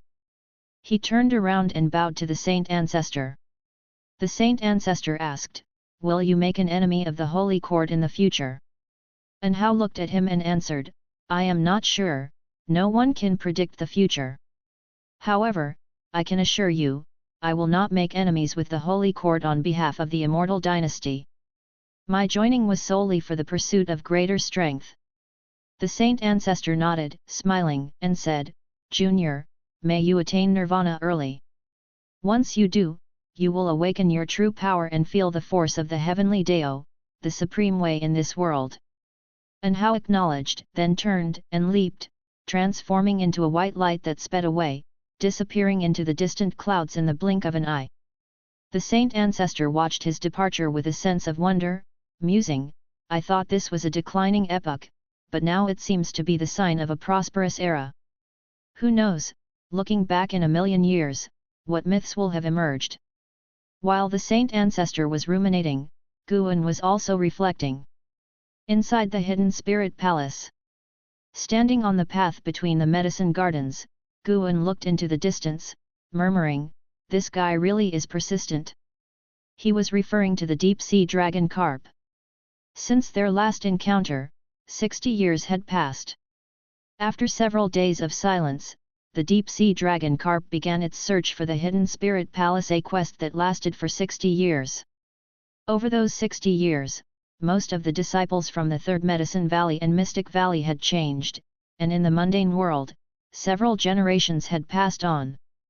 The deep-sea dragon carp, having traversed many seas and faced countless dangers, finally arrived in the sea area of the hidden spirit palace. Now, it was covered in wounds, its scales no longer the resplendent sheen of old, here a few were missing, there some were gone, presenting a very pitiful sight. Its wool moved Guan, he could discern that throughout those years, the deep-sea dragon carp had not divulged his or the hidden spirit palace's existence to other demon creatures. Without probing for information, the creature had managed to find its way here. It seemed to possess hidden talents unknown to all. Under normal circumstances, given the distance, even a Mahayana realm might have difficulty finding the hidden spirit palace in 60 years. Ah, well. Guan shook his head and continued to pick medicinal herbs.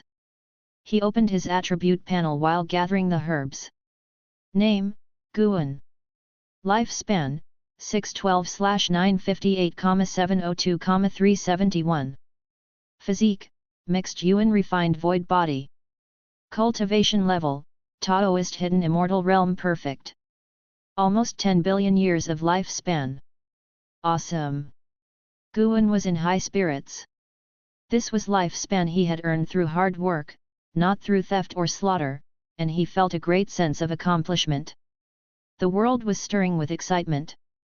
Great powers and geniuses were emerging one after another, while he quietly developed his strength, watching the struggles of the world. He was racing toward longevity at an even faster pace, and the feeling was exhilarating. The more he thought about it, the happier Guan became, and he couldn't help but hum a tune. After he finished gathering the medicinal herbs, he returned to the Supreme Sect. The deep-sea dragon carp had just entered the region, it would take another month or two to get near the hidden spirit palace, so he was not in a hurry to meet it. If the deep-sea dragon carp were to die on this last stretch of road, it would indicate that such fortune was not in its destiny, and no one could be blamed for that.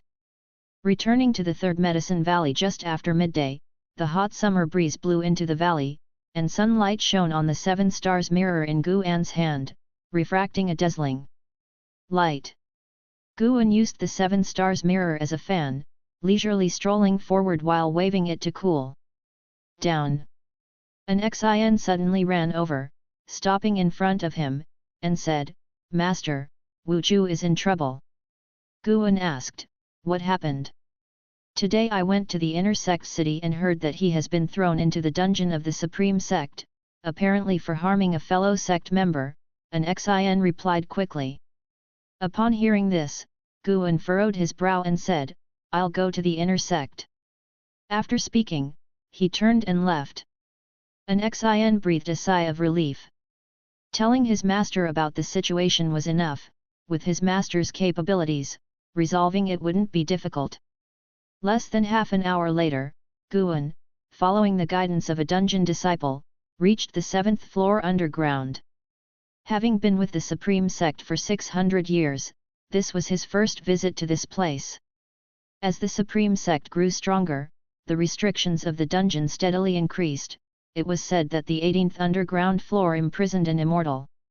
The dungeon disciple halted in front of a cell, briefly explained a few things, and then turned and left. Moving beyond the 5th floor underground was not something just anyone could decide to do. Guan had pulled some strings, so the dungeon disciple was quite courteous to him. The cell was made from special redwood, its surface carved with talismans and containing multiple layers of restrictions. Guan looked inside the cell door, it was dim inside, and Wu Ju, with his hair disheveled, leaned against the wall, sleeping. Inside the dungeon, cultivation was not possible, spiritual energy was cut off, and Wu Ju had become noticeably thinner. Guan had known when Wu Ju had been caught, but he was not worried about Wu Ju's death given the protections within the Supreme Sect, so he didn't come earlier. When an Xin found Guan, from the standpoint of causality logic, Guan should visit Wuju. 2. Guan, who studied the way of cause and effect, began to see the causality in the world as a game. He was willing to abide by the rules of the game unless the game annoyed him, at which point he would change it. Brother Wu, I've come to see you, Guan said, simultaneously casting a lifespan detection on Wuju. Wuju, Unification Realm 5th floor 614/4500/8300.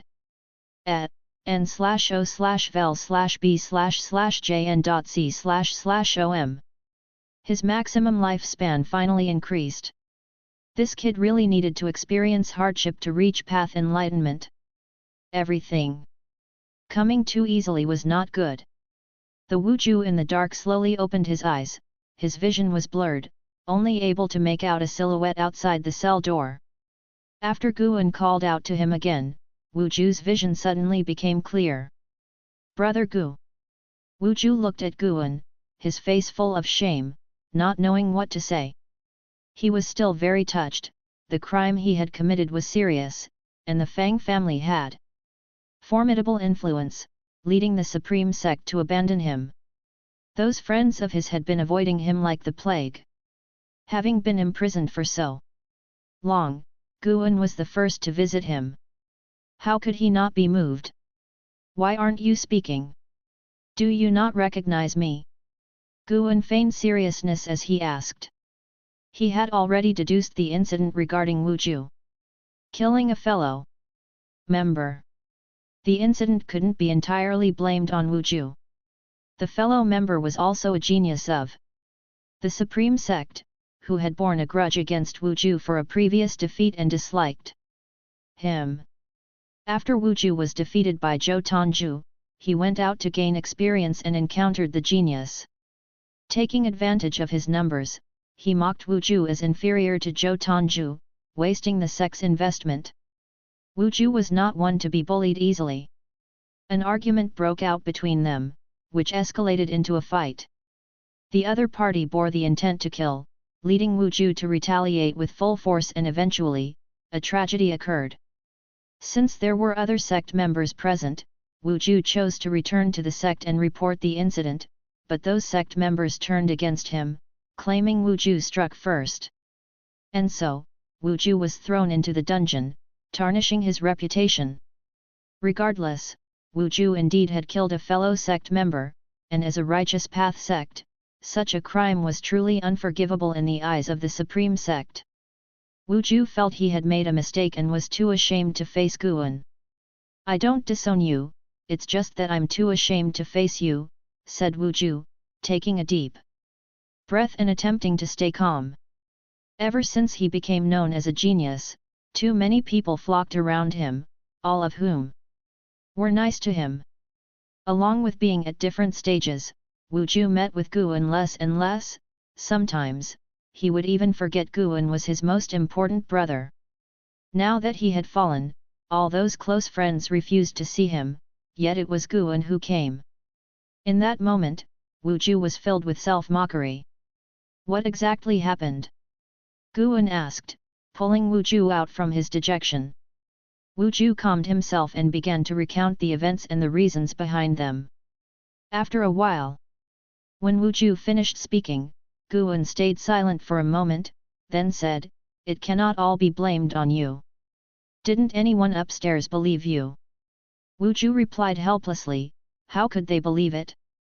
It's not like they can use soul-searching skill on those people, and even if they did it to me, how many would be willing to believe?" Guan said, "No problem, I will speak to the sect leader about it." Wuju responded, "The sect leader has already spoken with me, asking me to bide my time until the controversy settles somewhat, and then he will find a way." As the Supreme Sect grew stronger, Lv Badian, being the sect leader, found his authority diminishing. Guan comforted him, "No problem, I will speak with him again. If that doesn't work, I will ask others to speak up as well. I refuse to believe that the so-called Shang family can have their way all alone within the Supreme Sect." Chapter 386, Chapter 386, The Sect with 10 Million Disciples. Upon hearing Gu An's words of comfort, Wu Ju could only offer a bitter smile. An amused chuckle came from a nearby cell. Covering the sky with one hand? The Sheng family really has such capability. Gu An turned his head to look and saw an old man with white hair approaching the edge of the prison cell, his hands bony and clutching the mahogany bars. He looked at Gu An with a face full of scorn. Gu An feigned a frown and asked, "Could it be that you are also from the Sheng family?" The old man laughed and said, "If I were from the Sheng family, how would I have ended up like this? Like your friend, I offended the Sheng family, and even the Hall of Elders told me to lay low for a while. I've been locked up for a century now, and I fear I will spend the rest of my days here, waiting for the day the Sheng family sheaths their butcher's blade." After listening, Wu Ju slightly lowered his head. Gu An angrily said, "I refuse to believe it. Is the Sheng family really so tyrannical? I am going to find the sect leader now." With those words, he left with a swish of his sleeve. Wu Ju opened his mouth but in the end said nothing. Deep down, he too harbored a glimmer of hope. The Third Medicine Valley was a place of hidden dragons and crouching tigers. The socially adept Gu An might indeed find a way. After Gu An's presence faded from the dungeon level, Wu Ju began to worry. He suddenly feared that if this did not succeed, it might instead implicate Gu An. "Wu Ju, isn't it? I didn't expect you to have such a naive friend. Shouldn't the sight of a genius be surrounded by hypocrisy?" the old man said in a mocking tone. Wu Ju didn't respond, too weary to engage with him. Wu Ju was already familiar with the man's toxic tongue, and he disdained to argue with such people. He seemed dejected, yet deep down, he held a confidence. He was still capable of enlightenment. If no one stood up for him, one day, he would uphold justice for himself. Meanwhile, after leaving the dungeon, Gu An did not go directly to find Lv Badian. Considering Wu Ju could find enlightenment, it was better to let him reflect for more time.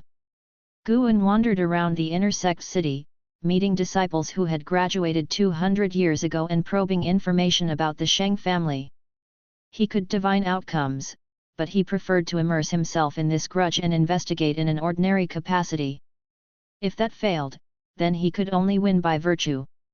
Gu An's disciples were spread throughout the Supreme Sect. While it was said he was discerning about the Sheng family, in reality, he was enjoying free meals and drinks. Having wandered all day, he felt satisfied body and soul. From today's findings, the Sheng family indeed held significant power. There were many clans within the Supreme Sect, but few could stand out and incite fear as they did. The disciples were fearful that Gu An would offend the Sheng family.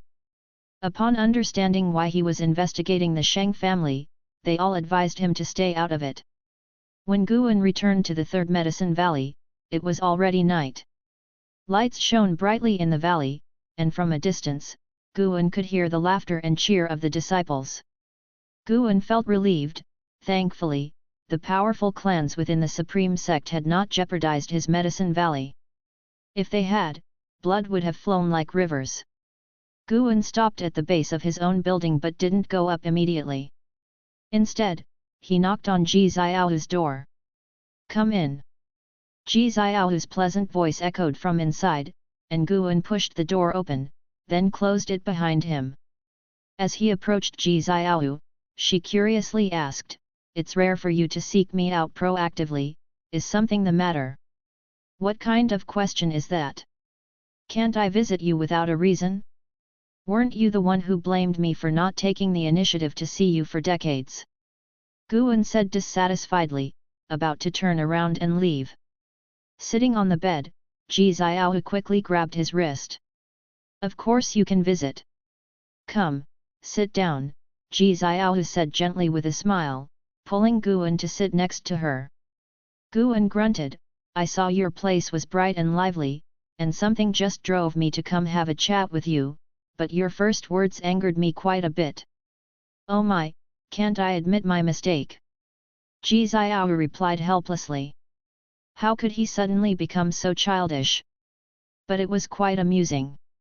Such were Ji Xiaohu's thoughts as her lips curved upward involuntarily. Guan then smiled and said, "That's more like it. Today, I saw Wu Ju, you know, and he." He began to recount Wu Ju's trials, with Ji Xiaohu listening attentively because she remembered Wu Ju well. After Guan finished talking about Wu Ju's situation, he continued with his interactions with other disciples. For the first half hour, Guan did all the talking. Ji Xiaohu then figured out his intention. Surely, he wasn't seeking her help, was he? In the end, Guan lamented, even within the Supreme Sect, injustice exists. Fortunately, our Medicine Valley keeps a low profile and serves the Supreme Sect undisturbed. Why are these clans so overbearing, and might they one day surpass the Supreme Sect? Ji Xiaohu responded, "It's possible, but difficult. If it comes to that, the Supreme Sect might just become one of their subordinate forces. The stronger the Supreme Sect, the more hopeless it becomes for those disciples caught in dire straits." Guan sighed. He then stood up and said, "We've talked for so long, you should continue cultivating now. Your future is not limited by the Supreme Sect." After speaking, he walked away. Ji Xiaohu watched his departing figure, wanting to say something but hesitated. Once the door was closed, she couldn't help but mutter, "He only visits when he needs something, and he even expects me to apologize while seeking my help." She shook her head and chuckled, then took out a piece of talisman paper and began to write. As soon as Guan sat down, he saw a white dove's phantom flying away through the window, disappearing into the night sky in the blink of an eye. Guan's mouth curved up. He thought to himself, "Not bad, quite sensible." Several days later, LV Badian came to Guan, accompanied by an old acquaintance, Vice Sect leader Ji Hantian. The three sat down in the room. Bang! Ji Hantian suddenly slammed the table and cursed, "The Sheng family truly goes too far. Those overseas families really haven't integrated the principles of the righteous path of the Supreme Sect into their ideology." LV Badian's eyelids twitched, and he said in a deep voice, "Why are you yelling? I'm outraged. You give the order to suppress the Sheng family, and I'll absolutely support you. Why don't you give the order? The Ji family has good relations with the Sheng family, I'm caught in the middle, it's difficult for me. It sounds as if the LV family hasn't benefited from the Sheng family either, we are both in tough positions." Watching them pass the buck, Guan found it amusing but also felt that the Supreme Sect had become somewhat superficial. Indeed, with the rapid expansion of the Supreme Sect, the cultivation levels of native high-ranking members couldn't keep up with the pace of the sect, naturally diluting their power. Guan spoke up, "Suddenly, I feel like writing a book." Ji Hantian's eyes lit up, "That's a good idea, Pan An's influence is still considerable." Guan glanced at him and said, I'll write that the Sheng family is a powerful clan that the Ji family and LV family fear."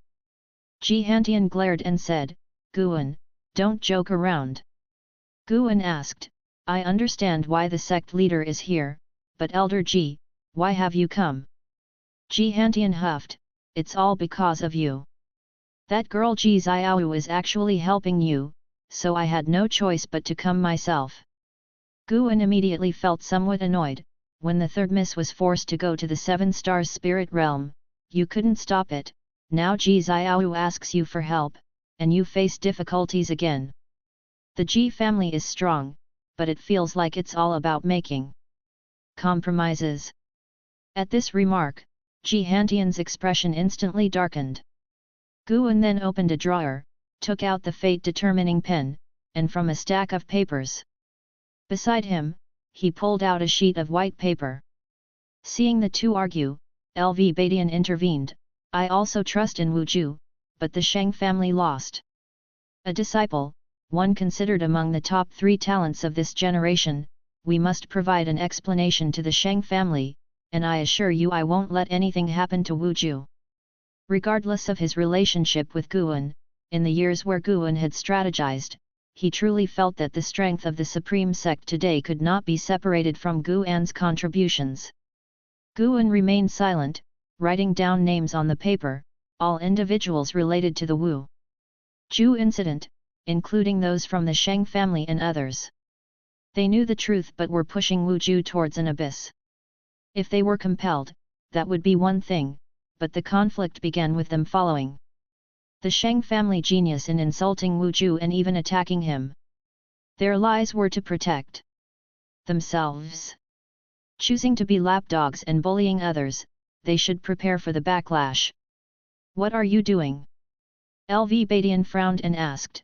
Guan continued writing without speaking, making him genuinely afraid that Guan might do something foolish. He solemnly said, the Sheng family has a loose immortal. Do you know how high a loose immortal's cultivation level is? If the path of immortality were smooth, you'd have to cultivate for tens of thousands of years. The Supreme Sect hasn't had an immortal live that long. Tens of thousands of years. This phrase weighed heavily, making LV Badian and Ji Hantian feel immense pressure just thinking about the age of the Sheng family's loose immortal. Guan lifted his pen, gazing down at the names on the paper, and said with discontent, I hate my own powerlessness. If I were an immortal, how could I stand by and watch my close friend suffer? After saying this, he gripped the fate-determining pen and made 2 strokes on the paper, drawing a large X as if to vent his frustration. LV Badian tried to comfort him, don't think like that, and besides, the Sheng family is just angry but hasn't pressed me any further. Guan looked at him, do you remember what I told you hundreds of years ago, when you were still Elder Tian? Upon hearing this, LV Badian immediately fell silent. Ji Hantian spoke earnestly, Guan, don't act impulsively. If we mess up, all 3 of us could be in trouble. We could be abandoned by our families, you could be abandoned by the Supreme Sect. All these are possible.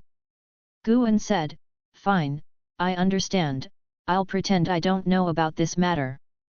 Seeing his indifferent expression, LV Badian was somewhat uneasy and asked, really?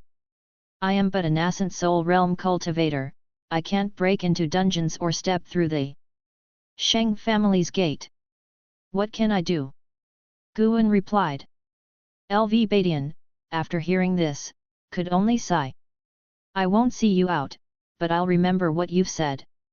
While speaking, Guan pulled out a book from beside him. LV Badian wanted to say more, but Ji Hantian tugged at him, and after exchanging glances, they stood up and left. Although Guan felt somewhat disappointed, he could also understand, not everyone had the same confidence as him. N/O/vel/b/in.c//om. Nonetheless, he had already taken action. What happened next depended on how these 2 responded. If they didn't handle it well, they too should consider moving aside. This had nothing to do with personal connections. The Supreme Sect's sect leader and vice-sect leader needed people with greater breadth of spirit to take on these roles, for the Supreme Sect was not just any clan's sect, but a sect of millions of disciples. Chapter 387, Chapter 387, The Final Road. LV Badian and another left, and after about half a month, rumors suddenly spread throughout the Supreme Sect. A group of crazed disciples were proclaiming throughout the inner sect city the incident of Sheng family's genius bullying Wu Ju, and consequently being killed in retaliation. The matter of Wu Ju killing a fellow sect member had already caused a huge uproar, and now these disciples were telling a different story, so how could it not provoke controversy? Even though those disciples were quickly controlled, the news still spread rapidly. Through the investigation of curious disciples, it turned out that the crazed group was originally the witness of Wu Ju's fratricide. Now having seemingly lost their minds, they presented a different testimony from before, forcing people to consider the possibility of a conspiracy. N/O/vel/b/in.c//om. Some suspected that someone behind Wu Ju had acted, Others speculated that these individuals could no longer bear the psychological pressure and feigned insanity to reveal the truth, while some even believed that they had initially been poisoned by the Sheng family and were compelled to lie, but now that the effects of the poison were manifesting, they had lost their sanity and were revealing the truth with their last bit of lucidity. Opinions were varied, and Wuzhu once again became a center of attention within the Supreme Sect. The incident grew so significant that even members of the subsects such as Yelan and Zhenqin came to find Guan, fearing he might get dragged into it. The Sheng family is truly ruthless, to actually poison someone. Tisk tisk, even the subsect is discussing this now. Wuzhu is regarded as a top genius of the Supreme Sect, yet he lacks a family background. If this matter isn't handled well, those disciples without a family background will feel disheartened, Zhenqin remarked astonishingly. Yelan was rather calm, saying, which sect could maintain peace over hundreds of years? There's always some troublemaker. Sword Venerable Feudeo hasn't appeared for many years, it might be that the nobles are testing his attitude. Holding a book, Guan focused his divine thought on the distant ocean. The deep-sea dragon carp was being pursued by a group of demon creatures, in grave danger. This guy too had gone through 81 difficulties, just one short of completion. Zhenqin tossed her hair casually and said, "Let them create chaos, it's about time." Guan looked at her and asked, "How about you? Have you been dealing with the Ghost Mother of Ephemera lately?" Upon hearing the name Ghost Mother of Ephemera, Zhenqin's smile vanished, and she snorted, "I'm no match for her, I can't trouble Senior Zhang anymore, I can only cultivate first." Fueled by her hatred for Su Han, Zhenqin's zeal in cultivation remained high, which also made her innate reincarnation skills quite effective. "That's good, it's not easy for Zhang Qiang either. After saving you, she must be feeling quite awkward facing her own deputy sect master," Guan continued her thoughts. Zhenqin nodded, then changed the subject. "I heard from a master that the Yuanxu ancestor truly opened up a reincarnation realm right in the heavens, but who really knows what reincarnation is like?" Speaking of reincarnation, Guan thought of Xiao Chuan, who had been in the reincarnation vortex for a long time without reincarnating, at least within the great heavenly spirit land. Guan temporarily couldn't track his destruction Dao seal. Could he have reincarnated into another great heaven and earth? Is a divine thought true immortal that powerful? If there really is a reincarnation, I'm quite looking forward to it, just afraid that in reality, there is no reincarnation. If every person is reincarnated, then where did the original souls come from? Yelan raised a question. The two women began to explore the subject of reincarnation, intentionally avoiding the topic of Wuzhu. Guan chimed in occasionally, and time passed quickly. As evening approached, the two women left. Guan then departed from the Third Medicine Valley, first heading to Mystic Valley, planning to stay for an ancient hour before heading to Hidden Spirit Palace. Upon arriving in Mystic Valley, he saw disciples gathered together, listening to an older disciple talking about the Sheng family, with Zhang Shi standing in front of a tree, also listening intently. The issue with the Sheng family had become so explosive that disciples from every tier were discussing it. The reason those disciples went mad was not actually related to the Sheng family, it was Guan who used the power of cause and effect to torment those disciples, continually making them witness the tragedy of that Sheng family genius. Over time, unable to escape the illusion realm, they had collapsed. For revealing the truth about the Wuzhu, it was also guided by Guan using the power of cause and effect. At this very moment, the Sheng family was in turmoil, the higher UPS were overwhelmed, discussing how to handle the situation. Guan walked towards his disciples and joined them to watch the excitement and discuss. Upon seeing Guan, Zhang Shi immediately sat down, behaving very cautiously. Decades had passed, and he still looked forward to cultivating with Guan. Even though he had reached the core formation realm, he had no thought of leaving Mystic Valley. The more this was the case, the less Guan wanted to accept him. He had deduced Zhang Shi's karma and found no great cultivator plotting, which made Guan even more uneasy. Why had Zhangxi set his sights on him? Could it be the workings of the heavenly Dao setting him up for a calamity? Zhangxi didn't know what Guan was thinking. He stayed in Mystic Valley because he feared being pursued by the imperial family and the Li family. Without the strength to protect himself, he didn't want to leave Mystic Valley. As for Guan, although he felt that this master was no ordinary person, he didn't think in the direction of Sword Venerable Fudao. To him, Sword Venerable Fudao was just a vague legend. Except for Lu Jijia, all Mystic Valley disciples in their lifetime had never seen Sword Venerable Fudao act. They harbored doubts, suspecting that Sword Venerable Fudao might not even exist. After a long chat, Guan finally stood up and left, and the disciples dispersed. Watching Guan disappear into the forest, Zhangxi turned his head and quickly went to Lu Jijia's side, whispering, "Senior brother, where is master going so late? Why is he always going out?" He had been puzzled by this for 100 years and had long wanted to ask. Lu Jijia glanced at him and said, "Mind less about where your master goes." Zhangxi hastily apologized. Lu Jijia paid him no more attention and walked towards his own house. Once seated cross-legged on his bed, he gazed out at the bright moon, a look of melancholy in his eyes. Lately, he had been increasingly feeling weak, a tiredness beyond words, always feeling that once he closed his eyes, his life would be over. He began to understand that the so-called imminent end could indeed be perceived. His days might be numbered, and he needed to think about how to settle his affairs. If he were to die, who should he leave the position of eldest disciple to, who could serve his senior brothers as well as he did? He immediately ruled out Zhangxi. He wouldn't choose a disciple his senior brother disliked for his position.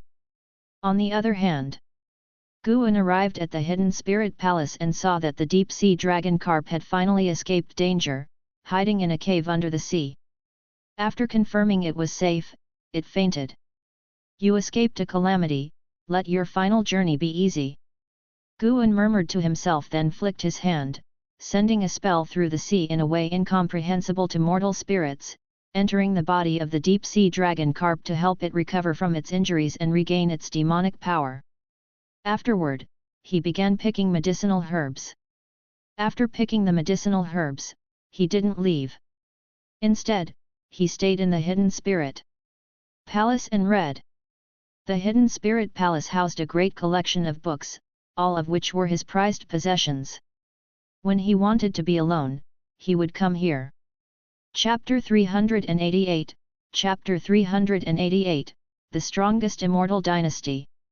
The night deepened, and the Hidden Spirit Palace, located at the depths of the sea floor, fell into tranquility.n/o/b/in.c//om.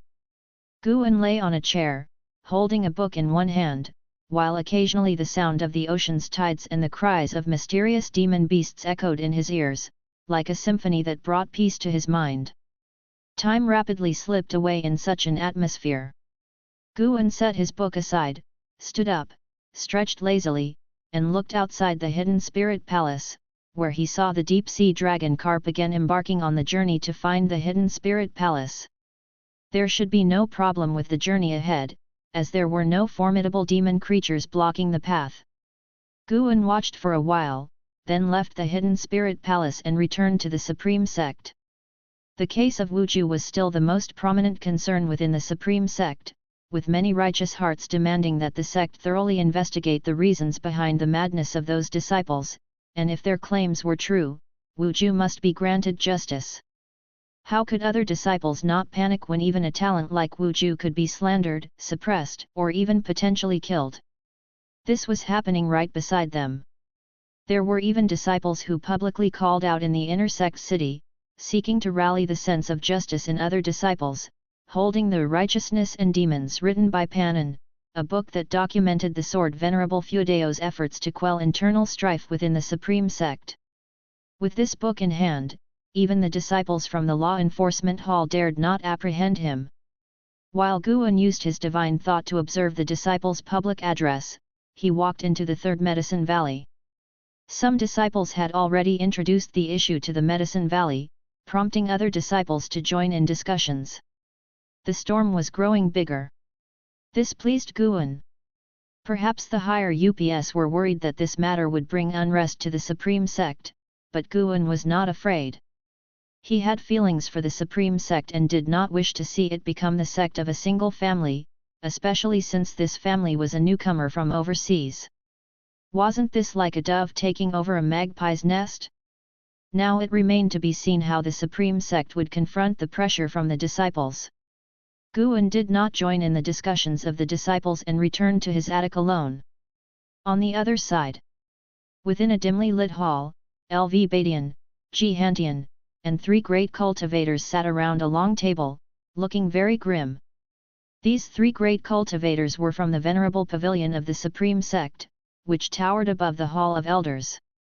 Despite years of development and foreign forces diluting the power of various halls within the Supreme Sect, the venerable pavilion remained under the control of the original families, which was their bottom line. Gu Gua took a deep breath and said, "The situation has escalated beyond concealment, it's time to put pressure on the Sheng family." The aged Ji Hengshi stroked his beard and said, "Indeed, pressure must be applied, but the question is how. Sheng Tianzong is already furious and even hopes that we defend the image of the Sheng family." The venerable who replaced Zhou Yu, coming from the LV family and named LV Lai, had a gloomy face and remained silent. LV Badian glanced at LV Lai with a flicker of displeasure in his eyes. Ji Hantian, known for his explosive temper and inability to hold back, glared at the 3 venerables and said, "At this point, we should stop passing the buck around. We are all in this together, and if the Supreme Sect does nothing, we will be the first to suffer. If we don't suppress the Sheng family now, other families will certainly trample over us." His attitude was starkly different from when he faced Guan, fearing at that time that Guan would be exposed to the Sheng family. If only Sword Venerable Feudao could take action, how wonderful that would be. LV Lai suddenly spoke up.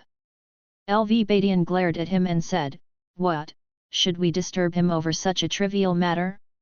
Have you forgotten his current status? He is now the Holy Sword of the Holy Court, even the colossal Star Sea congregations appear insignificant before him." LV Lai shook his head and remained silent. Gu Gua pondered, "Investigate the Sheng family thoroughly. This is a good opportunity. It's rare for the Sheng family to make a mistake, and we can use this to suppress the influence of other overseas families. Think carefully, how could those disciples be driven mad by the Sheng family? Even if it were true, the Sheng family would never let them out. The talent of Wu Ju is no small matter, and he rose from humble beginnings. Throughout history, where have there been so many strokes of luck? Anyone who rises from obscurity has surely the backing of a great power behind them."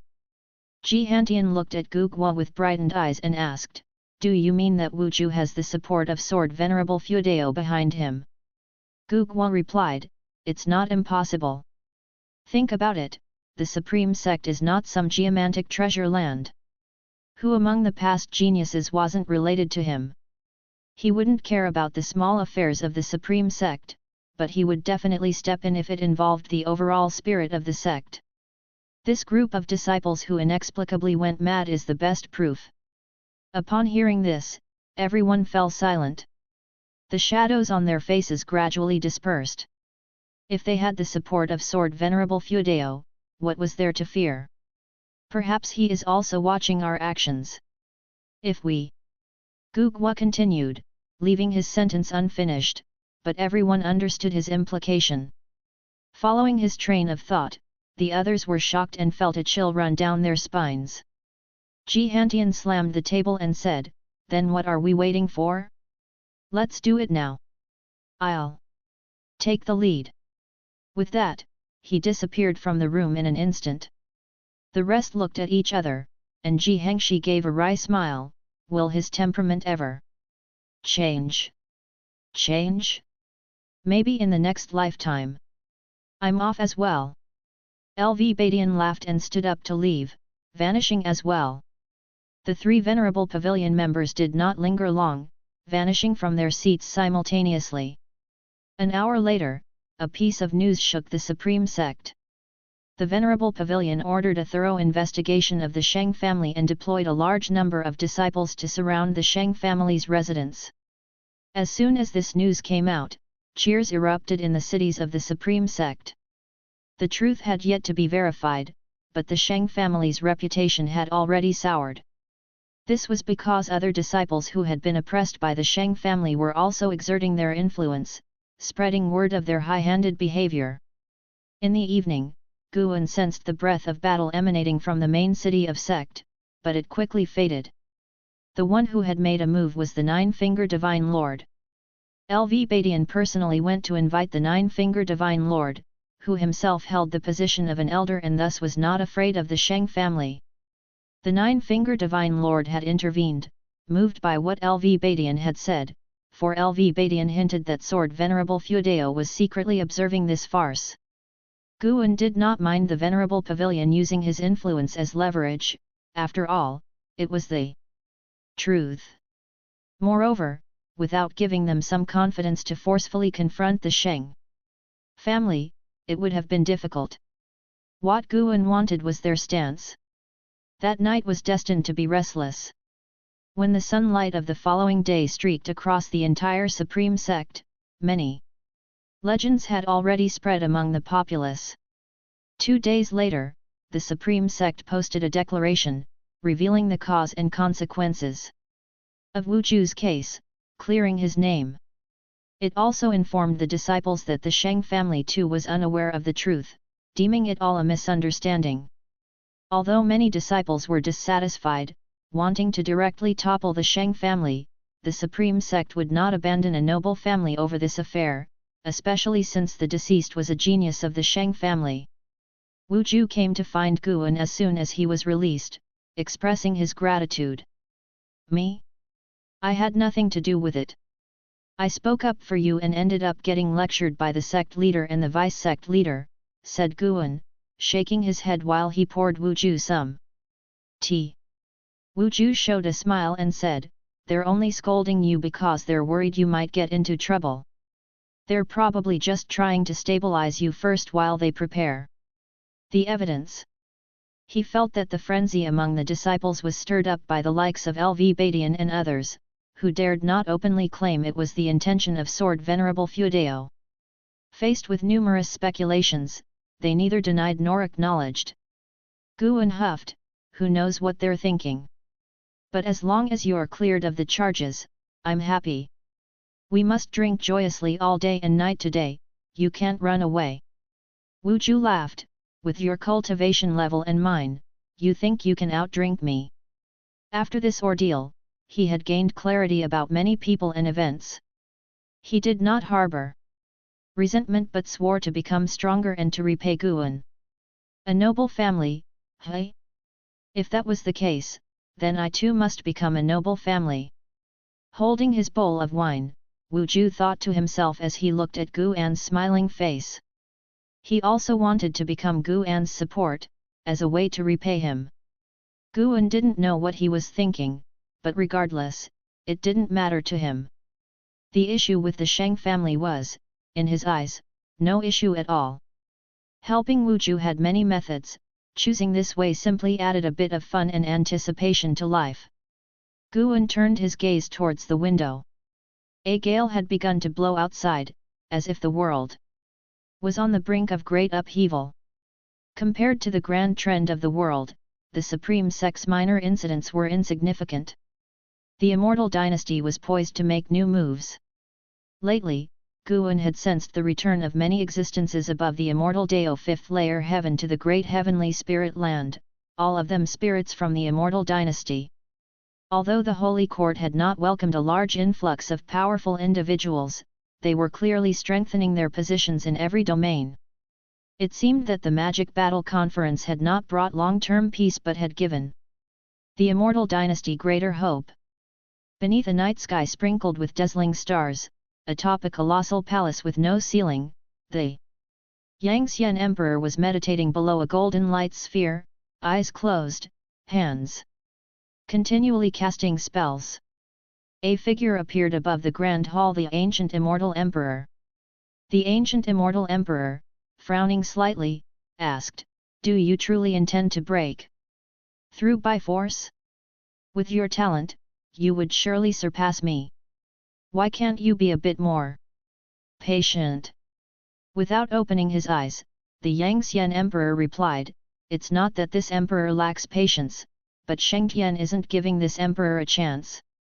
If we let him succeed in his tribulation crossing, the immortal dynasty will no longer exist.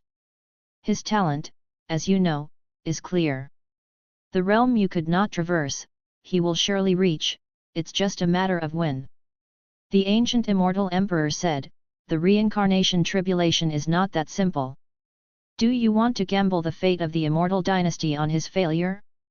Or bet that it will take him 1,000,000, 10,000,000 years?" The ancient immortal emperor fell silent at Yangxian emperor's retort. Soon after, the Yangxian emperor opened his eyes and looked toward the distant cosmos, saying, "Moreover, the Yuanxu ancestor did not open the paths of reincarnation without merit. What comes next will be the most potent period in the history of the immortal dynasty. All those supreme beings will return to fight alongside this emperor." Excitement appeared on his face, unable to wait for a battle with the holy court. The ancient immortal emperor watched him and said, "Then how do you plan to break through? You don't think the holy court would be so arrogant as to allow you to break through, do you? If the saint ancestor does not make a move, I too must refrain, or else the situation will spin even further out of control." The Yangxian emperor shook his head and said, "You need not worry, for this emperor has his own plans. I would even hope for them to try to stop my tribulation crossing. It would give me a justified cause to gain the upper hand." Chapter 389, Chapter 389, Do you know what my cultivation level is? As autumn gave way to winter, the snow gradually blanketed the vast Taixuan continent. Guan, wearing a mask, sat on the eaves, gazing up at the sky while sage Xianmiao, in the courtyard below, engaged in alchemy and curiously watched Guan. The mountain god seemed engrossed in something, having been watching for quite some time. Sage Xianmiao silently thought, yearning for the perspective of the mountain god. The scenery before the mountain god's eyes surely transcended imagination. Subscribe to Chinese Novel Audio Wave. Could something be happening beyond the heavens? Sage Xianmiao guessed right, indeed, something was happening outside the heaven, and it was an event of great importance to the world. Guan saw a host of immortal spirits arranging a grand formation in the cosmos. The scale was so immense that even the silhouettes of two divine thought true immortals could be discerned, sitting cross-legged above the formation, their auras completely unhidden. Someone was about to break through. With such an array, it seemed likely that a divine thought true immortal was attempting to advance to a free immortal. Guan could not calculate precisely who it was. The immortal dynasty was protected by chi fortune that obscured cause and effect, of course, given time he could figure it out, yet to know or not held little significance because divine thought true immortals were scarce, and as for free immortals, currently, there was only one in each domain. There were only two acknowledged free immortals in the entire visible great heavenly spirit land. Guan stood up, looking down at Sage Xianmiao, and said, "Great changes are coming to the world. Cultivate diligently and do not be lazy." Having said that, he vanished into thin air from the eaves. The world is about to change? Sage Xianmiao frowned. What kind of calamity would it take for the mountain god to speak of a great change? Elsewhere. In one step, Guan arrived inside the hidden spirit palace, his gaze directed outside the barrier, where the deep-sea dragon carp lingered nearby. After previously bumping into the barrier and confirming the location of the hidden spirit palace, it did not seem in a hurry. Instead, it idly circled the barrier's vicinity, making not a single sound. Guan stepped onto the open space in front of the hidden spirit palace gate, raising his right foot, and immediately after, the deep-sea dragon carp appeared right under his foot. The deep-sea dragon carp was stunned, its fish-eyed gaze widening. This time, it did not struggle but instead watched Guan calmly and steadily. Do you have a death wish? Speak, steamed or grilled? Guan asked expressionlessly, looking down at it. The fish eyes of the deep-sea dragon carp turned teary once again. None of the hardships and dangers it had encountered on its journey had humiliated it as much as being before Guan, where it had cried twice. Guan's heart remained unsoftened. After a moment's thought, the primordial divine eye appeared on his forehead, shooting out a beam of golden light into the body of the deep-sea dragon carp. The deep-sea dragon carp shivered as its body stiffened. After a few breaths, as if sensing something, it cautiously asked, "Are you an immortal?" It spoke with a human voice, sounding like a young boy, full of childishness. Guan did not move his foot, asking, "Whether I am or not, what does it have to do with you? Immortal, will you take me in? I will submit to you as my master, just teach me divine skills, and I will obey you forever." The deep-sea dragon carp pleaded with tears, its tone brimming with misery that would tug at one's heartstrings. "Why should I take you in? Please, I beg you. How did you hear of immortals' legends at the bottom of the sea? Since I was little, I've had many memories that are not my own, likely passed down by my ancestors. I have seen the descent of immortals, and they look just like you. I am human, and the human race exists in this world. No, you are different from the human race. You give me the same feeling as those immortals." Hearing this, Guan narrowed his eyes, directly employing the great imprisoned soul immortal technique to search through its memories. The eyes of the deep-sea dragon carp lost their luster, appearing as if dead, and it even began to blow bubbles from its mouth. After a long while, Guan withdrew his divine thought, his expression peculiar. There actually were immortals. In the memories of the deep-sea dragon carp, that was a very ancient time, and Guan could not determine how long ago it was through its memories because its bloodline memories were intermittent. The immortals in its memory were undoubtedly beings beyond the 9 heavens of immortal path. There were 5 in total, descending from the heavens, casting mysterious crystal stones into the Kanghai. That was the only fragment, yet the vision was clear. It demonstrated that the ancestor of the deep-sea dragon carp cherished this memory deep in their bones, unwilling to forget. Guan recalculated, verifying that the deep-sea dragon carp indeed had no other significant karma, before he felt at ease. He gently kicked the deep-sea dragon carp, jolting it awake. Without Guan's suppression, the deep-sea dragon carp suddenly soared upward, floating midair. The deep-sea dragon carp looked at Guan timidly, very nervous. "I can take you in, but are you sure you are willing to give up your freedom for eternity?" Guan asked. The deep-sea dragon carp, overwhelmed with joy, eagerly nodded and said, "I am willing. As long as I can cultivate with you, as long as I can become an immortal, I am willing." "Become an immortal? You'll have to prove your worth first." Guan cast a disparaging glance at the deep-sea dragon carp, then began to introduce it to the situation at Hidden Spirit Palace. The deep-sea dragon carp listened intently, fearful of disappointing Guan. After finishing his instructions, Guan told it to stay put for the time being and that he would teach it cultivation technique later, then he went back to the Supreme Sect. The deep-sea dragon carp turned its head to look at Hidden Spirit Palace, its fish eyes shining brightly, filled with exuberant excitement. After decades of hardship, the sweet payoff had finally arrived. 13 years later. In the dead of night, Guan stood atop a peak at the edge of Mystic Valley, toying with the fate-determining pen in his hand while gazing at the night sky. The lord of the Immortal Dynasty, Yangxian Emperor, was about to undergo tribulation. The cosmos had gathered tens of thousands of mighty immortal spirits, even the weakest among them was of the wandering immortal realm, and that was not the entirety of the Immortal Dynasty's power. Merely witnessing it was enough to make anyone marvel at the dynasty's strength. Above the outer layers of light, cultivators of the great heavenly spirit land from various great sects stood, discussing the unparalleled might of the Immortal dynasty. They knew the Immortal dynasty was formidable, but only today did they truly understand the extent of its strength.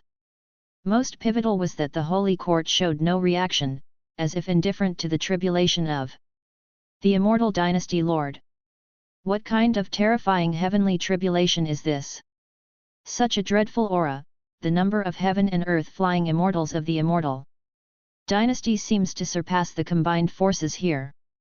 What do you think allows the Immortal dynasty to stand against the Holy Court? The Immortal dynasty is quite ambitious. Why does it seem like the Holy Court is wary of them? The disciples from the various sects, including those from Mortal World Peak, discussed such matters, and Guan listened in. The Holy Court was not wary of the Immortal dynasty, they were clearly waiting for the right moment. Guan could sense that within one of the Holy Court cities, a vast number of divine immortals of wondrous dharma and carefree primordial immortals were gathering, evidently preparing for something. He had predicted a great battle where some of the cultivators from the layers above would fail to escape in time and be obliterated on the spot. This calamity would also impact the great heavenly spirit land, causing earthquakes, tsunamis, hurricanes, and other disasters across various domains. For many years to come, Taixuan continent would suffer its influence, and countless living beings would face challenging times. Guan had no intention of intervening, such tribulation would not affect his Medicine Valley. As for the common folk, they would attribute these hard times to natural disasters, unaware of the high-level conflict. While the immortal cultivation world could understand what was happening, they too would be swept up in the turmoil of conflict. If the Holy Court's control was shaken, the world order would encounter an upheaval not seen in a million years. Yangxian Emperor, interesting indeed, quite a remarkable figure. Guan mused to himself, envisioning Yangxian Emperor's imposing dominance in the years to come, casting a shadow of dark times over the Holy Court until the emergence of Shengtian. However, he could not predict where Shengtian would be. There were many like Ji Xiao in this world, burdened with the karma of reincarnation, making it difficult to deduce past lives through such karma, thus challenging to discern which one might be the saint heaven reincarnation. Perhaps Shengtian wasn't even in the great heavenly spirit land. Just as Guan was contemplating the future, a set of footsteps approached from behind. The newcomer was Zhang Shi.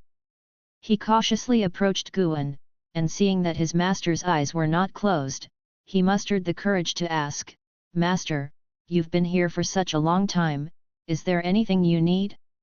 Let me prepare it for you." Guan, without looking at him, answered softly, "Then prepare some wine and dishes." Zhang Shi, elated upon hearing this, quickly bowed and turned to make the arrangements. Guan wasn't too repelled by Zhang Shi's eagerness. After all, the boy had performed well over the years, truly focusing on his practice. The lad had already reached the core formation realm, only one realm below him, the Valley Master. With his talent, becoming the disciple of a great cultivator in the unification realm would not be difficult. N/O/vel/b/in.c//om. Before long, Zhang Shi returned with wine and dishes, along with a small table. Guan accepted the wine Zhang Shi poured and, in a seemingly indifferent tone, asked, "Zhang Shi, do you know what my cultivation level is?" Zhang Shi paused for a moment, deliberating, then answered, "The senior brothers mentioned that you had reached the nascent soul realm many years ago. Actually, I am a loose immortal," Guan suddenly declared, leaving Zhang Shi with widened eyes filled with disbelief. Under Zhang Shi's stunned gaze, Guan raised his hand and the clouds above swiftly churned, forming a majestic dragon coiling through the sky. After a few breaths, Guan withdrew his hand, and the spectacle in the night sky vanished, returning to its original state. Zhang Shi was dumbfounded, doubting what he had just seen. When Guan lifted his hand again, Zhang Shi felt the world spin. Upon opening his eyes once More, he trembled with fright. Guan had become gigantic like a mountain, and he realized he was standing in the palm of Guan's hand. At that moment, Zhang Shi suddenly understood how Sun Wukong felt in the palm of the Buddha. Guan looked down at him expressionlessly and asked, "Do you now regret staying in Mystic Valley? No one knows of my cultivation level, those who did are no longer alive." Zhang Shi immediately knelt down, head bowed, not daring to look directly at Guan. Clenching his teeth, he declared, "No regrets. To be your disciple is the fortune of 3 lifetimes." His mind was in turmoil, and he had never anticipated Guan to be so formidable. All he could do was to desperately try to please Guan. And he was extremely fearful. After all, Guan had previously taken a dislike to him. Would he simply kill him now? He suddenly regretted coming up to the mountain to ingratiate himself with his master. But wait! If his master wanted to kill him, why go through such an elaborate display? As Zhang Shi pondered this, his uneasy heart slowly calmed down. An approving glint passed through the eyes of Guan observing him. Even though the lad had made mistakes, he was not unforgivable. Liu Zhijia's time was drawing near, and it might well be time to cultivate him. The reason for Guan's change of heart toward Zhang Shi was the latter's unwavering dedication over decades to stay in Mystic Valley. He knew what Zhang Shi feared, but that was not important. What mattered was Zhang Shi's ability to remain seated in meditation, unlike Yang Jian, who sought to venture out upon gaining strength. Chapter 390, Chapter 390, Displaying Divine Skills.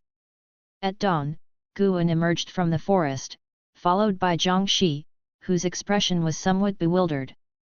Liu Zhijia, who was organizing the disciples for training, turned his head and noticed Zhang Shi following Guan, which sparked surprise within him. This young man actually dares to seek out his senior brother. In his heart, Liu Zhijia lamented, seeing that Zhang Shi clearly looked defeated. Guan continued on, joining the ranks of the disciples in preparation for training. Liu Zhijia did not ask Zhang Shi for details but urged him to join the queue quickly as the training was about to start.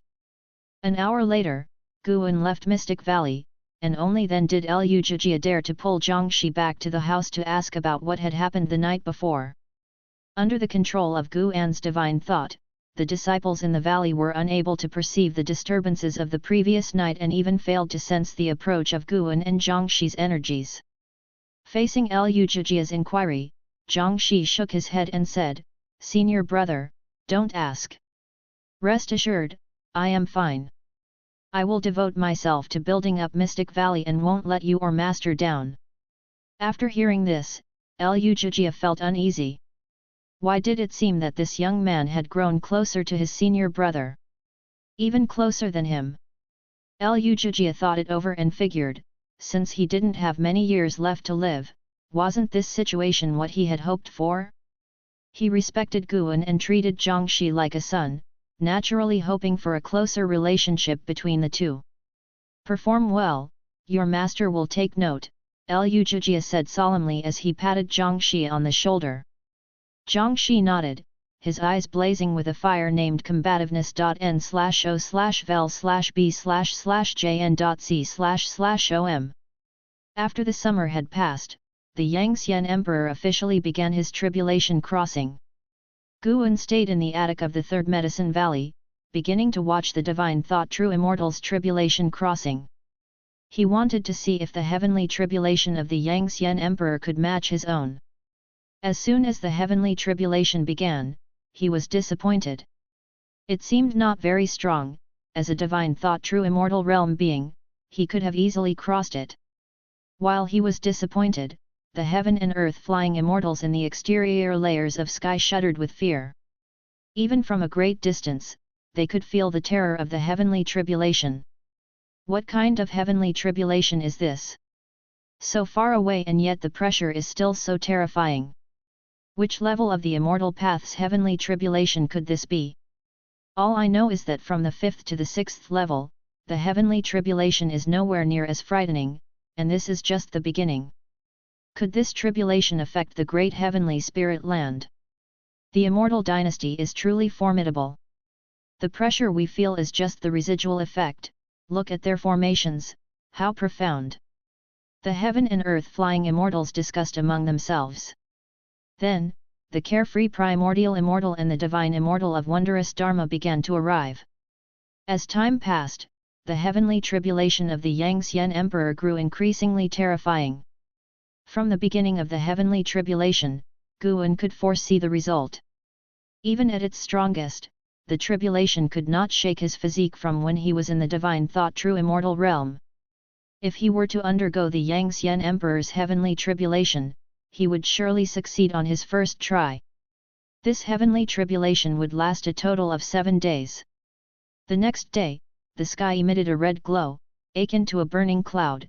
The cultivators of the Supreme Sect merely thought it beautiful, without giving it much thought. The same was true for 90% of the beings under the sky. On the third day, the temperature of heaven and earth suddenly rose, and the spiritual energy became violent, forcing many cultivators who were in seclusion to emerge, with some even being invaded by inner demons. On the fourth day, earthquakes and tsunamis began to occur all around the world, which the Supreme Sect couldn't ignore. On the fifth day, the Holy Court took action. Guan saw a multitude of Holy Court powerhouses shot towards the cosmos like a rain of arrows. Their mana converged together, forming a formidable force that struck the great immortal dynasty's formation with an unstoppable momentum. The tremendous aftermath shattered many stars and meteorites in the cosmos, and then surged towards the great heavenly spirit land. The scenario Guan had deduced occurred. Some heaven and earth flying immortals turned to ash on the spot, and the entire great heavenly spirit land was shaken. The great immortal dynasty's formation was broken in an instant. However, dazzling flames burst forth from Yangxian Emperor's body, brighter and more massive than even the 7 outer days, radiating endless scorching heat. Yangxian Emperor raised his hand and astonishingly repelled tens of thousands of holy court powerhouses with a single move, including 5 divine thought true immortals. Not only that, Guan saw divine spirits with powerful auras flying out from the reincarnation vortex, all of whom were divine thought true immortals and Deo void mysterious immortals. The origins of these divine spirits were extremely bizarre, untraceable, almost as if they weren't living spirits but came from the 9 nether world. They did not go to aid Yangxian Emperor but instead headed toward the Holy Dynasty. A world-shaking war thus erupted. In the ensuing time, Guan saw divine thought true immortals battling in the cosmos, Deo void mysterious immortals fighting within the Tao realm, and divine immortals of wondrous Dharma and carefree primordial immortals dueling in states unobservable by ordinary beings. The holy gods joined the fight. All the holy gods of the holy court were divine thought true immortals. Each of their arrivals resembled immortals descending to the mortal world, majestic and awe-inspiring. Guan was indeed riveted by what he saw, but of course, he didn't forget his own identity, and he would also pretend to be worried when around others. On the 7th day, Yangxian Emperor had advanced to the free immortal realm, in full splendor. A violent storm approached.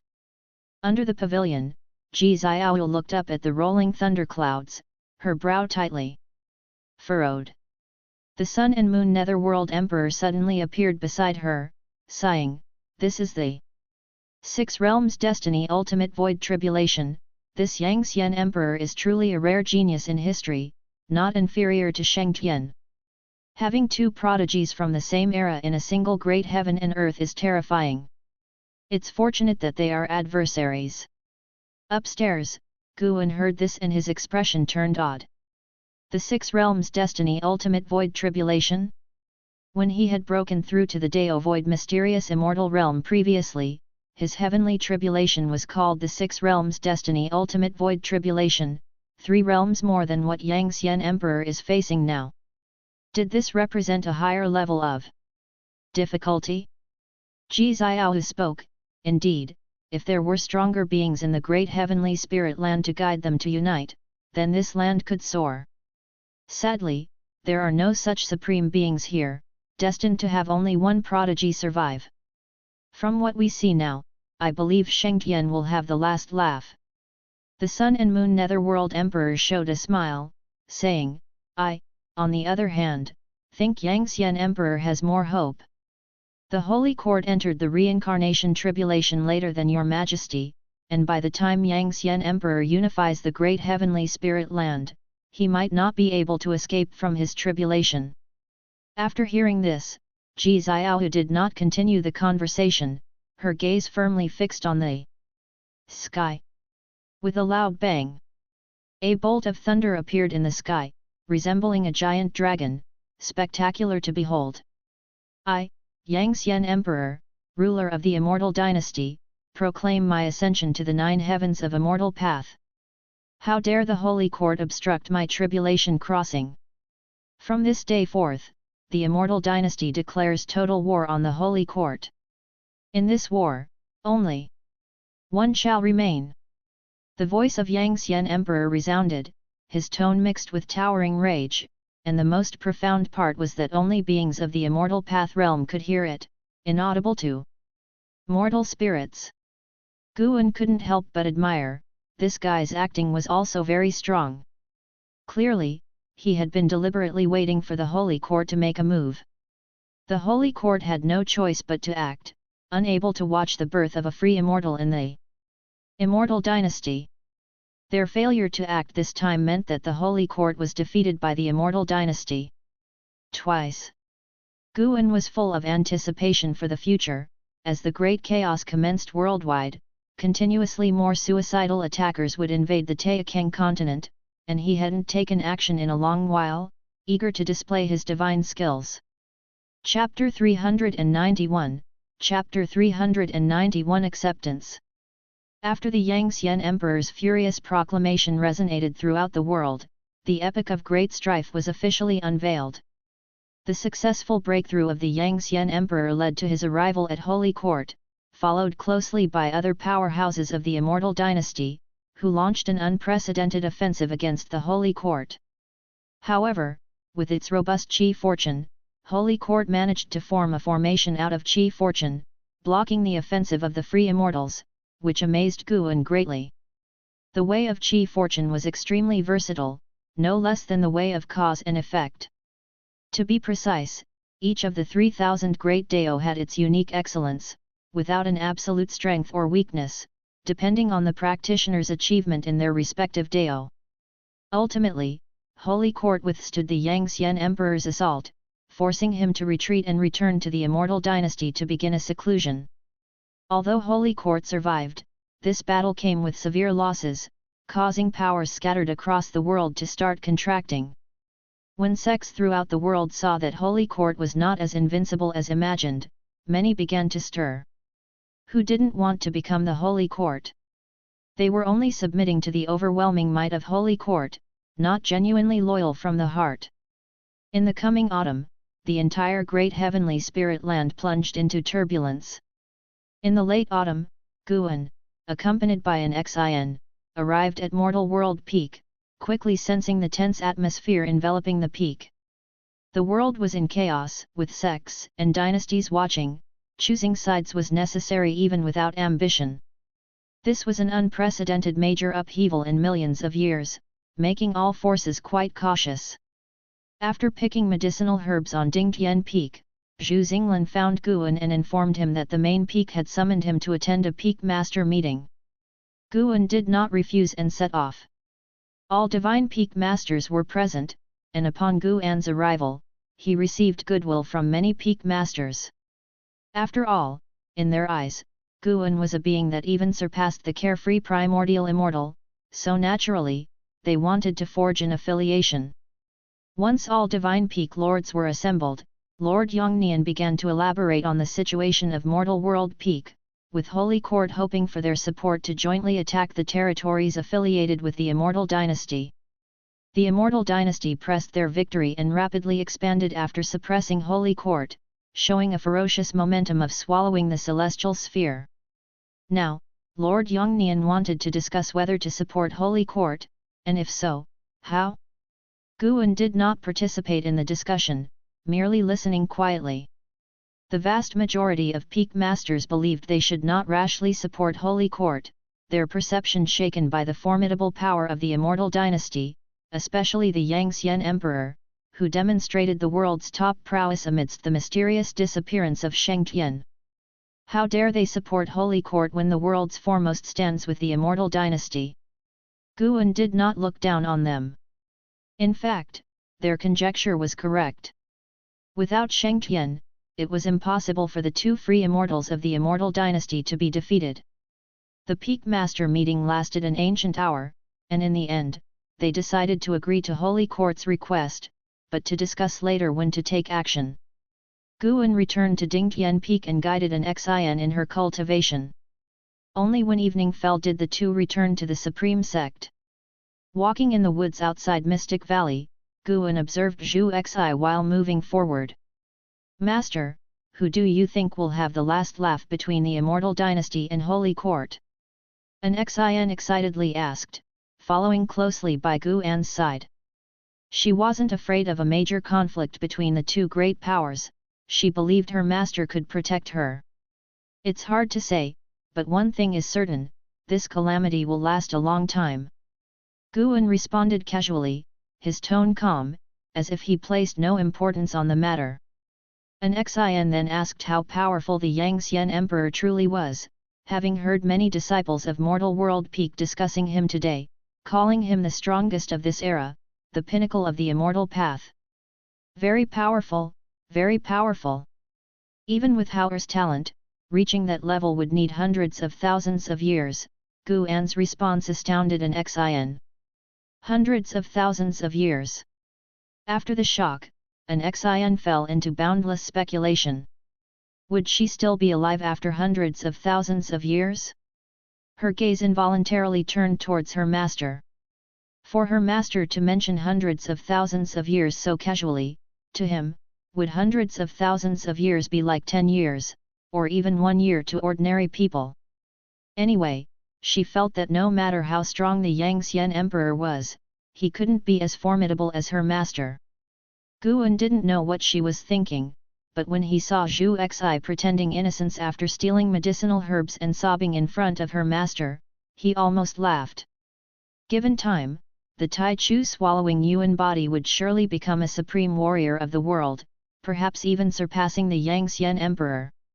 Unfortunately, she was born too late and caught in such turbulent times, truly bad luck.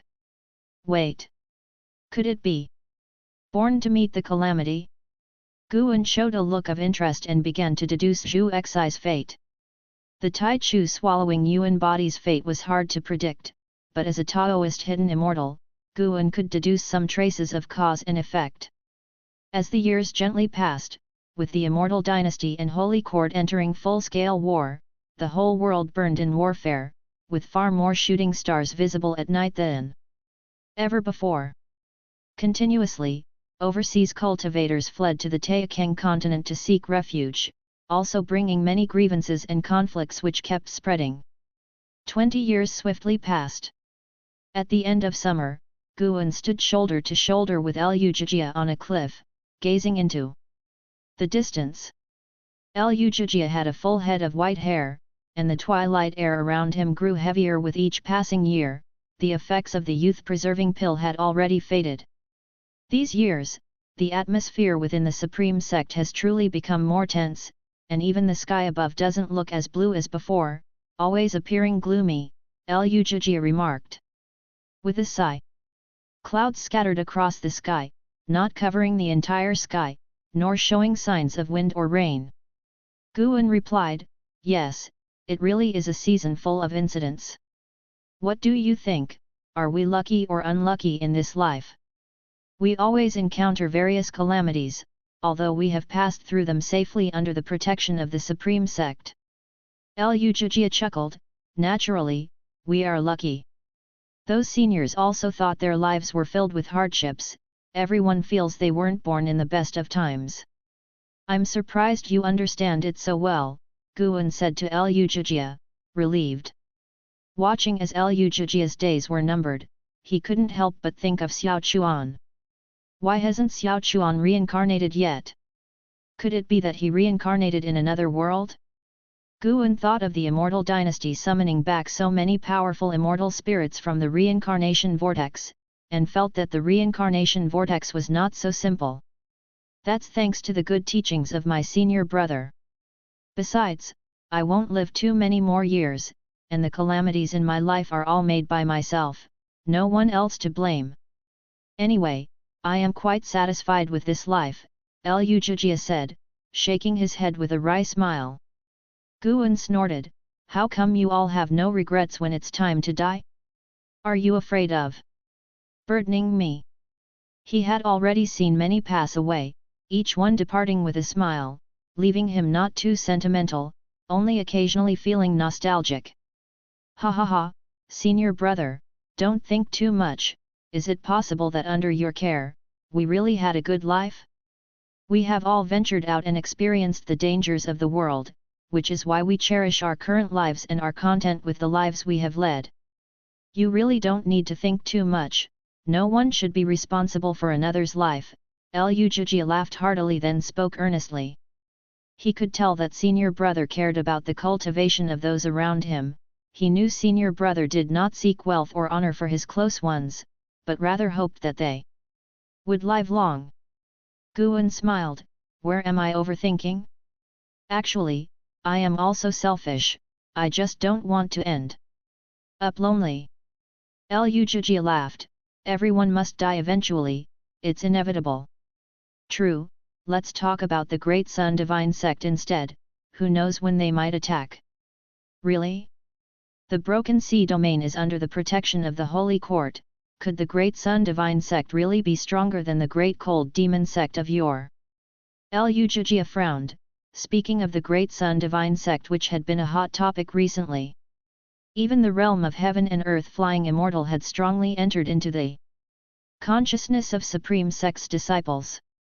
Various rumors all pointed to one thing: the Broken Sea domain was about to face an unprecedented threat, and the Taixuan dynasty situated there would find it hard to escape unscathed. Guan smiled, how about we make a bet, guess whether the Great Sun Divine Sect can defeat Sword Venerable Feudeo. Upon hearing this, Lu Jijia instantly raised his eyebrows, I bet they are no match for Sword Venerable Feudeo, n/o/vel/b/in.c//om. Guan's smile stiffened, no, let's draw lots, decide the order of choice. I won't. You itching for a spanking? Don't think just because you're old, senior brother won't dare to thrash you. Oh come on, the disciples are watching, what kind of example would that set? The prestige of the first disciple must be maintained, don't make it difficult for the next generation's first disciple. The two began to bicker, laughter echoing endlessly. Mountains ranged in succession, and in one forested mountain, numerous pavilions nestled. A young man knelt in the courtyard, his face stubborn, his gaze fixed on the main gate. No matter how long you kneel, I will not hand over your ancestors' brocade bag to you, a woman's voice came from the gate. Why not? The young man gritted his teeth. My father and my grandfather's deep-seated vendetta, are you really going to ignore it? They are also your descendants. Exactly for that reason, I cannot let you continue to risk your life. What's wrong with being immortal? Once you step into the world of immortal cultivation, no one ends well. Being immortal, when facing power, when encountering cultivators, we are just meat on the chopping block, at the mercy of others. The young man's voice nearly broke at the end. The mysterious woman inside the gate fell silent. After a long while, the mysterious woman spoke softly, the bloodline of the Yin family is deeply cursed. None of your ancestors had a good ending, not even my son, who did not live past 30. The deeper you cultivate, the worse the outcome, yet still, you persist. Perhaps the brocade bag left by our ancestor is meant to resolve this issue. It's useless. I don't believe it. Just give it to me, let me decide for myself, someone has to try. The young man said sternly, his body trembling because he had been kneeling for too long. Emotions stirred, his chi blood was somewhat deficient. Clang! The gate suddenly opened, a brocade bag flew out, landing in front of the young man. Overjoyed, the young man immediately picked up the brocade bag, tore it open, and took out a piece of paper, tremblingly examining it. The paper bore 2 large characters. Resign. The young man felt as if struck by lightning, his eyes widened, and he was dumbstruck. Why? The young man murmured to himself, his hands involuntarily clenched into fists, and the paper was crumpled with them. His fingernails dug into his own flesh, blood seeping out, staining the paper in his hands. Chapter 392 The Sense of Intimacy of an Yuan. Why resign oneself to fate, why? The youth trembled all over, his eyes filled with despair. Dark clouds blanketed the sky, as if destiny obscured the sunshine of his life, leaving no sight of hope. The mysterious woman in the building did not answer, nor did she offer any comfort. She had once felt the same despair when she came across those 2 characters. She did not resent that man either, after all, he warned her before he left. Yet, she couldn't withstand her family's persuasion and got caught up in the disputes, leading to her descendants having to hide in the mountains, humbly lamenting the unfairness of fate. Just then, the youth suddenly felt a sharp pain in his palm, which frightened him into reflexively letting go, throwing the crumpled paper away. He instinctively looked at his palm and saw many blood-red lines appear, quite ghastly. He seemed to realize something, raised his head, and fixed his gaze on the blood-stained paper ball before scrambling over to it. He picked up the paper, unfolded it, and to his surprise, found that the words "resigned to fate" had disappeared, replaced by 3 large characters. Supreme Sect. Supreme Sect, what does this mean? The youth murmured, frowning. He had certainly heard of the Supreme Sect, the legendary number 1 sect above all dynasties. With his talent, how difficult it would be to enter the Supreme Sect. Suddenly, a figure appeared beside him, a woman wearing a black daoist robe with white hair, yet a face that was young and comely. She was none other than the Princess of Tianwei, Si Yanner, who had once been engaged to An Hao. She snatched the paper from the youth's hand and scrutinized the characters. Her brows furrowed tightly, her eyes filled with complex emotions. "Weren't you the one who told me not to try to ingratiate myself with that elder? Why then leave a secret message for your descendants to go to the Supreme Sect? Did you know this day would come, or were you worried about the safety of your progeny?" Si Yanner mumbled to herself, her tone complex, a mix of surprise, reluctance, anger, and resentment. The youth stood up, his legs weak, it took him a while to steady his stance. "Grandmother, what does the ancestor mean? That I should go to the Supreme Sect?" he asked nervously, his eyes full of anticipation. Si Yanner took a deep breath and said, "Yes, go to the Supreme Sect." The youth, overjoyed, turned to leave immediately. "Wait, do you even know where the Supreme Sect is located? How far away it is?" Si Yanner suddenly called out to him. The youth turned his head and said, "The Supreme Sect is so famous, I should be able to find out by asking around. With your pace, it will take 10 years to get there, by which time you might already be dead." Si Yanner stared at him, saying emotionlessly. Upon hearing this, the youth's face turned pale. Si Yanner turned her back and walked towards the attic, leaving behind a sentence, "Just wait, I'll take you to the Supreme Sect." The youth, with a look of delight, quickly knelt to thank Si Yanner. Meanwhile, An Hao was cultivating in the Immortal dynasty, unaware of what his descendants were going through.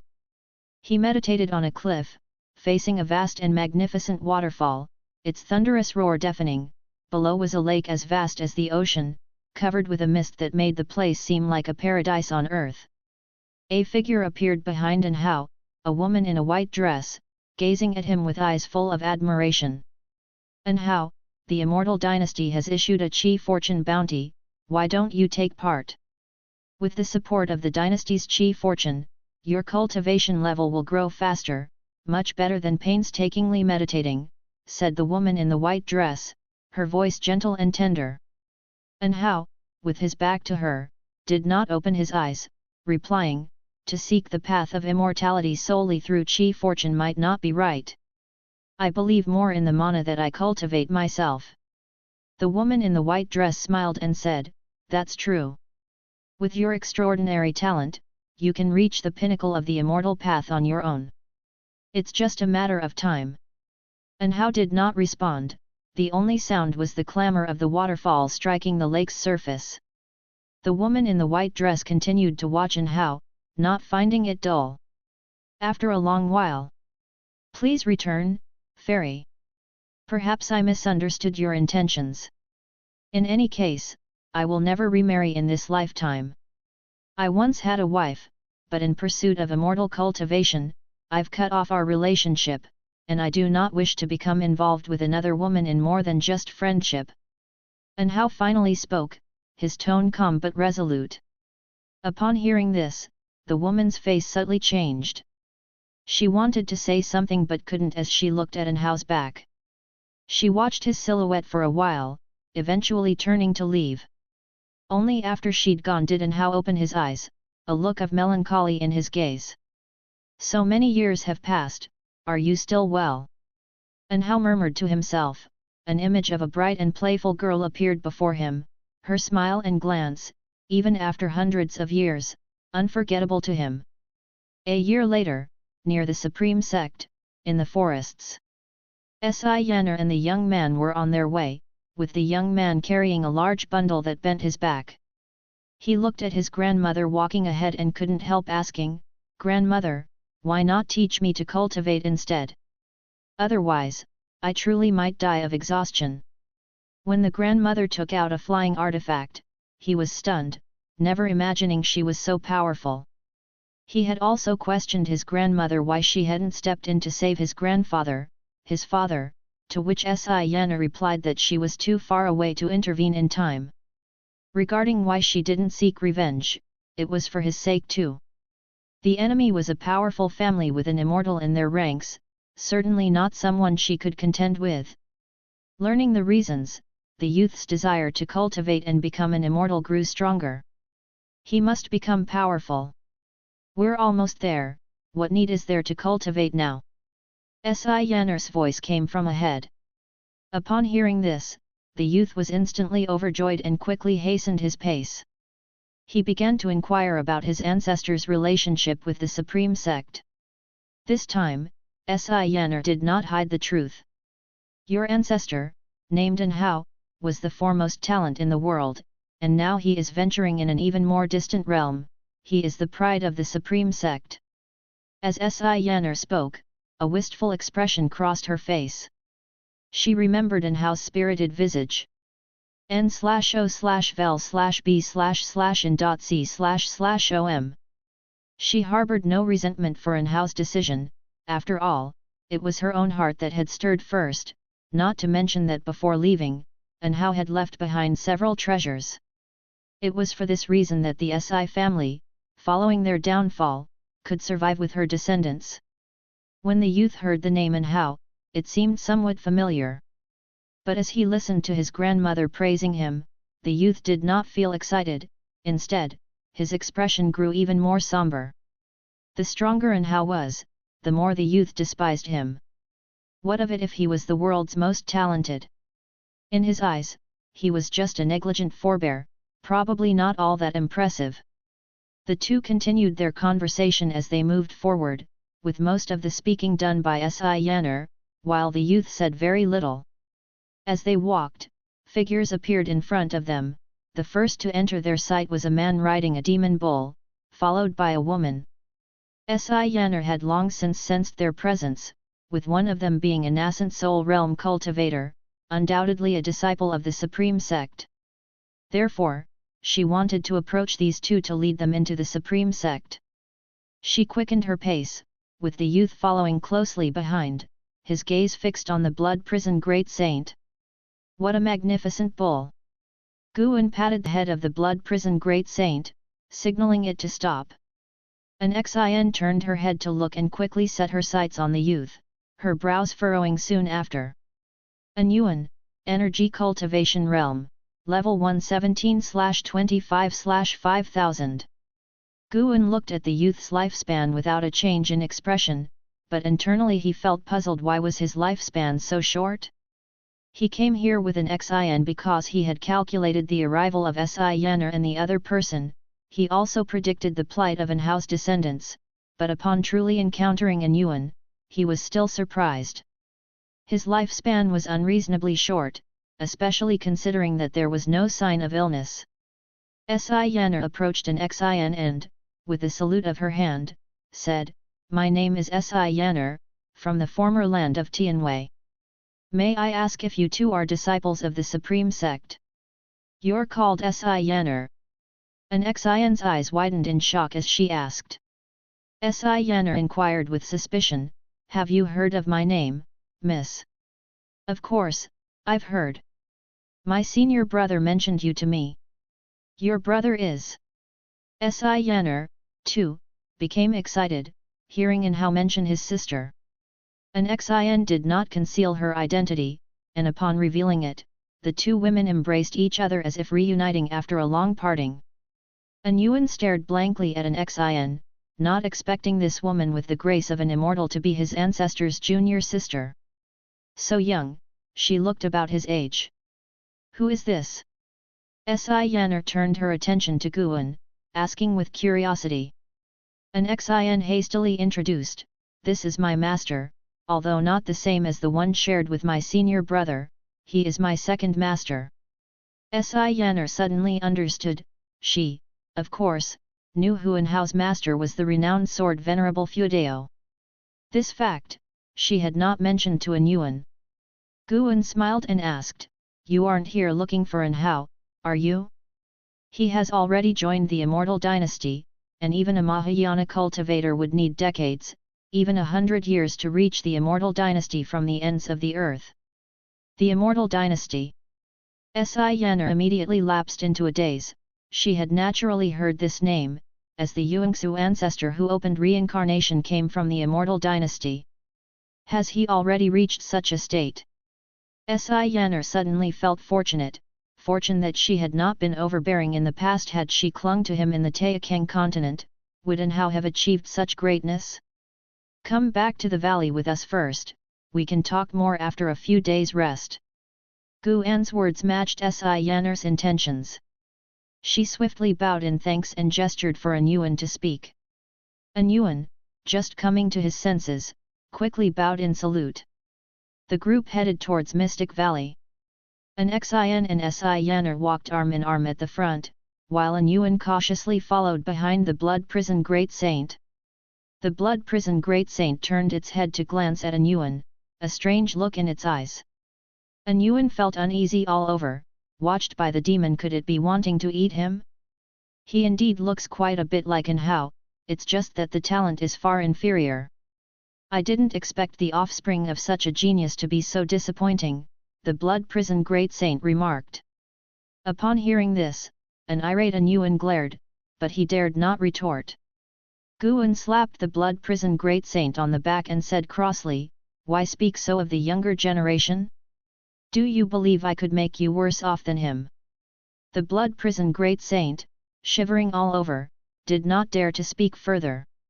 An Yuan curiously looked at Guan, feeling a newfound fondness for him.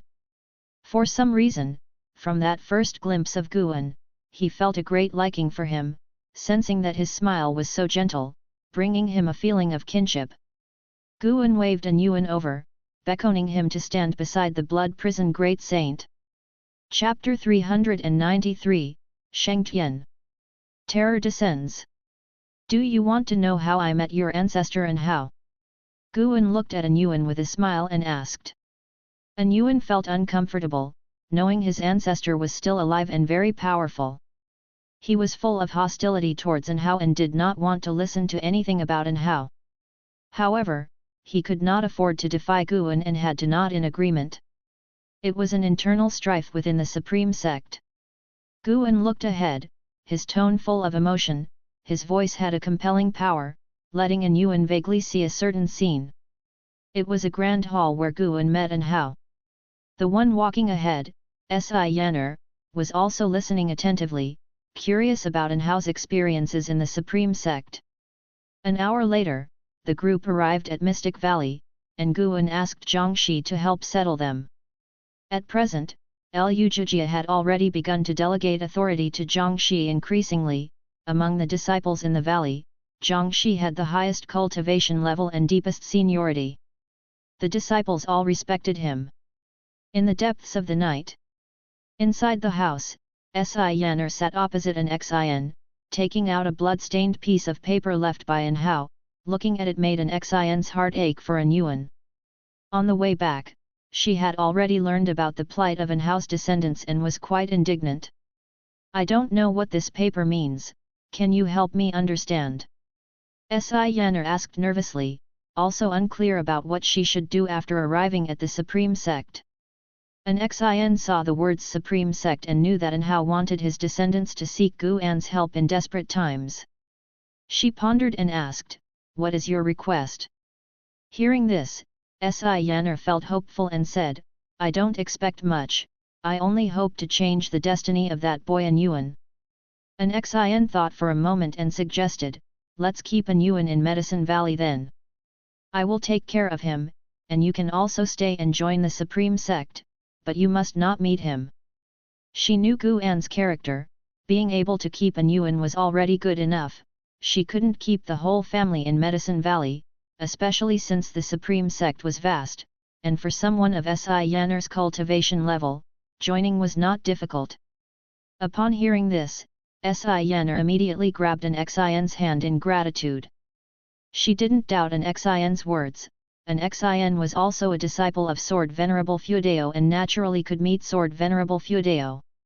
"About my relationship with my master, do not speak to others about it," an Xin said earnestly. "He does not wish to be disturbed, and I am just a disciple of Medicine Valley and do not want to be involved in troubles." After speaking, she suddenly realized why Guan liked to say these words. Not bad, quite a feeling. n/o/vel/b/in.c//om.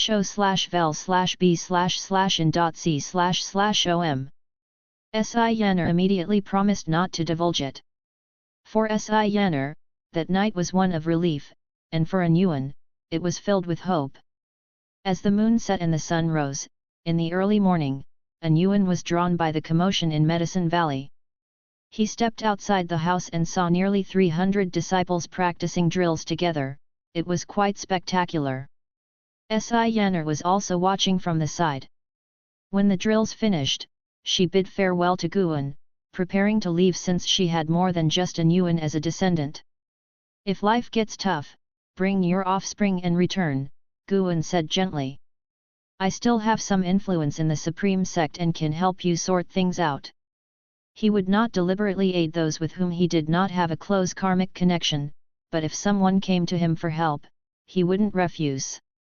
Moreover, he foresaw that the family offended by the An family would have further entanglements of gratitude and resentment, a long line of fate. Si Yanner hesitated for a moment, then nodded in agreement and thanked Guan. Watching her departing figure, Guan thought about seeing her in the past as Sword Venerable Fudeo. At that time she did not have this weathered air about her, lively and playful like Zhen Qin, and seemed like a joyous nemesis with An Hao. Times and circumstances change. Guan mused, his gaze then shifting to An Yuan. He probably understood why An Yuan had a short lifespan. An Yuan's ancestors had all died due to misfortune, especially in recent generations, dying ever so prematurely. Everything was related to the heritage An Hao had received at the Holy Court. Heavenly Dao heritage. This made Guan think of the Heaven Sect, which had also received the Heavenly Dao's heritage and then had to abandon all emotions after gaining great power. Could it be that the descendants and close friends of the Heaven Sect had all died due to misfortune? Such a Heavenly Dao heritage was too malicious. Why was it so? Could it be that it intended to make the heavenly Dao cultivators desireless and without emotional weaknesses? Guan did have a method to try, which was to sever the cause and effect between an Yuan and an Hao, making the two unrelated. Looking at extremes in lifespan, an Yuan was also talented, just not as much as an Hao. He wasn't in a hurry to change an Yuan's fate just yet, hoping to let the boy settle for 2 years first. His intention for revenge was too strong, highly resembling the early days of Su Han. Days passed by one after another. After joining the Mystic Valley, an Yuan received the cultivation techniques from Zhang Shi. Although he could not become strong quickly, he finally saw some hope. One night, an Yuan had a heart-to-heart talk with Zhang Shi. The two had similar fates, both carrying deep-seated hatreds. The difference was that an Yuan was also trapped in destiny, which made Zhang Shi feel very sympathetic and decided to give him a hand. Zhang Shi took an Yuan as his disciple and taught him all he knew. Guan did not stop them, hoping they could redeem each other. Until one afternoon at the end of autumn. "I've decided." An Yuan suddenly stood up, his face firm as he looked towards the distant sky.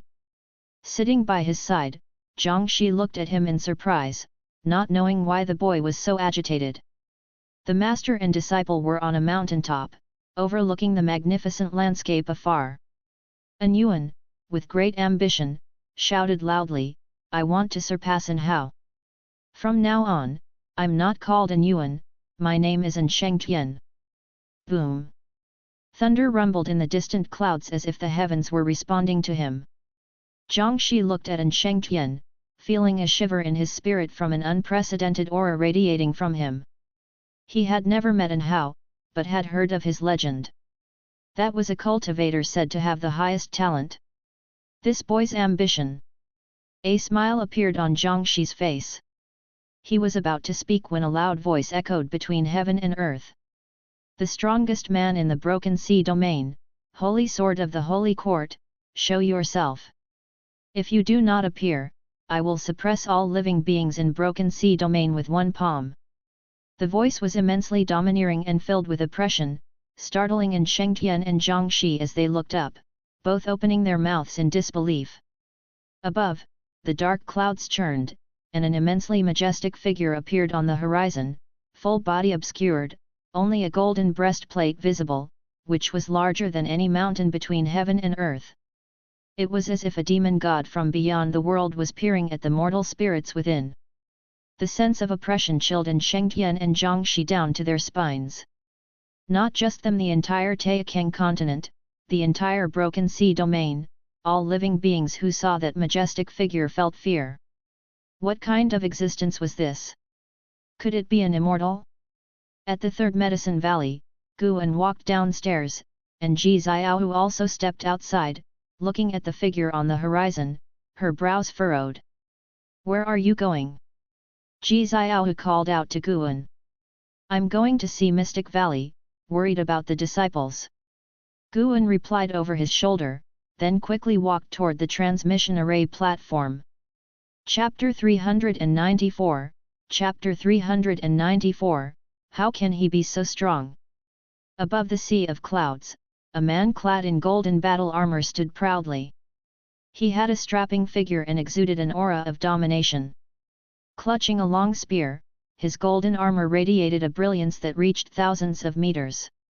Looking above his helmet, the stars scattered across, and the universe dazzled, he appeared as if he was amidst the universe itself. Looking downward, he could see the vast ocean with continents appearing as mere pebbles under his feet, so insignificant. His gaze locked onto the Taixuan continent, filled with a fighting spirit. He hailed from the Immortal dynasty, known as Autumn Evening Immortal Lord. Upon closer inspection, his left hand was held aloft, and within the palm was a city with numerous cultivators above it, tinier than specks of dust. Broken Sea Domain City. Qing Songzi, whose cultivation level had reached the 7th layer of the carefree primordial immortal realm, looked up at Autumn Evening Immortal Lord with eyes filled with fear. This domain master of the Broken Sea had never felt so weak. He who ruled over all beings in his domain now felt only panic, unable to maintain the demeanor of a domain master. What do? We can't escape at all. What realm is this guy in that he can suppress us all with a single palm? Autumn Evening Immortal Lord, I've heard of his legends. He surpassed the carefree primordial immortal centuries ago. In his youth, he was unrivaled among his peers. The immortal dynasty is too presumptuous. Aren't they afraid of Shengtian coming back? n/o/vel/b/in.c//om. We should have eradicated the immortal dynasty long ago. The successive Shengtians were too benevolent. Cultivators in Broken Sea Domain City discussed anxiously as despair spread throughout the city. Autumn Evening Immortal Lord did not glance at the city in his palm. His focus remained steadfast on Taixuan continent, waiting for the Holy Court Holy Sword to make a move. If he could slay the Holy Sword, he would gain immense chi fortune. He had investigated, the Holy Court Holy Sword had not received the chi fortune of the Holy Court, making him an easier target without the protection of the chi fortune of the Holy Court. He patiently waited as he had set a deadline in his mind. If the Holy Court Holy Sword did not appear by the time, he would have no choice but to annihilate the Broken Sea domain. For him, a born immortal spirit, slaying numerous beings did not evoke any guilt, just as humans may feel disgust but rarely guilt when stepping on a horde of insects. All beings within the Broken Sea domain could look up and see his immense projection. This was a divine skill with immense oppressive force, aimed to crush the spirits of the masses and kill any intent of resistance. Facing his figure that seemingly dwarfed the heavens and the earth, most beings felt intense fear. Even if they thought of fleeing, they didn't know where to go. It seemed wherever they flew, they couldn't escape from beneath the feet of Autumn Evening Immortal Lord. This was a sensation of despair like facing the vast heavens. In the Supreme Sect, within Mystic Valley, Zhang Xian and Shengtian returned to the valley, and the disciples surrounded Guan, extremely tense. In such times, they could only rely on Guan, hoping he could comfort them.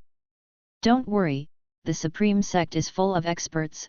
Moreover, Sword Venerable Feudeo is here. If someone provokes Sword Venerable Feudeo, how could he tolerate it? Guan spoke, alleviating some of the disciples' tension, but some still harbored concerns. Master, is Sword Venerable Feudeo really still here? Although there is indeed a vast sword intent on the heavenly repair platform, he hasn't made a move in many years. A disciple said worriedly, immediately causing other disciples to echo his sentiment, and panic spread once again. Guan continued to comfort them verbally while considering in his heart how to deal with this Deovoid mysterious immortal.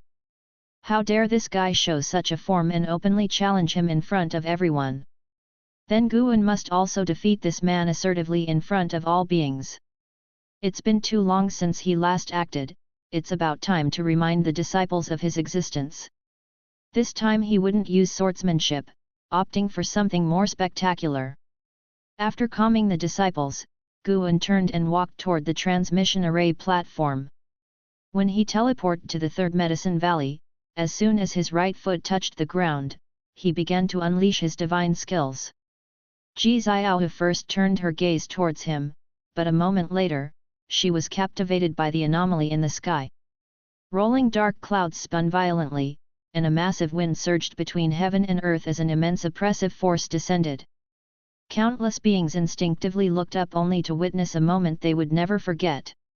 The sea of clouds in the sky formed a cyclone that kept rising as if intending to sweep into outer heaven. As the remaining clouds ascended, more of Autumn Evening Immortal Lord's majestic figure was revealed. However, this time, the beings did not fear his figure because a yet larger presence appeared. That was the sky's zenith.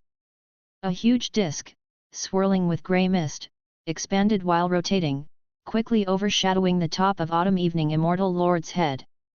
Autumn Evening Immortal Lord's true form looked up as his immense projection did. Likewise, his face showing fear. The ultimate primordial disk. This was a great divine power inherently possessed by the primordial ultimate body. Supremely overbearing. Guan had never used this great divine power in reality before. As the ultimate primordial disk began to coalesce, the vast oppressive force engulfed Autumn. Evening Immortal Lord, leaving him unable to escape. How is this possible? What is his cultivation level? Autumn Evening Immortal Lord thought with a pounding heart, he was a Deovoid mysterious immortal, and the Holy Court Holy Sword had never demonstrated the power of a Deovoid mysterious immortal in the reports from the Immortal dynasty. The Holy Sword's strength was regarded as between the divine immortal of wondrous Dharma and a Deovoid mysterious immortal. Even if it reached the level of a Deovoid mysterious immortal, it shouldn't surpass his own. He was Deovoid mysterious immortal of the 7th layer. But right now, he finally realized how terrifying the cultivation level of the Holy Court Holy Sword was. Not even a divine thought true immortal could possess such exaggerated oppressive power. He could not escape, nor could he speak, and even his divine sense and primordial spirit could not leave his body. Fear and despair swiftly occupied his heart, and his eyes were full of terror. Under his gaze, the ultimate body of the primordial talisman successfully condensed, and the grey disk was covered in dense patterns, as if it hid a vast world, awe-inspiring to behold. The projection of the Sun and Moon Netherworld Emperor was immensely large, towering over everything, making all else seem insignificant, yet under the ultimate body of the primordial talisman, he appeared less so. The ultimate body of the primordial talisman seemed to cover the entire great heavenly spirit land. In truth, it only covered the sky of the broken sea domain. Guan had used a small trick. In the eyes of the beings in the broken sea domain, the ultimate body of the primordial talisman indeed seemed as vast as the great heavenly spirit land, creating a terrifying visual impact. The Sun and Moon Netherworld Emperor appeared from thin air next to Ji Xiaohu, looking up in amazement. What kind of divine power is this? The Sun and Moon Netherworld Emperor was filled with fear. He had heard of Sword Venerable Fudeo's existence, but his divine sense had swept through the Supreme Sect without finding him. He thought Sword Venerable Fudeo had been scared off. Now, it seemed that their cultivation levels were too different, and he simply couldn't detect where Sword Venerable Fudeo was, or who he was. Perhaps Sword Venerable Fudeo had appeared before him and he had failed to see through him. The thought made him shiver with dread. Standing beside him, Ji Xiaohu did not respond. She too had never witnessed this divine power, and her heart was filled with shock. Just how powerful was Sword Venerable Fudeo? She had already recalled memories from her past life, where in the 7 stars spirit realm, Sword Venerable Fudeo's demonstrated strength was far less than it was now. She had then looked forward to Sword Venerable Fudeo's future, but now, it seemed she had underestimated him. Back then, she had unleashed the power of a primordial deist talisman, with her true self's consciousness returning. If her true self had misjudged, didn't that imply that Sword Venerable Fudeo's Deo level was stronger than her true self's? Her feelings became complicated.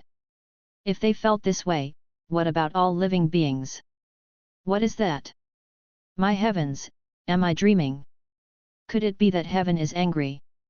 It's Sword Venerable Fudeo. It must be him. He's still in the Supreme Sect. Why isn't Sword Venerable Fudeo displaying Sword Deo divine skills? Isn't this divine power stronger than the Sword Deo? Look at that guy, he's scared stiff. Ha ha ha, daring to challenge Sword Venerable Fudeo is truly seeking death. The Supreme Sect was abuzz, everyone revitalized, and the beings of the Taixuan continent were also excited, shouting the name of Sword Venerable Fudeo. For the countless beings of the Broken Sea domain, it was merely a shock. Is this the capability of the Holy Sword of the Holy Court? If heaven had power, would it not be like this? It's been many years since anyone dared to challenge me. This is the ultimate body of the primordial talisman, feel the power of the Deo. A hoarse voice echoed through the world, laden with oppression. Hearing this voice, all beings were electrified. Yu Yingying looked towards Guan from afar, seeing his shocked expression, and she was filled with confusion. An Xin was also looking at Guan, and her heart was full of admiration. Compared to her master, her acting was still too poor. At the same time, she was overwhelmed. Was this truly her master's power? Little did she know, Guan hadn't even used his full strength, he had even suppressed his aura to the 9th layer of the divine thought true immortal realm, giving others a glimmer of hope to continue sending people to their doom. Yet even so, Ji Xiao felt he was beyond a divine thought true immortal, and perhaps even a usual free immortal could not match him. Boom! A deafening roar erupted, rendering the beings temporarily deaf, which didn't pain them but merely left them unable to hear. Countless creatures watched the vast ultimate body of the primordial talisman descend, as if witnessing a divine spectacle. Guan opened his mouth in disbelief, staring at the sky as the strong wind swirled his robes. With a thought, he allowed the Sun and Moon Netherworld Emperor to speak, nothing more. No. Elder. I was wrong. Give me a chance to atone. Once the Sun and Moon Netherworld Emperor realized he could speak, like grasping a lifeline in water, he yelled hoarsely, his voice echoing throughout the Broken Sea domain. Under Guan's suppression, beings outside the Broken Sea domain couldn't hear, but the already deaf beings of the Broken Sea domain distinctly heard the Sun and Moon Netherworld Emperor's hoarse scream. Guan was establishing his authority among the beings of the Broken Sea domain, yet he also wanted the Immortal Dynasty and Holy Court to underestimate him.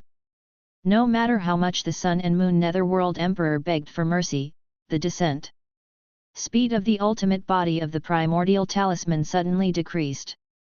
Eventually, the ultimate body of the primordial talisman landed above the head of the Sun and Moon Netherworld Emperor. Almost instantly, the projection of the Sun and Moon Netherworld Emperor was annihilated, and his true self felt an incredibly terrifying suction force. The main city of the Broken Sea domain he held was yanked out, crashing into the ocean. Leaving the cultivators there wide-eyed, they would never forget this scene in their lifetimes. How could he be so powerful? Qing Songzi muttered to himself, suddenly realizing why Sword Venerable Fudeo had declined the offer of the Qi Fortune Fruit position, and why the Holy Minister had agreed. With such power, who wouldn't seek to ally with him?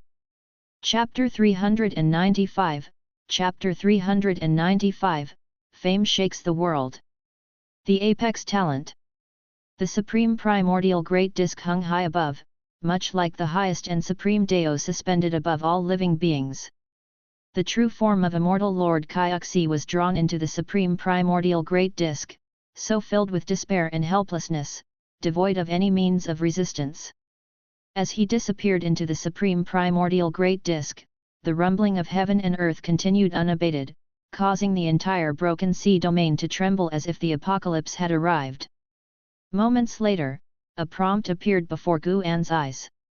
You have successfully slain Immortal Lord Kaiuxi, Dao Void Mysterious Immortal Realm Level 7, 340,876 years of lifespan. Not bad, it saves half a month's labor. Although Guan thought this, the look of shock remained on his face. That was his belief, the acting had to be thorough. The Supreme Primordial Great Disk did not vanish immediately but continued to hang in the sky for the adoration of all beings. Because the Supreme Primordial Great Disk was so immense, the patterns on it were so clear to all beings, those images seemed to record ancient myths, which left the beings in awe. After a long while, the wind between heaven and earth began to calm, and a majestic grey fog emerged around the Supreme Primordial Great Disk, drowning it in splendor, and the sky darkened. Only then did the beings regain their senses, instantly stirring with excitement. The oppressive might of Immortal Lord Kaiuxi had completely vanished. Did this not mean that Sword Venerable Fudeo had slain him? Unbelievable! Immortal Lord Kaiuxi had appeared daunting and formidable, like the wrath of the vast heavens, and the mortal spirits could only tremble. Even with Sword Venerable Fudeo's intervention, they had expected an earth-shattering great battle, yet it ended with one-sided suppression. Tyrannical. Invincible. Even though they could not see Sword Venerable Fudeo in person, this was the impression that the beings formed of Sword Venerable Fudeo from witnessing the battle. The sky gradually brightened, and the dark clouds began to disperse, leaving no trace of the supreme primordial great disk as if it had never appeared. The third medicine valley was abuzz with noise, all disciples were excited. Guan briskly approached Ji Xiao and eagerly asked, "With your abilities, can you tell what realm sword Venerable Fuedao is in?" Ji Xiao looked at him, offering no reply. Sun and Moon Netherworld Emperor then took a deep breath and said, "His realm is not something you should conjecture, boy, just be your mortal self, and do not involve yourself in great causes." Having said that, he vanished into thin air. Guan pretended to be astonished but felt secretly thrilled inside. "Yes. This is the feeling. Though you look down on me, I shall wait for you on the immortal path, but whether you can make me see you, that's still to be seen." Guan turned to Ji Xiao and asked, "Was he unsettled by sword Venerable Fuedao?" Ji Xiao nodded and said, "Indeed, sword Venerable Fuedao is powerful. I never expected there to be such a great cultivator hidden within the great heavenly spirit land. I even suspect." "Suspect what?" "Nothing, I'm going back to cultivate." As Ji Xiao turned away and left, Guan cocked his head, feeling as though she too was provoked. Guan chuckled inwardly and then waited in place, feeling Shen Zhen's presence, eager to hear how Shen Zhen would boast about sword Venerable Fuedao. After 30 minutes, Supreme Sect remained noisy, and there were even many disciples kneeling at the heavenly repair platform in worship of the heaven-cutting axe. Inside the loft, Guan had a strange look on his face as he watched Shen Zhen sketch the supreme primordial great disk on paper. He had a very subtle feeling that someone was spying on his path, and that person was Shen Zhen. That is to say, Shen Zhen's drawing concealed mysteries. He also pondered another question: if he could feel Shen Zhen spying, then could the ancient beings depicted in her previous drawings sense her too? There was a time before when a drawing suddenly destroyed itself. Was that perhaps a warning? How about it? Impressive, right? Shen Zhen saw Guan silent and proudly asked. Guan looked up at her and asked, "Aren't you afraid of displeasing sword Venerable Fuedao?" Shen Zhen waved her hand and said, "How could that be? Sword Venerable Fuedao guards the Supreme Sect, and now I too am a disciple of the Supreme Sect. He is practically my martial master, how could he mind such things? Don't forget the existence of the heavenly repair platform. No one in this world has a broader heart than sword Venerable Fuedao." "Well spoken, I like it." Guan then joined in the praises for sword Venerable Fuedao, catching Shen Zhen in the act, who had long admired sword Venerable Fuedao, and today's battle had awakened the fervor hidden deep in her heart. It was not just them. Throughout the various oceans, continents, and islands of the Broken Sea domain, wherever there were living beings, they were discussing sword Venerable Fuedao. They preferred the name sword Venerable Fuedao over the Holy Court's Holy Sword. Moreover, the title of Holy Sword had been unilaterally announced by the Holy Court, and they had not heard of sword Venerable Fuedao accepting this title. The commotion at the Broken Sea domain was great, and even though Guan tried to contain it, the prior activities of the autumn evening Immortal Lord had already spread, causing various sects to start sending people to investigate. The impact of this battle was far from over, it continued to spread over the following years. The autumn evening Immortal Lord was no ordinary being, he was the highest realm faller of the Immortal dynasty. When the news reached the Holy Court, the Holy Minister was greatly pleased. "Ha ha ha, do you see?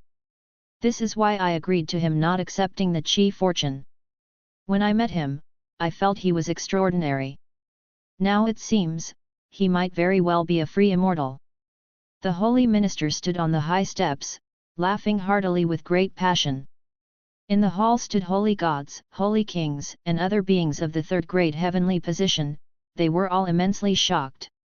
The autumn evening Immortal Lord was an age-old being with unquestioned power, yet he was easily slain. How can you tell he's a free immortal? The divine thought true immortal could also kill. The autumn evening immortal.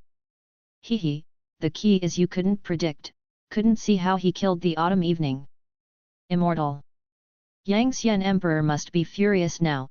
I heard the Immortal dynasty had previously also sent people to Wu Sword Venerable Fuedao. A free immortal? Who exactly is this divine personage? If he truly is a free immortal, his name must resonate through the ages. Could he be from outside heaven? But we need not investigate him. It would only push him towards the Immortal dynasty. From his actions, this person has a compassionate heart for all living beings, befriending him would pose no threat. The high ranks of the Holy Court discussed fervently, admiring Sword Venerable Fuedao, which made the Holy Minister smile even more broadly. Their previous attempt to woo Sword Venerable Fuedao had already caused discontent within the Holy Court, and with the court being suppressed by the Immortal dynasty over the years, the Holy Minister felt deeply stifled. No, I must make another trip, the Holy Minister thought, his eyes twinkling. The Immortal dynasty received the news just as fast. Because a Deovoid mysterious immortal from their ranks had died, the autumn evening Immortal Lord held a revered position in the Holy Court. His death thoroughly enraged the Immortals, making Sword Venerable Fuedao the most hated figure among them. And Hao was also oppressed because of this, but his life was not in danger.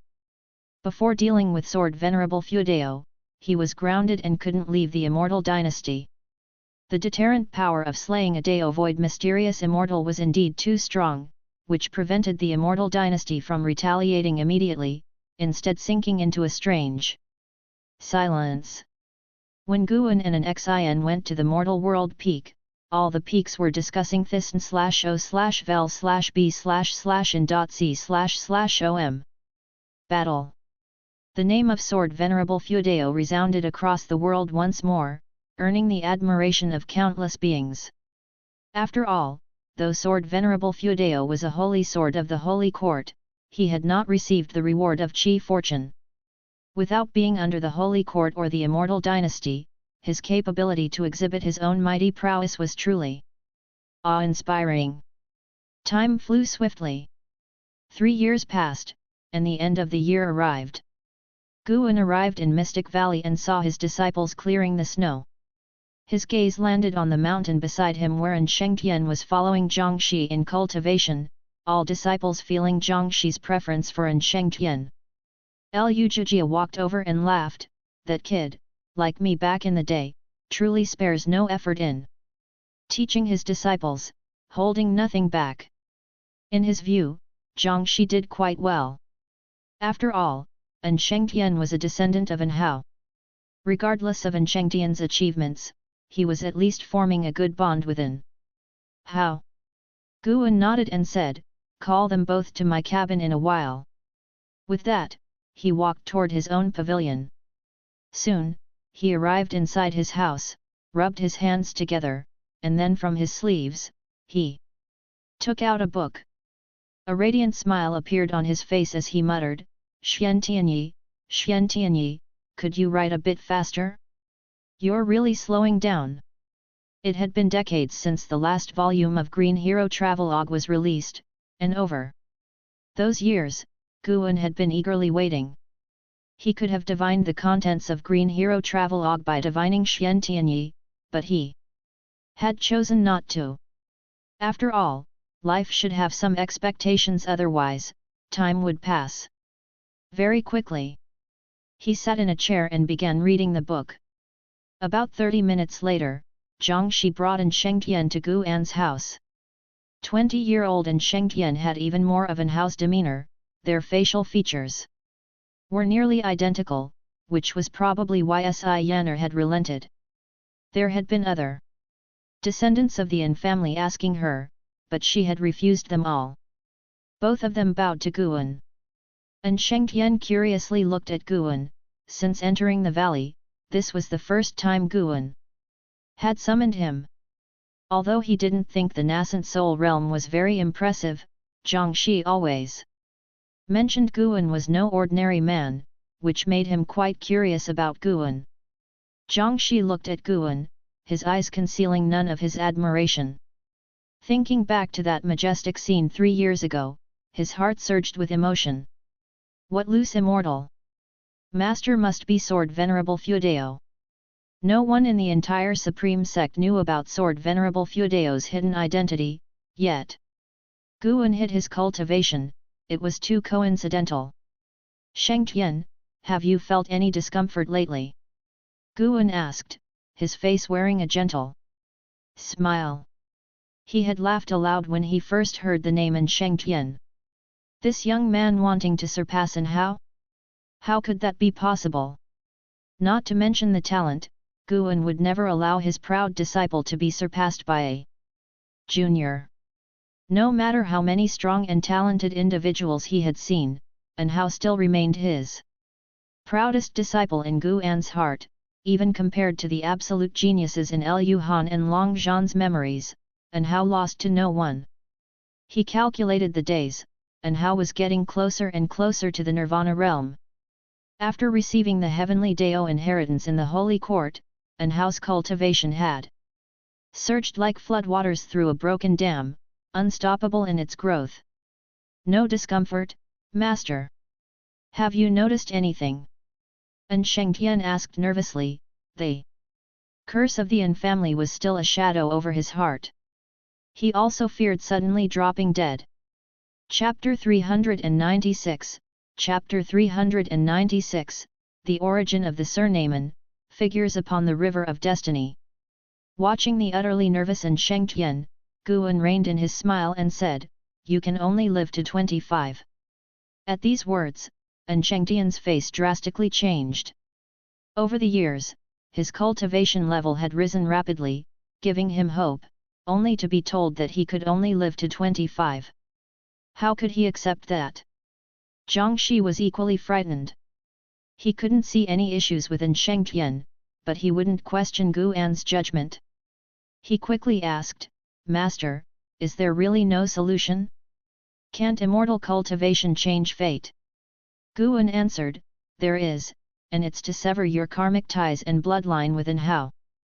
By doing so, from now on, the Yin family will forget you as if you were never born into their world, though those unrelated to the Yin family could still remember you." And Shengtian was stunned, and Zhang Shi was also scared. What kind of method was this? Zhang Shi, recalling that Guan was Sword Venerable Fuedao, immediately calmed down, while Shengtian grew curious about the real identity of Guan. "Sever them, then sever them, I am willing." And Shengtian gritted his teeth. Although, over the years, under Zhang Shi's guidance, his hostility towards Hao had waned, he still didn't acknowledge Hao in his heart. In his view, Hao's bloodline was far from a glory but a shame instead. Guan said, "Think about your deceased father, your grandfather, and also your mother, your sister, they will all forget you." And Shengtian opened his mouth but couldn't be as resolute as before. Guan had Zhang Shi make tea for him, he wanted to see what decision Shengtian would make. Although Zhang Shi wanted to interject, he understood the meaning behind Guan's instruction to pour tea, he was to stay out of it. And Shengtian clenched his fists, his mind filled with memories of time spent with his family. Unwilling. Why should he? Suddenly, Shengtian decided to accept his fate, just like the two words left by Hao. Resigned. But when he thought of the deep hatred born from his father's and grandfather's blood, he couldn't convince himself. How could he protect his living family members without strong cultivation? Just as Guan was about to lift the tea that Zhang Shi had brewed, Shengtian said solemnly, "Sever. I must sever. I need to become stronger, even if they forget me, I must have the strength to protect them. They may not remember me, but as long as I remember them, that is enough." A look of gratification flashed in Guan's eyes, at least for now, Shengtian thought more about protecting his family rather than revenge. He didn't oppose Shengtian's desire for revenge, but he hoped that revenge wouldn't be the sole purpose of Shengtian's life. Guan drank the tea in one go and then stood up, his gaze falling upon Shengtian. The gold pattern on his forehead began to emit a golden light, as if an eye had appeared on his forehead, leaving Shengtian and Zhang Shi wide-eyed. Boom! The scene around them abruptly changed, removing the pavilion's furnishings from their view, and they found themselves in a space that was surreal and eerie. The two instinctively turned their heads but could see nothing, they just felt an inexplicable panic. Guan picked up the fate-determining pen, pointing it at An Shengtian. An Shengtian had seen the fate-determining pen before and hadn't thought much of it, but at this moment, it seemed so terrifying. Zhang Shi felt the same, and looking again at the crown on Guan's head, he also felt its extraordinary nature. Could it be that his master was a treasure all over? His eyes were full of awe and fervor, wishing he could prostrate himself to his master right there. To cultivate under such a powerful figure, he felt so fortunate. "Are you ready, An Shengtian?" Guan asked emotionlessly, causing An Shengtian's throat to bob. "I forgot to tell you," Guan said, "the An in your An family is taken from my name. Even if the An family forgets you, as long as you follow me, you will never be separated from the An family." These words made An Shengtian's eyes widen in disbelief. Sword Venerable Feudao. An Shengtian felt like he had been hit by a pleasant surprise. Just as he was about to speak, Guan suddenly brandished his pen, and with a single stroke, An Shengtian felt as though he had been struck by lightning, his entire body frozen in place. His complexion drastically changed, he wanted to speak, but found himself incapable. He could feel something being shed from him, no, being abandoned. An endless tide of loneliness overwhelmed him, and he fell into an unprecedented fear, his eyes unexpectedly brimming over with tears. At that moment, he was like a lost child, wanting to crouch down and hold himself. Your talent may not equal Hao's, but can your will surpass his? Guan's voice reached him, like dawn's light chasing away the darkness from An Shengtian's inner world. An Shengtian looked up to see Guan and Zhang Shi standing before him, Zhang Shi looking anxious and seemingly trying to say something, but An Shengtian couldn't hear a thing. His gaze rested on Guan, who was looking back at him calmly. For some reason, he didn't feel distanced, instead, he sensed a kind of power. "I cannot let down my master's expectations." An Shengtian gritted his teeth and forcefully suppressed the negative emotions in his heart. His body trembling as if he were in a chilly cellar. At that moment, Guan's brow furrowed, and he shifted his right foot suddenly, an explosive burst of demonic qi enveloped the surrounding space. Zhang Shi turned his head, looking towards Guan with astonishment. Guan remained silent, waiting for the threads of An Shengtian's fate to be stripped away. "Aren't you afraid of the heavenly Tao's backlash, Taoist friend, for changing the fate of a person entangled with the karma of the heavenly Tao?" An indifferent voice came from outside the demonic qi, startling Zhang Shi into hastily turning around. How could there be someone else? Guan lifted his head, his gaze piercing through the demonic qi, crossing the void, to peer into another mysterious and dark space. Within it flowed a magnificent river, emanating radiant auroras, neither its source nor endpoint visible. The River of Destiny. A figure stood atop the River of Destiny. The figure shone with a silvery light, with only their silhouette discernible. Guan couldn't see through to their true form, but he could sense the other had locked onto his position.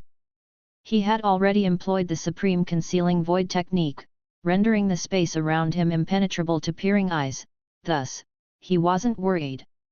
Moreover, the River of Destiny was incredibly distant from him, the other party was merely communicating, with no intention of descending into the great heavenly spirit land.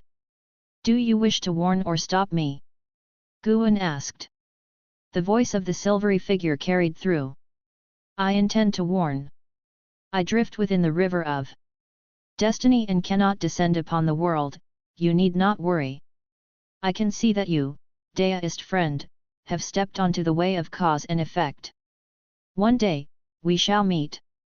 I will await you by the River of Destiny." Guan seemed to think of something, his expression turned strange as he continued to ask, "May I know the name of my Taoist friend?" "I have no Taoist title, only a common name, which is likely unknown. My name is Lu Kaiuxian." Hearing the name, Guan fell silent.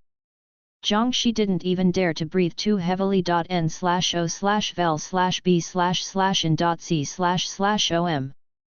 The River of Destiny. The Way of Cause and Effect. An Lu Kaiuxian. Just the sound of it was terrifying. Is this the world of the immortal path realm?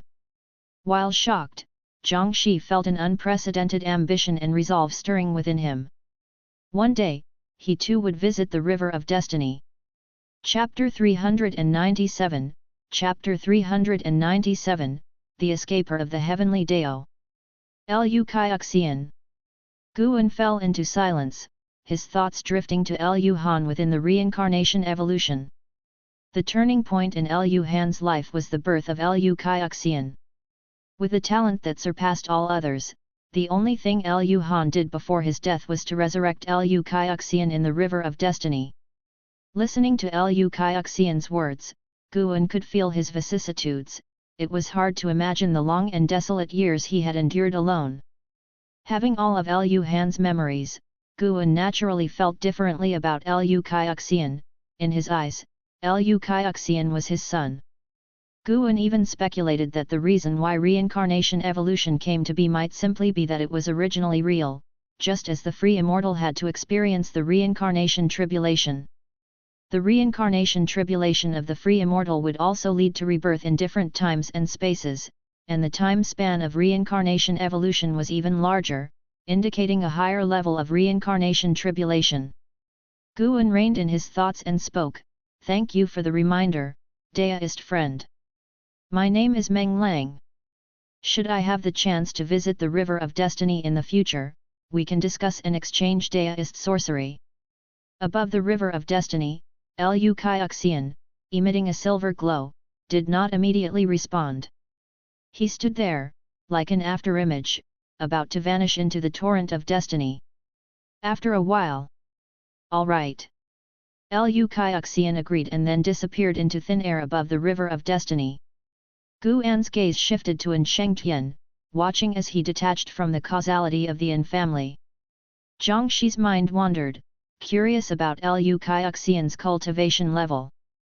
"Do not mention what just occurred to anyone, including Shengtian," Guan suddenly said. Upon hearing this, Jiangshi hurriedly promised to keep the matter to himself. In fact, even without Guan's instruction, he had no intention of sharing it with others. Witnessing such great power was his own fortune, how could he share it with others? N/O/vel/b/in.c//om. Time continued to pass. An Shengtian was immersed in his own pain, unaware of what had just transpired. He could only make out the vague figures of Guan and another. He gritted his teeth and persisted as the memories of the An family in his mind became increasingly blurred, which frightened him. He could accept the An family forgetting him, but he could not forget them. If both sides forgot each other, they would truly become unconnected, which was not the outcome he desired. Subscribe to Chinese Novel Audio Wave. Master. Martial Master. An Shengtian gritted his teeth, his cry not for the Valley Master of Mystic Valley but for an House Master, Sword Venerable Feudao. Focus your mind. As long as you miss them enough, you won't forget. Guan's voice followed. He had his own motives, deliberately tempering An Shengtian, hoping An Shengtian would hold family ties in the highest regard to prevent him from opposing An Hao in the future. In his heart, An Hao was definitely more important. Without An Hao, there would be no An Shengtian. Hearing Guan's words, An Shengtian persisted. Suddenly, with a boom, blood flame abruptly ignited on him. His body curled up and trembled incessantly. Guan raised his right hand, and a dark purple medicinal herb appeared, promptly turning into powder that hovered in his palm, forming a whirlwind.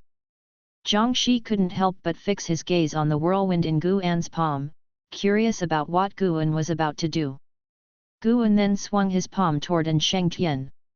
As the palm struck out, An Shengtian's flesh instantly dispersed, leaving only a skeleton behind, which startled Jiangshi. Before he could utter a word, a dark purple mist surrounded An Shengtian, quickly enveloping him and covering the skeleton. Jiangshi looked intently, his hands clenched into fists inside his sleeves, his heart in turmoil. Fearful that Shengtian would die right there. The scene was too frightening. Flesh had dispersed in an instant. Could a person still live? The dark purple mist soon submerged the skeleton, billowing and slowly forming the outline of flesh. That is. Jiangxi's eyes widened, his expression one of astonishment. Guan remained expressionless. This was a 9th-tier medicinal herb, which he had acquired at great cost. It contained vast spiritual energy, making the molding of a flesh body not challenging, as long as Shengtian's life force was controlled. If his soul had not left the body, it would be manageable. A new life and destiny, what path will you take from here? Guan wondered to himself, also contemplating whether Shengtian's maximum lifespan would increase. If it could, this act would also be a method of defying the heavens and changing one's fate.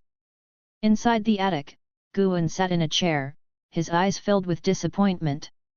Shengtian, Foundation Establishment Realm 8th floor 20/350/5000.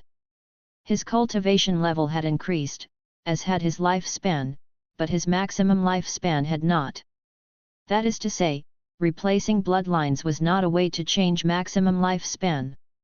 The concept of maximum lifespan became even more complex in Guan's eyes. Luckily, Shengtian was considered as having defied fate, breaking free from the destiny of the An family. Master, may I take him down? Jiangxi, holding Shengtian and wearing an anxious expression, asked. Shengtian was covered in a robe for modesty and had not yet awakened. Guan nodded, and Jiangxi sighed with relief, signaling that Shengtian was already out of danger. He immediately carried Shengtian away. After leaving the house, he also closed the door behind him. Guan then began to ponder about Lu Kaiuxian. After Lu Han was executed by the Black Profound Emperor, how did Lu Kaiuxian survive? There must have been many stories behind it. Meanwhile, thousands of miles away from the Supreme Sect, carriages progressed across the mountains. Si Yanner was meditating on the floor of a carriage when she suddenly opened her eyes, frowning. What's going on, this feeling, what exactly is it, why can't I remember? Si Yanner mumbled to herself, experiencing an inexplicable sense of emptiness within her. In the carriage behind her, a mother and daughter felt the same, clutching their chests in silence, sinking into an indescribable sadness, without understanding what was causing their grief. And Hao, who was far away in the Immortal dynasty, sensed it too. He abruptly opened his eyes, his brows furrowed in concern. He looked towards the setting sun in the distance, his gaze filled with confusion. He sat meditating on a cliff, his body entwined with chains of golden light, unable to stand up. Who is trying to sever the karma with me? And Hao wondered in surprise, having delved into the way of cause and effect since he had received the legacy of the heavenly Dao. However, his understanding of the way of cause and effect was still weak, lacking the power to deduce its mysteries. As he couldn't figure it out, he attributed the penalization to the Immortal dynasty, deciding not to dwell on it and continued his path enlightenment. Oppressed by the Immortal dynasty, he did not panic, knowing that as long as his martial master was there, the Immortal dynasty would dare not act rashly. He was also astonished when he heard that his martial master had slain Autumn Equinox Immortal Lord, having met the man whose formidable aura had made a substantial impression. It was unimaginable to Hao that such a powerful being would be powerless before his martial master. He found that no matter how powerful an entity he encountered, how profound a force's heritage was, those seemingly invincible and unconquerable beings were like nothing before. His martial master. He could not fathom just how strong his martial master truly was. He even looked forward to how the encounter would unfold if Yangxian Emperor, the current publicly acknowledged number one under the heavens, were to face his martial master. He believed his martial master could also be the first under the heavens. Thinking of his martial master's strength, and Hao cast aside his distractions, feeling a surge of fervor. He wanted to catch up to his martial master as soon as possible. As the days went by, New Year's Day arrived in the blink of an eye. At dawn, Mystic Valley began preparing for the festival. And Shengtian was chopping wood in the forest, his hair tied high at the back of his head, revealing his stern features. A female disciple approached holding a teapot, looking at Shengtian hesitantly. "Senior brother, are you tired? Would you like some spiritual tea?" She observed Shengtian, her expression turning timidly coy. Shengtian turned his head with a smile. "Like ice melting away," he said with a laugh, "as a foundation establishment realm cultivator, how could I be tired? However, I cannot refuse junior sister's kindness. Just leave it there, and I will bring the teapot back for you." The female disciple was about to say something when the bushes rustled, and a white deer darted past them. A male disciple chased after it, not daring to glance at Shengtian and the female disciple, fearful of interrupting them. Shengtian looked up and couldn't help but smile. Somewhat vexed but not wanting to bother her senior brother further, the female disciple resignedly placed the teapot down and left. Inside Mystic Valley, Guan stood shoulder to shoulder with Shenzhen, admiring the landscape of the medicine garden. "Now that we're here, tell me, why did you want to come and see this place?" Guan turned his head towards Shenzhen and asked. Shenzhen's gaze wandered, as if searching for someone. She murmured, "No, this isn't right." "What's not right?" Guan asked, puzzled. Ever since he had met her that day, he felt something was off about her. As though she was always in a daze. Recently, the presence of reincarnation around Shenzhen had been growing stronger, a sensation Guan had only ever felt around Ji Xiao, which meant that Ji Xiao was awakening memories of her past life. Shenzhen did not answer Guan, but instead, she began to walk away in the direction of the woods wherein Shengtian was. Guan followed her, curious about what Shenzhen was searching for. Could it have something to do with Shengtian? Guan was perplexed, sensing that something strange was happening. When Shenzhen reached the forest, she coincidentally passed by the female disciple, who instinctively looked towards Shenzhen. Attracted by her extraordinary aura and veiled face, the disciple was so mesmerized it was as if she had seen an immortal, leaving her in a daze. Only when Guan walked past her did she snap out of it. Though curious about Shenzhen's identity, she dared not follow. To the new disciples, Guan's authority in Mystic Valley was paramount. Upon seeing Shengtian, Shenzhen's expression subtly changed. Shengtian seemed to sense something and involuntarily turned his head. When his eyes met Shenzhen's, he frowned, feeling an uncomfortable sensation. Shenzhen's pupils twinkled peculiarly, the corners of her mouth rising beneath her veil. "What's wrong?" Guan came up and asked. Seeing him, Shengtian immediately raised his hand in salute. Ignoring Guan, Shenzhen said in a strange tone, "Those who evade the heavenly Dao variables." Shengtian's frown deepened, suddenly feeling a chill that made him instinctively fear. Guan stood in front of Shenzhen and asked with concern, "Are you okay?" He reached out to touch Shenzhen's shoulder. Snap! Shenzhen suddenly grabbed Guan's wrist, her gaze turned sinister, and she spoke coldly. "I'm fine, don't touch me. Demon Shore has developed hostility towards you, seeking to annihilate you. Do you wish to use lifespan detection on it?" Chapter 398, Chapter 398, The Lifespan of the Free Immortal. Demon Shore? Guan had never heard this name before, so he immediately chose to perform a lifespan detection on it. Demon Shore, Free Immortal Realm 9 layers 58,027,000,000,000/1,000,000,000,000,000,000,000 500 million years of lifespan. With a maximum lifespan of 1 billion years. Why did this person harbor animosity toward him? Could it be that Shen Zhen was so bizarre because he was being manipulated by this person? Guan looked at Shen Zhen standing before him, feigning astonishment. Shen Zhen slightly tilted his head to look at Guan and asked, "Is there a problem?" Although the voice was Shen Zhen's, the tone was definitely not. Guan pretended to be tense and replied, "No." Shen Zhen let go, then took a step to the side, casting a deep glance at An Shengtian that made his heart unease. Shen Zhen smiled and then turned away. An Shengtian took a deep breath, moved to Guan's side, and seemed about to say something, but Guan raised his hand, signaling him to hold his words. Once Shen Zhen had walked out of the grove, Guan's expression turned ice-cold. "Martial Master, she." An Shengtian cautiously began, the look in Shen Zhen's eyes just now filling him with dread, as if a natural predator had set its sights on him, even making him feel a major disaster was imminent. "It doesn't matter." Guan uttered 2 words, and upon hearing them, An Shengtian immediately relaxed. The phrase "martial master" was enough. An Shengtian knew well that Guan was Sword Venerable Feudao.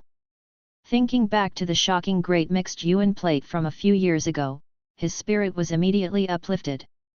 With the martial master backing him, what was there to fear? His task was to diligently cultivate, striving to surpass in how and make his martial master proud of him.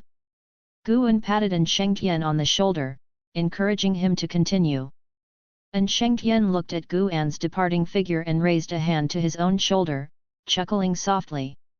The upcoming spring festival remained lively. Although Guan was thinking about Demon Shore, he still acted naturally, actively celebrating with his disciples. Because of the intervention a few years ago by Sword Venerable Feudao, which greatly lessened the chaos in Taixuan continent, the recent spring festivals had been lively, especially for the disciples of the Supreme Sect, who on such days would rid their minds of worries and start harboring hopes for the future. Until late into the night. Third Medicine Valley, in the attic. Guan sat at the desk, eyes closed, his divine thought frenziedly scanning the great heavenly spirit land. Unable to find a cause and effect similar to Shen Zhen, he extended his divine thought into the universe. Though Demon Shore's cultivation level was inferior to his, being hated by someone was intolerable. Especially since the opponent hated his original self. He must die, to prevent future troubles. That night, the person with the worst mood within the Supreme Sect was none other than the strongest among them. Until the early hours, Guan finally located Demon Shore. The bastard was actually hiding within the silent destruction domain. And he was harboring a large number of evil demons under his command, clearly having some sort of plan. Guan stood up, left the house, and walked downstairs. Just as he was downstairs, Ji Xiao emerged from the house and called out to him. "What's up?" Guan asked with a smile. Ji Xiao approached him, sizing him up. Guan touched his own face and asked, "Is there something wrong with me?" Ji Xiao stared into his eyes and said, "There's a sense of death about you, have you been marked by something corrupt?" Guan feigned nervousness as he asked, "Really? Don't frighten me." He knew Ji Xiao was not wrong in her feeling, ever since being targeted by Demon Shore the day before, a causal bond had latched onto him and was growing stronger. Guan had not dispelled the cause and effect on him, instead using it to trace Demon Shore. "Perhaps it's just my imagination," Ji Xiao suggested, seeing his panicked reaction. She was puzzled inside. What on earth had happened to Guan? Although she had regained some of her memories, she was not the original self, able to only sense the cause and effect on Guan but not fully see through it. "Always scaring me, later when I go out, I'll be worried the whole way," Guan complained sullenly. "Then don't go out. I'm puzzled, with your current resources inexhaustible, why do you still take charge of so many medicine valleys? You don't understand, this is life. To be human, one needs to do things to feel grounded." "Humph, you're definitely hiding secrets. Don't you follow me? If I catch you, we are through," this is called privacy rights. Understand? Who gave you privacy rights? Granted by the heavens, do you dare to question it? The two began to bicker again, and after Ji Xiaohu twisted his arm a few times, Guan finally fled. Ji Xiaohu watched his retreating figure, her brows furrowed deeply, her heart filled with worry, sensing that Guan was heading for great trouble. Guan headed toward the transmission array platform, along the way seeing Longqing heading out of the valley. Going out to box again? Guan asked with a smile. Longqing, who had been practicing with Shen Zhenzi for years, had reached a horrifying level of physical strength. His qi blood was so powerful it even surpassed the void-crossing realm. Sadly, his body contained not a trace of spiritual power. Longqing stopped in his tracks, faced Guan, and nodded slightly. He revealed a proud expression and said, "In half a year, my second martial master will take me out to hunt demons. I will be able to fight to my heart's content." Guan did not admonish him, merely nodding before expressing a few words of concern and letting him go. Watching Longqing walk away, Guan thought of An Shengtian. The number of juniors in Medicine Valley had been increasing. He wondered what the scene would look like in 1,000 years. He smiled and continued towards the transmission array platform. Upon reaching Mystic Valley, he glanced at Lu Jijia and then left alone. He walked through the forest and gradually, a figure emerged from his body, a split of his divine skills. He allowed his split form to replace his original self, while his true form entered. A state difficult for immortals to divine. The split form continued forward leisurely, while the original form leapt out of great heavenly spirit land and descended into the silent destruction domain in an incomprehensible manner to living beings. In the depths of the silent destruction domain, where it was incredibly dark without stars, just swells of dense fog as if from the primordial chaos, suffocatingly oppressive. In the darkness stood a city, silent and hanging, resembling a giant armored beast. The surface of the buildings had sharp, towering columns, frighteningly ominous. Inside a grand hall within the city, demonic qi swirled like mist. At the center sat a pool over 30 feet in diameter, the surface a bright red. A figure was meditating in the pool. She was a white-haired woman, her body bare, with long hair cascading down her front into the waters. Her back was as white and smooth as jade, perfectly contoured. This was Demon Shore. She sat with her eyes closed, her face stunningly beautiful, except for a trace of wicked aura between her brows. Suddenly, she opened her eyes, exclaiming in surprise, "How did that boy's cause and effect get severed?" Lifting her right hand, she began to deduce. Just then, a hand landed on her fair shoulder. The touch made her dazzled heart tremble and her face drastically change. "Why are you looking for someone?" A raspy voice entered her ears, chilling her to the bone. How could this be? Demon Shore was terrified to find herself completely immobile, her mana almost frozen.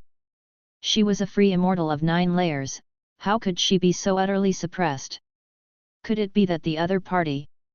Thinking of the legends, she resisted her fear and asked through gritted teeth, Who are you? If you can see great heavenly spirit land with her eyes, could you also hear certain things with her ears? Guan stood behind Demon Shore, leaning slightly forward. Enshrouded with a grey aura, his true appearance concealed, he looked mysteriously formidable. Hearing his words, Demon Shore carefully recalled. She quickly thought of Shenzhen, who often mentioned a person. Sword Venerable Feudeo. Her impression of this person was very deep, deeming him a possible free immortal. But she had not calculated against Sword Venerable Feudeo. Though free immortals differed, she was one who had stepped into reincarnation tribulation, even if not yet successfully, but at least she was trying. Sword Venerable Feudeo, why? The longer Guan's hand pressed down, the more frantic she became. In her perception, Guan's Dao level was unfathomable, and compared to her way of cause and effect was insignificant. Guan could feel her fear. He deliberately gave her time to experience panic, fear, and regret. After all, Guan had been worried about her hostility all night. Killing her directly would be too lenient. He gazed down at Demon Shore, taking in her entire form. Nice skin, too bad she provoked him. Die. Guan's gaze intensified, as he furiously infused his divine thought into her body, impacting her soul, probing her memory. Demon Shore's body trembled, quickly settling into calmness. The grand hall fell silent, even the swirling demonic chi halted. After a long while, Guan withdrew his divine thought, exerting a slight force with his right hand.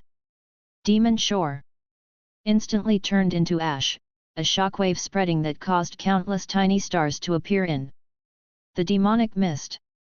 Those were the shattered remnants of Demon Shore's Dao. Guan pondered over Demon Shore's memories, filled with emotion. So the reincarnation tribulation held such mysteries. Demon Shore was not only reborn herself but also could choose a mortal for rebirth. Zhen was her choice, and she chose him after he had grown up. The reason for choosing Zhen was his innate talent for the way of cause and effect and the uncertainties surrounding him.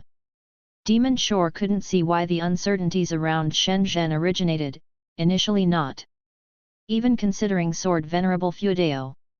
Until years ago, during the Supreme Chaos Disc, she confirmed that Sword Venerable Fuedao was the uncertainty surrounding Zhen. She was surprised but not shocked. Until An Shengtian appeared, using Zhen's body, she sensed its cause and effect and was instantly moved. She even wanted to usurp An Shengtian's body. Thinking of the seductive she-demon becoming a man, Guan felt somewhat awkward.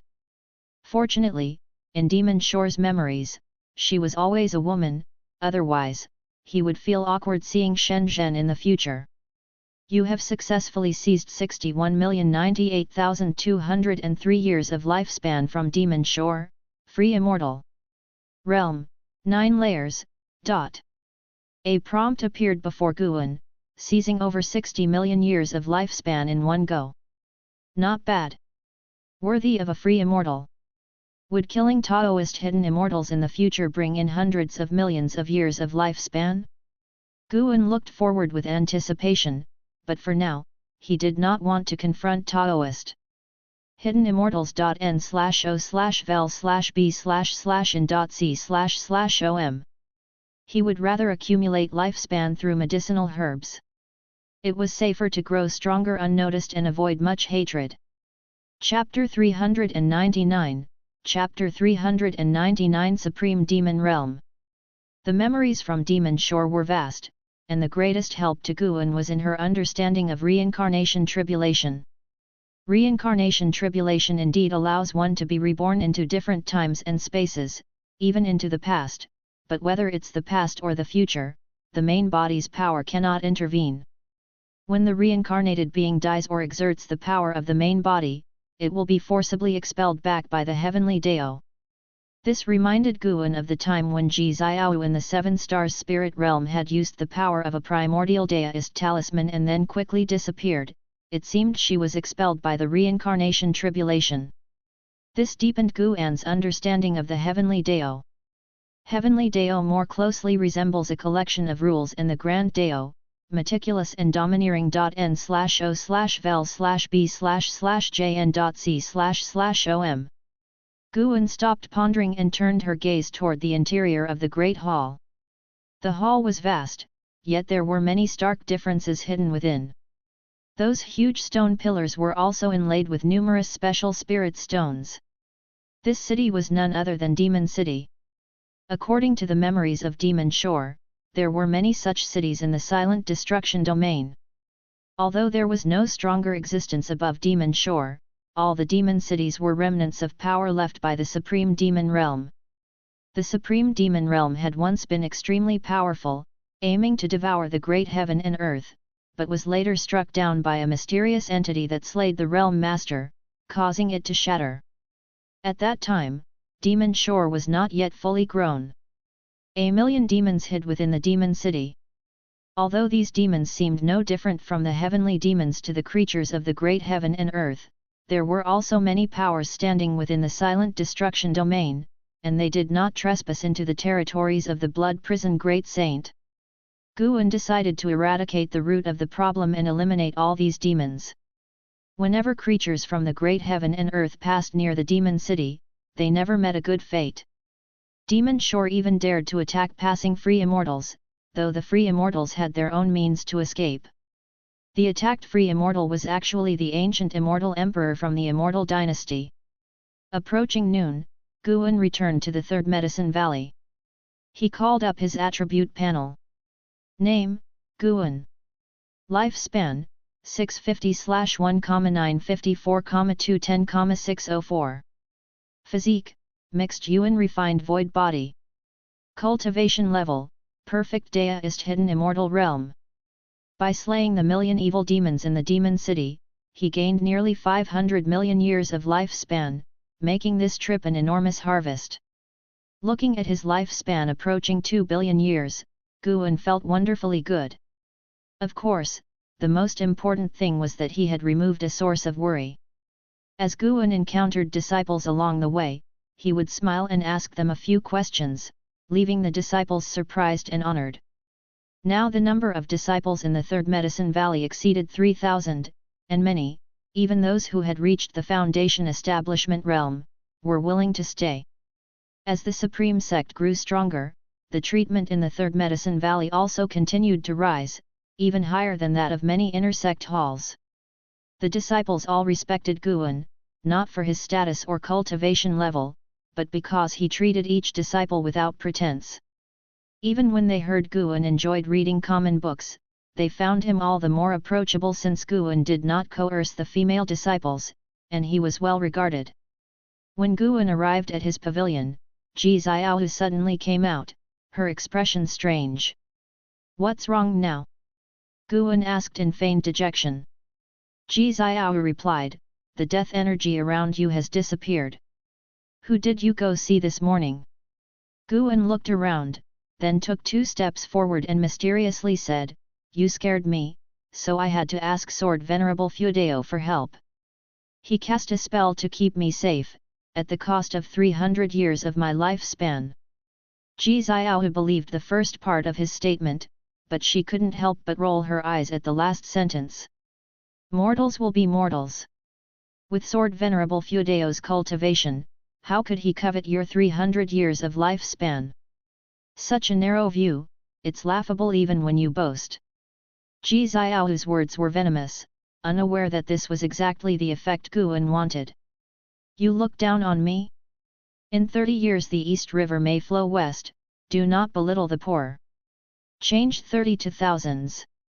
Get inside, I need to sort you out."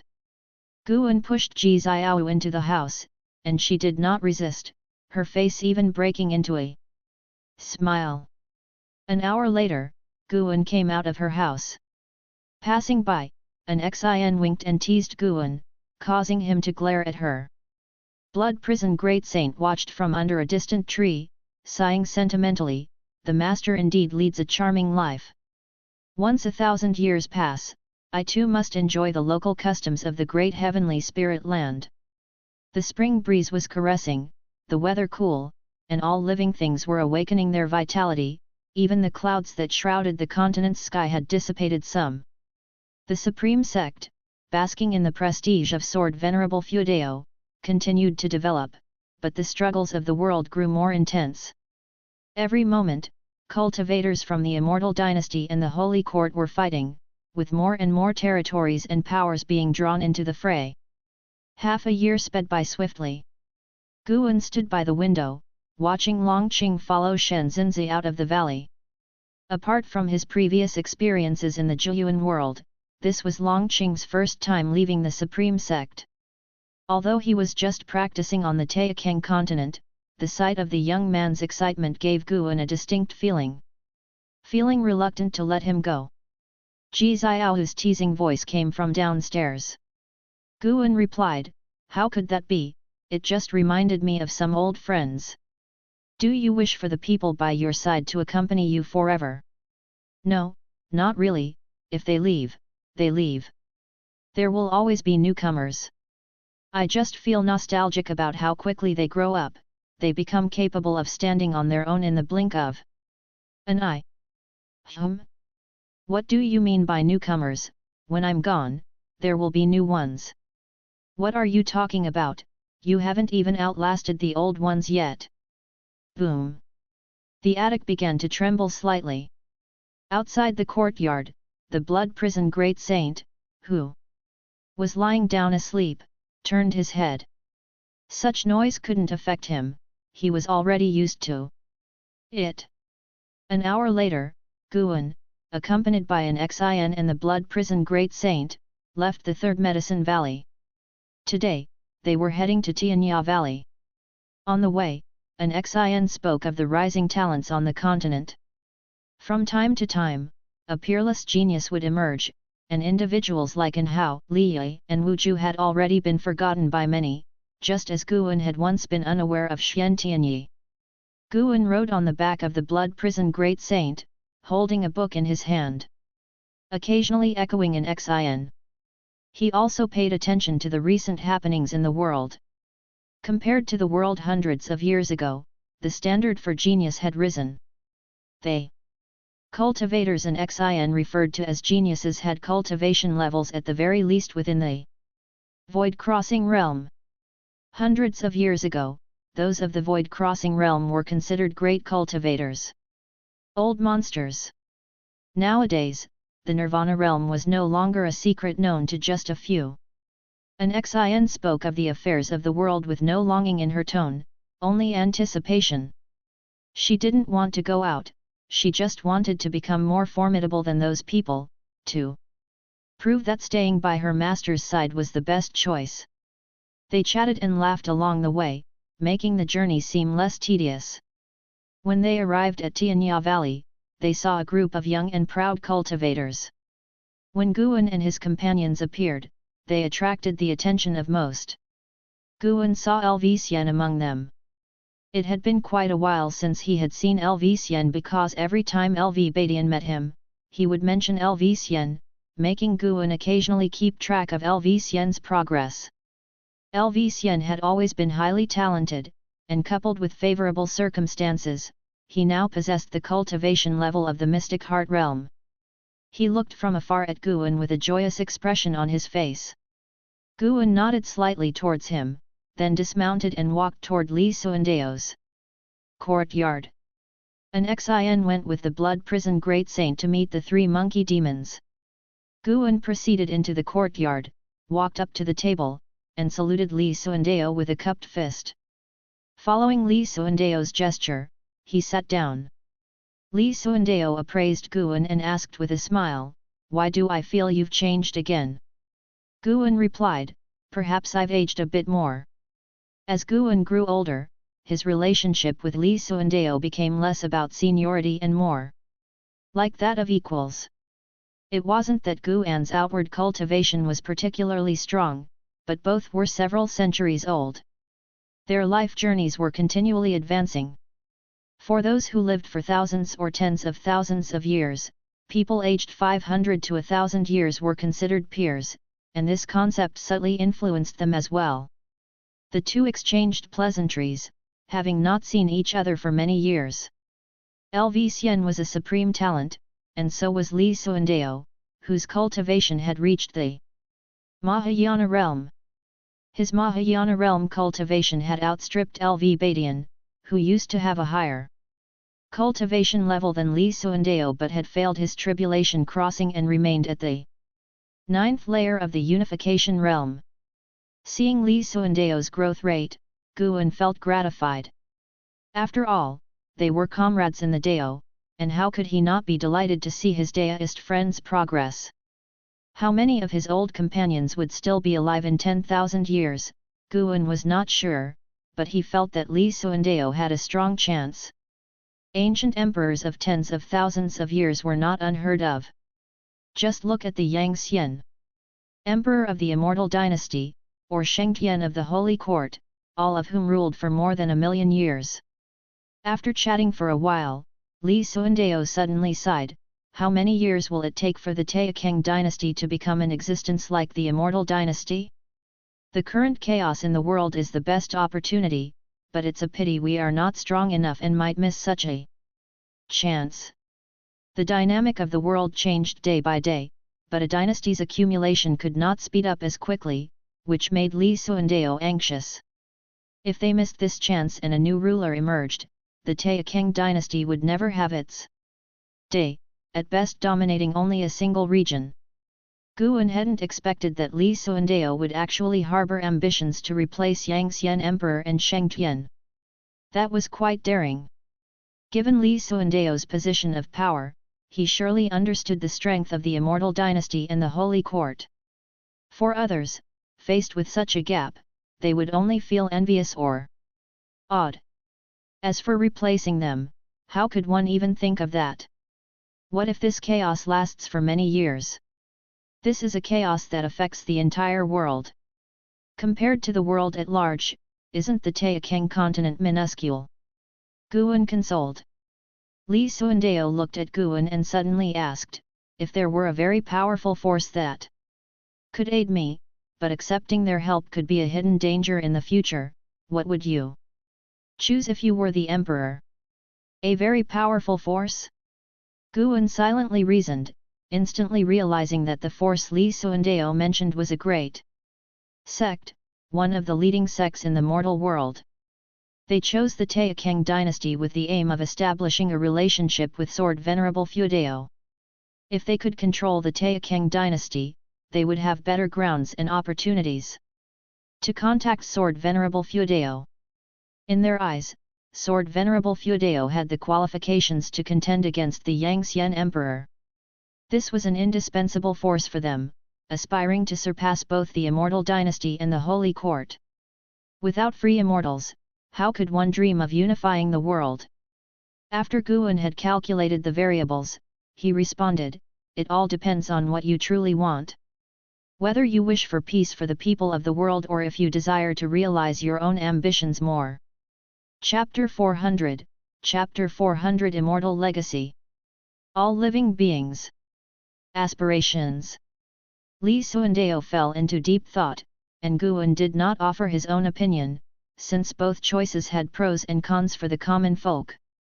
To remain content with the status quo would invite future crises, to be discontent would make life harder for the current and future generations. Guan's protection of the continent's beings already showed his benevolence, but he would not worry about the daily lives of all living beings every day. In any case, when asked about worldly affairs, Guan's role was simply to provide options. The ultimate decision was up to Li Xuandao, with whom the consequences lay. Li Xuandao was lost in contemplation, and Guan did not disturb him. His gaze drifted outside the courtyard. Lv Xian, who was instructing someone in their cultivation, glanced towards Guan from time to time. When their eyes met, Guan could tell he was excited. Guan was suspicious, but he was not in a hurry. He would discuss it with Li Xuandao later. Usually, he did not need to spend much time on cultivation, so his pace of life was slow. He was not in a rush about most things, he could handle them one by one. Li Xuandao was not forever lost in his own world, he came back to reality and started chatting with Guan about Li. Li was the link between the two, and speaking of him prompted more conversation. After an hour, Li Xuandao suddenly said, Lv Xian has been talking about you non-stop. He specifically came back from overseas to see you, but insisted I come along. He wants to meet you but also fears you, what's that about? Guan pretended to be puzzled and asked, why does he want to meet me? And why would he fear me? That shouldn't be, have I treated him poorly? While speaking, he looked curiously at Lv Xian, who immediately smiled back at him. Li Xuandao stared at Guan meaningfully and said, Guan, what kind of relationship do we have? There's no need to hide things from each other. Guan's expression alternated between clouds and sunshine. He took a deep breath and said, to be honest, there are indeed hidden relationships behind me. If I reveal them, I will be punished, and those who know will die. After saying this, he patted his shoulder. Li Suandeo immediately squinted his eyes and chuckled, then let's not talk about it anymore. Inside, however, his mind was in turmoil. This boy. Upon reflecting, Li Suandeo had an epiphany. After Guan joined the Supreme Sect, Sword Venerable Fuedeo appeared, primarily active around areas close to Guan. He recalled Li Ya's sudden surge in strength over the years which he could never explain. Now it all made sense. It seemed Guan had arranged for Sword Venerable Fuedeo to look after Li Ya. Li Suandeo's gaze towards Guan heated up, making Guan quite uncomfortable. Without guessing, Guan knew what Li Suandeo might be planning. He did not clarify. If Li Suandeo wanted to act under the name of Sword Venerable Fuedeo, he did not mind giving Li a pat on the shoulder. It depended on whether Li Suandeo knew his limits. You go meet LV Xian, I don't have other matters here, Li Suandeo said, waving his hand with a smile. Guan stood up, bowed to him, and then walked towards the courtyard gate. Seeing him leave, LV Xian immediately greeted him and pulled Guan towards a corner of Tianya Valley. What's so secretive? Asked Guan. LV Xian whispered, I have something great, and it won't disappoint you. Something great? Guan's interest was piqued, and he followed LV Xian away. LV Xian led Guan into a cave, his personal cave. He had crafted it here in Tianya Valley for fear of being seen by others, setting up very advanced restrictions. After entering the cave, LV Xian activated the restrictions, isolating it completely. Guan, feeling irritated, asked, all this secrecy? Do we even have to hide it from His Majesty? Of course we do. If he knew, he'd go mad. LV Xian replied, his face displaying excitement. He then pulled Guan into the deepest chamber of the cave, walked up to a stone table, and took out an irregularly shaped stone slab that seemed like a large fragment. At first glance, it appeared plain with no inscriptions or runes. As he set down the slab, Guan suddenly understood something significant, his expression turned peculiar. The stone slab actually contained heavenly Dao destiny. Moreover, it was purer and more unsettling than the heavenly Dao inheritance obtained by Anhao from the Heaven Sect. Its destiny emitted an indescribable oppressive force. Even Guan, the Taoist hidden immortal, felt an instinctive wariness and a glimmer of desire. He wanted to possess this heavenly Dao destiny. Yet, as this desire emerged, his wariness grew. Something was off. Guan looked at LV Xian and asked, what is this? He couldn't discern the cause and effect of this stone slab. This indicated that the origin of the slab was even stronger than the Taoist hidden immortal himself. At this realization, Guan almost wished LV Xian would take this item away and keep it far from him. What kind of thing was this? Trying to harm him? LV Xian, with an excited smile, said, this is an inheritance I stumbled upon. You might not believe it, but this contains the legacy of a true immortal, a real godlike immortal, not something any immortal dynasty or holy court could compare to. Immortal legacy? Guan frowned. Neither Liu Han nor Long Zhan had encountered a real immortal through the ages, although they'd met many who claimed to belong to the immortal or divine race. This had led Guan to always believe that the so-called immortals were merely more powerful beings. LV Xian continued, the inheritance here only cares about talent, not cultivation level. I failed, but I think you should give it a try. Why should it be me? There are so many geniuses, Guan hesitated to ask. LV Xian glared at him and said impatiently, there are many geniuses, but the only one I have a good relationship with is you. I wouldn't give it to Anhao. You have supreme talent, yet you can restrain your competitive spirit and live in seclusion here.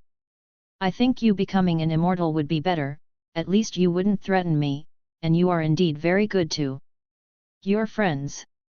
Although Guan was curious, he felt that this matter was very dangerous, so he said, "Actually, His Majesty's talent is also very strong."